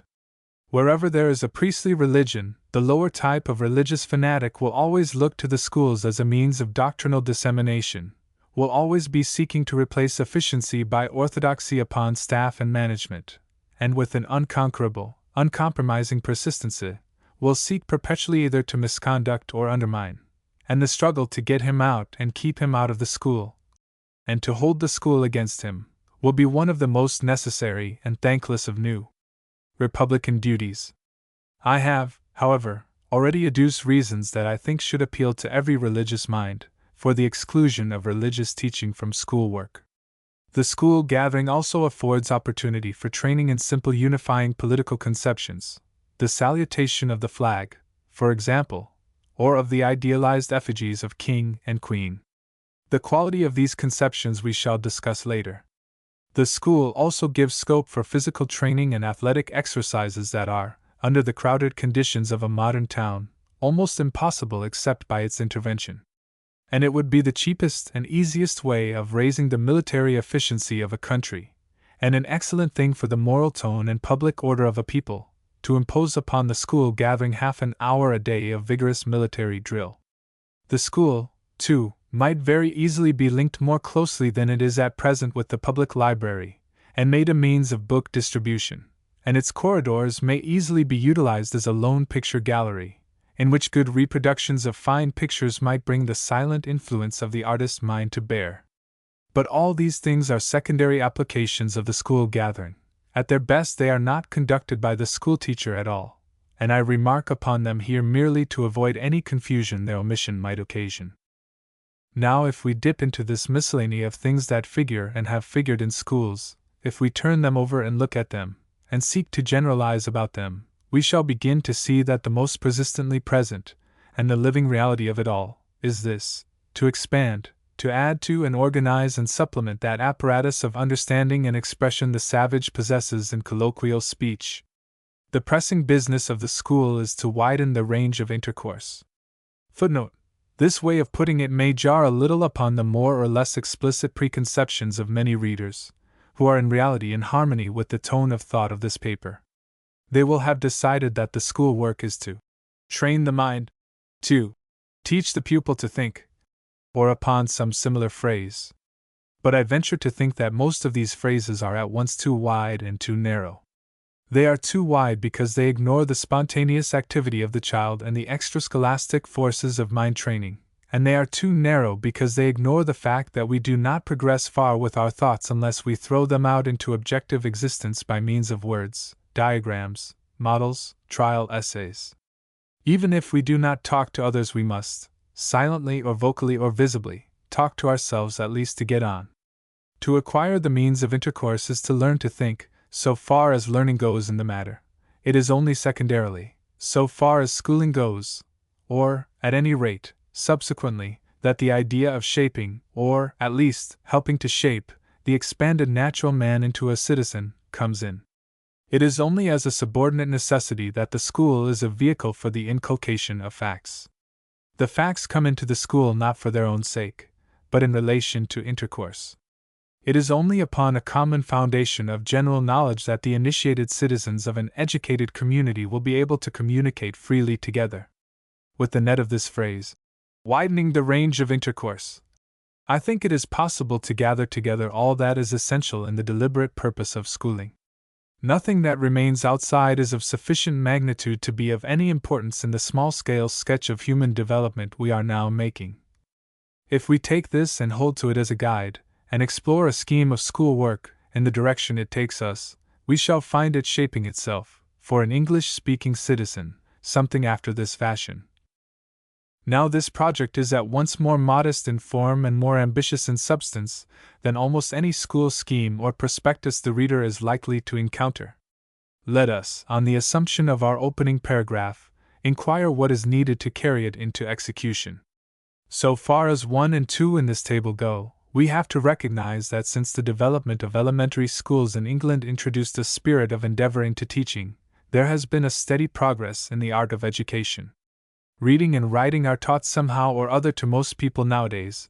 They are frequently taught quickly and well, especially well, I think, in view of the raw material, in many urban board schools in England, and there is nothing to do here but to inquire if anything can be done to make this teaching, which is so exceptional in attaining its goal, still quicker and easier, and in bringing the average up to the level of the present best. We have already suggested as the work of an imaginary English language society, how much might be done in providing everywhere, cheaply and unavoidably, the best possible reading books, and it is manifest that the standard of copybooks for writing might also be pressed upward by similar methods. In addition, we have to consider, what is to me a most uncongenial subject, the possible rationalization of English spelling. I will frankly confess I know English as much by sight as by sound, and that any extensive or striking alteration, indeed that almost any alteration, in the printed appearance of English, worries me extremely. Even such little things as Mr. Bernard Shaw's weakness for printing I, as, I, and the American favor through, and catalogue, catch at my attention as it travels along the lane of meaning, like trailing briars. But I have to admit this habit of the old spelling, which I am sure most people over 24 share with me, will trouble neither me nor any one else who reads books now, in the year 1990. I have to admit that the thing is an accident of my circumstances.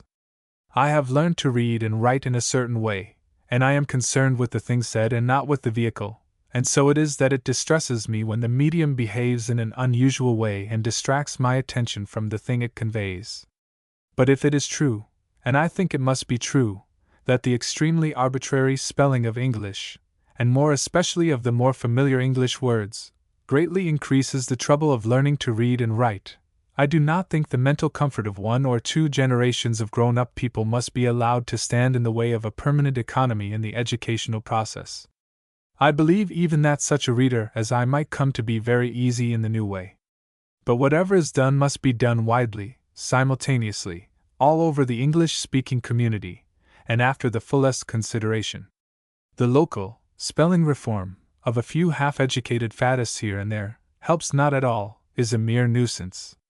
This is a thing to be worked out in a scientific way by the students of phonetics. They must have a complete alphabet settled for good, a dictionary ready, reading books well tested, the whole system polished and near perfection before the thing passes out of the specialist's hands. The really practical spelling reformer will devote his guineas to endowing chairs of phonetics and supporting publication in phonetic science, and his time to study and open-minded discussion. Such organizations as the Association Phonétique Internationale may be instanced. Systems concocted in a hurry, in a half-commercial or wholly commercial and in a wholly presumptuous manner, pushed like religious panaceas and advertised like soap, Pitman's system, Barnum's system, Quackenboss the gifted postman's system, and all that sort of thing, do nothing but vulgarize, discredit, and retard this work. Before a system of phonetic spelling can be established, it is advisable that a standard pronunciation of English should exist. With that question also these papers have already dealt. But for the sake of emphasis I would repeat here the astonishment that has grown upon me as I have given my mind to these things, that, save for local exceptions, there should be no pressure even upon those who desire to become teachers in our schools or preachers in our pulpits, to attain a qualifying minimum of correct pronunciation. Now directly we pass beyond these first three elementary matters, reading, writing, and pronunciation, and come to the fourth and fifth items of our scheme, to the complete mastery of English, that is, we come upon a difficulty that is all too completely disregarded in educational discussions, always by those who have had no real scholastic experience, and often by those who ought to know better. It is extremely easy for a political speaker or a city magnate, or a military reformer or an irresponsible writer, to proclaim that the schoolmaster must mend his ways forthwith, give up this pointless Latin of his, and teach his pupils the English language, thoroughly, with much emphasis on the thoroughly. But it is quite another thing for the schoolmaster to obey our magnificent directions. For the plain, simple, insurmountable fact is this, that no one knows how to teach English as in our vague way we critics imagine it taught, that no working schoolmaster alive can possibly give the thing the concentrated attention, the experimental years necessary for its development, that it is worth nobody's while, and that, except in a vein of exalted self-sacrifice, it will probably not be worth any one's while to do so for many years unless some new Republicans conspire to make it so. The teaching of English requires its stern, its energetic modern Renaissance schoolmasters, its set of school books, its branches and grades, before it can become a discipline, even to compare with the only subject taught with any shadow of orderly progressive thoroughness in secondary schools, namely, Latin. At present our method in English is a foolish caricature of the Latin method. We spend a certain amount of time teaching children classificatory bosh about the 8 sorts of nominative case, a certain amount of time teaching them the derivation of words they do not understand, glance shyly at Anglo-Saxon and at Grimm's Law, indulge in a specific reminiscence of the Latin method called parsing, supplement with a more modern development called the analysis of sentences, give a course of exercises in paraphrasing, for the most part the conversion of good English into bad, and wind up with lessons in composition that must be seen to be believed. Essays are produced, and the teacher noses blindly through the product for false concords, prepositions at the end of sentences, and if a person of peculiarly fine literary quality, for the word reliable and the split infinitive. These various exercises are so little parts of an articulate whole that they may be taken in almost any order and any relative quantity. And in the result, if some pupil should, by a happy knack of apprehension, win through this confusion to a sense of literary quality, to the enterprise of even trying to write, the thing is so rare and wonderful that almost inevitably he or she, in a fine outburst of discovered genius, takes to the literary life.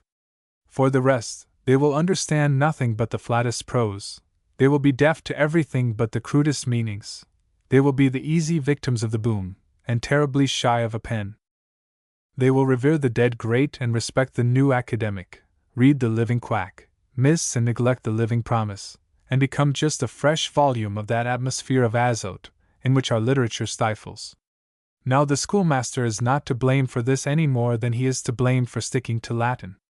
It is no more possible for schoolmasters and schoolmistresses, whose lives are encumbered with a voluminous mass of low-grade mental toil and worries and reasonable and unreasonable responsibilities, to find the energy and mental freedom necessary to make any vital changes in the methods that textbooks, traditions, and examinations force upon them, than it is for a general medical practitioner to invent and make out of the native or the steel implements some operation of frequent occurrence.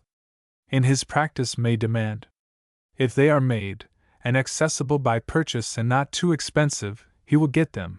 If they are not, he will have to fumble along with the next best thing, and if nothing that is any good can be got, then there is nothing for it, though he be the noblest character, the finest intelligence that ever lived behind a brass plate, but either to shirk that operation altogether or to run the chance of making a disastrous mess of it. Scolding the schoolmaster, jibing at the schoolmaster, guying, afflicting and exasperating the schoolmaster in every conceivable way, is an amusement so entirely congenial to my temperament that I do not for one moment propose to abandon it. It is a devil I have, and I admit it. He insults schoolmasters and bishops in particular, and I do not cast him out, but at the same time I would most earnestly insist that all that sort of thing does nothing whatever to advance education, that it is a mere outbreak of personal grace notes, so far as this discussion goes. The real practical needs in the matter are a properly worked out method, a proper set of school books, and then a progressive alteration of examinations in English, to render that method and that set of school books imperative. These are needs the schoolmaster and schoolmistress can do amazingly little to satisfy. Of course, when these things are ready and the pressure to enforce them begins to tell on the schools, schoolmasters and schoolmistresses, having that almost instinctive dread of any sort of change that all hard-worked and rather worried people acquire, will obstruct and have to be reckoned with. But that is a detail in the struggle and not a question of general objective. And to satisfy those real practical needs, what is wanted is in the first place an organizer, a reasonable sum of money, say £10,000 for 10 years, and access for experimental purposes to a variety of schools. This organizer would set himself to secure the whole time and energy and interest of a dozen or so of good men. They would include several expert teachers, a clear-headed pedagogic expert or so, a keen psychologist perhaps with a penetrating mind. For example, one might try and kidnap Professor William James in his next sabbatical year, 1 or 2 industrious young students, a literary critic perhaps, a philologist, a grammarian, and set them all, according to their several gifts and faculties, towards this end. At the end of the first year this organizer would print and publish for the derision of the world in general and the bitter attacks of the men he had omitted from the enterprise in particular, for review in the newspapers and for trial in enterprising schools, a course in the English language and composition. His team of collaborators, revised perhaps, probably weeded by a quarrel or so and supplemented by the ablest of the hostile critics, would then, working with all their time and energy, revise the course for the second year. And you would repeat the process for 10 years. In the end, at the cost of £100,000, really a quite trivial sum for the object in view, there would exist the scheme, the method, the primers and textbooks, the school dictionary, the examination syllabus, and all that is now needed for the proper teaching of English. You would have, moreover, in the copyrights of the course an asset that might go far to recoup those who financed the enterprise. It is precisely this difficulty about textbooks and a general scheme that is the real obstacle to any material improvement in our mathematical teaching. Professor Perry, in his opening address to the engineering section of the British Association at Belfast, expressed an opinion that the average boy of 15 might be got to the infinitesimal calculus. As a matter of fact, the average English boy of 15 has only just looked at elementary algebra. But every one who knows anything of educational science knows that by the simple expedient of throwing overboard all that non-educational, mind-sickening and complex rubbish about money and weights and measures, practice, interest, rule of 3, and all the rest of the solemn claptrap invented by the masters of the old academy for young gentlemen to fool the foolish predecessors of those who clamor for commercial education today, and by setting aside the pretense in teaching geometry, that algebraic formulae and the decimal notation are not yet invented, little boys of 9 may be got to apply quadratic equations to problems, plot endless problems upon squared paper, and master and apply the geometry covered by the earlier books of Euclid with the utmost ease. But to do this with a class of boys at present demands so much special thought, so much private planning, so much sheer toil on the part of the teacher, that it becomes practically impossible.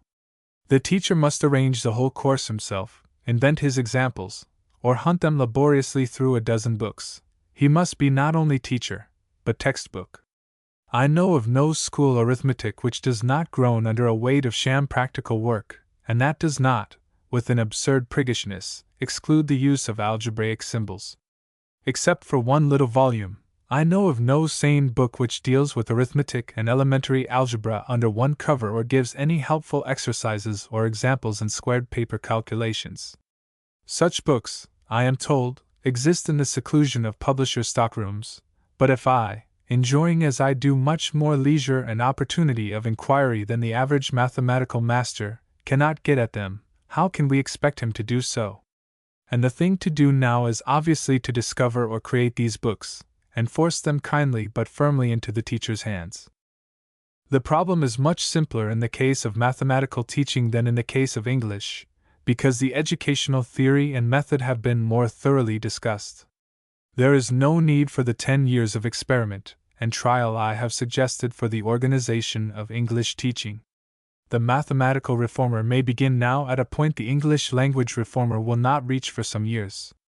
Suppose now a suitably authenticated committee were to work out, on the basis of Professor Perry's syllabus perhaps, a syllabus of school mathematics, and then make a thorough review of all the mathematical textbooks on sale throughout the English-speaking world, admitting some perhaps as of real permanent value for teaching of the new type, provisionally recognizing others as endurable, but with clear recommendations for their revision and improvement, and condemning the others specifically by name. Let them make it clear that this syllabus and report will be respected by all public examining bodies.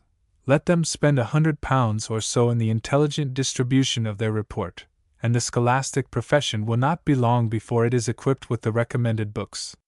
Meanwhile, the English and American scholastic publishers will become extremely active, the worn books will be revised, and new books will be written in competition for the enormous prize of the committee's final approval, an activity that a second review, after an interval of 5 or 6 years, will recognize and reward. Such measures as these will be worth reams of essays in educational papers and parents' reviews, worth thousands of inspiring and suggestive lectures at pedagogic conferences. If, indeed, such essays and such lectures do any good at all.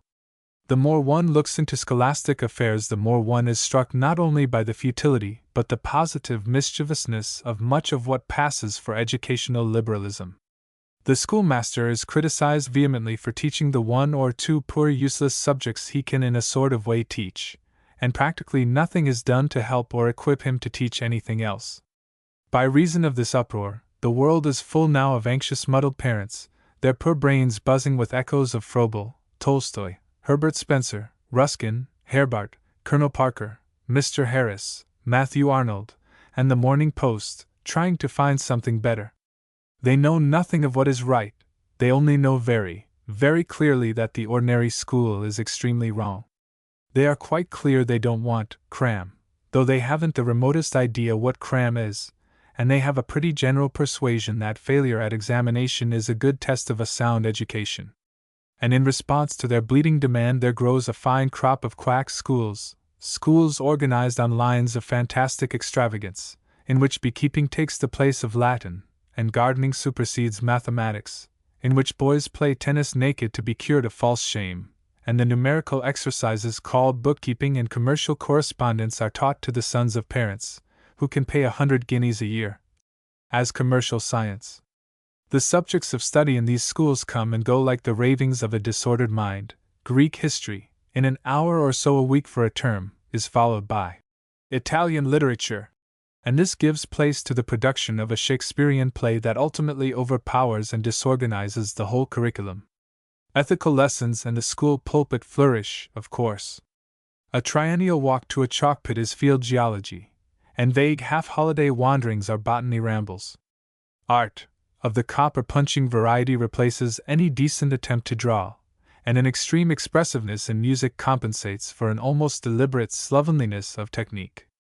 Even the ladies' seminaries of the Georgian days could scarcely have produced a parallel to the miscellaneous incapacity of the victim of these modern schools, and it becomes daily more necessary for those who have the interests of education at heart to disavow with the most unmistakable emphasis these catch-parent impostures. With the other subjects under the headings of A and B, it is not necessary to deal at any length here. Drawing begins at home, and a child should have begun to sketch freely before the formal schooling commences. It is the business of the school to teach drawing and not to teach art, which, indeed, is always an individual and spontaneous thing, and it need only concern itself directly with those aspects of drawing that require direction.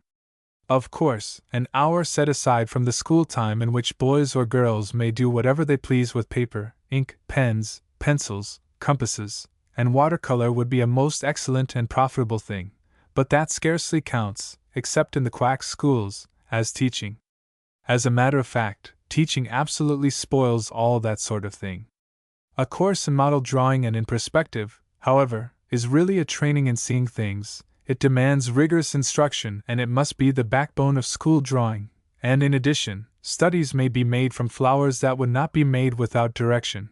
Topography, and much else, may be learned by copying good explicit maps, chronology, to supplement the child's private reading of history, by the construction of time charts, and much history also by drawing and coloring historical maps. With geometrical drawing one passes insensibly into mathematics.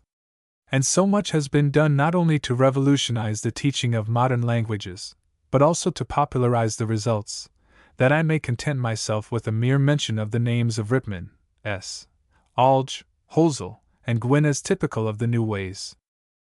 There remains the question of C, the amount of information that is to take a place in schooling.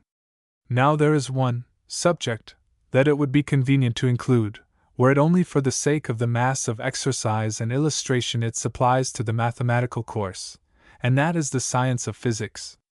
In addition, the science of physics, since it culminates in a clear understanding and use of the terminology of the aspects of energy, and a clear sense of adequate causation, is fundamentally necessary to modern thought. Practical work is, no doubt, required for the proper understanding of physical science, and so far it must enter into schooling. But it may be pointed out here that in many cases the educational faddist is overdoing the manual side of science study to a ridiculous extent. Things have altered very much at the Royal College of Science, no doubt, since my student days, but 15 years ago the courses in elementary physics and in elementary geology were quite childishly silly in this respect. Both these courses seem to have been inspired by that eminent educationist, Mr. Squeers, and the sequel to spelling, window, was always to go and clean one. The science in each course in those days could have been acquired just as well in a fortnight as in half a year. One muddled away 3 or 4 days etching a millimeter scale with hydrofluoric acid on glass, to no earthly end that I could discover, and a week or so in making a needless barometer. In the course in geology, days and days were spent in drawing ideal crystalline forms and coloring them in watercolors, apparently in order to get a totally false idea of a crystal, and weeks in the patient copying of microscopic rock sections in watercolors. Effectual measures of police were taken to prevent the flight of the intelligent student from these tiresome duties. The mischief done in this way is very great. It deadens the average students and exasperates and maddens the eager ones. I am inclined to think that a very considerable proportion of what passes as practical science work, for which costly laboratories are built and expensive benches fitted, consists of very similar solemnities, and it cannot be too strongly urged that practical work that does not illuminate is mere waste of the student's time.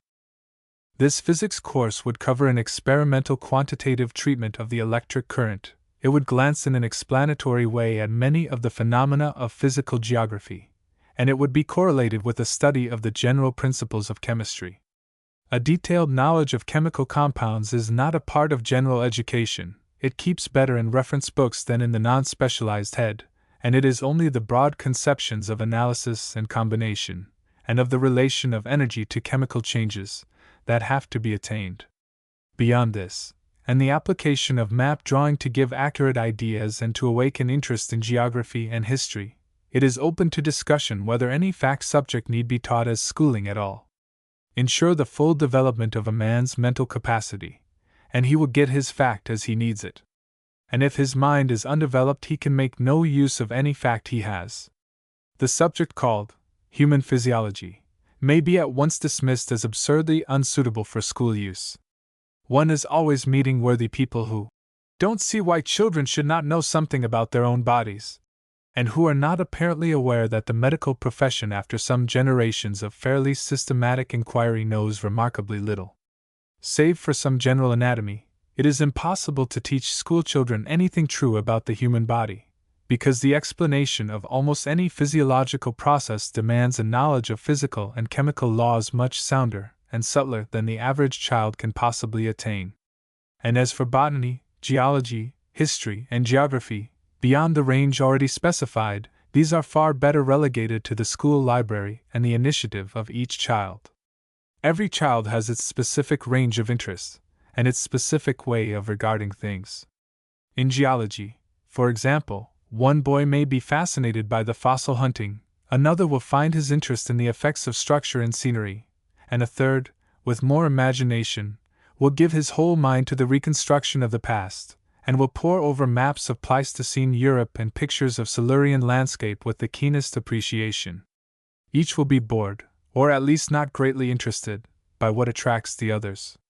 Let the children have an easily accessible library. That is the crying need of 999 out of 1,000 schools today, a need every school-seeking parent may do something to remedy. And in that library let there be one or two good densely illustrated histories, illustrated travels, bound volumes of such a publication as Noon's Wide World magazine. I name these publications haphazard. There are probably others as good or better. Hutchinson and Company's Living Animals of the World, the Rev. H. N.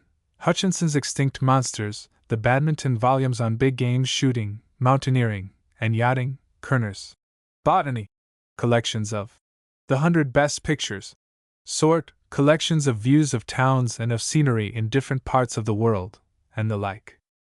Then let the schoolmaster set aside 5 hours a week as the minimum for reading, and let the pupils read during that time just whatever they like, provided only that they keep silence and read. If the schoolmaster or schoolmistress comes in at all here, it should be to stimulate systematic reading occasionally by setting a group of 5 or 6 pupils to get up some particular subject, a report on animals that might still be domesticated, for example, and by showing them conversationally how to read with a slip of paper at hand, gathering facts. This sort of thing it is impossible to reduce to method and system, and consequently it is the proper field for the teacher's initiative.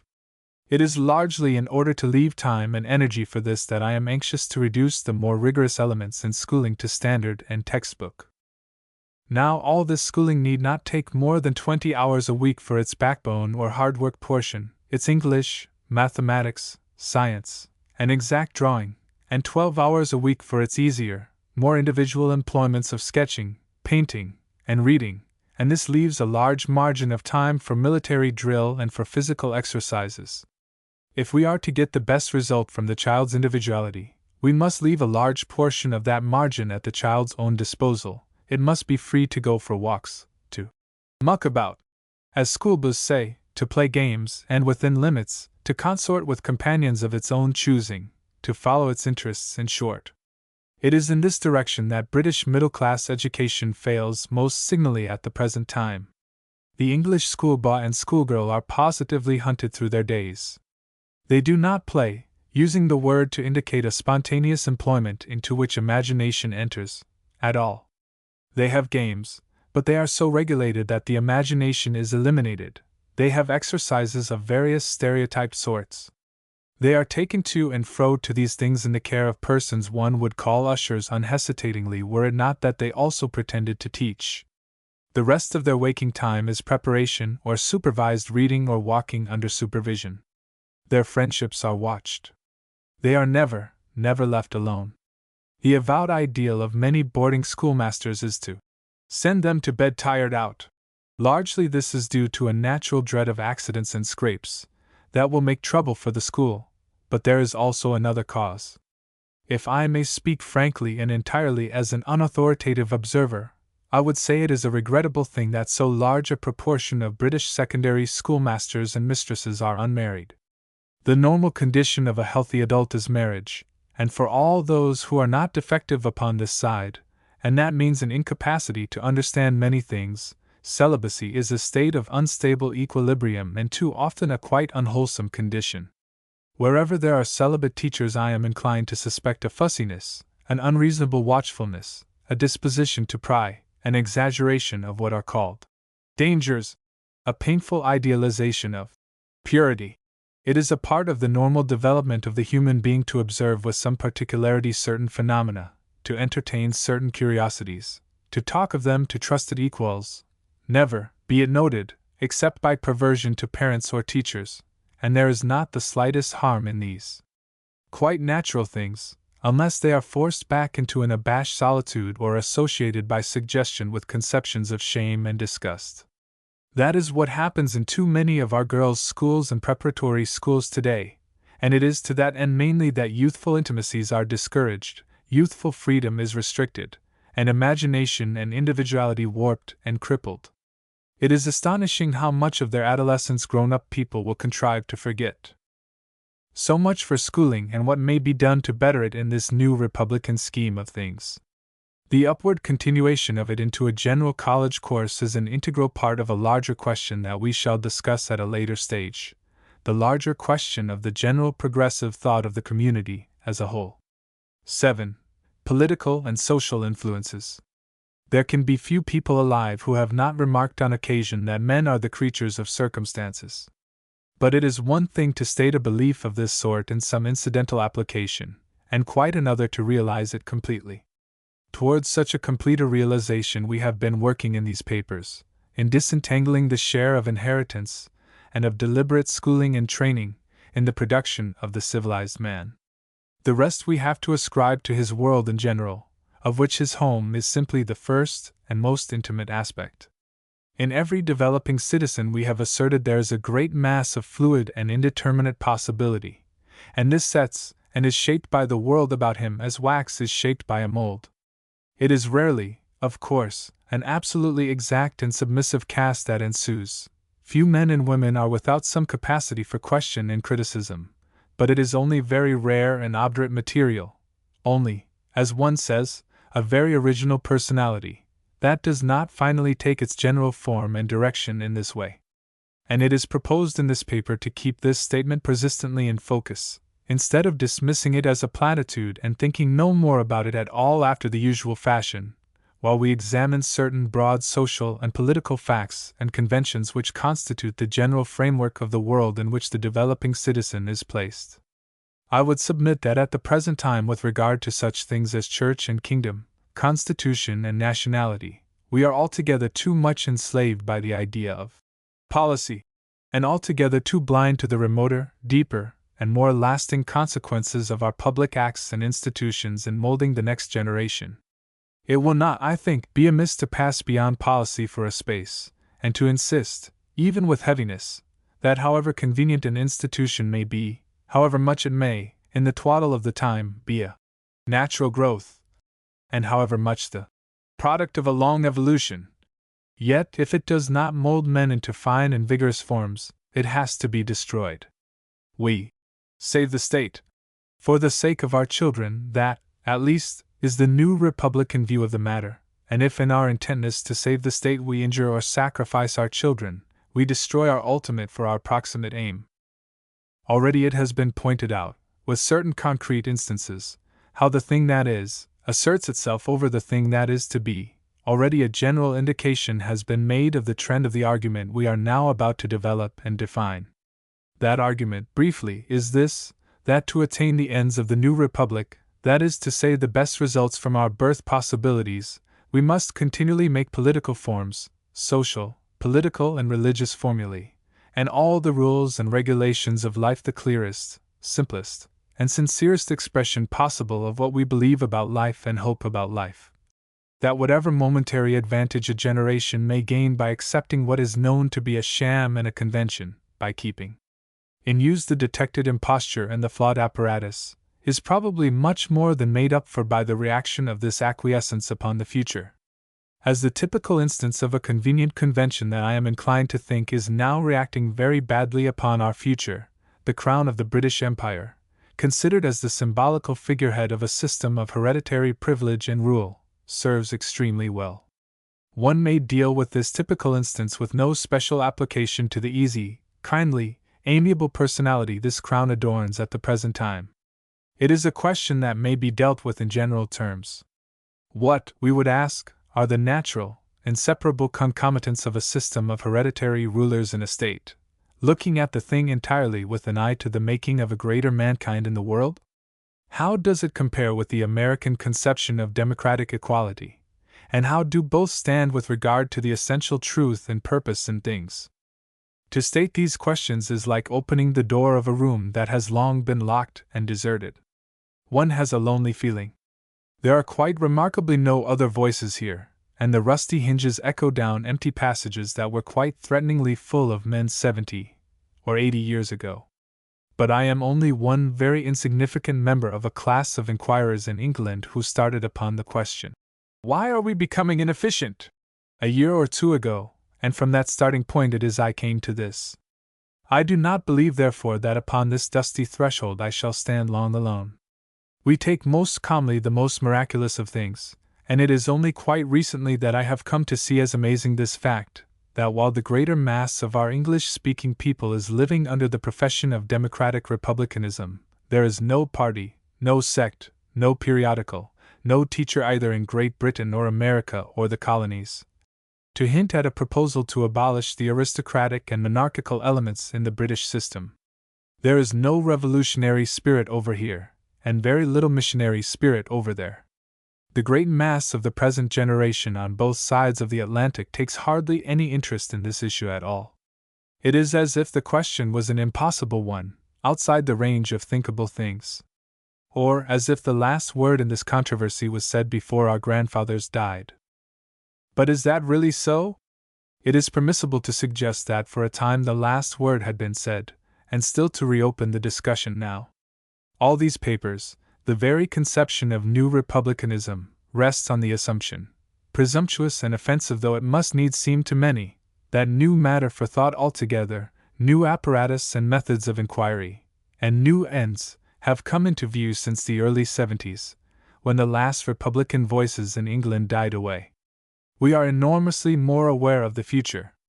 That we have already defined as the essential difference of our new outlook. Our fathers thought of the kingdom as it was to them, they contrasted with that the immediate alternative, and within these limits they were, no doubt, right in rejecting the latter.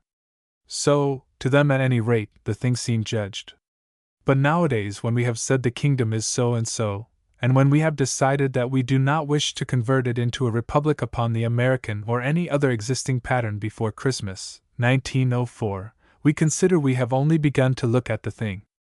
We have then to ask what is the future of the kingdom. Is it to be a permanent thing, or is it to develop into and give place to some other condition?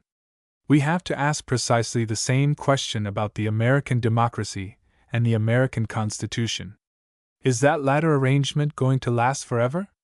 We cannot help being contributory to these developments, and if we have any pretensions to wisdom at all, we must have some theory of what we intend with regard to these things.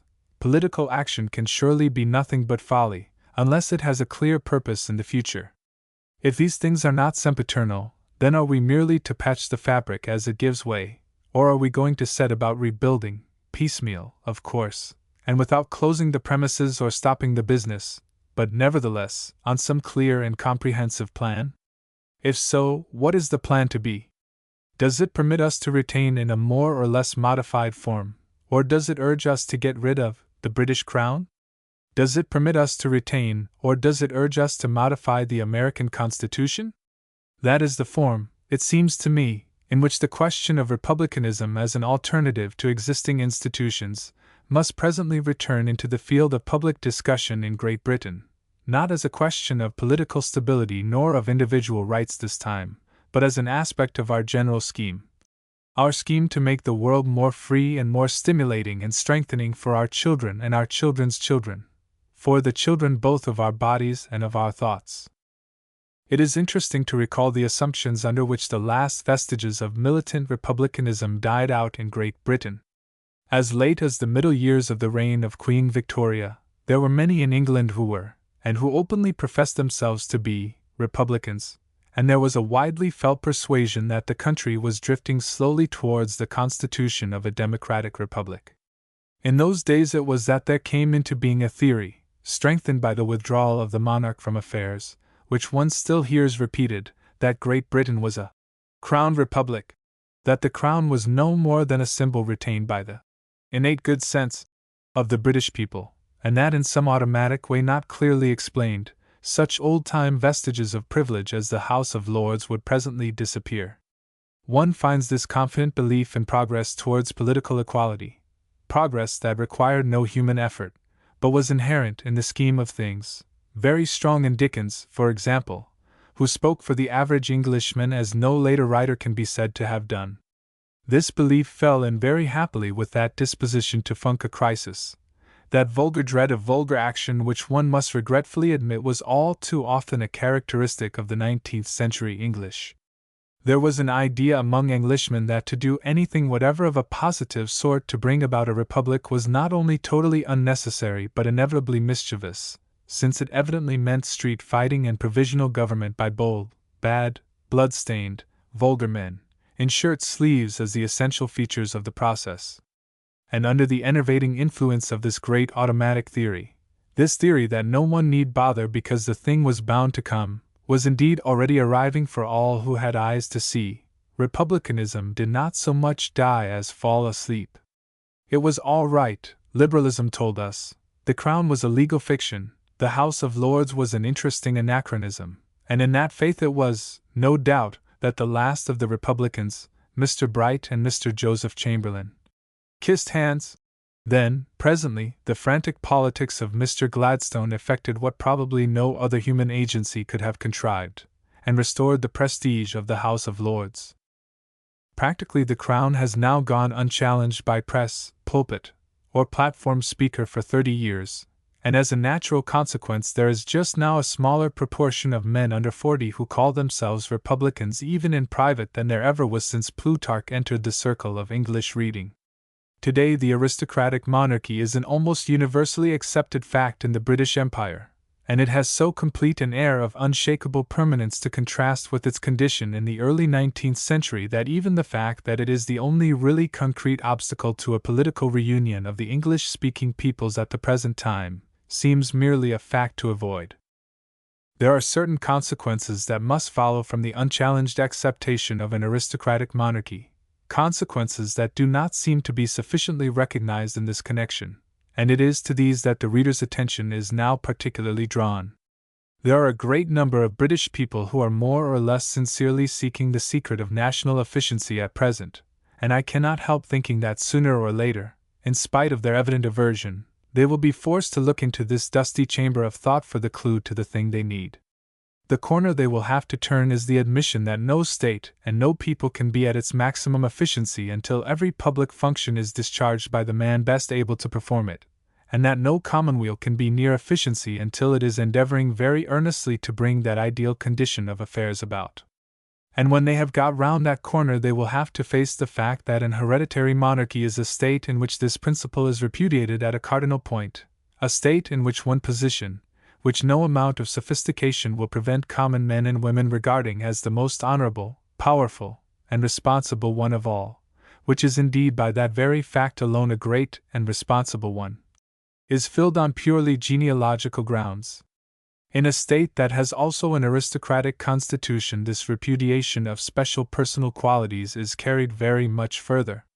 Reluctantly but certainly the seeker after national efficiency will come to the point that the aristocracy and their friends and connections must necessarily form a caste about the king, that their gradations must set the tone of the whole social body, and that their political position must enable them to demand and obtain a predominating share in any administration that may be formed. So long, therefore, As your constitution remains aristocratic, you must expect to see men of quite ordinary ability, quite ordinary energy, and no exceptional force of character, men frequently less clever and influential than their wives and lady friends, controlling the public services, a Duke of Norfolk managing so vital a business as the post office and succeeded by a Marquis of Londonderry, and a Marquis of Lansdowne organizing military affairs, and nothing short of a change in your political constitution can prevent this sort of thing. No one believes these excellent gentlemen hold these positions by merit or capacity, and no one believes that from them we are getting anything like the best imaginable services in these positions. These positions are held by the mere accident of birth, and it is by the mere accident of birth the great mass of Englishmen are shut out from the remotest hope of serving their country in such positions. And this evil of reserved places is not restricted by any means to public control. You cannot both have a system and not have a system, and the British have a system of hereditary aristocracy that infects the whole atmosphere of English thought with the persuasion that what a man may attempt is determined by his caste. It is here, and nowhere else, that the clue to so much inefficiency as one finds it in contemporary British activity lies. The officers of the British Army, instead of being sedulously picked from the whole population, are drawn from a really quite small group of families, and except for those who are called gentlemen rankers, to enlist is the very last way in the world to become a British officer. As a very natural corollary, only broken men and unambitious men of the lowest class will consent to become ordinary private soldiers, except during periods of extreme patriotic excitement. The men who enter the civil service also know perfectly well that though they may possess the most brilliant administrative powers and develop and use themselves with relentless energy, they will never win for themselves or their wives 1/10 of the public honor that comes by right to the heir to a dukedom. A dockyard hand who uses his brains and makes a suggestion that may save the country thousands of pounds will get a gratuity. Throughout all English affairs the suggestion of this political system has spread. The employer is of a different caste from his workmen, the captain is of a different caste from his crew, even the teacher's register is specially classified to prevent young gentlemen being taught by the only men who, as a class, know how to teach in England, namely, the elementary teachers. Everywhere the same thing is to be found. And while it is absurd to expect a few platitudes about freedom and snobbishness, and a few pious hopes about efficiency, to counteract the system's universal, incessant teaching, its lesson of limited effort within defined possibilities. Only under one condition may such a system rise towards anything that may be called national vigor, and that is when there exists a vigorous court which sets the fashion of hard work. A keen king, indifferent to feminine influence, may, for a time, make a keen nation, but that is an exceptional state of affairs, and the whole shape of the fabric gravitates towards relapse. Even under such an influence, the social stratification will still, in the majority of cases, prevent powers and posts falling to the best possible man. In the majority of cases, the best that can be hoped for, even then, will be to see the best man in the class privileged in relation to any particular service, discharging that service.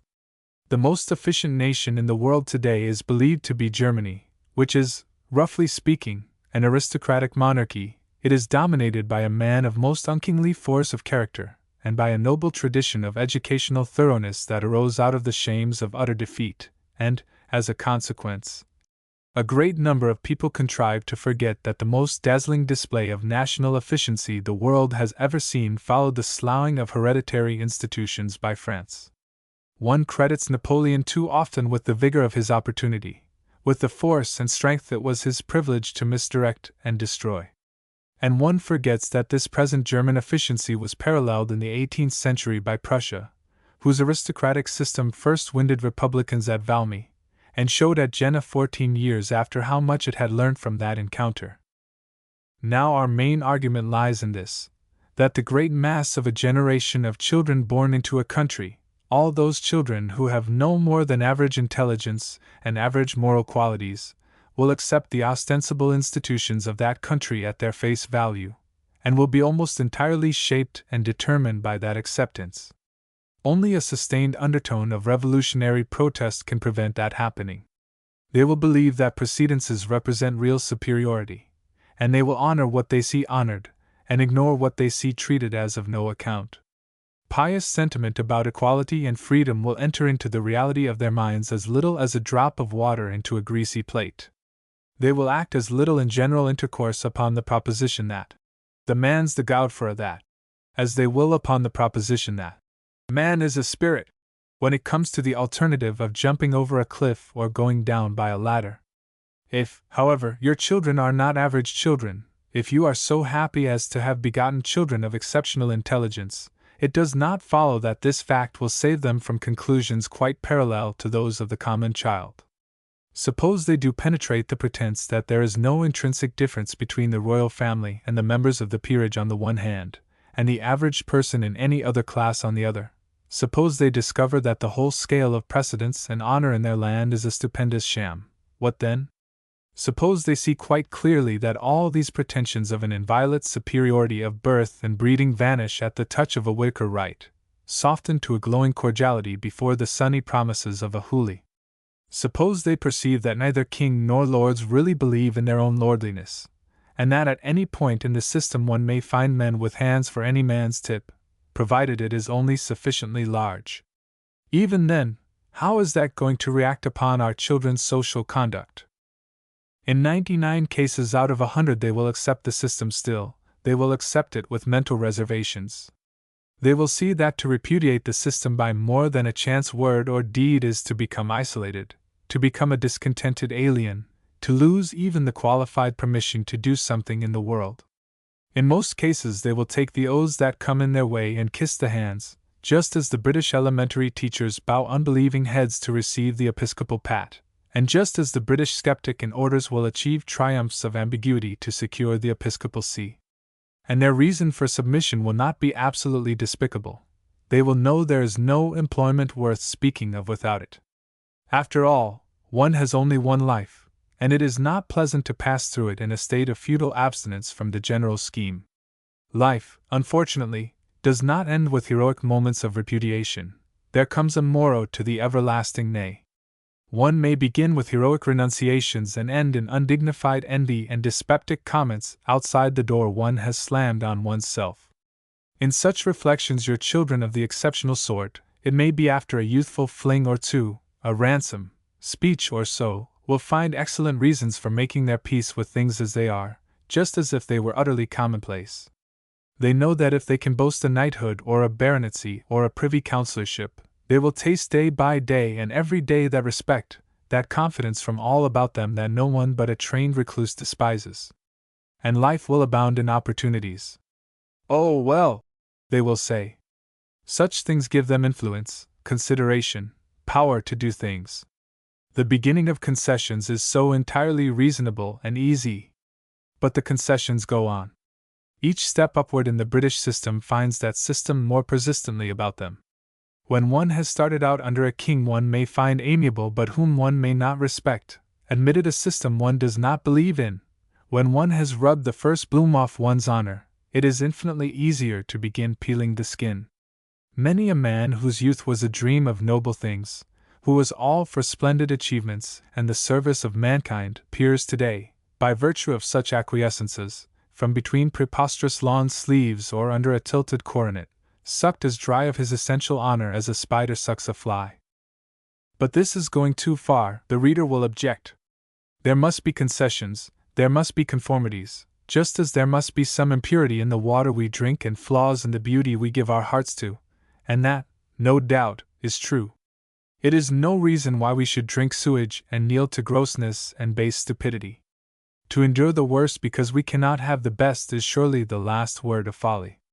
Our business as New Republicans is not to waste our lives in the pursuit of an unattainable chemical purity, but to clear the air as much as possible. Practical ethics is, after all, a quantitative science. In the reality of life there are few absolute cases, and it is foolish to forego a great end for a small concession. But to suffer so much royalty and privilege as an Englishman has to do before he may make any effectual figure in public life is not a small concession. By the time you have purchased power you may find you have given up everything that made power worth having. It would be a small concession, I admit, a mere personal self-sacrifice, to pretend loyalty, kneel and kiss hands, assist at coronation mummeries, and all the rest of it, in order, let us say, to accomplish some great improvement in the schools of the country, were it not for the fact that all these things must be done in the sight of the young, that you cannot kneel to the king without presenting a kneeling example to the people, without becoming as good a teacher of servility as though you were servile to the marrow. There lies the trouble. By virtue of this reaction it is that the shams and ceremonies we may fancy mere curious survivals, mere kinks and tortuosities, cloaks and accessories today, will, if we are silent and acquiescent, be halfway to reality again in the course of a generation. To our children they are not evidently shams, they are powerful working suggestions. Human institutions are things of life, and whatever weed of falsity lies still rooted in the ground has the promise and potency of growth. It will tend perpetually, according to its nature, to recover its old influence over the imagination, the thoughts, and acts of our children. Even when the whole trend of economic and social development sets against the real survival of such a social and political system as the British, its pretensions, its shape and implications may survive all the more disastrously because they are increasingly insincere. Indeed, in a sense, the British system, the pyramid of king, land-owning and land-ruling aristocracy, yeomen and trading middle class and laborers, is dead. It died in the 19th century under the wheels of mechanism. Footnote. I have discussed this fully in Anticipations, Chapter 3.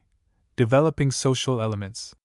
And the crude beginnings of a new system are clothed in its raiment, and greatly encumbered by that clothing. Our greatest peers are shareholders, are equipped by marriage with the wealth of Jews and Americans, are exploiters of colonial resources and urban building enterprises. Their territorial titles are a mask and a lie. They hamper the development of the new order, but they cannot altogether prevent the emergence of new men. The new men come up to power one by one, from different enterprises, with various traditions, and one by one, before they can develop a sense of class distinction and collective responsibility, the old system with its organized society captures them. If it finds the man obdurate, it takes his wife and daughters, and it waylays his sons. Footnote. It is not only British subjects that are assimilated in this way. The infection of the British system, the annexation of certain social strata in the Republic by the British Crown, is a question for every thoughtful American. America is less and less separate from Europe, and the social development of the United States cannot be a distinct process. It is inevitably bound up in the general social development of the English-speaking community. The taint has touched the American Navy, for example, and there are those who discourage promotion from the ranks, the essential virtue of the democratic state, because men so promoted would be at a disadvantage when they met the officers of foreign navies, who were by birth and training gentlemen. When they met them socially no doubt was meant, in war the disadvantage might prove the other way about, because the hereditary kingdom and aristocracy of Great Britain is less and less representative of economic reality, more and more false to the real needs of the world. It does not follow that it will disappear, any more than malarial fever will disappear from a man's blood because it is irrelevant to the general purpose of his being. These things will only go when a sufficient number of sufficiently capable and powerful people are determined they shall go. Until that time they will remain with us, influencing things about them for evil, as it lies in their nature to do. Before, however, any sufficiently great and capable body of men can be found to abolish these shams that must necessarily hamper and limit the development of our children, it is necessary that they should have some clear idea of the thing that is to follow, and the real security of these obsolete institutions lies very largely in the fact that at present the thing that is to follow does not define itself. It is too commonly assumed that the alternative to a more or less hereditary government is democratic republicanism of the American type, and the defense of the former consists usually in an indictment of the latter, complicated in very illogical cases by the assertion, drawn from the French instance, that republics are unstable. But it does not follow that because one condemns the obvious shams of the British system that one must accept the shams of the United States. While in Great Britain we have a system that masks and hampers the best of our race under a series of artificial inequalities, the United States theory of the essential equality of all men is equally not in accordance with the reality of life. In America, just as in England, the intelligent child grows up to discover that the pretensions of public life are not justified, and quite equally to be flawed in thought and action by that discovery. The American atmosphere has one great and indisputable superiority over the British. It insists upon the right of every citizen, it almost presents it as a duty, to do all that he possibly can do. It holds out to him even the highest position in the state as a possible reward for endeavor. Up to the point of its equality of opportunity, surely no sane Englishman can do anything but envy the American state. In America, presumption is not a sin. All the vigorous enterprise that differentiates the American from the Englishman in business flows quite naturally from that. All the patriotic force and loyalty of the common American, which glows beside the English equivalent as the sun beside the moon, glows even oppressively. But apart from these inestimable advantages, I do not see that the American has much that an Englishman need envy. There are certainly points of inferiority in the American atmosphere, influences in development that are bad, not only in comparison with what is ideally possible, but even in comparison with English parallels. For example, the theory that every man is as good as his neighbor, and possibly a little better, has no check for fools, and instead of the respectful silences of England there seems, to the ordinary English mind, an extraordinary quantity of crude and unsound judgments in America. One gets an impression that the sort of mind that is passively stupid in England is often actively silly in America, and, as a consequence, American newspapers, American discussions, American social affairs are pervaded by a din that in England we do not hear and do not want to hear. The real and steady development of American scientific men is masked to the European observer, and it must be greatly hampered by the copious silliness of the amateur discoverer, and the American crop of new religions and new enthusiasms is a horror and a warning to the common British intelligence. Many people whose judgments are not absolutely despicable hold the theory that unhampered personal freedom for 100 years has made out of the British type, a type less deliberate and thorough in execution and more noisy and pushful in conduct, restless rather than indefatigable, and smart rather than wise. If 99 people out of the 100 in our race are vulgar and unwise, it does seem to be a fact that while the English fool is generally a shy and negative fool anxious to hide the fact, the American fool is a loud and positive fool, who swamps much of the greatness of his country to many a casual observer from Europe altogether.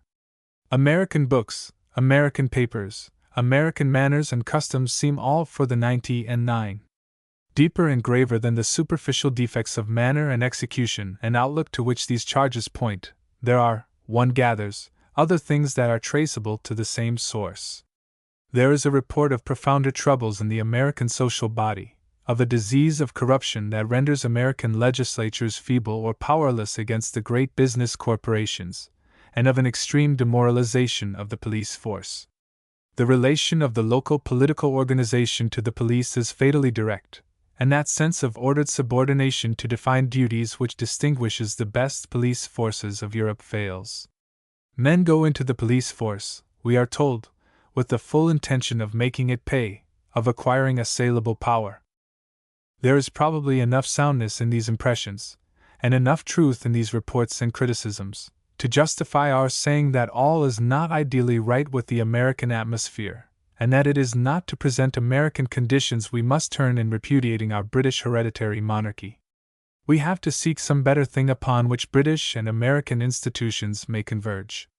The American personal and social character, just like the English personal and social character, displays very grave defects, defects that must now be reflected upon, and must be in course of acquisition by the children who are growing up in the American state. And since the American is still predominantly of British descent, and since he has not been separated long enough from the British to develop distinct inherited racial characteristics, and moreover, since his salient characteristics are in sharp contrast with those of the British, it follows that the difference in his character and atmosphere must be due mainly to his different social and political circumstances. Just as the relative defects of the common British, their apathy, their unreasoning conservatism, and their sordid scorn of intellectual things is bound up with their politico-social scheme, so, I believe, the noisiness, the mean practicalness, and the dyspeptic driving restlessness that are the shadows of American life, are bound up with the politico-social condition of America. The Englishman sticks in the mud, and the American, with a sort of violent meanness, cuts corners, and in both cases it is quite conceivable that the failure to follow the perfect way is really no symptom of a divergence of blood and race, but the natural and necessary outcome of the mass of suggestion about them that constitutes their respective worlds. The young American grows up into a world pervaded by the theory of democracy, by the theory that all men must have an equal chance of happiness, possessions, and power, and in which that theory is expressed by a uniform equal suffrage. No man shall have any power or authority save by the free consent and delegation of his fellows. That is the idea, and to the originators of this theory it seemed as obvious as anything could be that these suffrages would only be given to those who did really serve the happiness and welfare of the greatest number. The idea was reflected in the world of business by a conception of free competition. No man should grow rich except by the free preference of a great following of customers. Such is still the American theory, and directly the intelligent young American grows up to hard facts he finds almost as much disillusionment as the intelligent young Englishman. He finds that in practice the free choice of a constituency reduces to 2 candidates, and no more, selected by party organizations, and the free choice of the customer to the goods proffered by a diminishing number of elaborately advertised businesses. He finds political instruments and business corporations interlocking altogether beyond his power of control, and that the 2 ways to opportunity, honor, and reward are either to appeal coarsely to the commonest thoughts and feelings of the vulgar as a political agitator or advertising trader, or else to make his peace with those who do. And so he, too, makes his concessions. They are different concessions from those of the young Englishman, but they have this common element of gravity, that he has to submit to conditions in which he does not believe, he has to trim his course to a conception of living that is perpetually bending him from the splendid and righteous way. The Englishman grows up into a world of barriers and locked doors, the American into an unorganized, struggling crowd. There is an enormous premium in the American's world upon force and dexterity, and force in the case of common men too often degenerates into brutality, and dexterity into downright trickery and cheating. He has got to be forcible and dexterous within his self-respect if he can. There is an enormous discount on any work that does not make money or give a tangible result, and except in the case of those whose lot has fallen within certain prescribed circles, certain oases of organized culture and work, he must advertise himself even in science or literature or art as if he were a pill. There is no recognition for him at all in the world, except the recognition of everybody. There will be neither comfort nor the barest respect for him, however fine his achievement, unless he makes his achievement known, unless he can make enough din about it, to pay. He has got to shout down 99 shouting fellow citizens. That is the cardinal fact in life for the great majority of Americans who respond to the stirrings of ambition. If in Britain capacity is discouraged because honors and power go by prescription, in America it is misdirected because honors do not exist and power goes by popular election and advertisement.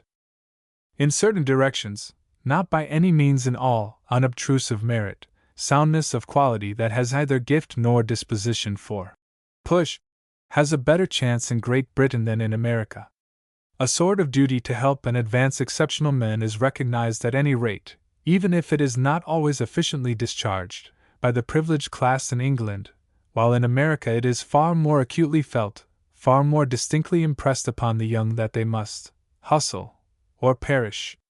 It will be argued that this enumeration of American and British defects is a mere expansion of that familiar proposition of the logic textbooks. All men are mortal. You have here, says the objector, one of 2 alternatives: either you must draw your administrators, your legislators, your sources of honor and reward from a limited, hereditary, and specially trained class, who will hold power as a right, or you must rely upon the popular choice exercised in the shop and at the polling booth. What else can you have but inheritance or election, or some blend of the 2, blending their faults? Each system has its disadvantages, and the disadvantages of each system may be minimized by education, in particular by keeping the culture and code of honor of your ruling class high in the former case and by keeping your common schools efficient in the latter. But the essential evils of each system are, essential evils, and one has to suffer them and struggle against them, as one has to struggle perpetually with the pathogenic bacteria that infest the world. The theory of monarchy is, no doubt, inferior to the democratic theory in stimulus, but the latter fails in qualitative effect much more than the former. There, the objector submits, lies the quintessence of the matter. Both systems need watching, need criticism, the pruning knife and the stimulant, and neither is bad enough to justify a revolutionary change to the other. In some such conclusion as this, most of the English people with whom one can discuss this question have come to rest, and it is to this way of looking at the matter that one must ascribe the apathetic acquiescence in the British hereditary system, upon which I have already remarked. There is a frank and excessive admission of every real and imaginary fault of the American system, and with the proposition that we are on the horns of a dilemma, the discussion is dismissed. But are we indeed on the horns of a dilemma, and is there no alternative to hereditary government tempered by elections, or government by the ward politician and the polling booth?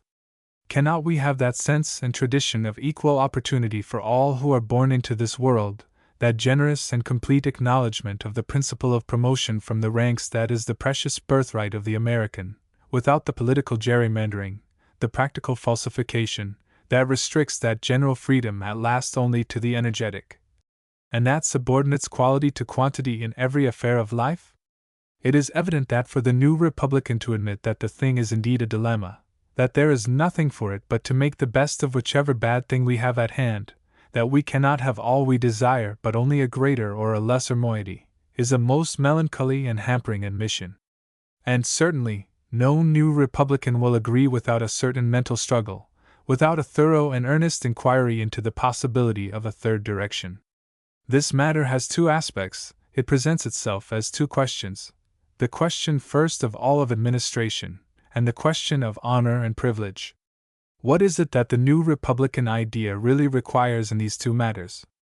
In the matter of administration, it requires that every child growing up in a state should feel that he is part owner of his state, completely free in his membership, and equal in opportunity to all other children, and it also wants to secure the management of affairs in the hands of the very best men, not the noisiest, not the richest or most skillfully advertised, but the best.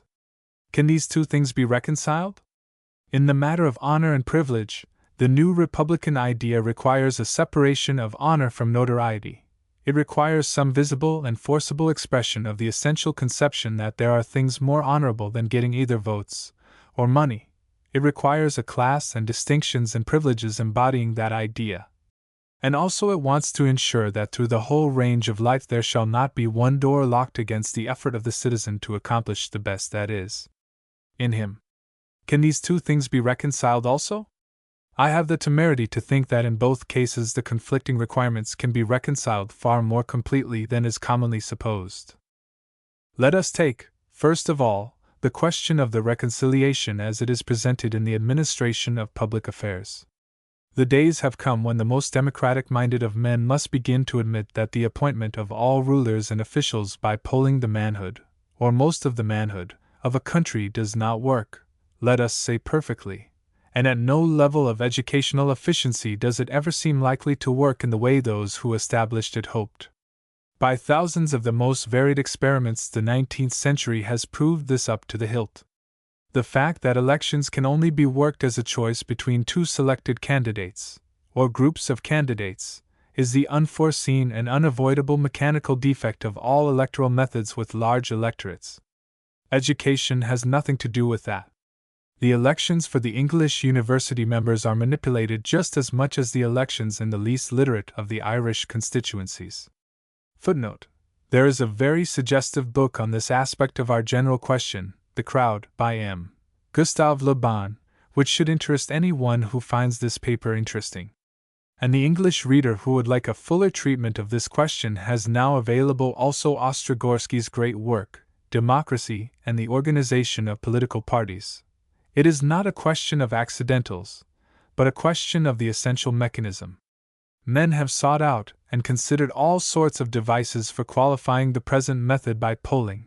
Mills's plural voting for educated men will occur to the reader, Hare's system of vote collection, and the negative voting of Dr. Grease, and the defects of these inventions have been sufficiently obvious to prevent even a trial. The changes have been rung upon methods of counting, cumulative votes, and the prohibition of plumping, and so on, have been tried without any essential modification of the results. There are various devices for introducing stages in the electoral process.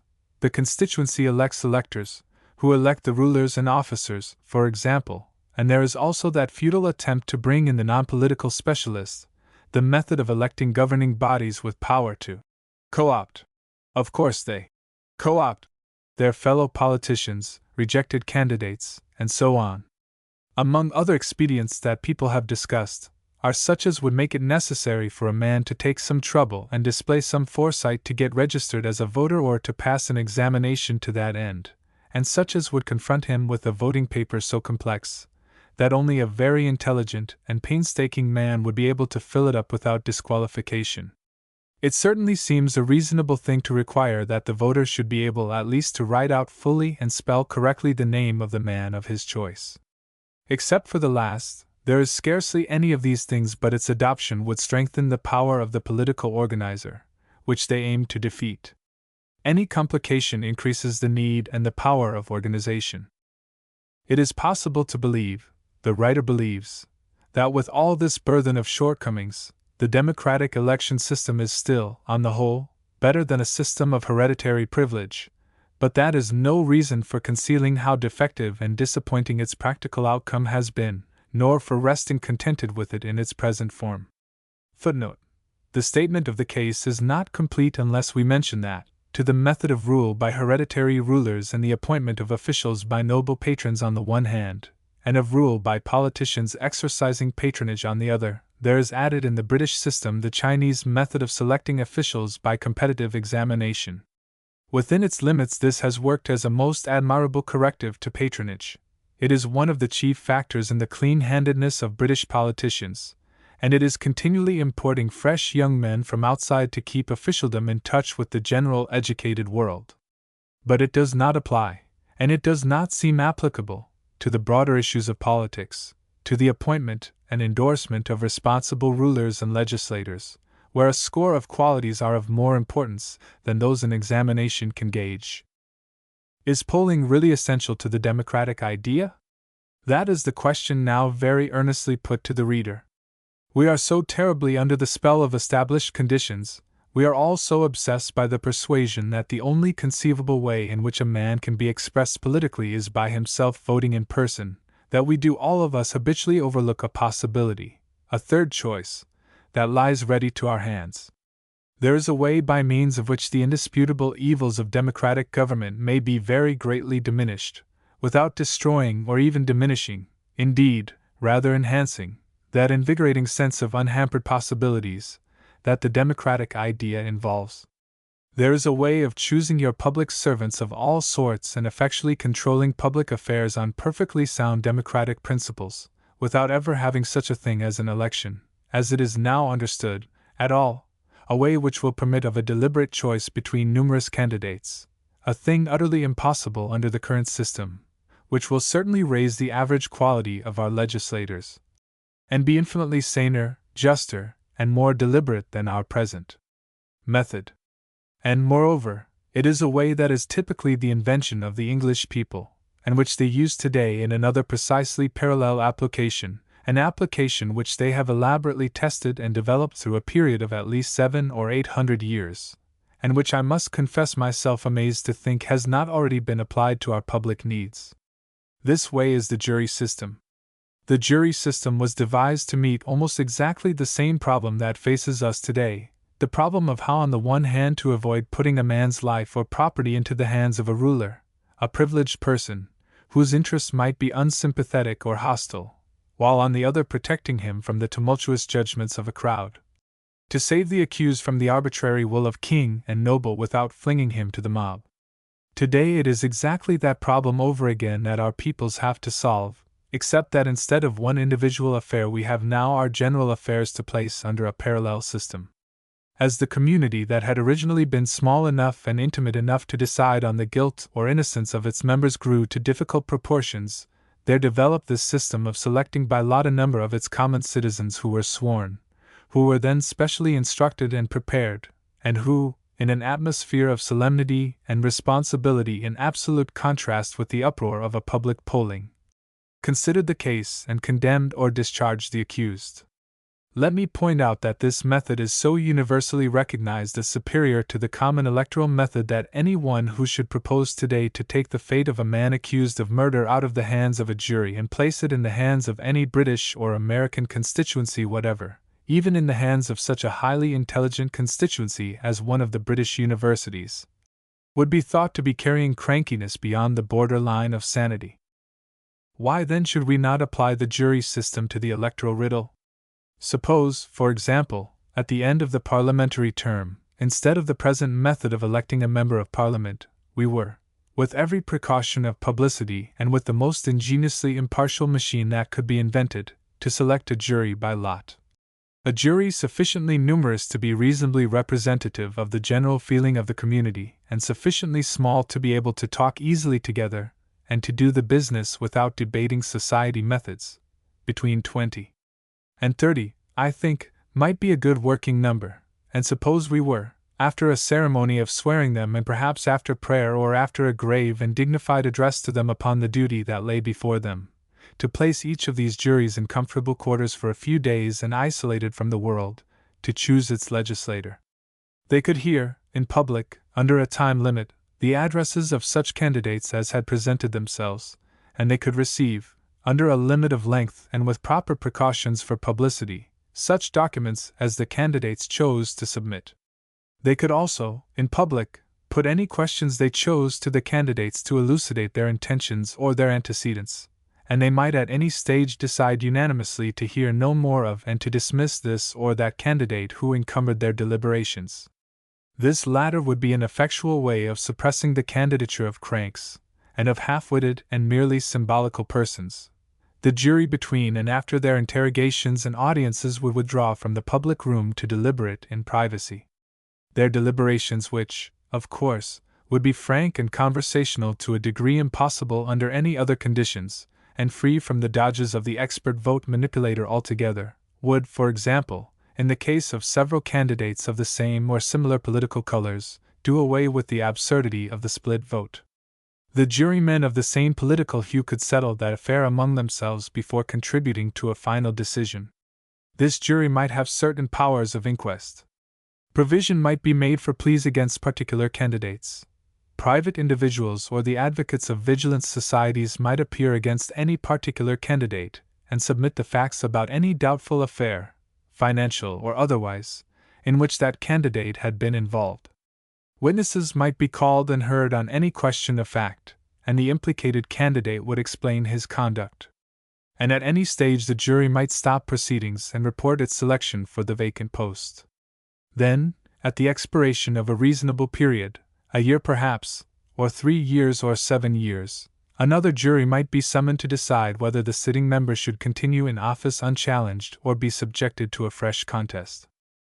This suggestion is advanced here in this concrete form merely to show the sort of thing that might be done.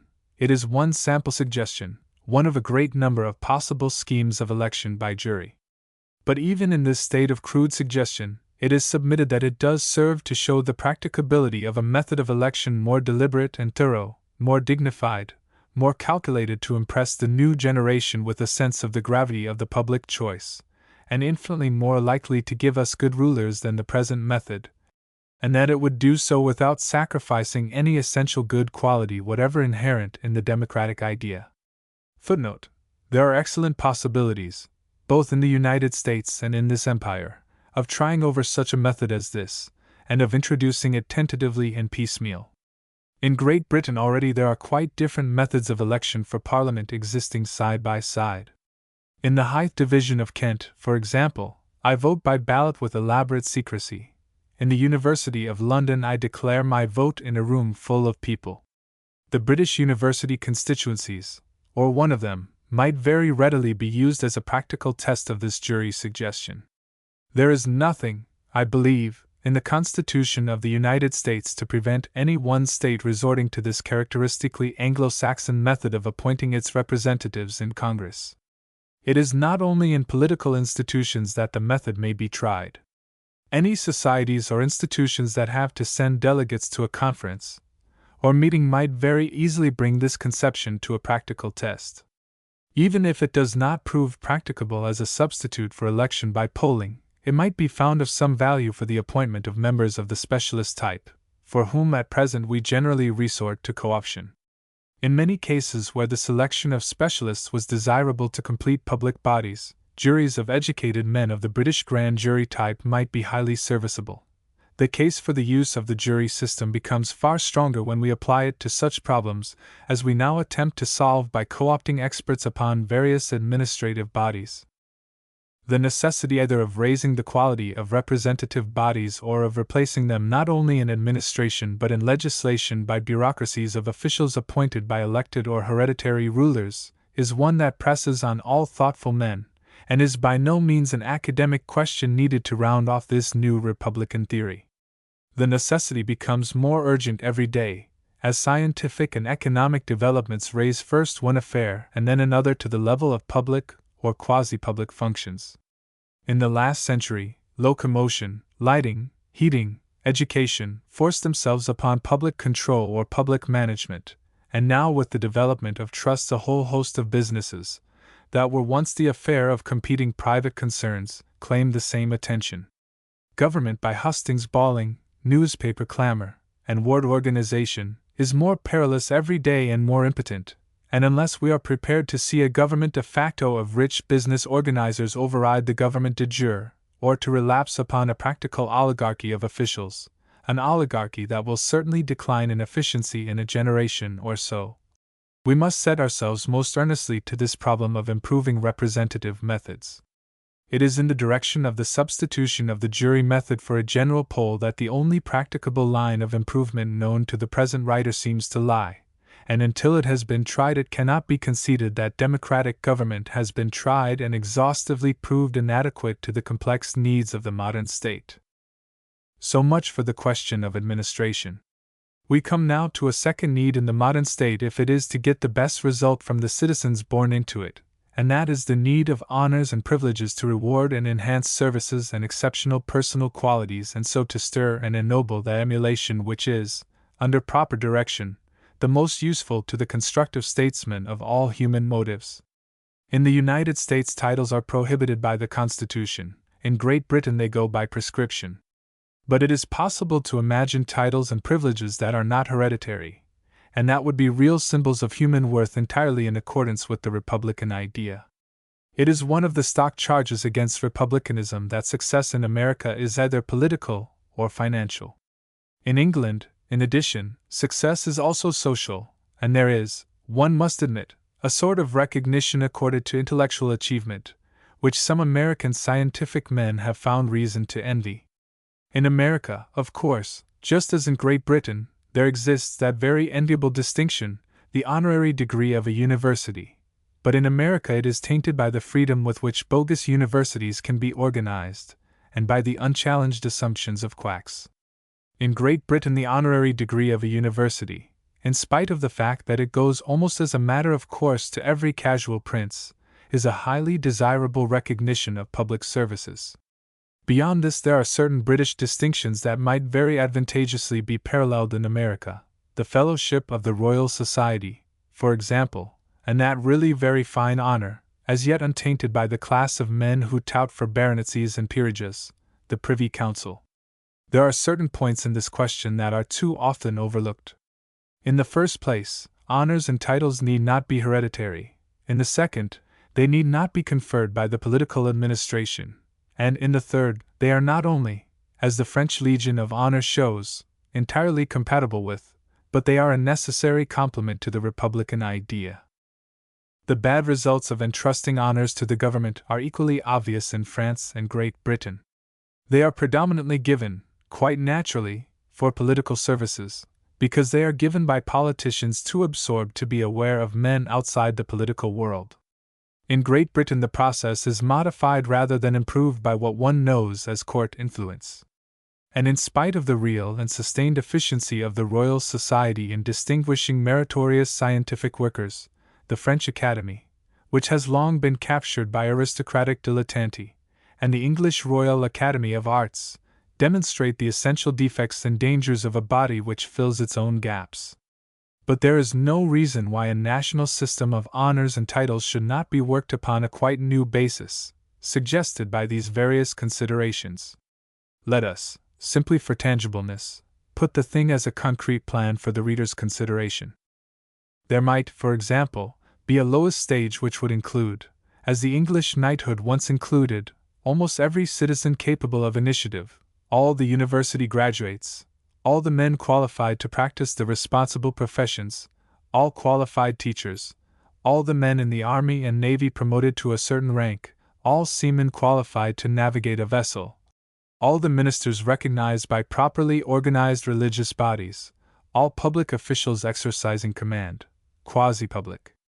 Organizations might nominate a certain proportion of their staffs, and organized trade unions with any claim to skill, a certain proportion of their men, their decent men, and every artist or writer who could submit a passable diploma work. It would be, in fact, a mark set upon every man or woman who was qualified to do something or who had done something, as distinguished from the man who had done nothing in the world. The mere common unenterprising esurient man. It might carry many little privileges in public matters. For instance, it might qualify for certain electoral juries. And from this class the next rank might easily be drawn in a variety of ways. In a modern democratic state there must be many fountains of honor. That is a necessity upon which one cannot insist too much. There must be no court, no gang, no traditional inalterable tribunal. Local legislative bodies, for example, in America, state legislatures, and in England, county councils, might confer rank on a limited number of men or women yearly. Juries drawn from certain special constituencies, from the roll of the medical profession, or from the army, might assemble periodically to nominate their professional best. The Foreign or Colonial Office might confer recognition for political services. The university governing bodies might be entrusted with the power, just as in the Middle Ages many great men could confer knighthood. From among these distinguished gentlemen of the second grade still higher ranks might be drawn. Local juries might select a local chief dignitary as their earl, let us say, from among the resident men of rank, and there is no reason why certain great constituencies, the medical calling, the engineers, should not specify one or two of their professional leaders, their dukes. There are many occasions of local importance when an honorable figurehead is needed. The British fall back on the local hereditary peer or invite a prince, too often some poor creature great only by convention, and what the Americans do I do not know, unless they use a boss. There are many occasions of something more than ceremonial importance when a responsible man publicly honored and publicly known, and not a professional politician, is of the utmost convenience. And there are endless affairs, lists, gatherings, when the only alternative to rank is scramble. For myself, I would not draw the line at such minor occasions for precedence. A second chamber is an essential part of the political scheme of all the English-speaking communities, and almost always it is intended to present stabler interests and a smaller and more selected constituency than the lower house. From such a life nobility, as I have sketched, a second chamber could be drawn much as the Irish representative peers in the House of Lords are drawn from the general peerage of Ireland. It would be far less party-bound and far less mercenary than the American Senate, and far more intelligent and capable than the British House of Lords. And neither of these bodies could be brought under a process of deliberate conversion in this direction with scarcely any revolutionary shock at all. Footnote: in the case of the House of Lords, for example, the process of conversion might begin by extending the Scotch and Irish system to England, and substituting a lesser number of representative peers for the existing English peerage. Then it would merely revive a question that was already under discussion in Middle Victorian times, to create non-hereditary peerages in the three kingdoms. The several privy councils might next be added to the three national constituencies by which and from which the representative peers were appointed, and then advisory boards might be called from the various universities and organized professions, and from authoritative colonial bodies to recommend men to be added to the voting peerage. Life peers already exist. The law is represented by life peers. The Lords Spiritual are representative life peers. They are the senior bishops, and they are appointed to represent a corporation, the established church. So a generally non-hereditary functional nobility might come into being without any violent break with the present condition of things. The conversion of the American Senate would be a more difficult matter, because the method of appointment of senators is more stereotyped altogether, and, since 1800, unhappily quite bound up with the political party system. The Senate is not a body of varied and fluctuating origins into which new elements can be quietly inserted. An English writer cannot estimate how dear the sacred brace of senators for each state may, or may not be to the American heart. But the possibility of Congress delegating the power to appoint additional senators to certain non-political bodies, or to juries of a specific constitution, is at least thinkable as the beginning of a movement that would come at last into parallelism with that in the British Empire. When these issues of public honor and efficient democratic administration have begun to move towards a definite solution, the community will be in a position to extend the operation of the new methods towards a profounder revolution, the control of private property. We are all socialists nowadays, and it is needless, therefore, to argue here at any length to establish the fact that beyond quite personal belongings all property is the creation of society, and in reality no more than an administrative device. At present, in spite of some quite hideous and mischievous local aspects, the institution of property, even in land and the shares of quasi-public businesses, probably gives as efficient a method of control, and even it may be a more efficient method of control than any that could be devised to replace it under existing conditions. We have no public bodies and no methods of check and control sufficiently trustworthy to justify extensive expropriations. Even the municipalization of industries needs to go slowly until municipal areas have been brought more into conformity with the conditions of efficient administration. Areas too cramped and areas that overlap spell waste and conflicting authorities, and premature municipalization in such areas will lead only to the final triumph of the private company. Political efficiency must precede socialism. Footnote: see Appendix I. But there can be no doubt that the spectacle of irresponsible property is a terribly demoralizing force in the development of each generation. It is idle to deny that property, both in Great Britain and America, works out into a practical repudiation of that equality political democracy so eloquently asserts. There is a fatalistic submission to inferiority on the part of an overwhelming majority of those born poor. They hold themselves cheap in countless ways, and they accept as natural the use of wealth for wanton pleasure and purposes absolutely mischievous. They despair of effort in the public service, and find their only hope in gambling, sharp greedy trading, or in base acquiescences to the rich. The good new Republican can only regard our present system of property as a terribly unsatisfactory expedient, and seek with all his power to develop a better order to replace it. There are certain lines of action in this matter that cannot but be beneficial, and it is upon these that the new Republican will, no doubt, go. One excellent thing, for example, would be to insist that beyond the limits of a reasonable amount of personal property, the community is justified in demanding a much higher degree of efficiency in the property holder than in the case of the common citizen, to require him or her to be not only sane but capable, equal mentally and bodily to a great charge. The heir to a great property should possess a satisfactory knowledge of social and economic science, and should have studied with a view to his great responsibilities. The age of 21 is scarcely high enough for the management of a great estate, and to raise the age of free administration for the owners of great properties, and to specify a superannuation age would be a wise and justifiable measure. Footnote: something of the sort is already secured in France by the power of the Conseil de Famille to expropriate a spendthrift. There should also be a possibility of intervention in the case of maladministration, and a code of offenses.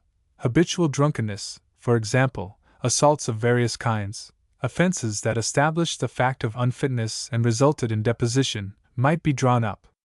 It might be found desirable in the case of certain crimes and misdemeanors, to add to existing penalties the transfer of all real or share properties to trustees.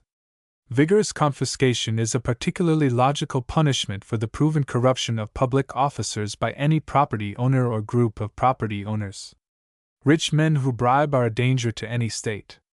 Beyond the limits of lunacy, it might be possible to define a condition of malignancy or ruthlessness that would justify confiscation. Attempts to form corners in the necessities of life, for example, could be taken as evidence of such a condition.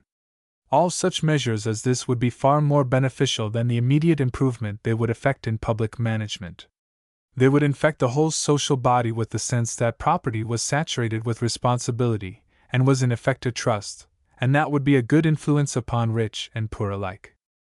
Moreover, as public bodies became more efficient and more trustworthy, the principle already established in British social polity by Sir William Vernon Harcourt's death duties, the principle of whittling great properties at each transfer, might be very materially extended.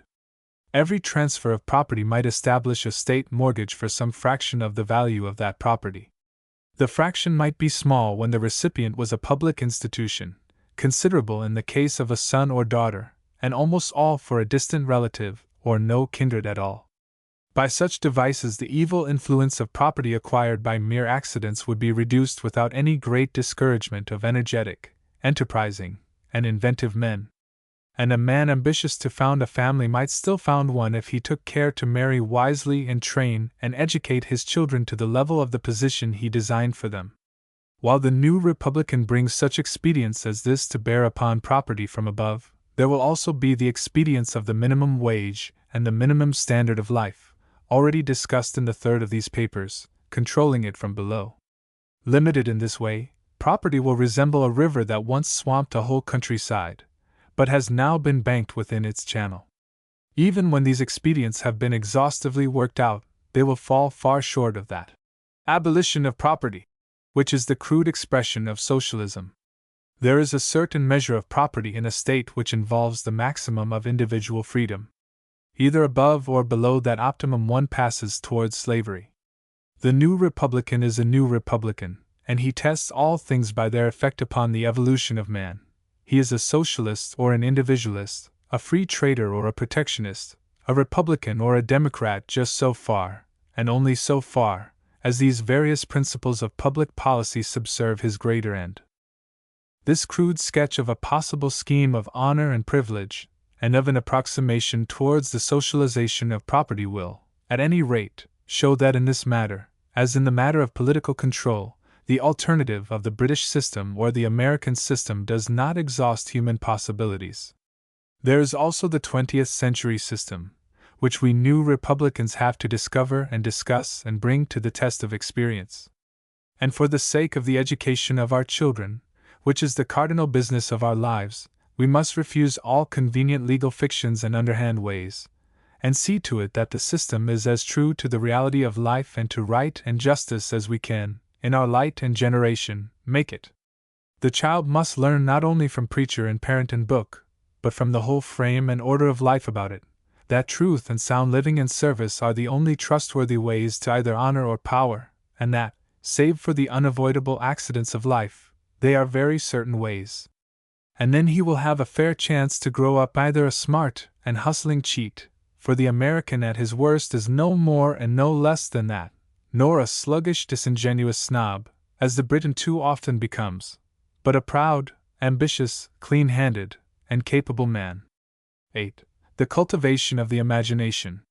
Section 1. In the closing years of the school period comes the dawn of the process of adolescence, and the simple egotism, the egotistical affections of the child begin to be troubled by new interests, new vague impulses, and presently by a flood of as yet formless emotions. The race, the species, is claiming the individual, endeavoring to secure the individual for its greater ends. In the space of a few years, the almost sexless boy and girl have become consciously sexual, are troubled by the still mysterious possibilities of love, are stirred to discontent and adventure, are reaching out imaginatively or actively towards what is at last the recommencement of things, the essential fact in the perennial reshaping of the order of the world. This is indeed something of a second birth. At its beginning, the child we have known begins to recede, the new individuality gathers itself together with a sort of shy jealousy, and withdraws from the confident intimacy of childhood into a secret seclusion. All parents know of that loss. At its end, we have an adult, formed and determinate, for whom indeed the drama and conflict of life is still only beginning, but who is, nevertheless, in a very serious sense finished and made. The quaint, lovable, larval human being has passed then into the full imago, before whom there is no further change in kind save age and decay. This development of the sexual being, of personal dreams, and the adult imagination is already commencing in the early teens.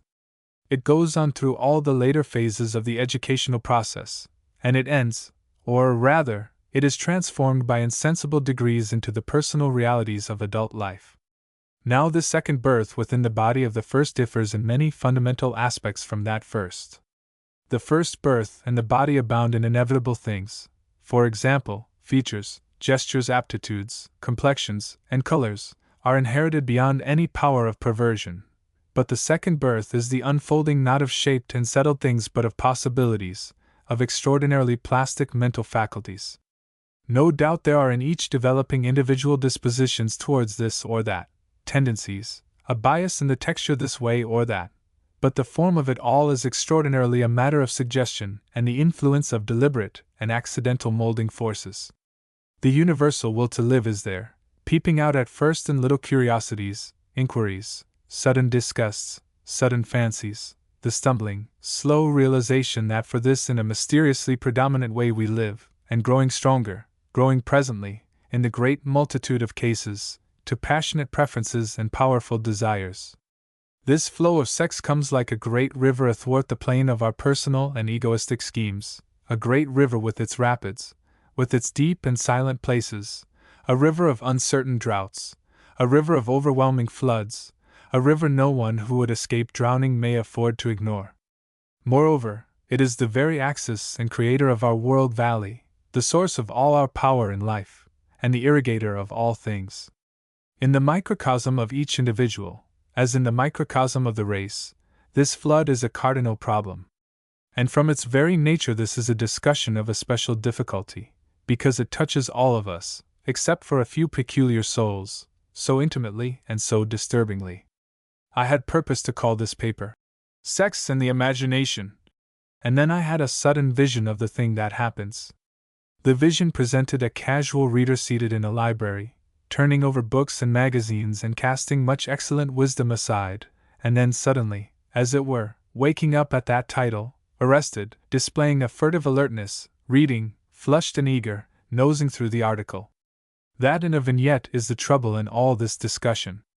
Were we angels? But we are not angels. We are all involved. If we are young we are deep in it, whether we would have it so or not. If we are old, even if we are quite old, our memories still stretch out, living sensitive threads from our tender vanity to the great trouble. Detachment is impossible. The nearest we can get to detachment is to recognize that. About this question the tragicomic web of human absurdity thickens to its closest. When has there ever been a lucid view or ever will be of this great business? Here is the common madness of our species, here is all a tissue of fine unreasonableness, to which, no doubt, we are in the present paper infinitesimally adding.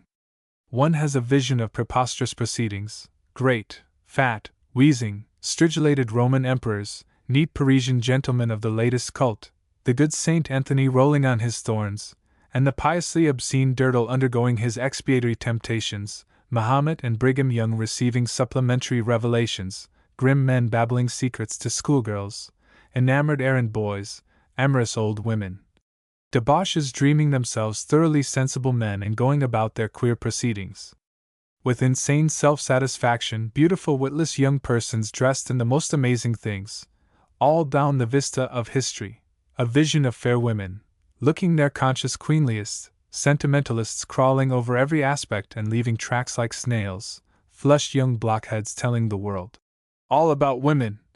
Intrigue, folly, you have as much of it as one pen may condense in old Burton's anatomy, and through it all a vast multitude of decent, respectable bodies pretending to have quite solved the problem, until one day, almost shockingly, you get their secret from a careless something glancing out of the eyes.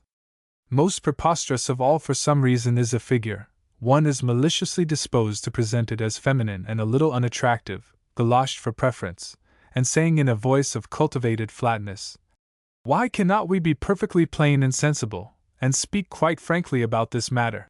The answer to which one conceives would be near the last conclusions of philosophy. So much seethes about the plain discussion of the question of sexual institutions. One echoes the intelligent inquiry of that quite imaginary, libelously conceived lady in galoshes with a smile and a sigh. As well might she ask, "Why shouldn't I keep my sandwiches in the Ark of the Covenant? There's room." "Of course there's room," one answers. "But, as things are, madam, it is inadvisable to try. You see, for one thing, people are so peculiar. The quantity of loose stones in this neighborhood." The predominant feeling about the discussion of these things is, to speak frankly, fear. We know, very many of us, that our present state has many evil aspects, seems unjust and wasteful of human happiness, is full of secret and horrible dangers, abounding in cruelties and painful things, that our system of sanctions and prohibitions is wickedly venial, pressing far more gravely on the poor than on the rich, and that it is enormously sapped by sentimentalities of various sorts and undermined and qualified by secret cults. It is a clogged and an ill-made and dishonest machine, but we have a dread, in part instinctive, in part, no doubt, the suggestion of our upbringing and atmosphere, of any rash alterations, of any really free examination of its constitution. We are not sure or satisfied where that process of examination may not take us. Many more people can take machines to pieces than can put them together again. Mr. Grant Allen used to call our current prohibitions taboos. Well, the fact is, in these matters there is something that is probably an instinct, a deeply felt necessity for taboos. We know perhaps that our taboos were not devised on absolutely reasonable grounds, but we are afraid of just how many may not collapse before a purely reasonable inquiry. We are afraid of thinking quite freely even in private. We doubt whether it is wise to begin, though only in the study and alone. Why should we? Why should we not? And the thought of a public discussion without limitations by a hasty myriad untrained to think, does, indeed, raise an image of consequences best conveyed perhaps by that fine indefinite phrase, a moral chaos. These people who are for the free, frank, and open discussion assume so much. They either intend a sham with foregone conclusions, or they have not thought of all sorts of things inherent in the natural silliness of contemporary man. On the whole, I think a man or woman who is no longer a fabric of pure emotion may, if there is indeed the passion for truth and the clear sight of things to justify research, venture upon this sinister seeming wilderness of speculation, and I think, too, it is very probable the courageous persistent explorer will end at last not so very remote from the starting point, but above it, as it were, on a crest that will give a wider view, reaching over many things that now confine the lower vision. But these are perilous paths, it must always be remembered. This is no public playground. One may distrust the conventional code, and one may leave it in thought, long before one is justified in leaving it either in expressed opinion or in act. We are social animals, we cannot live alone, manifestly from the nature of the question. Here, at any rate, we must associate and group. For all who find the accepted righteousness not good enough or clear enough for them, there is the chance of an ironical destiny. We must look well to our company, as we come out of the city of the common practice, and kick its dust from our superior souls. There is an abominable riff-raff gone into those thickets for purposes quite other than the discovery of the right thing to do, for quite other motives than our high intellectual desire. There are ugly rebels and born rascals, cheats by instinct, and liars to women, swinish unbelievers who would compromise us with their erratic pursuit of a miscellaneous collection of strange fancies and betray us callously at last. Because a man does not find the law pure justice, that is no reason why he should fake his gold to a thieves' kitchen. Because he does not think the city a sanitary place, why he should pitch his tent on a dust heap amidst pariah dogs. Because we criticize the old limitations, that does not bind us to the creed of unfettered liberty. I very much doubt if, when at last the days for the sane complete discussion of our sexual problems come, it will give us anything at all in the way of liberty, as most people understand that word. In the place of the rusty old manacles, the chain and shot, the iron yoke, cruel, ill-fitting, violent implements from which it was yet possible to wriggle and escape to outlawry, it may be the world will discover only a completer restriction, will develop a scheme of neat jives, light but efficient, beautifully adaptable to the wrists and ankles, never chafing, never oppressing, slipped on and worn until at last, like the mask of the happy hypocrite, they mold the wearer to their own identity. But for all that, jives. Let us glance for a moment or so now, in the most tentative fashion, at some of the data for this inquiry, and then revert from this excursion into general theory to our more immediate business, to the manner in which our civilized community at present affects the emotional initiation of youth. The intellectual trouble in the matter, as it presents itself to me, comes in upon this, that the question does not lie in one plane. So many discussions ignore this fact, and deal with it on one plane only. For example, we may take the whole business on the plane of the medical man, ignoring all other considerations.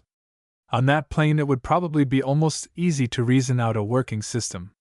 It never has been done by the medical profession, as a whole, which is fairly understandable, or by any group of medical men, which is the more surprising, but it would be an extremely interesting thing to have done and a material contribution to the sane discussion of this problem. It would not solve it, but it would illuminate certain aspects. Let the mere physiological problem be taken. We want healthy children and the best we can get. Let the medical man devise his scheme primarily for that. Understand, we are shutting our eyes to every other consideration but physical or quasi-physical ones. Imagine the thing done, for example, by a Mr. Francis Galton, who had an absolutely open mind upon all other questions. Some form of polygamy, marriage of the most transient description, with reproduction barred to specified types, would probably come from such a speculation. But in addition, a number of people who can have only a few children or none are, nevertheless, not adapted physiologically for celibacy. Conceive the medical man working that problem out upon purely materialistic lines and with an eye to all physiological and pathological peculiarities. The Tasmanians, now extinct, seem to have been somewhere near the probable result. Then let us take one step up to a second stage of consideration, remaining still materialistic, and with the medical man still as our only guide. We want the children to grow up healthy. We want them to be taken care of. This means homes of some sort. That may not abolish polygamy, but it will qualify it. It will certainly abolish any approach to promiscuity that was possible at the lowest stage. It will enhance the importance of motherhood and impose a number of limits upon the sexual freedoms of men and women. People who have become parents, at any rate, must be tied to the children and one another. We come at once to much more definite marriage, to an organized family of some sort, be it only Plato's state community or something after the Oneida pattern, but with at least a system of guarantees and responsibilities. Let us add that we want the children to go through a serious educational process, and we find at once still further limitations coming in. We discover the necessity of deferring experience, of pushing back adolescence, of avoiding precocious stimulation with its consequent arrest of growth. We are already face to face with an enlarged case for decency, for a system of suppressions and of complicated taboos. Directly we let our thoughts pass out of this physical plane and rise so high as to consider the concurrent emotions, and I suppose to a large number of people these are at least as important as the physical aspects, we come to pride, we come to preference and jealousy, and so soon as we bring these to bear upon our physical scheme, crumpling and fissures begin. The complications have multiplied enormously. More especially that little trouble of preferences. These emotions we may educate indeed, but not altogether. Neither pride nor preference nor jealousy are to be tampered with lightly. We are making men, we are not planning a society of regulated slaves. We want fine upstanding personalities, and we shall not get them if we break them down to obedience in this particular, for the cardinal expression of freedom in the human life is surely this choice of a mate. There is indeed no freedom without this freedom. Our men and women in the future must feel free and responsible. It seems almost instinctive, at least in the youth of the white races, to exercise this power of choice, not simply rebelling when opposition is offered to it, but wanting to rebel. It is a socially good thing, and a thing we are justified in protecting if the odds are against it, this passion for making the business one's very own private affair. Our citizens must not be caught and pared. It will never work like that. But in all social contrivances we must see to it that the freedoms we give are real freedoms. Our youths and maidens, as they grow up out of the protection of our first taboos, grow into a world very largely in the hands of older people. Strong men and experienced women are there before them, and we are justified in any effectual contrivance to save them from being gobbled up against their real instincts. That works, the reflective man will discover, towards whittling the previous polygamy to still smaller proportions. Here, indeed, our present arrangements fail most lamentably. Each year sees a hideous sacrifice of girls, mentally scarcely more than children, to our delicacy in discussion. We give freedom, and we do not give adequate knowledge, and we punish inexorably. There are a multitude of women, and not a few men, with lives hopelessly damaged by this blindfold freedom. So many poor girls, so many lads also, do not get a fair chance against the adult world. Things mend indeed in this respect. As one sign, the percentage of illegitimate births in England has almost halved in 50 years, but it is clear we have much to revise before this leakage to perdition of unlucky creatures, for the most part girls no worse on the average, I honestly believe, until our penalties make them so, than other women, ceases. If our age of moral responsibility is high enough, then our age of complete knowledge is too high.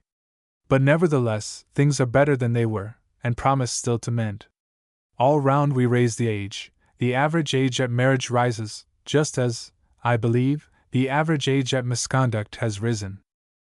We may not be approaching a period of universal morality, but we do seem within sight of a time when people will know what they are doing. That, however, is something of a digression. The intelligent inquirer who has squared his initially materialistic system of morals with the problems arising out of the necessity of sustaining pride and preference, is then invited to explore an adjacent thicket of this tortuous subject. It is, we hold, of supreme importance in our state to sustain in all our citizens, women as well as men, a sense of personal independence and responsibility. Particularly is this the case with mothers. An illiterate mother means a backward child, a downtrodden mother bears a dishonest man, an unwilling mother may even hate her children. Slaves and brutes are the sexes where women are slaves. The line of thought we are following out in these papers necessarily attaches distinctive importance to the woman as mother. Our system of morals, therefore, has to make it worth while and honorable to be a mother. It is particularly undesirable that it should be held to be right for a woman of exceptional charm or exceptional cleverness to evade motherhood, unless, perhaps, to become a teacher. A woman evading her high calling must not be conceded the same claim upon men's toil and service as the mother woman. More particularly, Lady Greensleeves must not flaunt it over the housewife. And here also comes the question of the quality of jealousy. Whether being wife of a man and mother of his children does not almost necessarily give a woman a feeling of exclusive possession in him, and whether, therefore, if we are earnest in our determination not to debase her, our last shred of polygamy does not vanish. From first to last, of course, it has been assumed that a prolific polygamy alone can be intended, for long before we have plumbed the bottom of the human heart we shall know enough to imagine what the ugly and pointless consequences of permitting sterile polygamy must be. Then into all this tangle, whether as a light or an added confusion it is hard to say, comes the fact that while we are ever apt to talk of what a woman feels and what a man will do, and so contrive our code, there is, indeed, no such woman and no such man, but a vast variety of temperaments and dispositions, monadic, dyadic, and polymeric souls, and this sort of heart and brain and that. It is only the young fool and the brooding mattoid who believe in a special separate science of women. There are all sorts of people, and some of each sort are women and some are men. With every stage in educational development people become more varied, or, at least, more conscious of their variety, more sensitively insistent upon the claim of their individualities over any general rules. Among the peasants of a countryside one may hope to order homogeneous lives, but not among the people of the coming state. It is well to sustain a home, it is noble to be a good mother, and splendid to bear children well and train them well, but we shall get no valid rules until we see clearly that life has other ways by which the future may be served. There are laws to be made and altered, there are roads and bridges to be built, figuratively and really. There is not only a succession of flesh and blood but of thought that is going on forever. To write a fruitful book or improve a widely used machine is just as much paternity as begetting a son. The last temporary raft of a logical moral code goes to pieces at this, and its separated spars float here and there.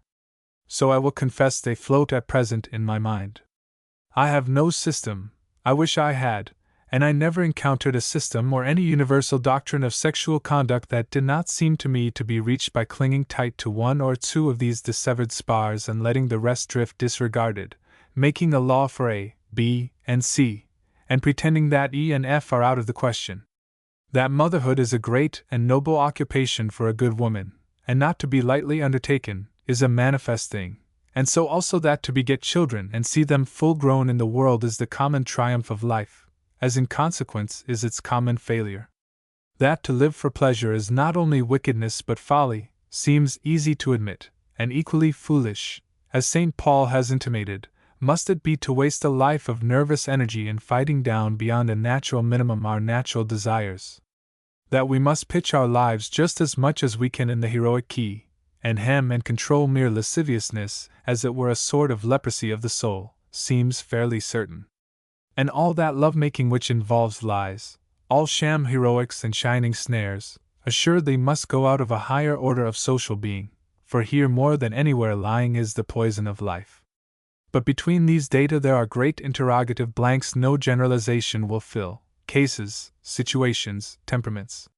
Each life, it seems to me, in that intelligent, conscious, social state to which the world is coming, must square itself to these things in its own way, and fill in the details of its individual moral code according to its needs. So it seems, at least, to one limited thinker.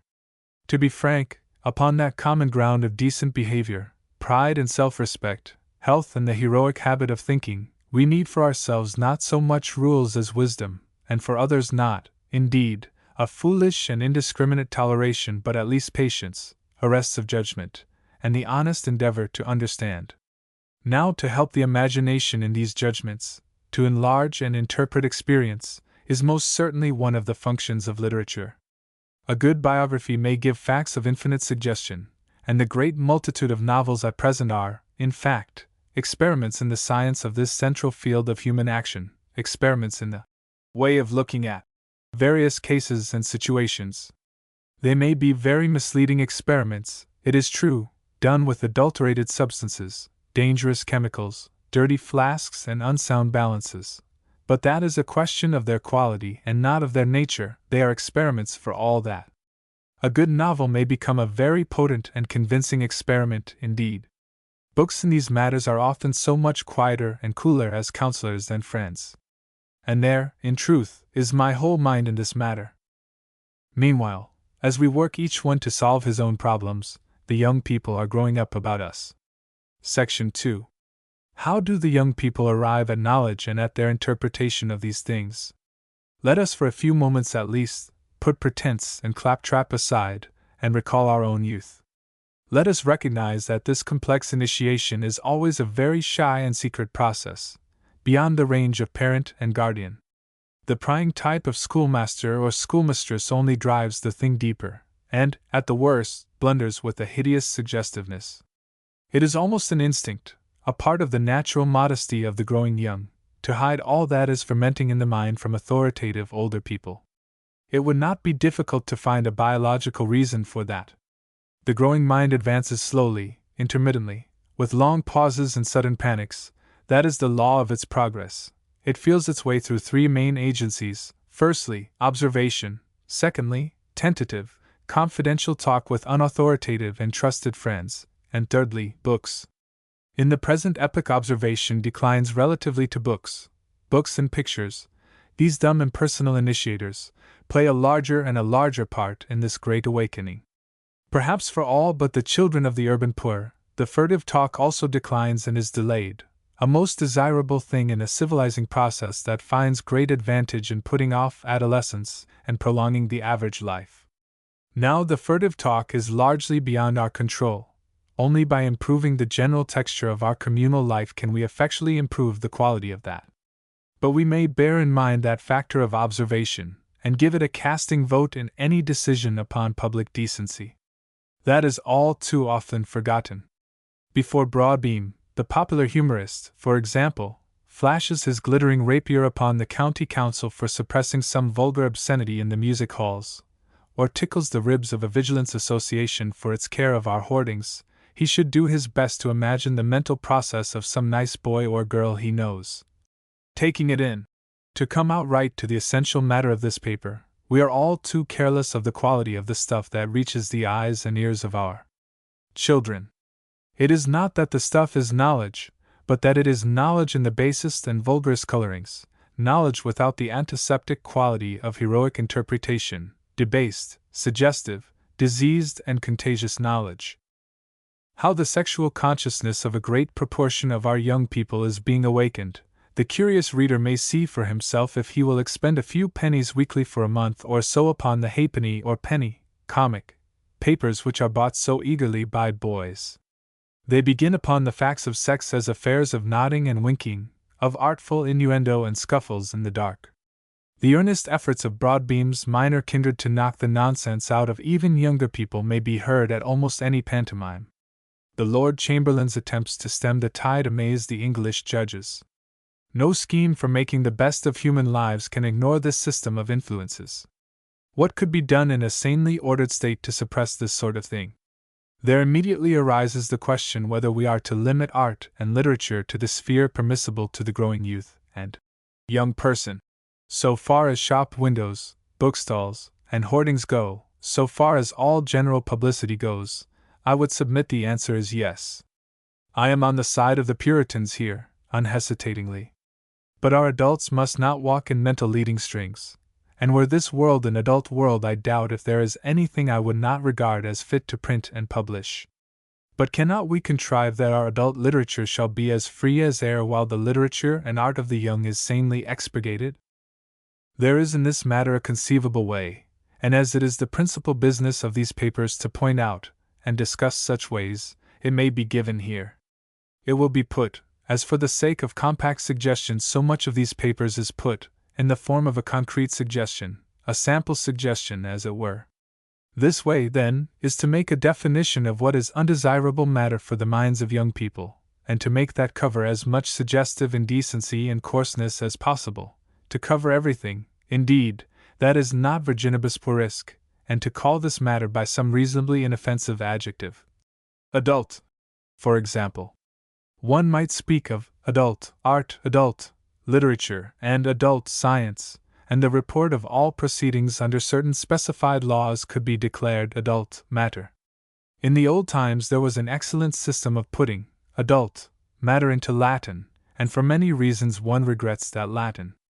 But there is a rough practical equivalent to putting adult matter into Latin even now. It depends upon the fact that very few young people of the age we wish to protect, unless they are the children of the imbecile rich, have the spending of large sums of money. Consequently, it is only necessary to state a high minimum price for periodicals and books containing adult matter or adult illustrations, and to prosecute everything below that limit, in order to shut the floodgates upon any torrent of overstimulating and debasing suggestions there may be flowing now.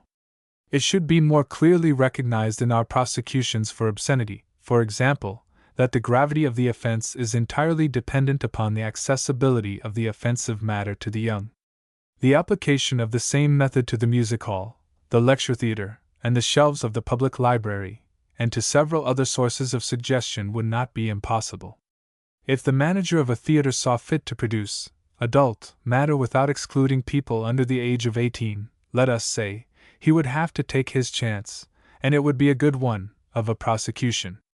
This latter expedient is less novel than the former, and it finds a sort of precedent in the legislative restriction of the sale of drink to children and the protection of children's morals under specific unfavorable circumstances.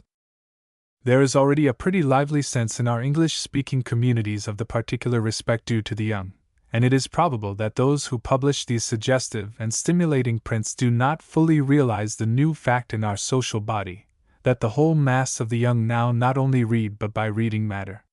The last 30 or 40 years have established absolutely new relations for our children in this direction. Legislation against free art and free writing is, and one hopes always will be, intensely repugnant to our peoples. But legislation which laid stress not on the indecorum but on the accessibility to the young, which hammered with every clause upon that note, is an altogether different matter. We want to make the pantomime writer, the proprietor of the penny comic, the bill sticker, and the music hall artist extremely careful, punctiliously clean, but we do not want, for example, to pester Mr. Thomas Hardy. Yet there is danger in all this. The suppression of premature and base suggestions must not overleap itself and suppress either mature thought, which has been given its hemlock not once but many times on this particular pretext, or the destruction of necessary common knowledge. If we begin to hunt for suggestion and indecency, it may be urged we shall end by driving all these things underground. Youth comes to adult life now between two dangers: vice, which has always threatened it, and morbid virtue, which would turn the very heart of life to ugliness and shame. How are we, or to come closer to the point, how is the average juryman going to distinguish between these three things, between advisable knowledge and corruptingly presented knowledge, and unnecessary and undesirable knowledge? In practice, under the laws I have sketched, it is quite probable the evil would flourish extremely, and necessary information would be ruthlessly suppressed. Many of our present laws and provisions for public decency do work in that manner. The errand boy may not look at the Venus de Medici, but he can cram his mind with the lore of how knobs run after ballet girls, and why Lady X locked the door. One can only plead here, as everywhere, no law, no succinct statement can save us without wisdom, a growing general wisdom and conscience, coming into the detailed administration of whatever law the general purpose has made. Beside our project for law and the state, it is evident there is scope for the individual. Certain people are in a position of exceptional responsibility. The newsagents, for example, constitute a fairly strong trade organization, and it would be easy for them to think of the boy with a penny just a little more than they do. Unfortunately, such instances as we have had of voluntary censorship will qualify the reader's assent to this proposition. Another objection may be urged to this distinction between adult and general matter, and that is the possibility that what is marked off and forbidden becomes mysterious and attractive. One has to reckon with that. Everywhere in this field one must go wisely or fail. But what is here proposed is not so much the suppression of information as of a certain manner of presenting information, and our intention is at the most delay, and to give the wholesome aspect first. Let us leave nothing doubtful upon one point: the suppression of stimulus must not mean the suppression of knowledge. There are things that young people should know, and know fully before they are involved in the central drama of life, in the serious business of love. There should be no horrifying surprises. Sane, clear, matter-of-fact books setting forth the broad facts of health and life, the existence of certain dangers, should come their way. In this matter books, I would insist, have a supreme value. The printed word may be such a quiet counselor. It is so impersonal. It can have no conceivable personal reaction with the reader. It does not watch its reader's face. It is itself unobtrusively unabashed and safer than any priest. The power of the book, the possible function of the book in the modern state is still but imperfectly understood. It need not be, it ought not, I think, to be, a book specifically on what one calls delicate questions. That would be throwing them up in just the way one does not want them thrown up. It should be a sort of rationalized and not too technical handbook of physiological instruction in the college library, or at home. Naturally, it would begin with muscular physiology, with digestion, and so on. Other matters would come in their due place and proportion. From first to last it would have all that need be known. There is a natural and right curiosity on these matters, until we chase it underground. Restriction alone is not half this business. It is inherent in the purpose of things that these young people should awaken sexually, and in some manner and somewhere that awakening must come. To ensure they do not awaken too soon or in a fetid atmosphere among ugly surroundings is not enough. They cannot awaken in a void. An ignorance kept beyond nature may corrupt into ugly secrecies, into morose and sinister seclusions, worse than the evils we have suppressed. Let them awaken as their day comes, in a sweet, large room.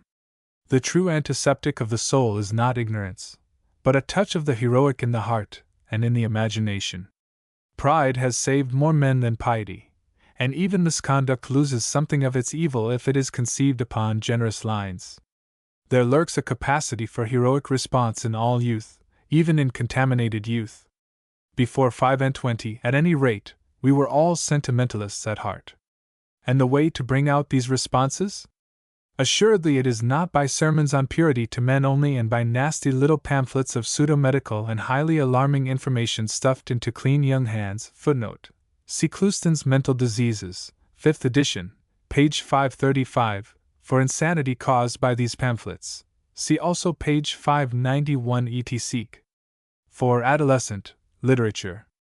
Ultra-adult, that stuff should be, but in the drum and trumpet style the thing should be done. There is a mass of fine literature today wherein love shines clean and noble. There is art telling fine stories. There is a possibility in the theater. Probably the average of the theatergoer is under rather than over 22.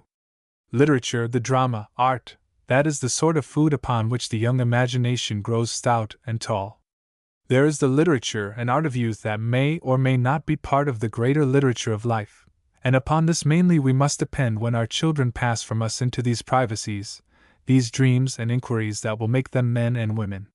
See, the right stuff is near them and the wrong stuff as far as possible away, chase cad and quack together, and for the rest, in this matter, leave them alone. 9. The organization of the higher education. When we digress to the general question of the political, social, and moral atmosphere in which the English-speaking citizen develops, we left the formal education of the average child, whose development threads through these papers and holds them together, at about the age of 15 and at the end of the process of schooling. We have now to carry on that development to adult citizenship.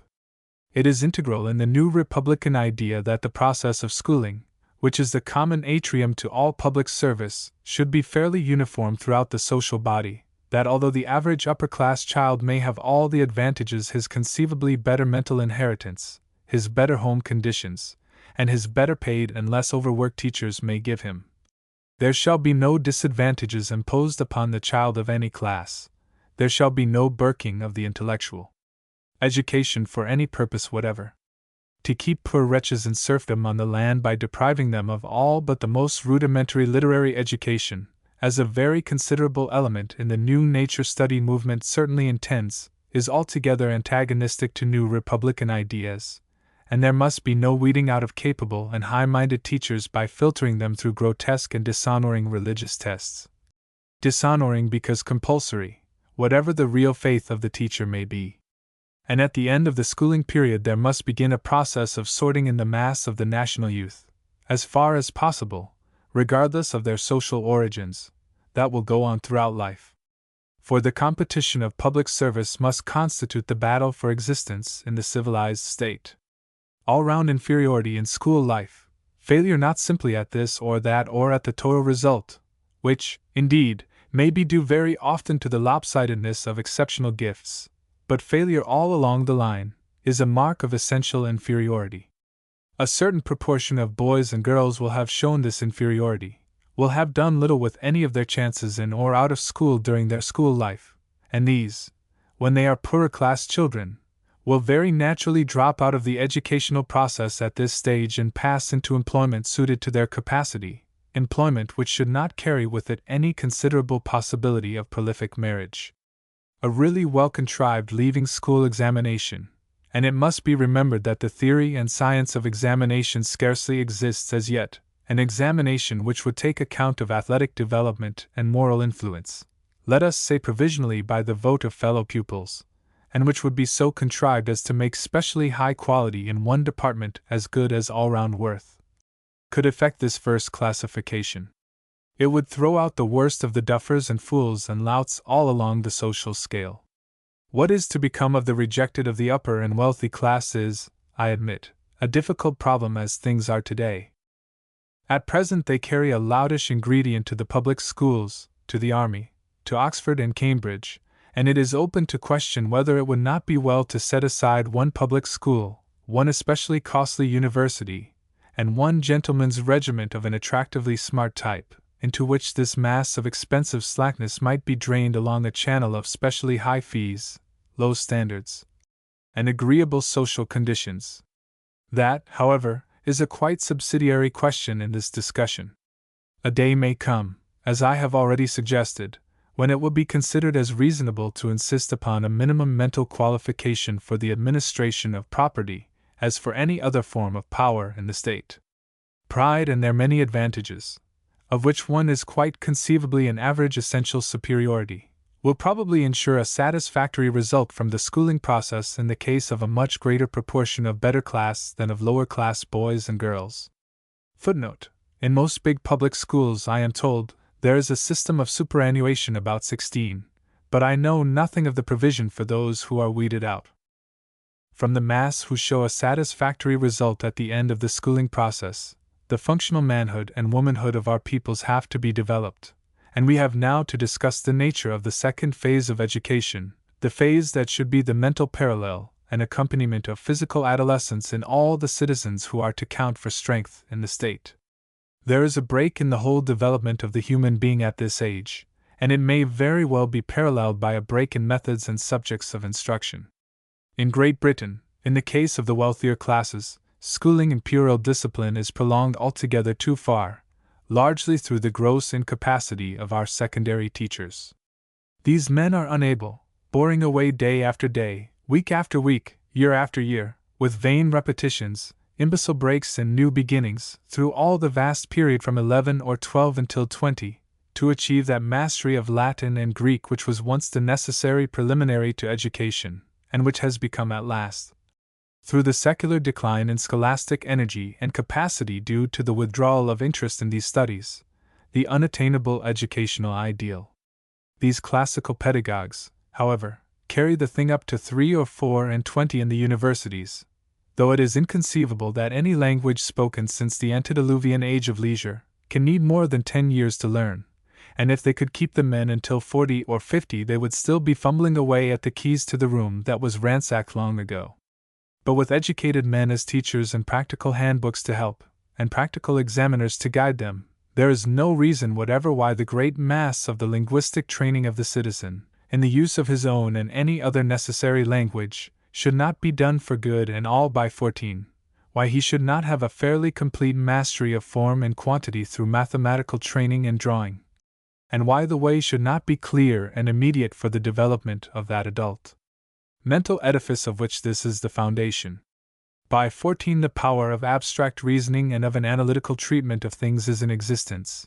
The learner is now less to be molded and more to be guided than he was. We want now to give this mind we have established the most stimulating and invigorating training we can. We want to give it a sane, coherent view of our knowledge of the universe in relation to itself, and we want to equip it for its own special work in the world. How, on the basis of the schooling we have predicated, are these ends to be attained? Now let us first have it perfectly clear that this second stage in development lies no more completely within the idea of college than the former lay completely within the idea of school. In the general discussion of these things we are constantly faced by the parallel error to that we have tried to dissipate in regard to schools, the error that the professor and his lecture and, in the case of experimental sciences, his laboratory make, or can make, the man, just precisely in the same way that the schoolmaster or schoolmistress is supposed to be omnipotent in the education of the boy or girl. And unhappily the professor, unless he is a man of quite exceptional mental power for a professor, shares this groundless opinion. The schoolmaster is undereducated in regard to his work, and incapable of doing it neatly. The professor is too often overspecialized and incapable of forming an intelligent, modest idea of his place in education, and the same consequence flows from the defect of either, an attempt to use an improperly large portion of the learner's time and energy. Overdirection, and what one may call intellectual sectarianism, are faults from which few college courses are free today. The professor stands between his students and books. He says in lectures in his own way what had far better be left for other men's books to tell. He teaches his beliefs without a court of appeal. Students are kept writing up their notes of his not very brilliant impromptus, and familiarizing themselves with his mental constitution instead of the subject of study. They get no training in the use of books as sources of knowledge and ideas. albeit such a training is one of the most necessary of all acquisitions for an efficient citizen, and whatever discussion the modern student indulges in is all too often treated rather as presumption to be discouraged than as the most necessary and hopeful of mental processes. Our universities and colleges are still but imperfectly aware of the recent invention of the printed book, and its intelligent use in this stage of education has made little or no headway against their venerable traditions. That things are only understood by being turned over in the mind and looked at from various points of view is, of course, altogether too modern a conception for our educationists. At the London Royal College of Science, for example, which is an exceptionally new and efficient college, there is no properly organized escape from the orthodoxy of the lecture theatre, no circulating library whatever available to the students, no library, that is, which will ensure a copious supply and exchange of the best books on each subject, and consequently, even to look up an original paper that has been quoted or discussed, involves an expenditure of time that is practically prohibitive of the thing as a general practice. Footnote: there are 3 very fine libraries in the adjacent South Kensington Museum, especially available to students, but, like almost all existing libraries, they are managed in most respects on lines conceived when a copy of a book was an almost unique thing made specially by the copyist's hand. However much a book is in demand, however cheap its price of publication may be, no library in England, unless it is a modern subscription library, ever gets duplicate copies. This is the cause of the dearness of serious books. They are bought as rarities, and have to be sold in the same spirit. But when libraries learn to buy by the dozen and the hundred, there is no reason why the sort of book now published at 10s. 60 should not be sold at a shilling from the beginning. The professors, being busy and important men, lecture from their particular standpoints, and having lectured bolt, there is no provision whatever for the intelligent discussion of knotty points, and the only way to get it is to buttonhole a demonstrator and induce him to neglect his task of supervising prescribed, practical work in favor of educational talk. Let us, therefore, in view of this state of affairs, deal with the general question how a branch of thought and knowledge may be most beneficially studied under modern conditions, before discussing the more particular question what subjects should or should not be undertaken. Now the full statement not only of what is known of a subject, but of its difficulties, dark places, and conflicting aspects should be luminously set forth in the college textbooks, large, well-written, well-illustrated books by one or several hands, continually revised and kept abreast of the advance of knowledge by capable and critical-minded young men. Such books are essential and cardinal in proper modern teaching. The country may be speckled with universities until they are as thick as public houses, and each may be provided with its score or so of little lecturers, and if it does not possess one or more good general textbooks in each principal subject, then all this simply means that a great number of inadequate, infertile little textbooks are being dictated, one by each of these lecturers. Not the course of lectures, but the sound, full textbook should be the basis of college instruction, and this should be supplemented by a greater or lesser number of more or less controversial pamphlets or books, criticizing, expanding or correcting its matter or putting things in a different and profitable way. This textbook should be paralleled in the case of experimental science by a handbook of illustrative and explanatory laboratory work. Portions of the book could be set for preparation at each stage in the course with appropriate experiments. Students could submit difficulties in writing to be dealt with by the professor in conversational lectures, and the reading of the students could be checked by periodic examinations upon cardinal parts, and supplemented, if these examinations showed it to be necessary, by dissertations upon special issues of difficulty, upon the matters that were distinctively his subject, or upon his points of disagreement with the general issues of the book. The professor might lecture in the accepted way. This is surely the proper method of work for adolescent students in any subject, in philology just as much as in comparative anatomy, and in history just as much as in economics. The cheapening of printing, paper, and above all, of illustration has done away with the last excuse for the vocal course of instruction and the lecturer's diagrams. But it has not done away with them. It is one of the most curious of human phenomena, this persistence of tradition against what one might have imagined the most destructive facts, and in no connection is this aspect more remarkable than in all that concerns the higher stages of education. One might think that somewhere in the 17th century it would have been recognized at the seats of learning that thought and knowledge were progressive things, and that a periodic revision of courses and syllabuses, a periodic recasting of work and scope, a rearrangement of chairs and of the appliances of the faculties, was as necessary to the continued healthy existence of a university as periodic meals and sleep and exercise are necessary to a man. But even today we are founding universities without any provision for this necessary change, and the chances are that in a century or so they will present just as much backwardness and illiteracy as do the ordinary graduation organizations of Oxford and Cambridge today, that 100 years from now the past graduates of ripe old Birmingham, full of spite against newfangled things no fellow can understand, will be crowding up to vote against the substitution of some more modern subject for Huxley, they will call the subject, and not comparative anatomy, on the model of Euclid, or for the retention of compulsory commercial geography of the 19th century, or longhand bookkeeping, in the little go. And should any germinating noble founder read these pages, I would implore him with all the earnestness that is possible in printed matter, to provide that every 50 years, let us say, the whole of his prospective foundation shall go into solution, shall reapportion its funds and reorganize the entire mechanism of its work.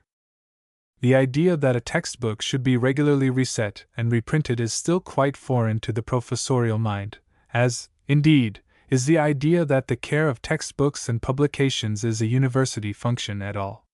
No one is startled by a proposal to apply £800 or £1,000 a year to a new chair in any subject, but to apply that sum yearly as a standing charge to the revision and perfection of a specific textbook would seem, even today, quite fantastically extravagant to most university men.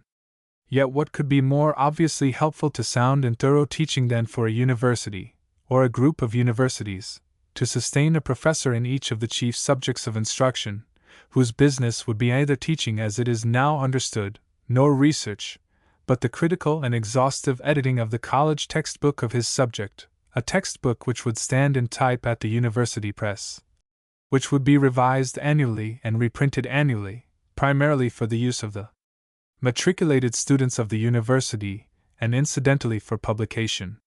His business would be not only to bring the work up to date and parallel with all the newest published research and to invite and consider proposals of contributions and footnotes from men with new views and new matter, but also to substitute for obscure passages fuller and more lucid expositions, to cut down or relegate to smaller type passages of diminishing importance, and to introduce fresh and more efficient illustrations.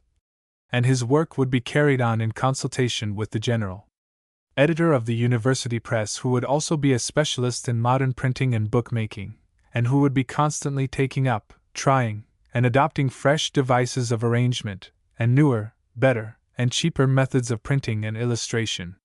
It would not merely raise the general efficiency of the college work of adolescence very greatly to have this series of textbooks living and growing in each subject at one or, better, at several universities or grouped universities, but in each subject the periodic change in these books would afford a most valuable corrective to the influence of specialized work by keeping the specialist worker easily in touch with the current presentation of his science as a whole.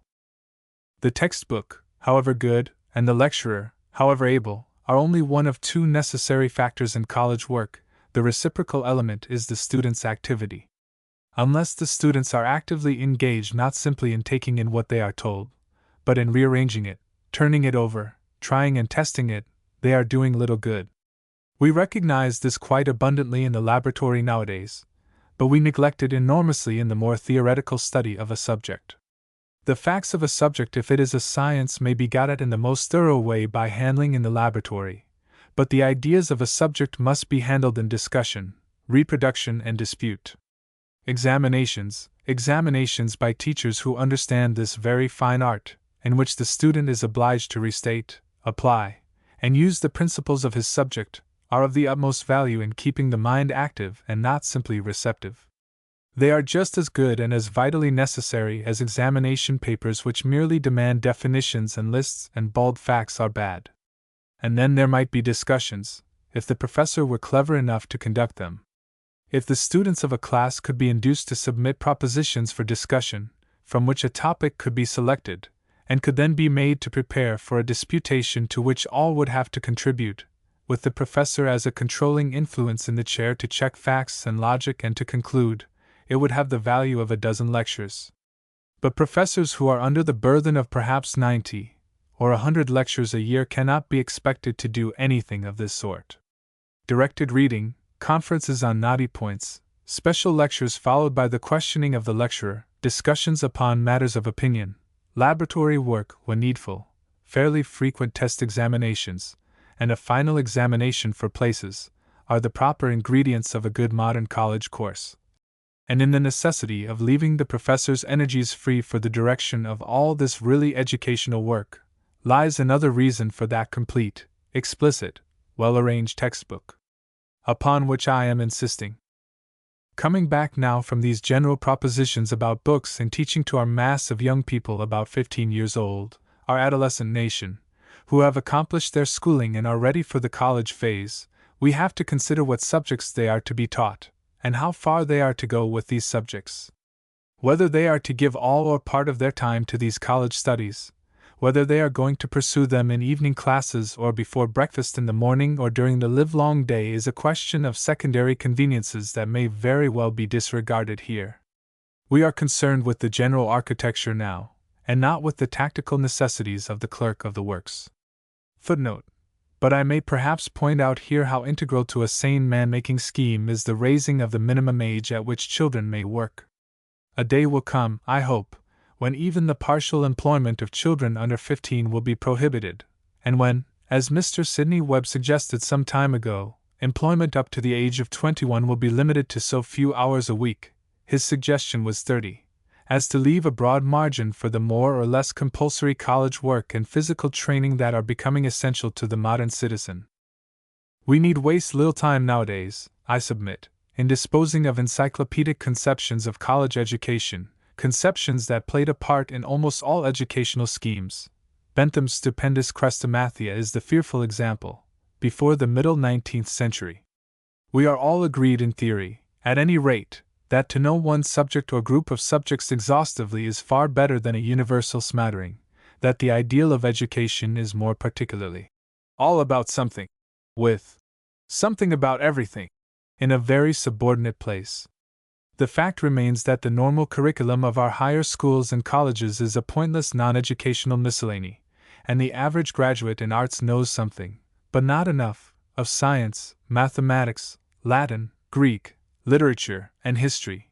He has paid tribute to several conflicting schemes of education, and is a credit to none. We have to get rid of this state of affairs, and we have to provide, a substantial mental training which shall lead at last to a broad and comprehensive view of things, and which shall be a training in generalization, abstraction, and the examination of evidence, stimulating and disciplining the imagination and developing the habit of patient, sustained, enterprising and thorough work. And 2. We have to add a general culture, a circle of ideas about moral, aesthetic, and social matters, that shall form a common basis for the social and intellectual life of the community. The former of these two elements must at some stage develop, after 2 or 5 or 7 or some such period of years, which may be different in different cases, into the special training for the definite function of the individual in the social body, whether as engineer, business manager, doctor, priest, journalist, public administrator, professional soldier, or what not. And before we ask what must constitute, it may be well to define the relation between the first and the second section of the college stage of education.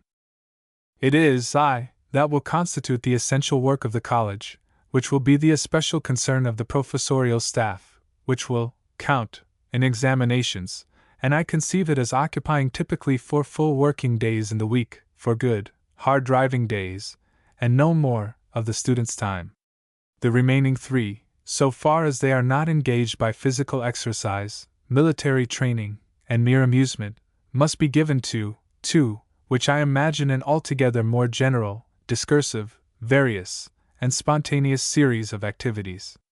To put the thing briefly, with the use of a convenient slang word, is grind, and 2 is general culture, elements that are altogether too greatly confused in adolescent education.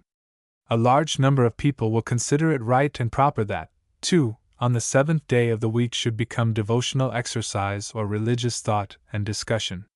I would submit that under 2. There should be formally recognized certain extremely valuable educational influences that are at present too often regarded as irregular or improper invasions of school and college work, the collegiate debating society, for example, private reading, experimental science outside the curriculum, and essays in various arts. It should be possible to provide a certain definite number of hours weekly in which the student should be required merely to show that he was doing something of a developmental kind. He would have his choice between the library. Every college ought to have a good and not too priggishly conceived library, in which he might either read or write, or the music master, the debating society, the museum, the art studio, the dramatic society, or any concern of the sort that the college authorities had satisfactory reason for supposing to be alive and efficient. In addition, too, should include certain minor but necessary studies not included in but pursued for all that with a certain insistence, taught or directed, and controlled perhaps by examinations. If, for example, the acquisition of a foreign language was a part of the preliminary schooling, it could be kept alive by a more fastidious study in the higher grade. For the making of the good, all-round, average citizen, will be the essential educational factor, but for the boy or girl with a dash of genius, too, will rise from the level of culture to that of a great opportunity. What subject or group of subjects is to constitute? There are at least 3, and quite probably beyond the very limited range of my knowledge there are other arrangements of studies that can be contrived to supply this essential substantial part of the college course. Each suffices completely, and I would hesitate to express any preference for one or the other. Each has its special direction towards certain sorts of adult function, and for that reason it may be suggested that the secondary education of an English-speaking country might very well afford all 3, or more, types of secondary course. The small schools might specialize upon the type locally most desirable, the larger might group its triplicate, or quadruplicate, system of sustained and serious courses about a common library and the common arrangements for Section 2 of the college scheme. The first of these possible college courses, and the one most likely to be useful and fruitful for the mass of the male population in a modern community, is an expansion of the physics of the schooling stage. It may be very conveniently spoken of as the natural philosophy course. Its backbone will be an interlocking arrangement of mathematics, physics, and the principles of chemistry, and it will take up as illustrative and mind-expanding exercises astronomy, geography, and geology conceived as a general history of the earth. Holding the whole together will be the theory of the conservation of energy in its countless aspects, and a speculative discussion of the constitution of matter. A certain minimum of historical and political reading and of general library would be insisted upon in Section 2. This could be made a quite noble and spacious course of instruction extending over from 3 to 5 years, from 14 or 15 up to 18 or 21, or even longer in the case of those partially employed. Its less successful products would drop out, it might be before completion, to take up the work of more or less skilled artisans and technical workers, and its more successful ones would pass some of them into the technical colleges for special industries with a view to business direction, into special study for the engineering trades, for the profession of soldiering. Footnote: I may perhaps explain that my conception of military organization is a universal service of citizens, non-professional soldiers, who will be trained, possibly in boyhood and youth, to shoot very well indeed, to ride either horses or bicycles, and to take up positions and move quickly and easily in organized bodies. And in addition, a special graduated profession of soldiers who will be in their various ranks engineers, gunners, special force men of various sorts, and in the higher ranks, masters of all the organization and methods necessary for the rapid and effective utilization of the non-professional manhood of the country, of volunteers, militia, or short service enlistment levies, drawn from this general supply, and of all the machinery of communication, provisioning, and so forth. They will not be necessarily the social superiors of their commands, but they will naturally exercise the same authoritative command in warfare that a doctor does in a sick room, or for the naval and mercantile services, or into research and the literature of science. Some also would pass on to study for the profession of medicine through more special work in chemistry and physiology, and some with a proclivity for drawing and design would become architects, designers of appliances, and the like. The idea of the ordinary development of this course is not so very remote from what already exists in Great Britain as the organized science school, but, as with all these courses, it would be done in varying degrees of thoroughness and extension under varying conditions. This is the first of my 3 alternative college courses. The second course will probably seem less acceptable to many readers, but all who are qualified to speak will testify to its enormous educational value. It is what one may speak of as the biological course. Just as the conception of energy will be the central idea of the natural philosophy course, so the conception of organic evolution will be the central idea of the biological course. A general review of the whole field of biology, not only of the natural history of the present but of the geological record, in relation to the known laws and the various main theories of the evolutionary process will be taken, and in addition some special department, either the comparative anatomy of the vertebrata chiefly, or of the plants chiefly, or of several invertebrate groups chiefly, will be exhaustively worked out in relation to these speculations. The first of these alternatives is not only probably the most invigorating mental exercise of the 3 but bears also more directly upon the practical concerns of life. Physiology will be taken up in relation to this special exhaustive study, and the elementary physics of the schooling stage will be prolonged up into a treatment of chemistry with a special reference to biological problems. Through such a course as this students might pass to the study of medicine just as well as through natural philosophy, and the medical profession would profit by the clash of the 2 types of student. The biological course, with its insistence upon heredity and physiological facts, would also give the very best and gravest preparation in the world for the practical concerns of motherhood. From it students would pass on illuminated to the study of psychology, philosophical science, and educational method. The training in the discussion of broad generalization, and much of the fact involved, would be a most excellent preliminary to special theological study and also to the advanced study of economics and political science. From this course also artists of various sorts would escape through the avenue of Section 2, which, by the by, would have to involve historical reading. So much for my second suggested college course. The third of these 3 alternative courses is the history course, done extensively in relation to general geography, economic theory, and the general evolution of the world, and intensively in relation to British or American history, and perhaps to some particular period. Out of it would spring a thorough study of the development of English literature and also of the legal systems of the English-speaking peoples.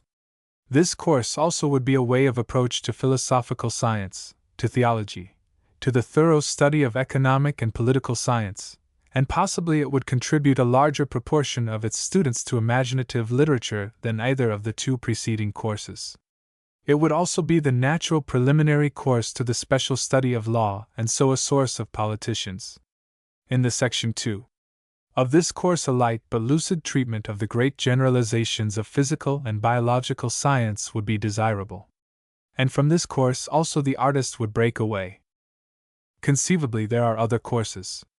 The course in mathematics, as one sees it given to the Cambridge Tripus men, and what is called the classical course, will occur to the reader. Few people, however, are to be found who will defend the exclusively mathematical grind as a sound intellectual training, and so it need not be discussed here. The case, however, is different with the classical course.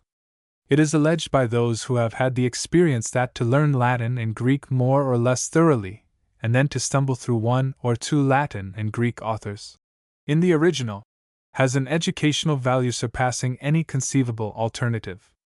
There is a mysterious benefit from one's private translation, however bad, that no other translation, however good, can impart.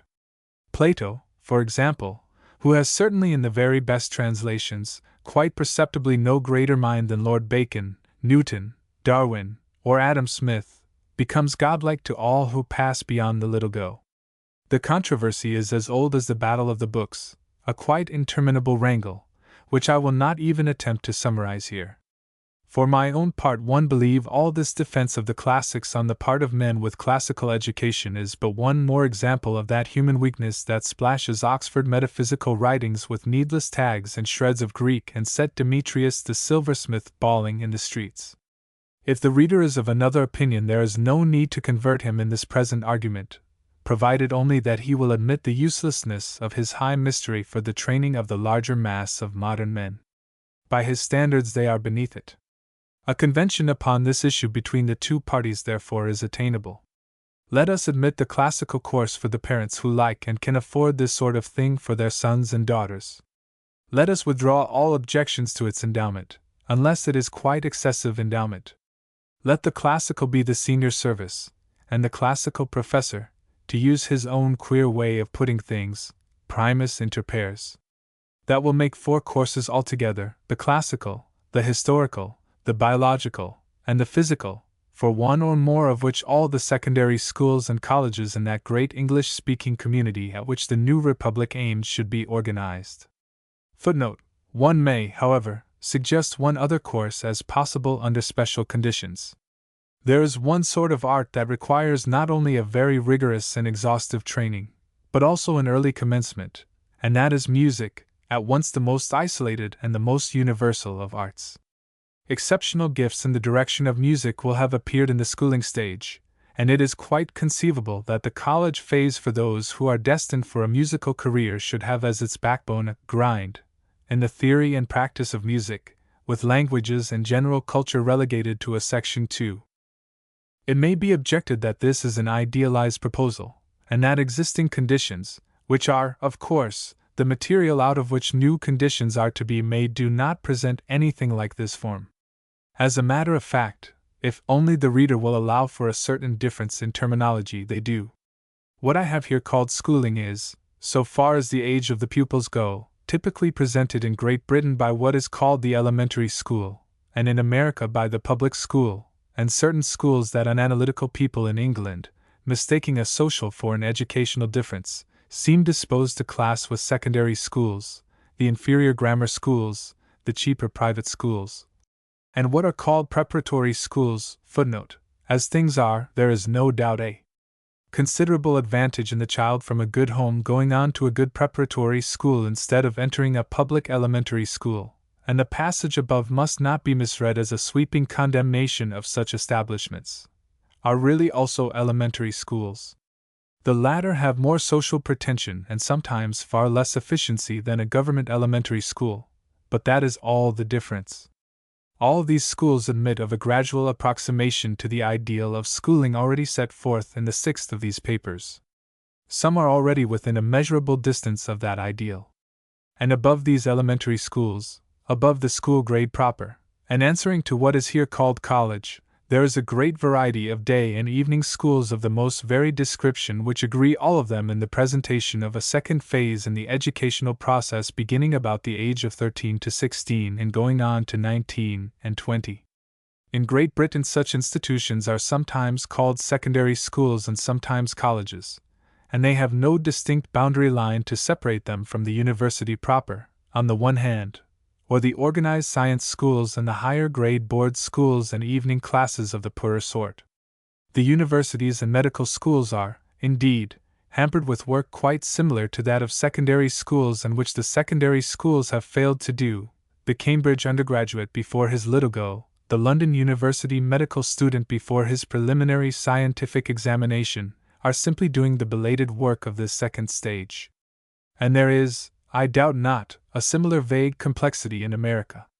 But through the fog something very like the boundary line here placed about 14 is again and again made out, not only the general requirements for efficient education, but the trend of present tendency seems to be towards a scheme of 3 stages, in which a first stage of 9 or 10 years of increasingly serious schooling, primary education, from a very light beginning about 5 up to about 14, is to be followed by a second stage of college education, secondary education, from 14 or 16 to an upward boundary determined by class and various facilities, and this is to be succeeded by a third stage, which we will now proceed to consider in detail.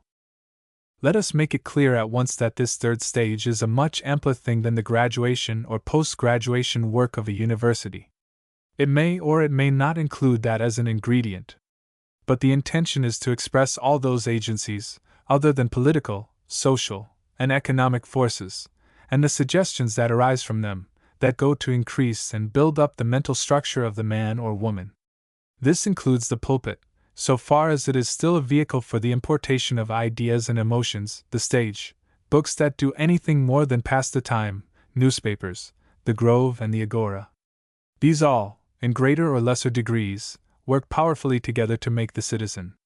They work most powerfully, of course, in those plastic unsettled years that last from adolescence to the middle 20s, but often in very slowly diminishing intensity right into the closing decades of middle age. However things may have been in the quieter past when newspapers did not exist, when creeds were rigid, plays mere spectacles to be seen only in town, and books rare, the fact remains that today everybody goes much further and learns far more than any of the professedly educational agencies can be held accountable for. There was a time, perhaps, when a man really did settle down, intellectually, at the end of his days of learning, when the only way, outside the libraries and households of a few princely personages, to go on thinking and to participate in the secular development of ideas, was to go to a university and hear and dispute. But those days have gone for 100 years at least. They have gone by, and the strange thing is that a very large proportion of those who write and talk about education have not discovered they have gone by, and still think and talk of universities as though they were the only sources and repositories of wisdom. They conjure up a vision in my mind of an absent-minded water-seller, bearing his precious jars and crying his wares knee-deep, and going deeper into a rising stream. Or if that does not seem just to the university in the past, an image of a gardener, who long ago developed a novel variety of some great flower which has now scattered its wind-borne seed everywhere, but who still proffers you for sale in a confidential, condescending manner a very little, very dear packet of that universal commodity. Until the advent of Mr. Ewart, with his Public Libraries Act, Mr. Passmore Edwards, and Mr. Andrew Carnegie, the stream of endowment for research and teaching flowed just as exclusively to the universities as it did in Tudor times. Let us deal, then, first with the finally less important and more formal portion of the third stage in the educational process, that is to say, with the university course. One may conceive that so far as positive teaching and learning go, a considerable proportion of the population will never pass beyond the second stage at all. They will fail to keep up in the course of that stage, or they will branch off into the special development of some special aptitude. The failures will gravitate into positions a little better perhaps, but analogous to those taken up by the failures of the schooling phase. The common clerks and common shop hands, for example, would come out here. The others, who fall out without completing their college course, but who may not be college failures at all, will be all sorts of artists and specializing persons of that type. A great many girls, for economic and other reasons, will probably never get beyond the college stage. They will pass from the biological and historical courses into employment, or marry, or enter domestic life. But what may finally become a much larger proportion of new Republican citizens will either from the beginning, taking the college course in the evening, or after a year or so of full attendance at the college course, start also upon the third-grade work, the preparation for the upper ranks of some technical and commercial employment, for the systematic and liberal instruction that will replace the old rule-of-thumb apprenticeship. One can imagine a great variety of methods of combining the apprenticeship phase of serious occupation with the college course. Many waking up to the demands of life may do better for themselves with a desperately clutched college course of evening classes than others who will have progressed comfortably in day colleges. There should be opportunity, by means of scholarship openings for such cases of a late awakening to struggle back into the higher education. There may be every gradation from such students to those who will go completely and exhaustively through the college and who will then go on at 21 or 22 to equally complete and exhaustive work in the third grade. One imagines the third grade in its completeness as a most varied choice of thorough studies carried on for 3 or 4 years after 18 or 21, special schools of medicine, law, engineering, psychology, and educational science, economics and political science, economics and commercial science, philosophy and theology, and physical science. Quite apart from the obvious personal limitation, the discussion of the method of dealing specifically with each of these subjects would be too diversified and special a theme to occupy me now. The larger fact to which attention has to be given is this: that all these studies and all the technical study and such-like preparation at lower levels of the third stage must be as it were floating in a common body of thought, which is the unifying principle, the common initiative, the real common life of the truly civilized state, and that this body of thought is no longer to be contained within the form of a university. It is the larger of the two things. And the last question, therefore, in these speculations is the general organization of that body of thought, that is to say of contemporary literature, using the word in its widest sense to cover all that is good in journalism, all untechnical speculative, philosophical writing, all that is true and new in the drama, in poetry, fiction, or any other distinctly literary form, and all scientific publication that is not purely a matter of recording or technical working out, all scientific publication that deals with general ideas. There was a time when the higher education was conceived of as entirely a matter of learning. To endow chairs and teachers, and to enable promising scholars to come and hear the latter was the complete organization of the higher education. It is within quite recent years that the conception of endowing research for its own sake, leaving the research professor free altogether from direct teaching or with only a few good pupils whose work consisted chiefly in assimilating his ideas and helping with his researches, has become at all widely acceptable. Indirectly, of course, the research professor is just as much a teacher as the teaching professor, because his results become accessible as he writes them. Our work now is to broaden both the conception of research and of teaching, to recognize that whatever imports fresh and valid ideas, fresh and valid aspects, not simply of chemical and physical matters, but of aesthetic, social, and political matters, partakes of the honor and claims of research, and that whatever conveys ideas and aspects vividly and clearly and invigoratingly, not simply by word of mouth but by book or picture or article, is teaching. The publication of books, the whole business of bringing the contemporary book most efficiently home to the general reader, the business of contemporary criticism, the encouragement and support of contemporary writers, is just as vitally important in the modern state as the organization of colleges and schools, and just as little to be left to the enterprise of isolated individuals working primarily upon commercial lines for gain. There are two aspects of this question. There is the simpler one of getting an abundance of good books, classical and contemporary, and of good publications distributed everywhere through the English-speaking world, and there is the more subtle and complex problem of getting, stimulating, and sustaining the original writers and the original critics and investigators upon whom the general development of contemporary thought, upon whom indeed the progress of the world finally depends. The latter problem may be reserved for the next paper, and here we will deal simply with the question of access and distribution. For the present we must assume the quality of the books. All that sort of question must be deferred for our final discussion. We will simply speak of good books, serious books, on the one hand, and of light and merely amusing books on the other, in an intentionally vague way. The former sort of books is our present concern. Pleasure as an end, pleasure except as necessary recuperation, is no affair for the state. Books are either bought or borrowed for reading, and we have to consider what can be done to secure the utmost efficiency in the announcement, lending and selling of books. We have also to consider the best possible means of distributing periodicals. We have particularly to consider how books specifically good, or thorough, or serious, and periodicals that are sound and stimulating, are to be made as widely and invitingly accessible as possible.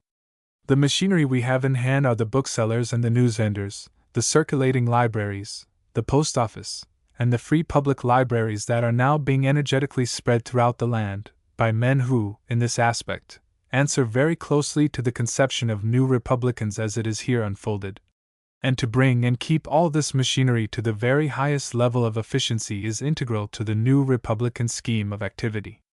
It may be objected that the organization of bookselling and publishing is the discussion of trivial details in the intellectual life of a people, but indeed that is not so.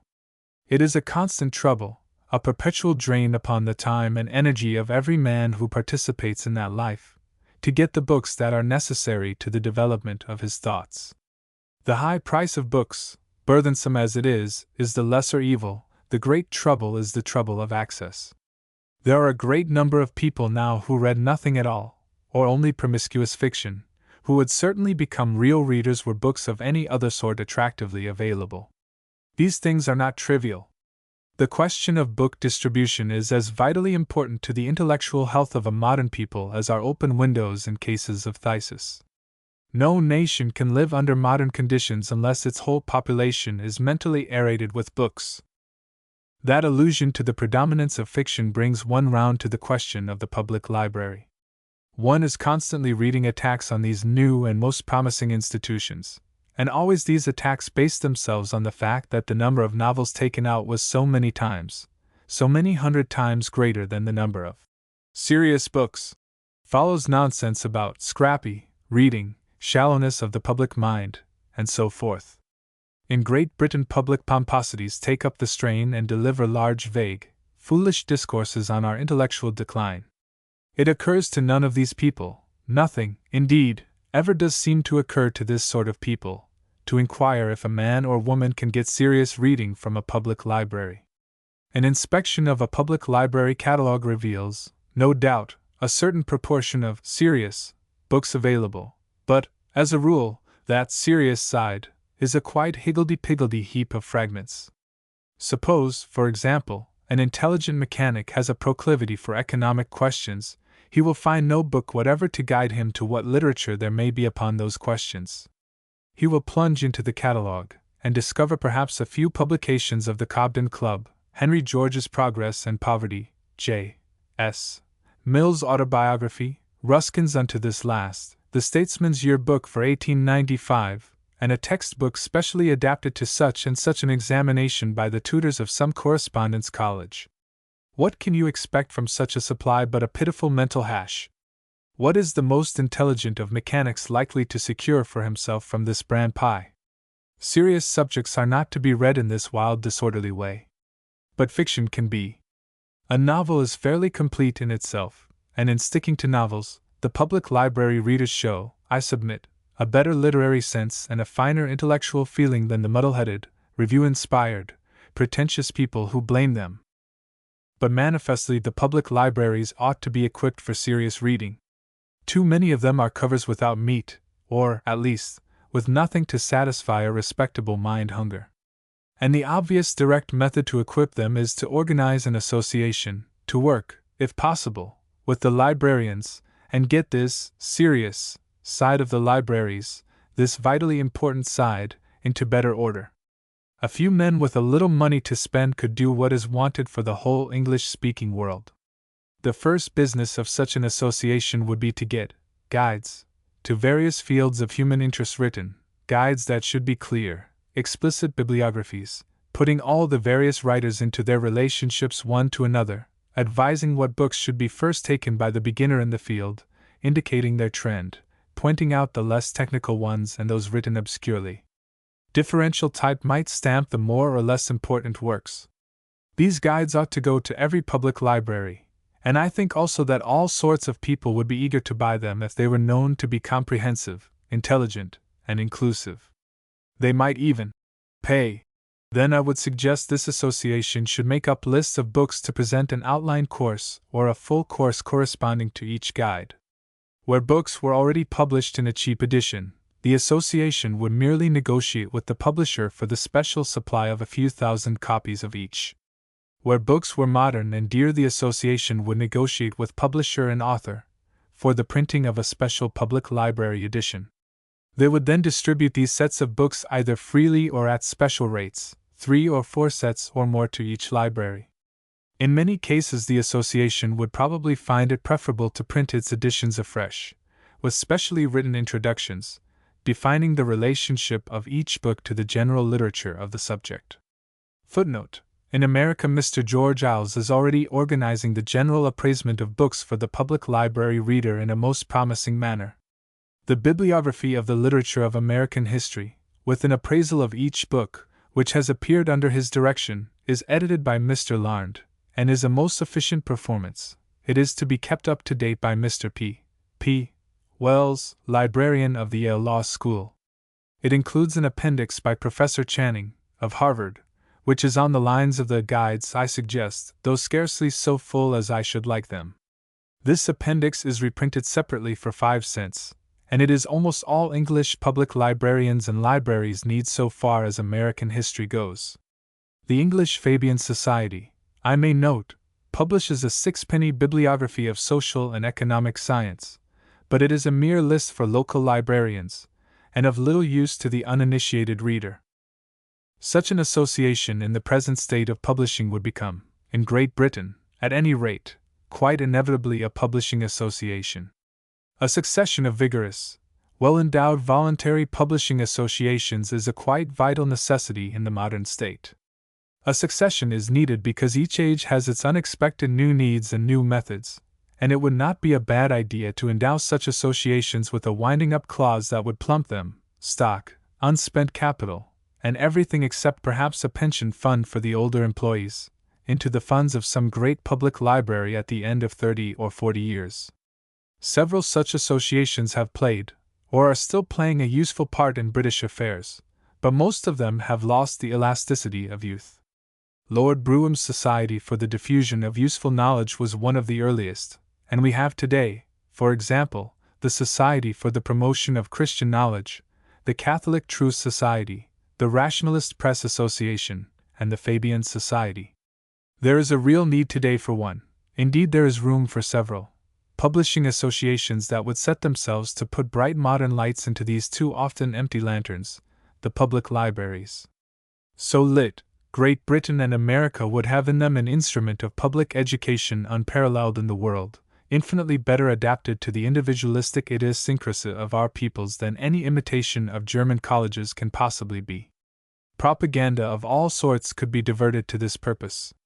Persons of imperialistic tendencies might well consider the advisability of guides to good geographical and historical reading and sets of travel books, and of geographical and historical works.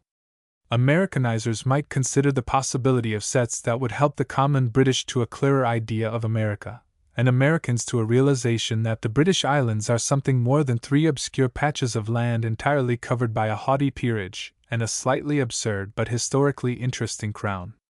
Indeed, whatever you want thought or believed, I would say, give books. But the good New Republican would have a wider scope for his publishing association than to subdue it to this specific doctrine or that. It is not the opinion makes the man, it is not the conclusion makes the book. We live not in the truth, but in the promise of the truth.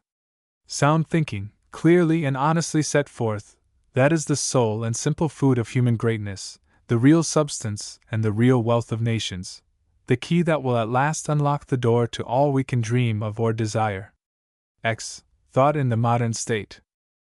These speculations upon the possibilities and means of raising the average human result have brought us at last to the problem of increasing the amount of original intellectual activity in the state, as a culminating necessity. That average child who threads our speculations has been bred and fed, we now suppose, educated in school and college, put under stimulating political and social conditions and brought within reach and under the influence of the available literature of the time, and he is now emerging into adult responsibility. His individual thought and purpose has to swim in and become part of the general thought and purpose of the community. If that general flow of thought is meager, his individual life will partake of its limitations. As the general thought rises out of its pools and narrow channels towards a wide flood, so each individual becomes more capable of free movements and spacious cooperations towards the general end. We have bred our citizen and trained him only to waste all his energy at last. He is no better than the water in an isolated dry season pool in the bed of a tropical river, unless he can mingle in the end with the general sea of thought and action. Thought is the life, the spontaneous flexibility of a community. A community that thinks freely and fully throughout its population is capable of 1,000 things that are impossible in an unthinking mass of people.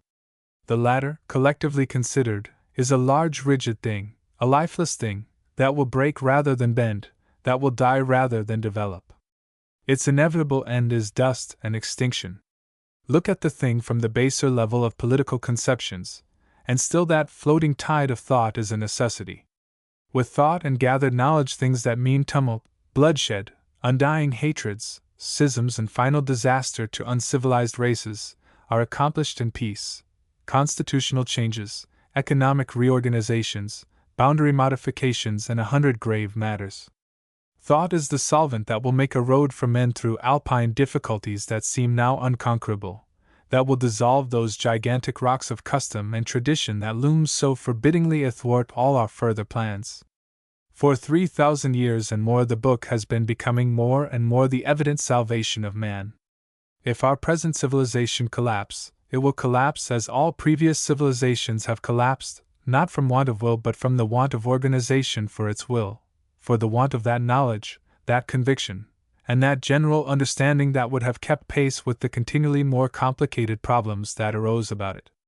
Footnote: Dr. B.D. Crozier, in his most interesting and suggestive History of Intellectual Development, terms the literary apparatus that holds a people together to a common purpose the Bible of that people, and suggests that the Bible of a modern people should be the history of civilization. His work expresses by very different phrases and methods a line of thought closely akin to the thesis of this paper. One writes, "Our present civilization, and of previous civilizations, but indeed no civilizations have yet really come into existence. Tribes have aggregated into nations, nations have aggregated into empires, and then, after a struggle, has come a great confusion of thought, a failure to clarify a common purpose, and disintegration. Each successive birth has developed a more abundant body of thought, a more copious literature than the last. Each has profited by the legacy of the previous failure, but none have yet developed enough. Mankind has been struggling to win this step of a permanent civilized state, and has never yet attained any sort of permanency, unless perhaps in China. And that sole imperfect permanency was based primarily upon a literature. A literature is the triumphant instrument of the invincible culture of the Jews. Through the whole volume of history the thoughtful reader cannot but exclaim, again and again, 'But if they had only understood one another, all this bloodshed, all this crash, disaster, and waste of generations could have been avoided. Our time has come, and we of the European races are making our struggle in our turn. Slavery still fights a guerrilla war in factory and farm, cruelty and violence peep from every slum, barbaric habits, rude barbaric ways of thinking, grossness and stupidity are still all about us. And yet in many ways we seem to have gotten nearer to the hope of permanent beginnings than any of those previous essays in civilization. Collectively we know a great deal more, and more of us are in touch with the general body of knowledge than was ever the case at any earlier stage. Assuredly we know enough to hope that we have passed the last of the Dark Ages. But though we hope, we deal with no certainties, and it is upon the broadening and increase of the flow of ideas that our hope depends. At present this stream of thought and common understanding is not nearly so wide and deep as it might conceivably become, as it must become if indeed this present civilization is to be more than another false start. Our society, Anticipations, Chapter 3. Developing social elements, has ceased to be homogeneous, and it has become a heterogeneous confusion without any secure common grounds of action, under the stress of its own material achievements. For the lack of a sufficient literature we specialize into incoordinated classes. A number of new social types are developing, ignorant of each other, ignorant almost of themselves, full of mutual suspicions and mutual misunderstandings, narrow, limited, and dangerously incapable of intelligent collective action in the face of crises. The medical man sees nothing beyond his profession. He misunderstands the artist, the divine, and the engineer. The engineer hates and despises the politician, the lawyer misses the aims of the medical man, the artist lives angrily in a stuffy little corner of pure technique. None of them read any general literature at all except perhaps a newspaper. Each thinks parochially in his own limits, and except for his specialty, is an illiterate man.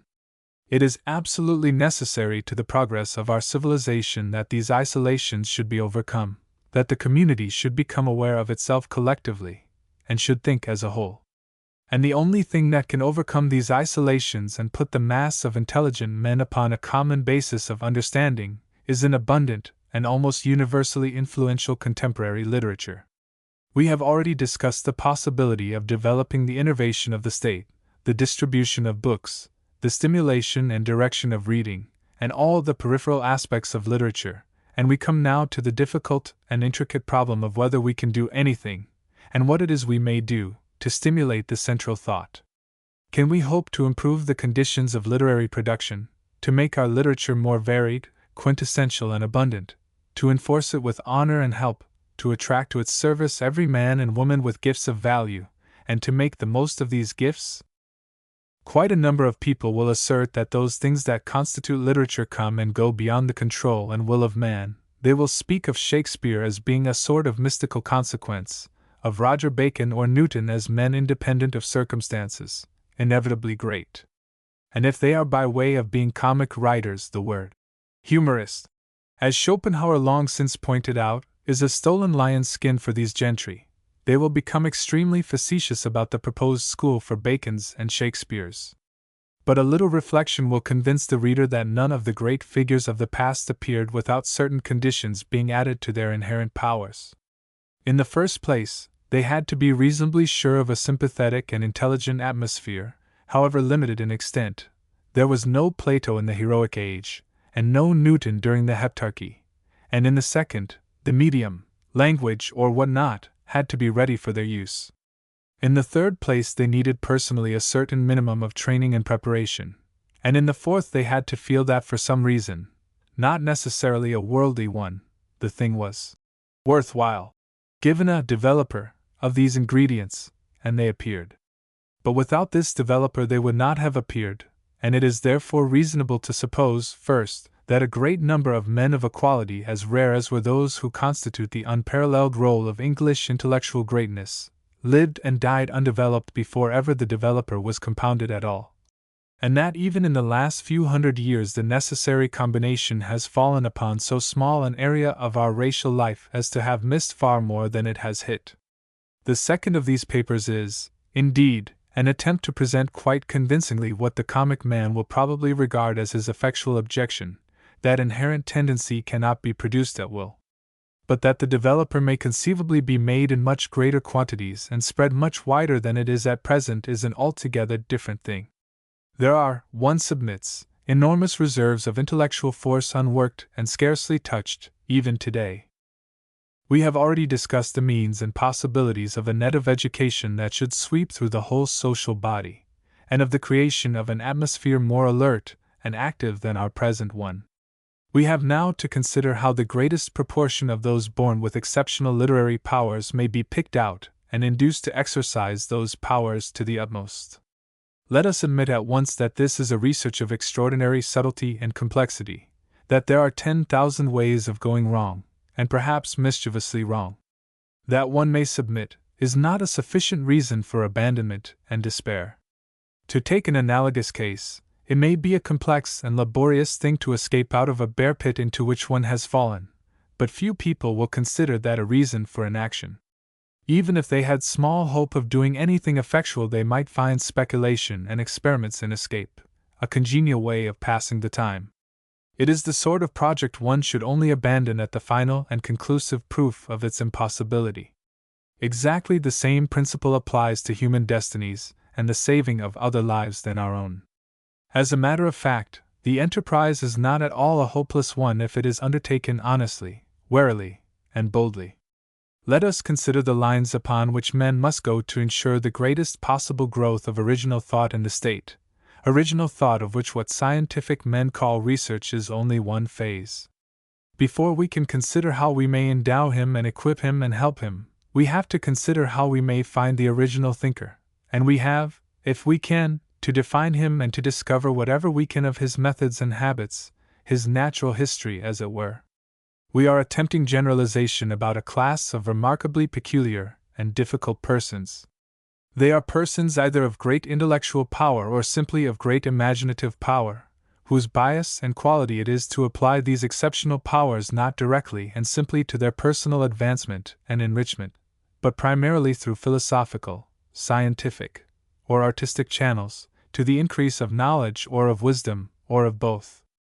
And here is the peculiar point in this problem: they are men who put, or who wish to put the best of themselves and most of themselves into occupations and interests that do not lead to practical results, that often for the individual in open competition and the market fail more or less completely to pay. Their activities, of course, pay tremendously at last for the race, but that is not their personal point of application. They take their lives and their splendid powers, they waste themselves in remote and inaccessible regions and bring back precious things that immediately any sharp commercial-minded man will turn into current coin for himself and the use of the world. There are certain things follow naturally from this remote concentration, and we must persistently keep them in mind. These men of exceptional mental quality, if they are really to do what they are specially fitted to do, with all their power, will be unable to give their personal affairs, their personal advancement, sustained attention. In a democratic community whose principle is hustle, in a leisurely monarchy where only opulence, a powerful top note, and conspicuous social gifts succeed, they will have either to neglect or taint their special talent in order to survive. It does not follow that because a man's special qualities and inclinations are towards, let us say, illuminating inquiries into the constitution of matter, or profound and beautiful or simply beautiful renderings of his individual vision of life, that he is indifferent to or independent of honor, of all the freedoms to do and to rest from doing that come with wealth, or of the many lures and pleasures of life. Posthumous fame is losing its attractiveness in an age which has discovered excellent reasons for doubting whether after all Air Perennius was not rather too strong a figure. However powerful the impulse to think, to state and create, there comes a point, often a point a long way from starvation, at which a genius will stop working. Your man of scientific, literary, or artistic genius will not work below his conception of the endurable minimum, the minimum of hope and honor and attention as well as of material things, any more than a coal heaver will, and we live in a period when the standard of life tends to rise.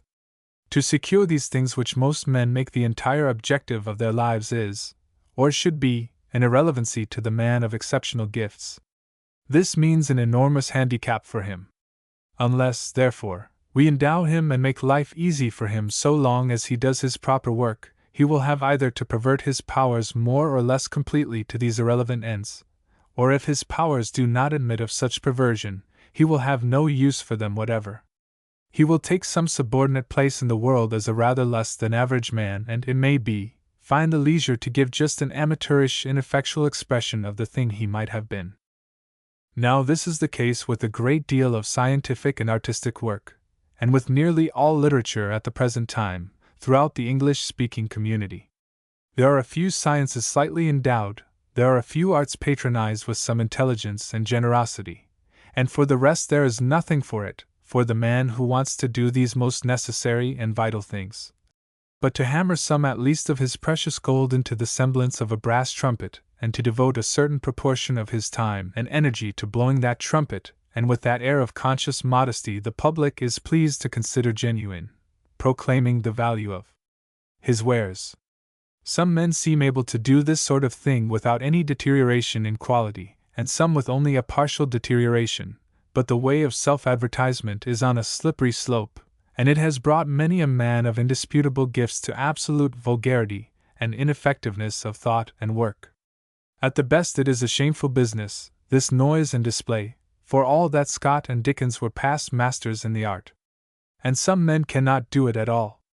Moreover, what the good man may do with an effort, the energetic quack, whose only gift is simulation, can do infinitely better. It is only in the unprofitable branches of intellectual work that the best now holds the best positions unchallenged. In the really popular branches of artistic work, every honorable success draws a parasitic swarm of imitators like fish round bread in a pool. In the world of thought, far more than in the world of politics, the polling method, the democratic method has broken down, the method that will only permit an author to write, unless his subject is one that allows him to hold a professorial chair, on condition that he can get a publisher to induce the public to buy a certain minimum number of copies of each of his works, a method that will give him no rest. Once he is in the full swing of production, until the end, no freedom to change his style or matter, lest he should lose that pang following by the transition or the pause. Now, before we can discuss how else we can deal with those who constitute the current thought of the community, we must consider how we are to distinguish what is worth sustaining from what is not. This is the public aspect of criticism. It is the mineralogy of literature and art. At present, criticism, as a public function, is discharged by private persons, usually anonymous and frequently mysterious, and it is discharged with an astonishing ineffectiveness. Nowhere in the whole English-speaking world is there anything one can compare to a voice and a judgment, much less any discussion between reputable voices. There are periodicals professing criticism, but most of them have the effect of an omnibus in which disconnected heterogeneous people are continually coming and going, while the conductor asks first one of his fluctuating load and then another haphazard for an opinion on this or that. The branch of literature that has first to be put on a sound footing is critical literature. The organization into efficiency of the criticism of contemporary work one is forced to believe an almost necessary preliminary to the hopeful treatment of the rest of the current of thought. There is, of course, also the suggestion that an English Academy of Letters might be of great service in discounting vulgar successes, and directing respect and attention to literary achievements. One may doubt whether such an academy as a royal charter would give the world would be of any service at all in this connection. But Mr. Herbert Trench has suggested recently that it might be possible to organize a large guild of literary men and women, which would include all capable writers, and from which a sort of academy could be elected, either by a general poll or, I would suggest, by a jury of election or successive juries confirming one another. The New Republican would like to see such a guild not purely English, but Anglo-American, or in duplicate for the two countries, with a very carefully chosen nucleus, and some little elaboration in the admission of new members, whose works might be submitted to the report of a critical jury. Such a guild might be made fairly representative of literary capacity. Election, one may suggest, should be involuntary. There would be a number of literary men, one fears, great men some of them, who would absolutely refuse to work with any such body, and from the first the guild would have to determine to make such men unwilling members to whom all the honors and privileges of the guild would be open whenever they chose to abandon their attitude of scorn or distrust. Such a guild would furnish a useful constituency, a useful jury list. It could be used to recommend writers for honors, to check the distribution of public pensions for literary services, perhaps even to send a member or so to the upper chamber. It is, at any rate, an experiment worth trying. But such a guild at best is only one of many possible expedients in this matter. Another is for a few people of means to subsidize a magazine for the exhaustive criticism of contemporary work for a few years. Quite a small number of people, serious in this matter, a couple of thousand or so, could float such a magazine by the simple expedient of guaranteeing subscriptions. Footnote: it may be suggested that among other methods of putting the criticism of contemporary literature upon a better footing is one that might conceivably be made to pay its own expenses. There is so much room for endowments nowadays that where one can get at the purse of the general public one should certainly prefer it to that of the generous but overtaxed donor. The project would require a strong endowment, but that endowment might be of the nature of a guarantee fund, and might in the end return unimpaired to the lender.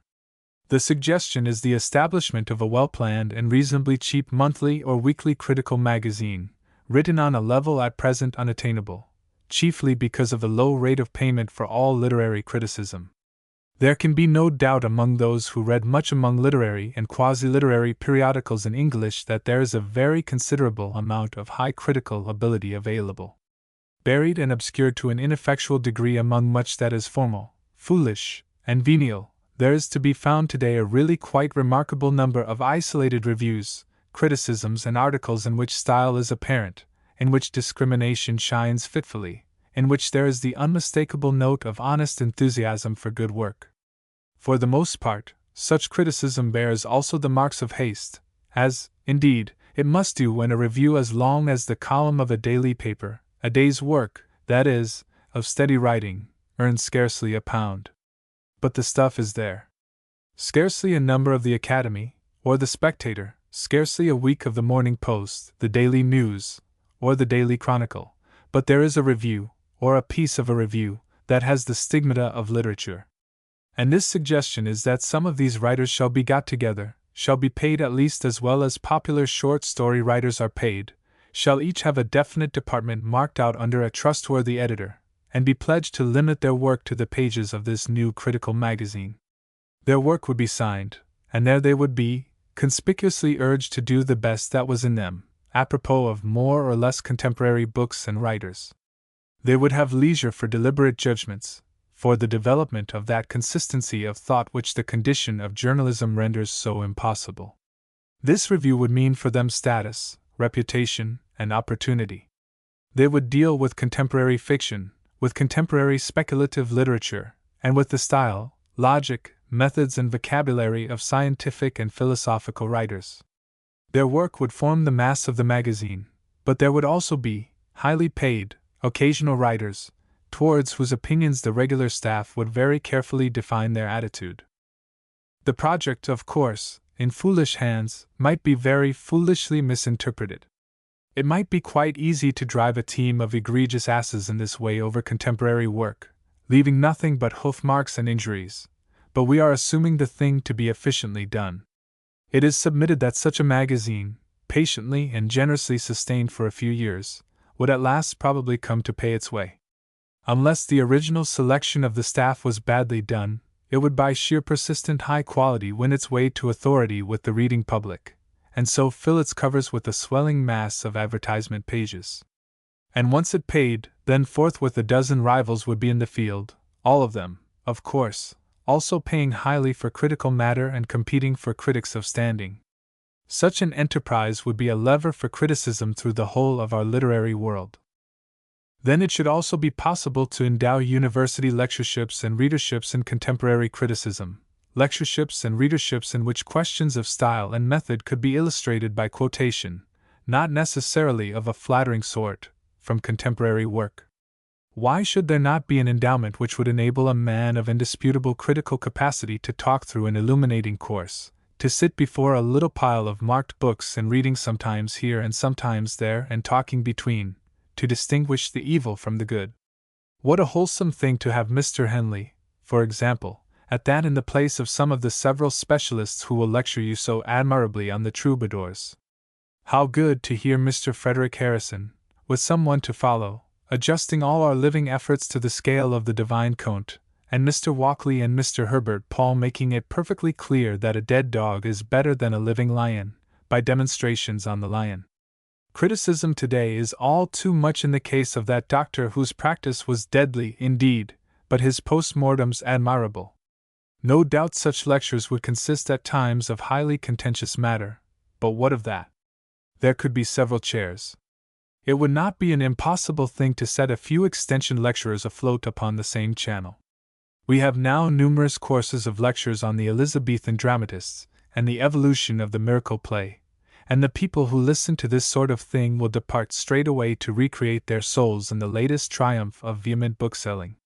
Why not base the literary education of people upon the literature they read instead of upon literature that they are scarcely more in touch with than with Chinese metaphysics?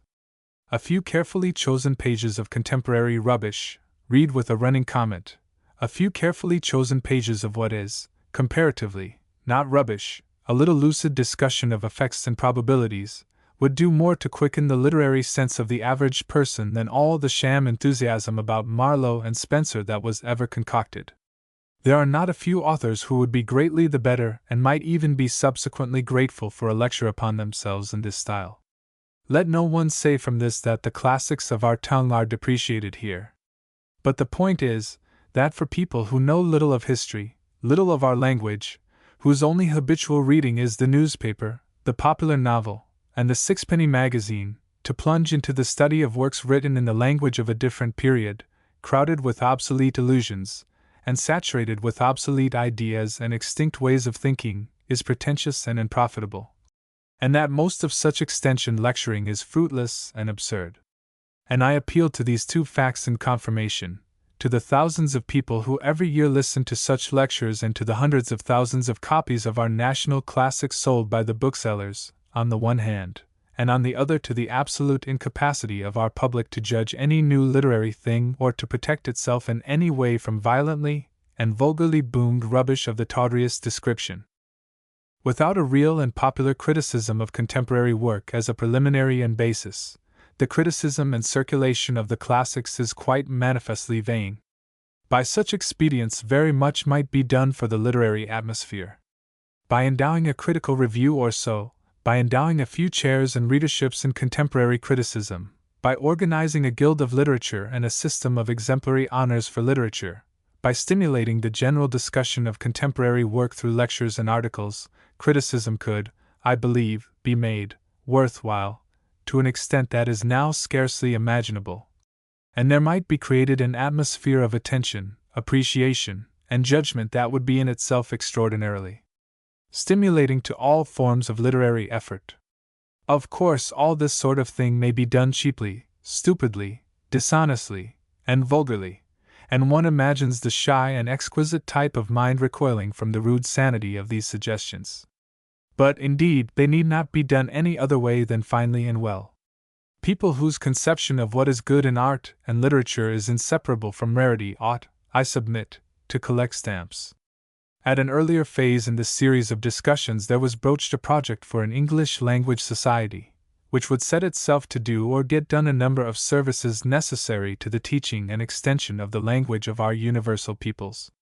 With such a society, those who undertook this project for the habilitation of criticism would necessarily cooperate and interlock. It is upon this basis of an organized criticism and of a well-taught and cherished language that the English literature of the 20th century, the literature of analysis and research, and the literature of creative imagination, has to stand. Upon such a basis it becomes possible to consider the practicability of the endowment of general literature. For to that at last we come. I submit that it is only by the payment of authors, and if necessary their endowment in a spacious manner, and in particular by the entire separation of the rewards of writing from the accidents of the book market, that the function of literature can be adequately discharged in the modern state. The laws of supply and demand break down altogether in this case. We have to devise some means of sustaining those who discharge this necessary public function in the progressive state. There are several general propositions in this matter that it may be worth while to state at this point. The first is that both scientific generalization and literature proper have been and are and must continue to be the product of a quite exceptionally heterogeneous aggregation of persons. They are persons of the most various temperaments, of the most varied lopsidedness, of the most various special gifts, and the most various social origins, having only this in common, the ability to add to the current of the world's thought. They are not to be dealt with as though they were a class of persons all of exceptional general intelligence, of exceptional strength of character, or of exceptional sanity. To do that would be to hand over literature from the man of genius to the man of talent. A single method of selection, help, honor, and payment, measurement by one general standard cannot, therefore, be accepted as a solution. There must not be any one single central body, any authoritative single control, for such a body or authority would inevitably develop a character in its activity and greet with a special favor, or with a special disfavor, certain types. In this case, at any rate, organization is not centralization, and it is also not uniformity. The proposition may indeed be thrown out that the principle of many channels, a principle involving the repudiation both of the monarchical and the democratic idea, is an essential one to go upon in all questions of honor and promotion in the modern state. And not only many channels, but many methods. Whatever the value of that as a universally valuable proposition, it certainly applies here. And next we may suggest that we must take great care that we pay for the thing we need and not for some subsidiary qualification of less value. The reward must be directly related to the work, and independent of all secondary considerations. It must have no taint of charity. The recipient must not have to show that he is in want. Because a writer or investigator is a sober, careful body, and quite solvent in a modest way, that is no reason why we should not pay him stimulatingly for his valuable contributions to the general mind, or because he is a shiftless seeker of misfortunes, why we should pay him in excess. But pay him anyhow. Almost scandalous private immorality, I submit, should not bar the literary worker from his pay any more than it justifies our stealing his boots. We must deal with immorality as immorality, and with work as work. Above all, at the present time, we must keep clearly in view that popularity has no relation to literary, philosophic, or scientific value. It neither justifies nor condemns. At present, except in the case of certain forms of research and in relation to the altogether too charitable-looking British Civil List, we make popularity the sole standard by which a writer may be paid. The novelist, for example, gets an income extraordinarily made up of sums of from 6 to 2 shillings per person sufficiently interested to buy his or her books. The result is entirely independent of real literary merit. The 6 and shillings are, of course, greatly coveted, and success in getting them on anything like a magnificent scale makes a writer, good or bad, vehemently hated and abused, but the hatred and abuse, unaccompanied as they are by any proposals for amelioration, are hardly less silly than the system. And for our present purpose it really does not matter if the fortunate persons who interest the great public are or are not overpaid. Our concern is with the underpaid, and with all this affair of mammoth editions and booming only as it affects that aspect. We are concerned with the exceptional man's necessities and not with his luxuries. The fly of envy in the true artist's ointment may, I think, very well stop there until magnanimity becomes something more of a cult in the literary and artistic worlds than it is at the present time. This, perhaps, is something of a digression from our second general proposition, that we must pay directly for the work itself. But it leads to a third proposition. The whole history of literature and science abundantly shows that no critical judgment is more than an approximation to the truth. Criticism should be equal to the exposure of the imitator and the pure sham. Of course, it should be able to analyze and expose these types, but above that level is the disputed case. At the present time in England only a very few writers or investigators hold high positions by anything approaching the unanimous verdict of the intelligent public, of that section of the public that counts.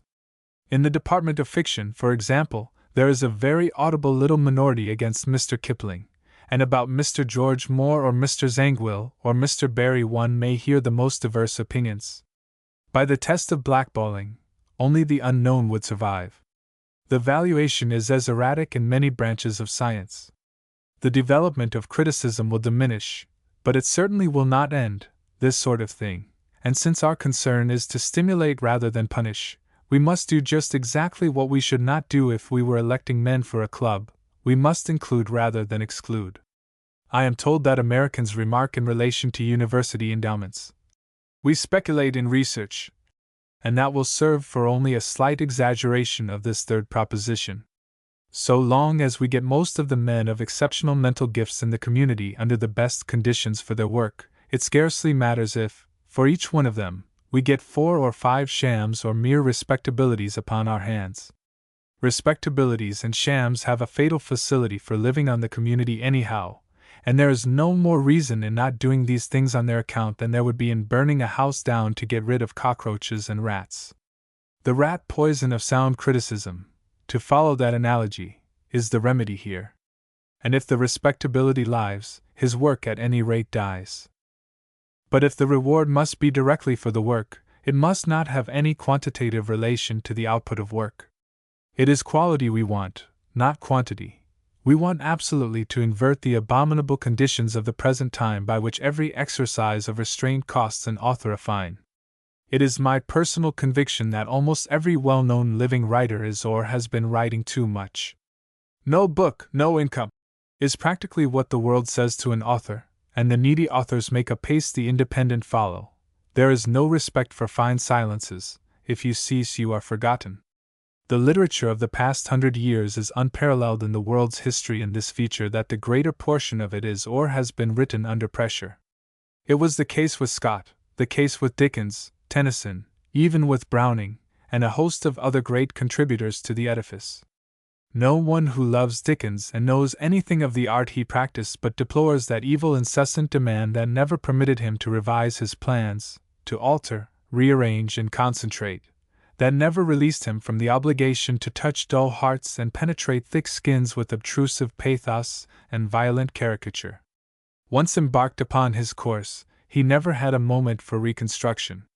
He had no time to read, no time to think. A writer nowadays has to think in books and articles. To read a book he must criticize or edit it. If he dare attempt an experiment, a new departure, comes his agent in a panic. Every departure from the lines of his previous success involves chaffering, unless he chance to be a man of independent means. When one reflects on these things, it is only amazing that the average book is not more copious and crude and hasty than it is, and how much in the way of comprehensive and unifying work is even now in progress.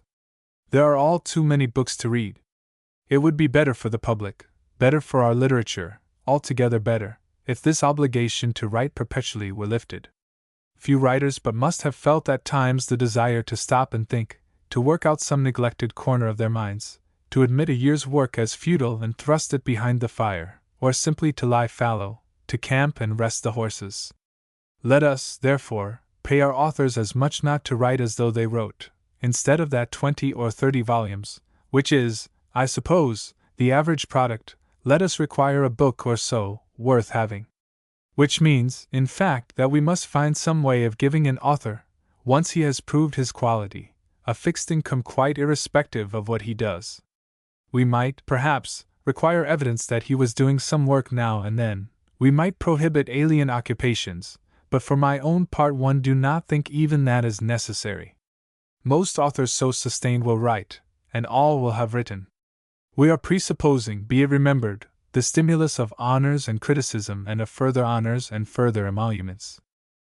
Finally, in making schemes for the endowment of original mental activity, we must not ignore the possibility of a perversion that has already played its part in the histories of painting and music, and that is the speculative financing of promising candidates for these endowments. If we are going to make research, criticism, and creation worthwhile, we must see to it that in reality we are not simply making it worthwhile for Solomons and Moses to spot the early promise, to stimulate its modesty, to help it to its position, and to draw the major profits of the enterprise. The struggling young man of exceptional gifts who is using his brains not to make his position but to do his destined work, is by that at a great disadvantage in dealing with the businessman, and it is to the interest of the community that he should be protected from his own inexperience and his own self-distrust. The average Whitechapel Jew could cheat a Shakespeare into the workhouse in no time, and our idea is rather to make the world easy for Shakespeares than to hand it over to the rat activities of the smart businessman. Freedom of contract is an idea no one outside a debating society dreams of realizing in the state. We protect tenants from landlords in all sorts of ways, our law overrides all sorts of bargains, and in the important case of marriage we put almost all the conditions outside bargaining and speculative methods altogether by insisting upon one universal contract or none. We protect women who are physically and economically weak in this manner, not so much for their own good as the good of the race. The state already puts literary property into a class apart by limiting its duration. At a certain point, which varies in different circumstances, copyright expires. It is possible for an author, whose fame comes late, to be present as a row of dainty volumes in half the comfortable homes in the world, while his grandchildren beg their bread. The author's blood is sacrificed to the need the whole world has of cheap access to his work. And since we do him this injury for the sake of our intellectual life, it is surely not unreasonable to interfere for his benefit also if that subserves the greater end. Now there are two ways at least in which the author may be and should be protected from the pressure of immediate necessities. The first of these is to render his copyright and his work inalienably his, to forbid him to make any bargain by which the right to revise, abbreviate, or alter what he has written passes out of his hands, and to make every such bargain invalid. He would be free himself to alter or to endorse alterations, but to yield no carte blanche to others. He would be free also to make whatever bargain he chose for the rights of publication. But, and this is the second proposal, No bargain he made should be valid for a longer period than 7 years from the date of its making. Every 7 years his book would come back into his control, to suppress, revise, resell, or do whatever he liked to do with it. Only in one way could he escape this property, and that would be by declaring it void and making his copyright an immediate present to the world. And upon this proposal it is possible to base one form, and a very excellent form, of paying for the public service of good writing and so honoring men of letters and thought, and that is by buying and, more or less, completely extinguishing their copyrights, and so converting them into contemporary classics. Throughout these papers a disposition to become concrete has played unchecked. Always definite proposals have been preferred to vague generalizations, and here again it will be convenient to throw out an almost detailed scheme, simply as an illustration of the possibilities of the case.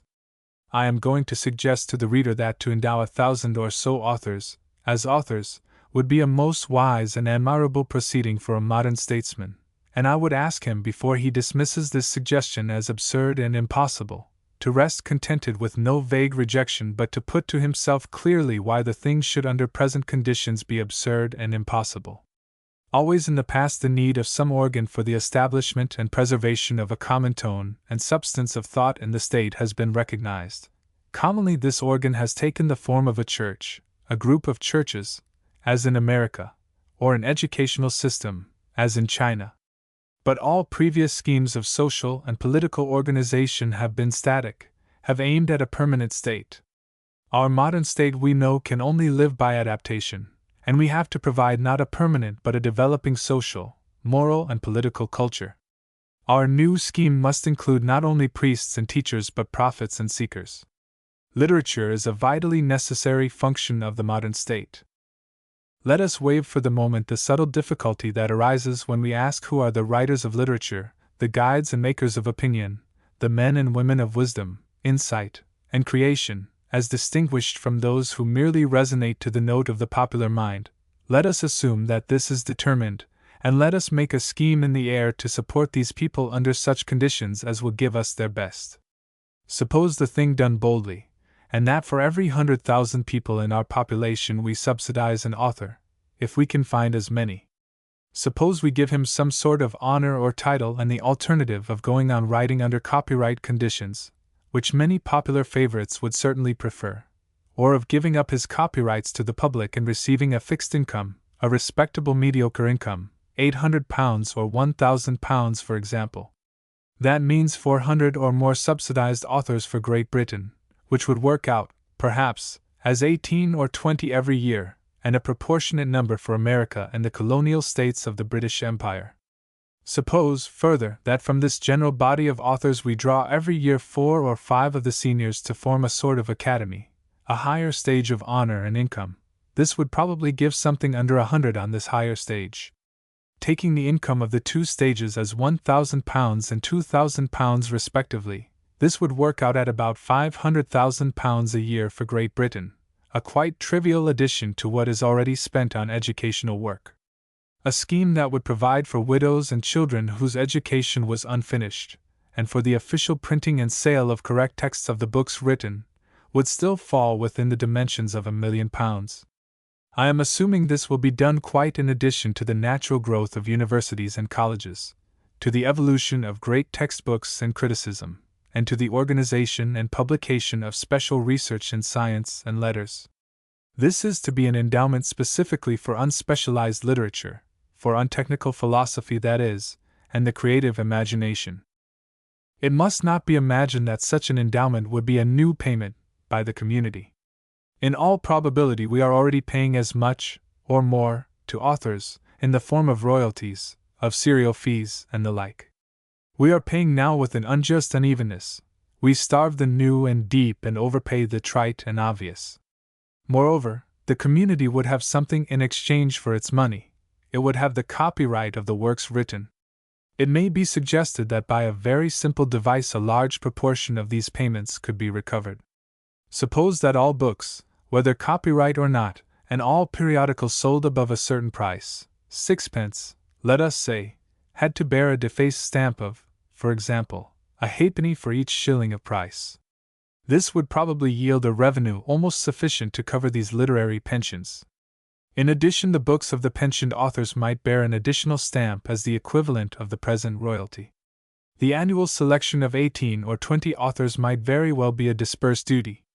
1 or 2 each might be appointed in some way by grouped universities, or by 3 or 4 of the universities taken in rotation, by such a guild of authors as we have already considered, by the British Academy of History and Philosophy, by the Royal Society, by the British Privy Council. The jury system would probably be of very great value in making these appointments. That is a rough sketch of a possible scheme, presented in the most open-minded way. It would not meet all conceivable cases, so it would need to be supplemented in many directions. Moreover, it is presented with hideous crudity. But for all that, would not something of the sort work well? How would it work? There would certainly be a great diminution in the output of written matter from the 1,000 or more recognized writers this would give us, and almost as certainly a great rise in effort and deliberation, in distinction, quality, and value in their work.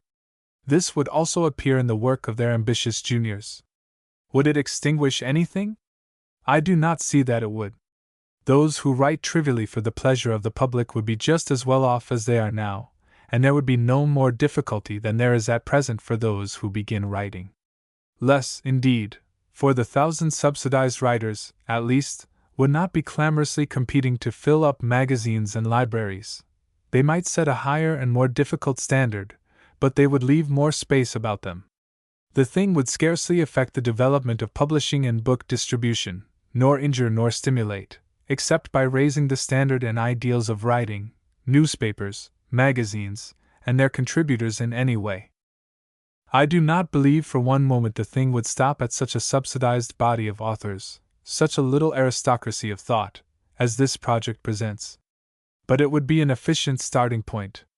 There are those who demand a thinking department for Army and Navy, and that idea admits of extension in this direction. This organized general literature of mine would be the thinking organization of the race.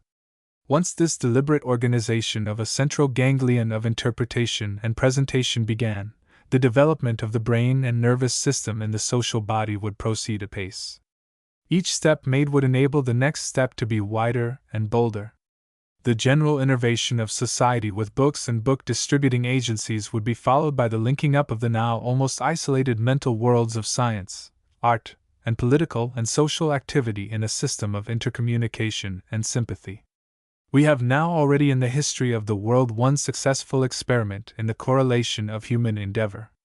Compare all that was accomplished in material science by the isolated work of the great men before Lord Verulam, and what has been done since the system of isolated inquiry gave place to a free exchange of ideas and collective discussion.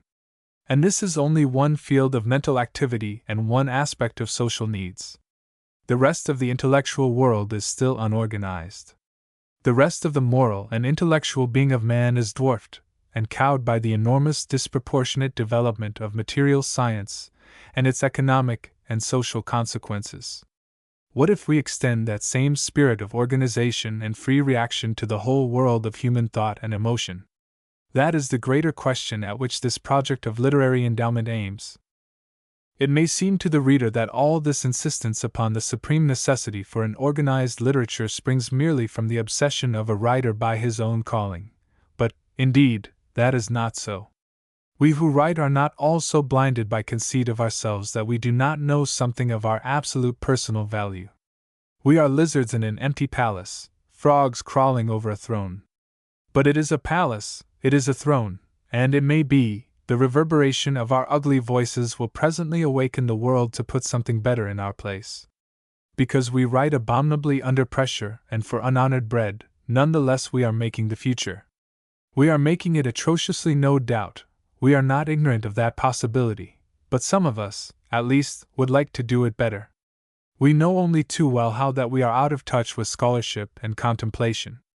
We must drive our pens to live and push and bawl to be heard. We must blunder against men an ample training on either side would have made our allies. We must smart and lose our tempers and do the foolish things that are done in the heat of the day. For all that, according to our lights, we who write are trying to save our world in a lack of better saviors, to change this mental tumult into an order of understanding and intention in which great things may grow. The thought of a community is the life of that community, and if the collective thought of a community is disconnected and fragmentary, then the community is collectively vain and weak. That does not constitute an incidental defect, but essential failure. Though that community have cities such as the world has never seen before, fleets and hosts and glories, though it count its soldiers by the army corps and its children by the million, yet if it hold not to the reality of thought and formulated will beneath these outward things, it will pass, and all its glories will pass, like smoke before the wind, like mist beneath the sun. It will become at last only one more vague and fading dream upon the scroll of time, a heap of mounds and pointless history, even as are Babylon and Nineveh. 11. The man's own share. In this manner it is that the initial proposition of new republicanism works itself out.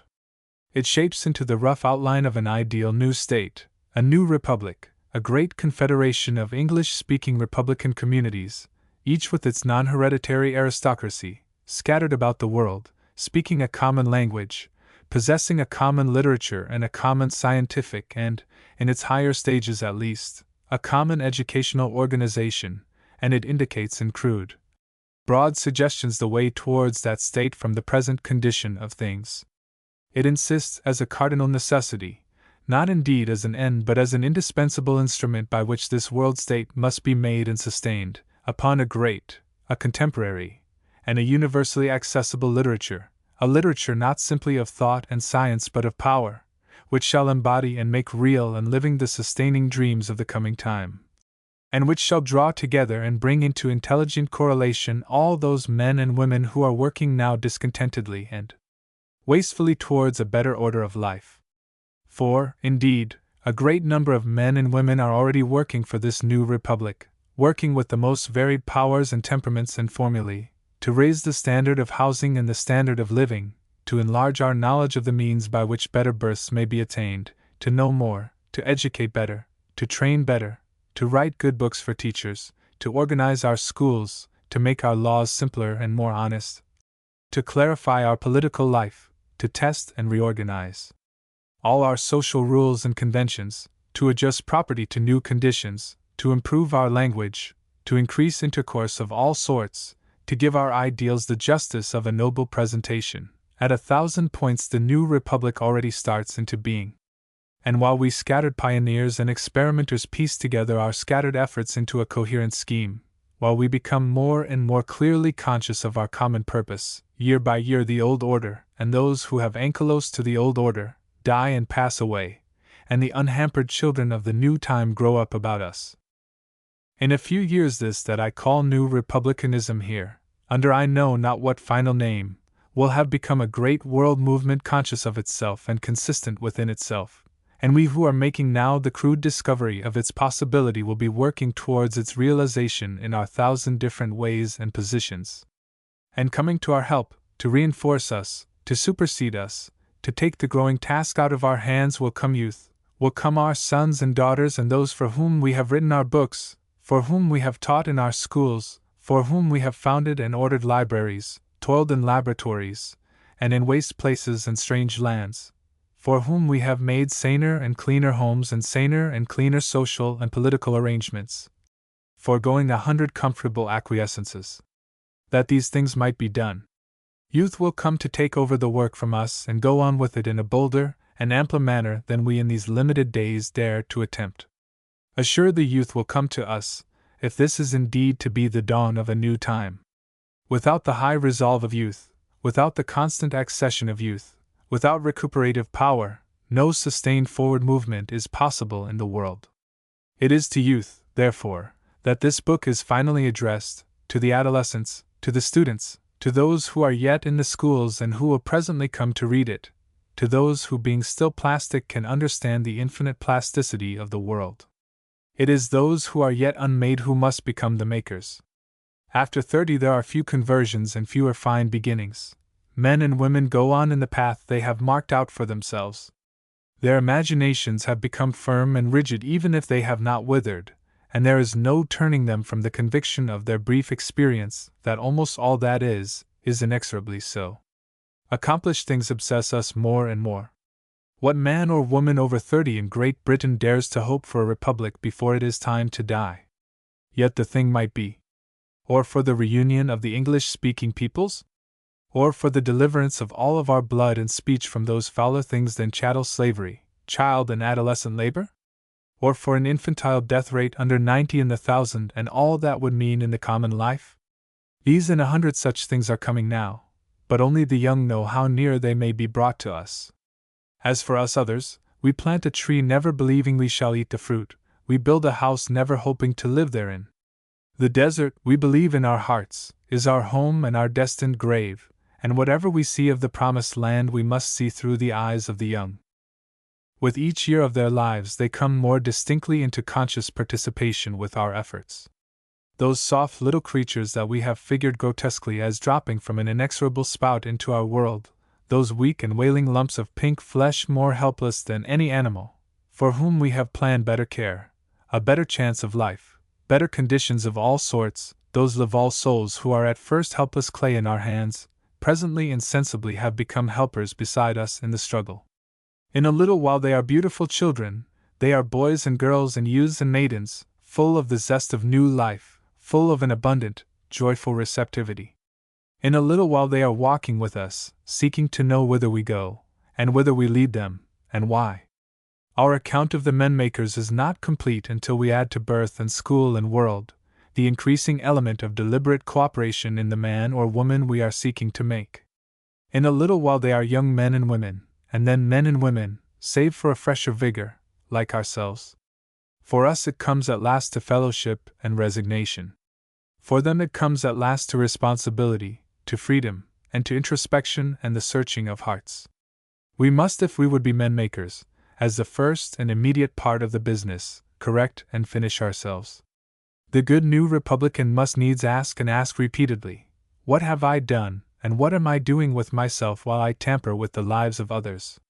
His self-examination will be no monstrous egotism of perfectibility, indeed, no virtuosity of virtue, no exquisite retreat and slinking out of the race, where that immortal garland is to be run for, not without dust and heat. But he will seek perpetually to gauge his quality, he will watch to see himself the master of his habits and of his powers, he will take his brain, blood, body, and lineage as a trust to be administered for the world. To know all one can of oneself in relation to the world about one, to think out all one can, to take nothing for granted except by reason of one's unavoidable limitations, to be swift, indeed, but not hasty, to be strong but not violent, to be as watchful of oneself as it is given one to be, is the manifest duty of all who would subserve the new republic. For the new Republican, as for his forerunner the Puritan, conscience and discipline must saturate life. He must be ruled by duties and a certain ritual in life. Every day and every week he must set aside time to read and to think, to commune with others and himself. He must be as jealous of his health and strength as the Levites of old. Can we in this generation make but a few thousands of such men and women who are not afraid to live, men and women with a common faith and a common understanding, then, indeed, our work will be done. They will in their own time take this world as a sculptor takes his marble, and shape it better than all our dreams. The End. A paper on administrative areas read before the Fabian Society. Footnote: I am indebted to Mr. R. P's for some valuable corrections. H. G. W. Let me begin this paper upon the question of scientific administrative areas in relation to municipal undertakings by defining the sort of socialism I profess. Because, you know, it is quite impossible to conceal that there are very many different sorts of socialism, and your society is, and has long been, a remarkably representative collection of the various types. We have this much in common, however, that we insist upon and hammer home and never lose sight of the fact that property is a purely provisional and law-made thing, and that the law and the community which has given may also, at its necessity, take away. The work which the socialist movement has done is to secure the general repudiation of any idea of sacredness about property. But upon the extent to which it is convenient to sanction a certain amount of property, and the ways in which existing excesses of property are to be reduced, socialists differ enormously. There are certain extreme expressions of socialism that you will connect with the names of Owen and Fourier, and with Noyes's History of American Socialism, in which the abolition of monopoly is carried out with logical completeness to the abolition of marriage, and in which the idea seems to be to extend the limits of the family and of intimate intercourse to include all humanity. With these socialisms I have nothing in common. There are a large number of such questions concerning the constitution of the family upon which I retain an open and inquiring mind, and to which I find the answers of the established order, if not always absolutely incorrect, at any rate glaringly incomplete and totally inadequate, but I do not find the answers of these socialistic communities in any degree more satisfactory. There are, however, more limited socialisms, systems which deal mainly with economic organizations, which recognize the rights of individuals to possessions of a personal sort, and which assume without detailed discussion the formation of family groups within the general community. There are limited socialisms whose repudiation of property affects only the common interests of the community, the land it occupies, the services in which all are interested, the necessary minimum of education, and the sanitary and economic interaction of one person or family group upon another, socialisms which, in fact, come into touch with an intelligent individualism, and which are based on the attempt to ensure equality of opportunity and freedom for complete individual development to every citizen. Such socialists look not so much to the abolition of property as to the abolition of inheritance, and to the intelligent taxation of property for the services of the community. It is among such moderate socialists that I would number myself. I would make no hard and fast rule with regard to any portion of the material and apparatus used in the service of a community.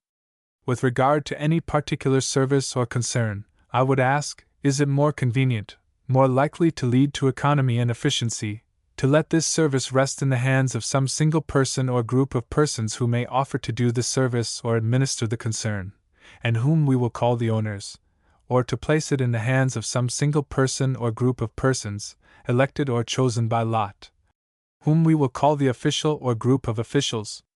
And if you were to suggest some method of election that would produce officials that, on the whole, were likely to manage worse than private owners, and to waste more than the private owner's probable profits, I should say then by all means leave the service or concern in private hands.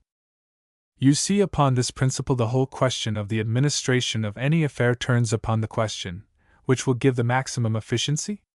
It is very easy to say, and it stirs the heart and produces cheering in crowded meetings to say, let everything be owned by all and controlled by all for the good of all. And for the general purposes of a meeting it is quite possible to say that and nothing more. But if you sit down quietly by yourself afterwards and try and imagine things being owned by all and controlled by all for the good of all, you will presently arrive at the valuable discovery in social and political science that the phrase means nothing whatever.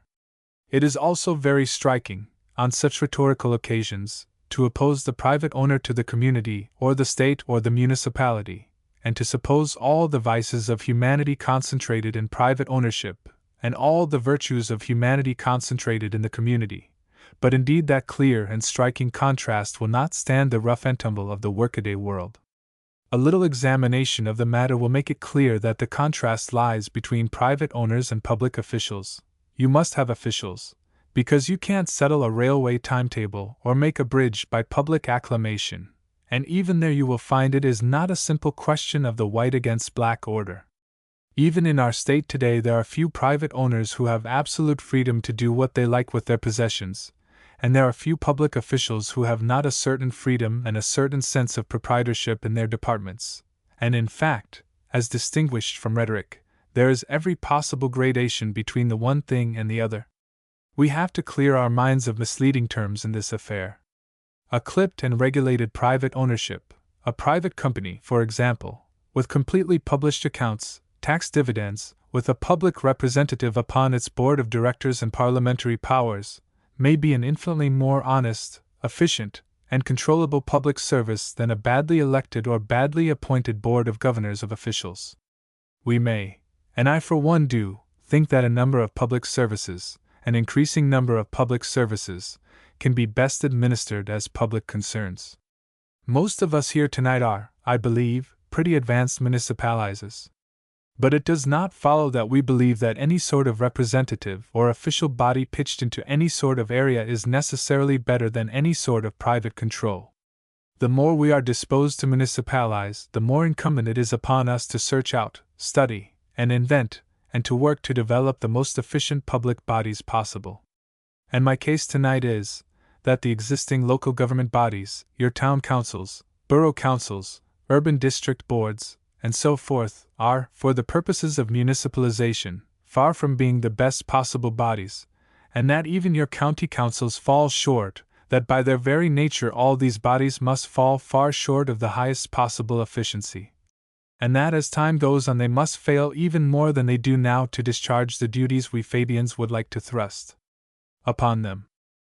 And the general reason upon which I would have you condemn these bodies and seek for some newer and ampler ones before you press the municipalization of public concerns to its final trial, is this, that their areas of activity are impossibly small. The areas within which we shape our public activities at present derive, I hold, from the needs and conditions of a past order of things. They have been patched and repaired enormously, but they still preserve the essential conceptions of a vanished organization. They have been patched and repaired first to meet this urgent specific necessity, and then that, and never with any comprehensive anticipation of coming needs, and at last they have become absolutely impossible. They are like 15th-century houses which have been continuously occupied by a succession of enterprising but short-sighted and close-fisted owners, and which have now been, with the very slightest use of lath and plaster partitions and geyser hot water apparatus, converted into modern residential flats. These local government areas of today represent for the most part what were once distinctly organized, and individualized communities, complete minor economic systems, and they preserve a tradition of what was once administrative convenience and economy. Today, I submit, they do not represent communities at all, and they become more wasteful and more inconvenient with every fresh change in economic necessity. This is a double change. Let me first of all say a word in justification for my first assertion that existing areas do not represent communities, and then pass to a necessary consequence or so of this fact. I submit that before the railways, that is to say in the days in which the current conception of local government areas arose, the villages, and still more the boroughs, and even the counties, were practically complete minor economic systems. The wealth of the locality was, roughly speaking, local.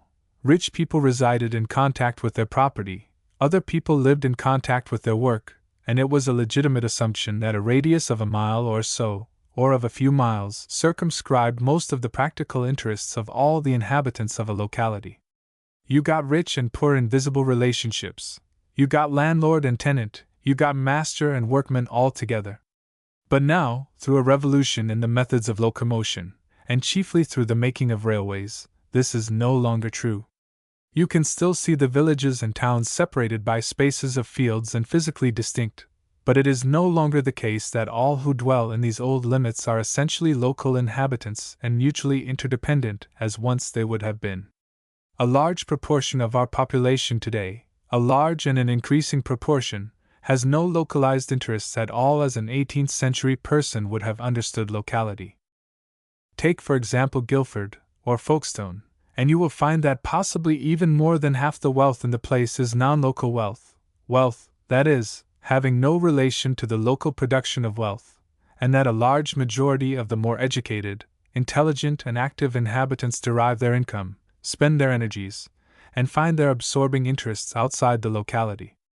They may rent or own houses, but they have no reality of participation and little illusion of participation in any local life. You will find in both towns a considerable number of hotels, inns, and refreshment places which, although they are regulated by local magistrates upon a basis of one license to so many inhabitants, derive only a small fraction of their profits from the custom of the inhabitants.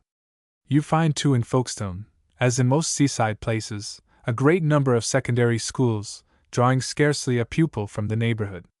And on the other hand you will find labor in both towns, coming in by a morning train and going out at night. And neither of these instances is an extreme type. As you come in towards London, you will find the proportion of what I would call non-local inhabitants increasing until in Brixton, Hoxton, or West Ham you will find the really localized people a mere thread in the mass of the population. Probably you find the thinnest sham of a community in the London boroughs, where a clerk or a working man will shift his sticks from one borough to another and move on to a third without ever discovering what he has done. It is not that all these people do not belong to a community, but that they belong to a larger community of a new type which your administrators have failed to discover, and which your working theory of local government ignores. This is a question I have already written about with some completeness in a book published a year or so ago, and called Anticipations, and in that book you will find a more lengthy exposition than I can give here and now of the nature of this expansion. But the gist of the argument is that the distribution of population, the method of aggregation in a community, is determined almost entirely by the available means of locomotion. The maximum size of any community of regular daily intercourse is determined by the length of something that I may best suggest to your mind by the phrase, the average possible suburban journey in an hour. A town, for example, in which the only method of progression is on foot along crowded ways, will be denser in population and smaller in area than one with wide streets and a wheeled traffic, and that again will be denser and compacter than one with numerous tubes, trams, and light railways. Every improvement in locomotion forces the suburban ring of houses outward, and relieves the pressure of the center now. This principle of expanding communities holds not only in regard to towns, but also on the agricultural countryside. There, also, facilities for the more rapid collection of produce mean finally the expansion and coalescence of what were previously economic unities. Now if, while this expansion of the real communities goes on, you keep to the old boundary lines, you will find an increasing proportion of your population straddling those lines. You will find that many people who once slept and worked and reared their children and worshipped and bought all in one area, are now, as it were, delocalized. They have overflowed their containing locality, and they live in one area, they work in another, and they go to shop in a third. And the only way in which you can localize them again is to expand your areas to their new scale. This is a change in human conditions that has been a very distinctive event in the history of the past century, and it is still in progress. But I think there is excellent reason for supposing that for practical purposes this change, made by the railway and the motor, this development of local locomotion, will reach a definite limit in the next 100 years. We are witnessing the completion of a great development that has altered the average possible suburban journey in an hour from one of 4 or 5 miles to one of 30 miles, and I doubt very much whether, when every tendency of expansion has been reckoned with, this average hour journey will ever get much beyond 60 or 70 miles an hour. A radius of 4 or 5 miles marked the maximum size of the old community. A radius of 100 miles will certainly mark the maximum of the new community. And so it is no effectual answer to my general argument to say that a revision of administrative areas always has been and always will be a public necessity. To a certain extent that always has been and always will be true, but on a scale in no way comparable to the scale on which it is true today, because of these particular inventions. This need in its greatness is a peculiar feature of the present time, and a peculiar problem of the present time. The municipal areas that were convenient in the Babylonian, ancient Egyptian, or Roman empires were no larger and no smaller than those that served the purpose of 17th century Europe, and I believe it is highly probable, I think the odds are in favor of the belief, that the most convenient administrative areas of the year 2000 will be no larger and no smaller than those for many subsequent centuries. We are, in this respect, in the full flow of a great and permanent transition. And the social and political aspect of the change is this steadily increasing proportion of people, more especially in our suburban areas, who are, so far as our old divisions go, delocalized. They represent, in fact, a community of a new sort, the new great modern community, which is seeking to establish itself in the room of the dwindling, little, highly localized communities of the past. Now, what are the practical consequences of this large and increasing non-local element in your old local government areas? First, there is this. The non-local people do not follow, have neither the time, nor the freedom, nor the stimulus of sufficient interest to follow, local politics. They are a sort of outlanders. Local politics remain therefore more and more in the hands of the dwindling section of people whose interests really are circumscribed by the locality.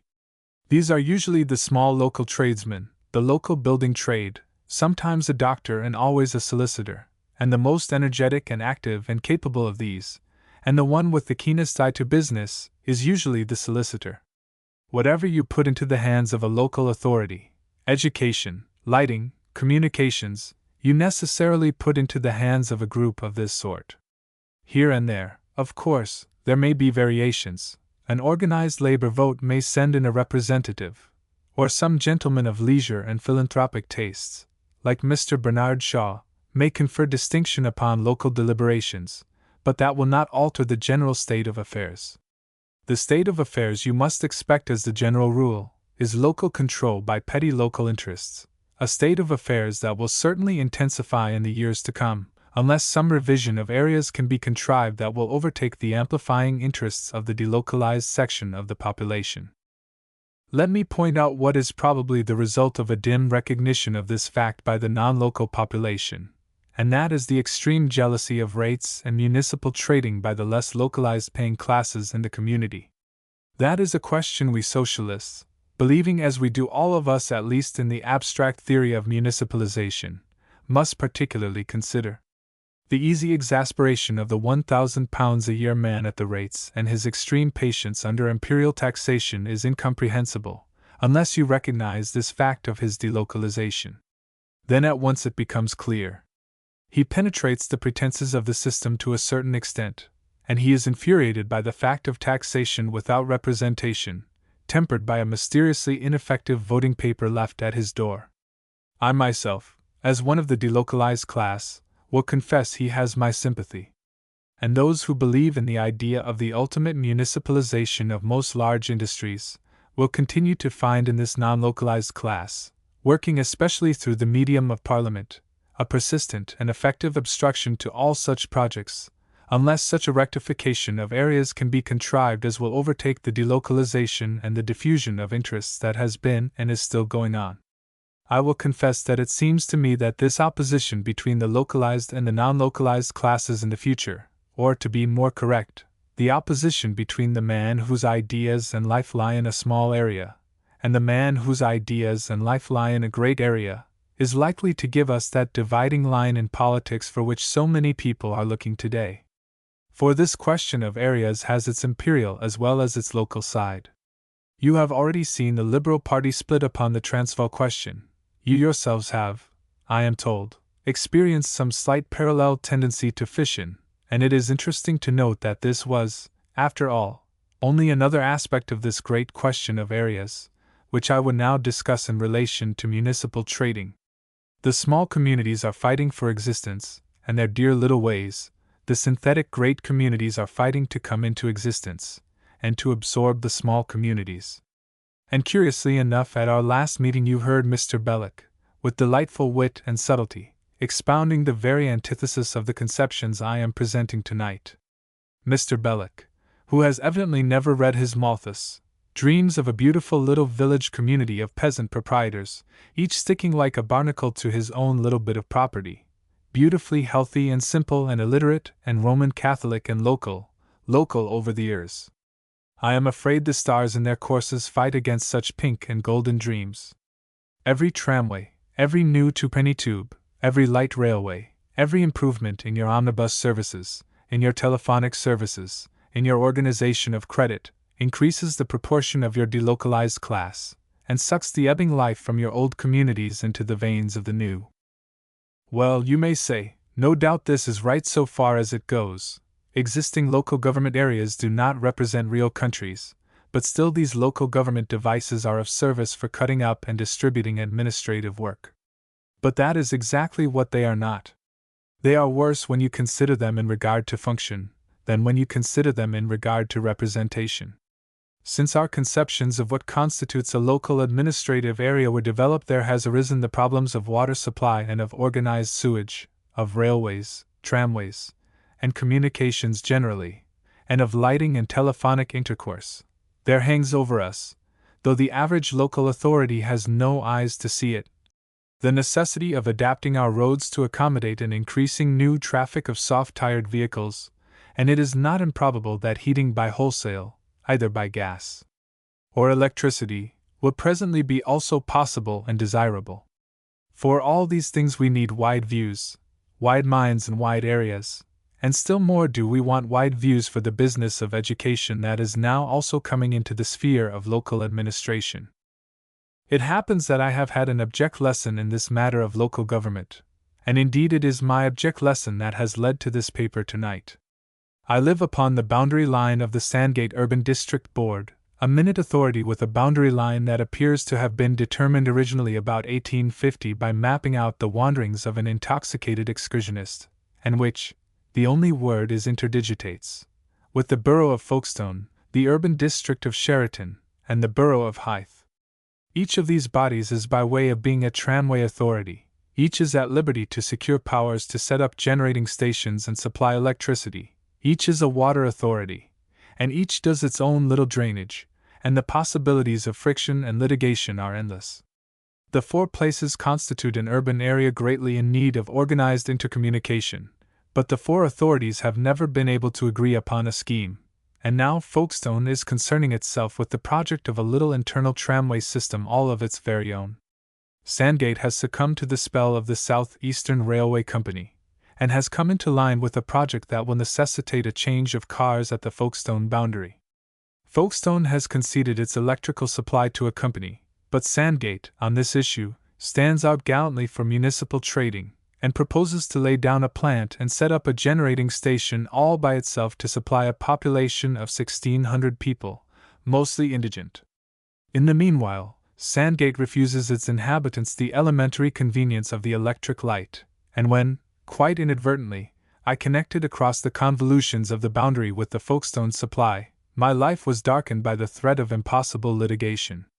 But if Folkestone repudiates municipal enterprise in the matter of lighting, I gather it does not do so in the matter of telephones, and there has been talk of a neat little Folkestone telephonic system competing against the National Telephone Company, a compact little conversazione of perhaps 100 people, rate sustained. And how is the non-local inhabitant to come into these things? The intelligent non-local inhabitant can only save his 2 or 3 pounds of contribution to this folly, or that by putting in 20 or 30 pounds worth of work in local politics. He has no local connections, no local influence, he hasn't a chance against the plumber. When the house I occupy was built, it was a mere interposition of Providence that the drain did not go southward into a Folkestone sewer instead of northward into Sandgate. Heaven knows what would have happened if it had. I and my neighbors are by a special concession permitted to have water from the Folkestone source. By incessant vigilance we do, I believe, usually succeed in deducting the Folkestone water rate from the Sandgate general rate which covers water, but the wear and tear is enormous. However, these are details, dear to my heart, but the merest marginal comments to my argument.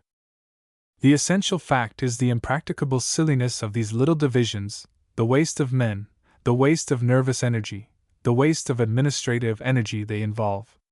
I am convinced that in the case of almost any public service in the Folkestone district with our present boundaries, the administrative waste will more than equal the profit of a private company with parliamentary powers overriding our local authorities. That if it is simply a choice between these little bodies and a company, of the common type even, then in lighting, locomotion, and indeed in almost any general public service, I would say, give me the company. With companies one may hope to deal later. They will not stand in the way of developing saner areas, but an obstinate little authority clutching everything in its hands, and led by a clerk naturally interested in litigation, and who is also something of an expert in political organization, will be an altogether harder thing to supersede. This difficulty in greater or lesser degree is everywhere. In the case of poor law administration in particular, and also in the case of elementary education, the whole country displays what is another aspect of this same general phenomenon of delocalization, the withdrawal of all the wealthier people from the areas that are specializing as industrial centers, and which have a rising population of poor workers, to areas that are specializing as residential, and which have, if anything, a falling proportion of poor laborers. In a place like West Ham or Tottenham, you find starved schools and an abundant delocalized industrial population, and by way of contrast, at Guildford or Farnham, for example, you will find enormously rich delocalized people, belonging to the same great community as these workers, who pay only the most trivial poor rate and school rate for the benefit of their few immediate neighbors, and escape altogether from the burthens of West Ham. By treating these places as separate communities, you commit a cruel injustice on the poor. So far as these things go, to claim convenience for the existing areas is absurd. And it is becoming more and more evident that with tramways, with lighting, with electric heating and forced supply, and with the supply of water to great populations, there is an enormous advantage in large generating stations and large areas, that these things must be handled in areas of hundreds of square miles to be efficiently done. In the case of secondary and higher education, one discovers an equal stress and incompatibility. At present, I must point out, even the boundaries of the projected educational authority for London are absurdly narrow. For example, in Folkestone, as in every town upon the south coast, there are dozens of secondary schools that are purely London schools, and filled with London boys and girls. And there are endless great schools like Tunbridge and Charterhouse outside the London area that are also London schools. If you get, for example, a vigorous and efficient educational authority for London, and you raise a fine educational system in the London area, you will find it incomplete in an almost vital particular. You will give the prosperous middle class and the upper class of London the alternative of good teaching and bad air, or of what very probably, under tolerant local authorities, will be relatively bad teaching in open air and exercise out of London. You will have to tax this influential class of people for the magnificent schools they in many cases will be unable to use. As a consequence, you will find again all the difficulties of their opposition, practically the same difficulties that arise so naturally in the way of municipal trading. I would suggest that it would be not only logical but politic, for the London Educational Authority, and not the local authority, to control every secondary school wherever it happened to be, which in an average of years drew more than half its attendance from the London area. That, however, by the way. The point more material to my argument here is that the educational organization of the London area, the Thames Valley, and the southern counties are inseparable, that the question of local locomotion is rapidly becoming impossible upon any smaller basis than such an area, that roads, light railways, drainage, water, are all clamoring now to be dealt with on the big scale, and that the more you cut this great area up, the more you leave it in the hands of the localized men, the more you sin against efficiency and the light. I hope that you will consider this first part of my case proved. And now I pass on to the more debatable question, the nature of the new divisions that are to replace the old. I would suggest that this is a matter only to be answered in detail by an exhaustive analysis of the distribution of population in relation to economic standing, but I may perhaps just indicate roughly what at a first glance I imagine would be one suitable local government area. Let me remind you that some years ago the Conservative Party, in an outbreak of intelligence, did in a sort of transitory way see something of what I have been trying to express tonight, and created the London County Council, only to quarrel with it, and hate it, and fear it ever since. Well, my proposal would be to make a much greater area even than the London County, and try to include in it the whole system of what I might call the London-centered population. I believe if you were to take the whole valley of the Thames and its tributaries and draw a line along its boundary watershed, and then include with that Sussex and Surrey, and the East Coast counties up to the Wash, you would overtake and anticipate the delocalizing process almost completely. You would have what has become, or is becoming very rapidly, a new urban region, a complete community of the new type, rich and poor and all sorts and aspects of economic life together. I would suggest that watersheds make excellent boundaries. Let me remind you that railways, tramways, drain pipes, water pipes, and high roads have this in common: they will not climb over a watershed if they can possibly avoid doing so, and that population and schools and poor tend always to distribute themselves in accordance with these other things. You get the minimum of possible overlap, such overlap as the spreading out of the great Midland city to meet London must someday cause, in this way. I would suggest that for the regulation of sanitation, education, communications, industrial control, and poor relief, and for the taxation for these purposes, this area should be one, governed by one body, elected by local constituencies that would make its activities independent of imperial politics. I propose that this body should replace your county councils, boards of guardians, urban and rural district councils, and all the rest of them altogether, that you should elect it, perhaps triennially, once for all.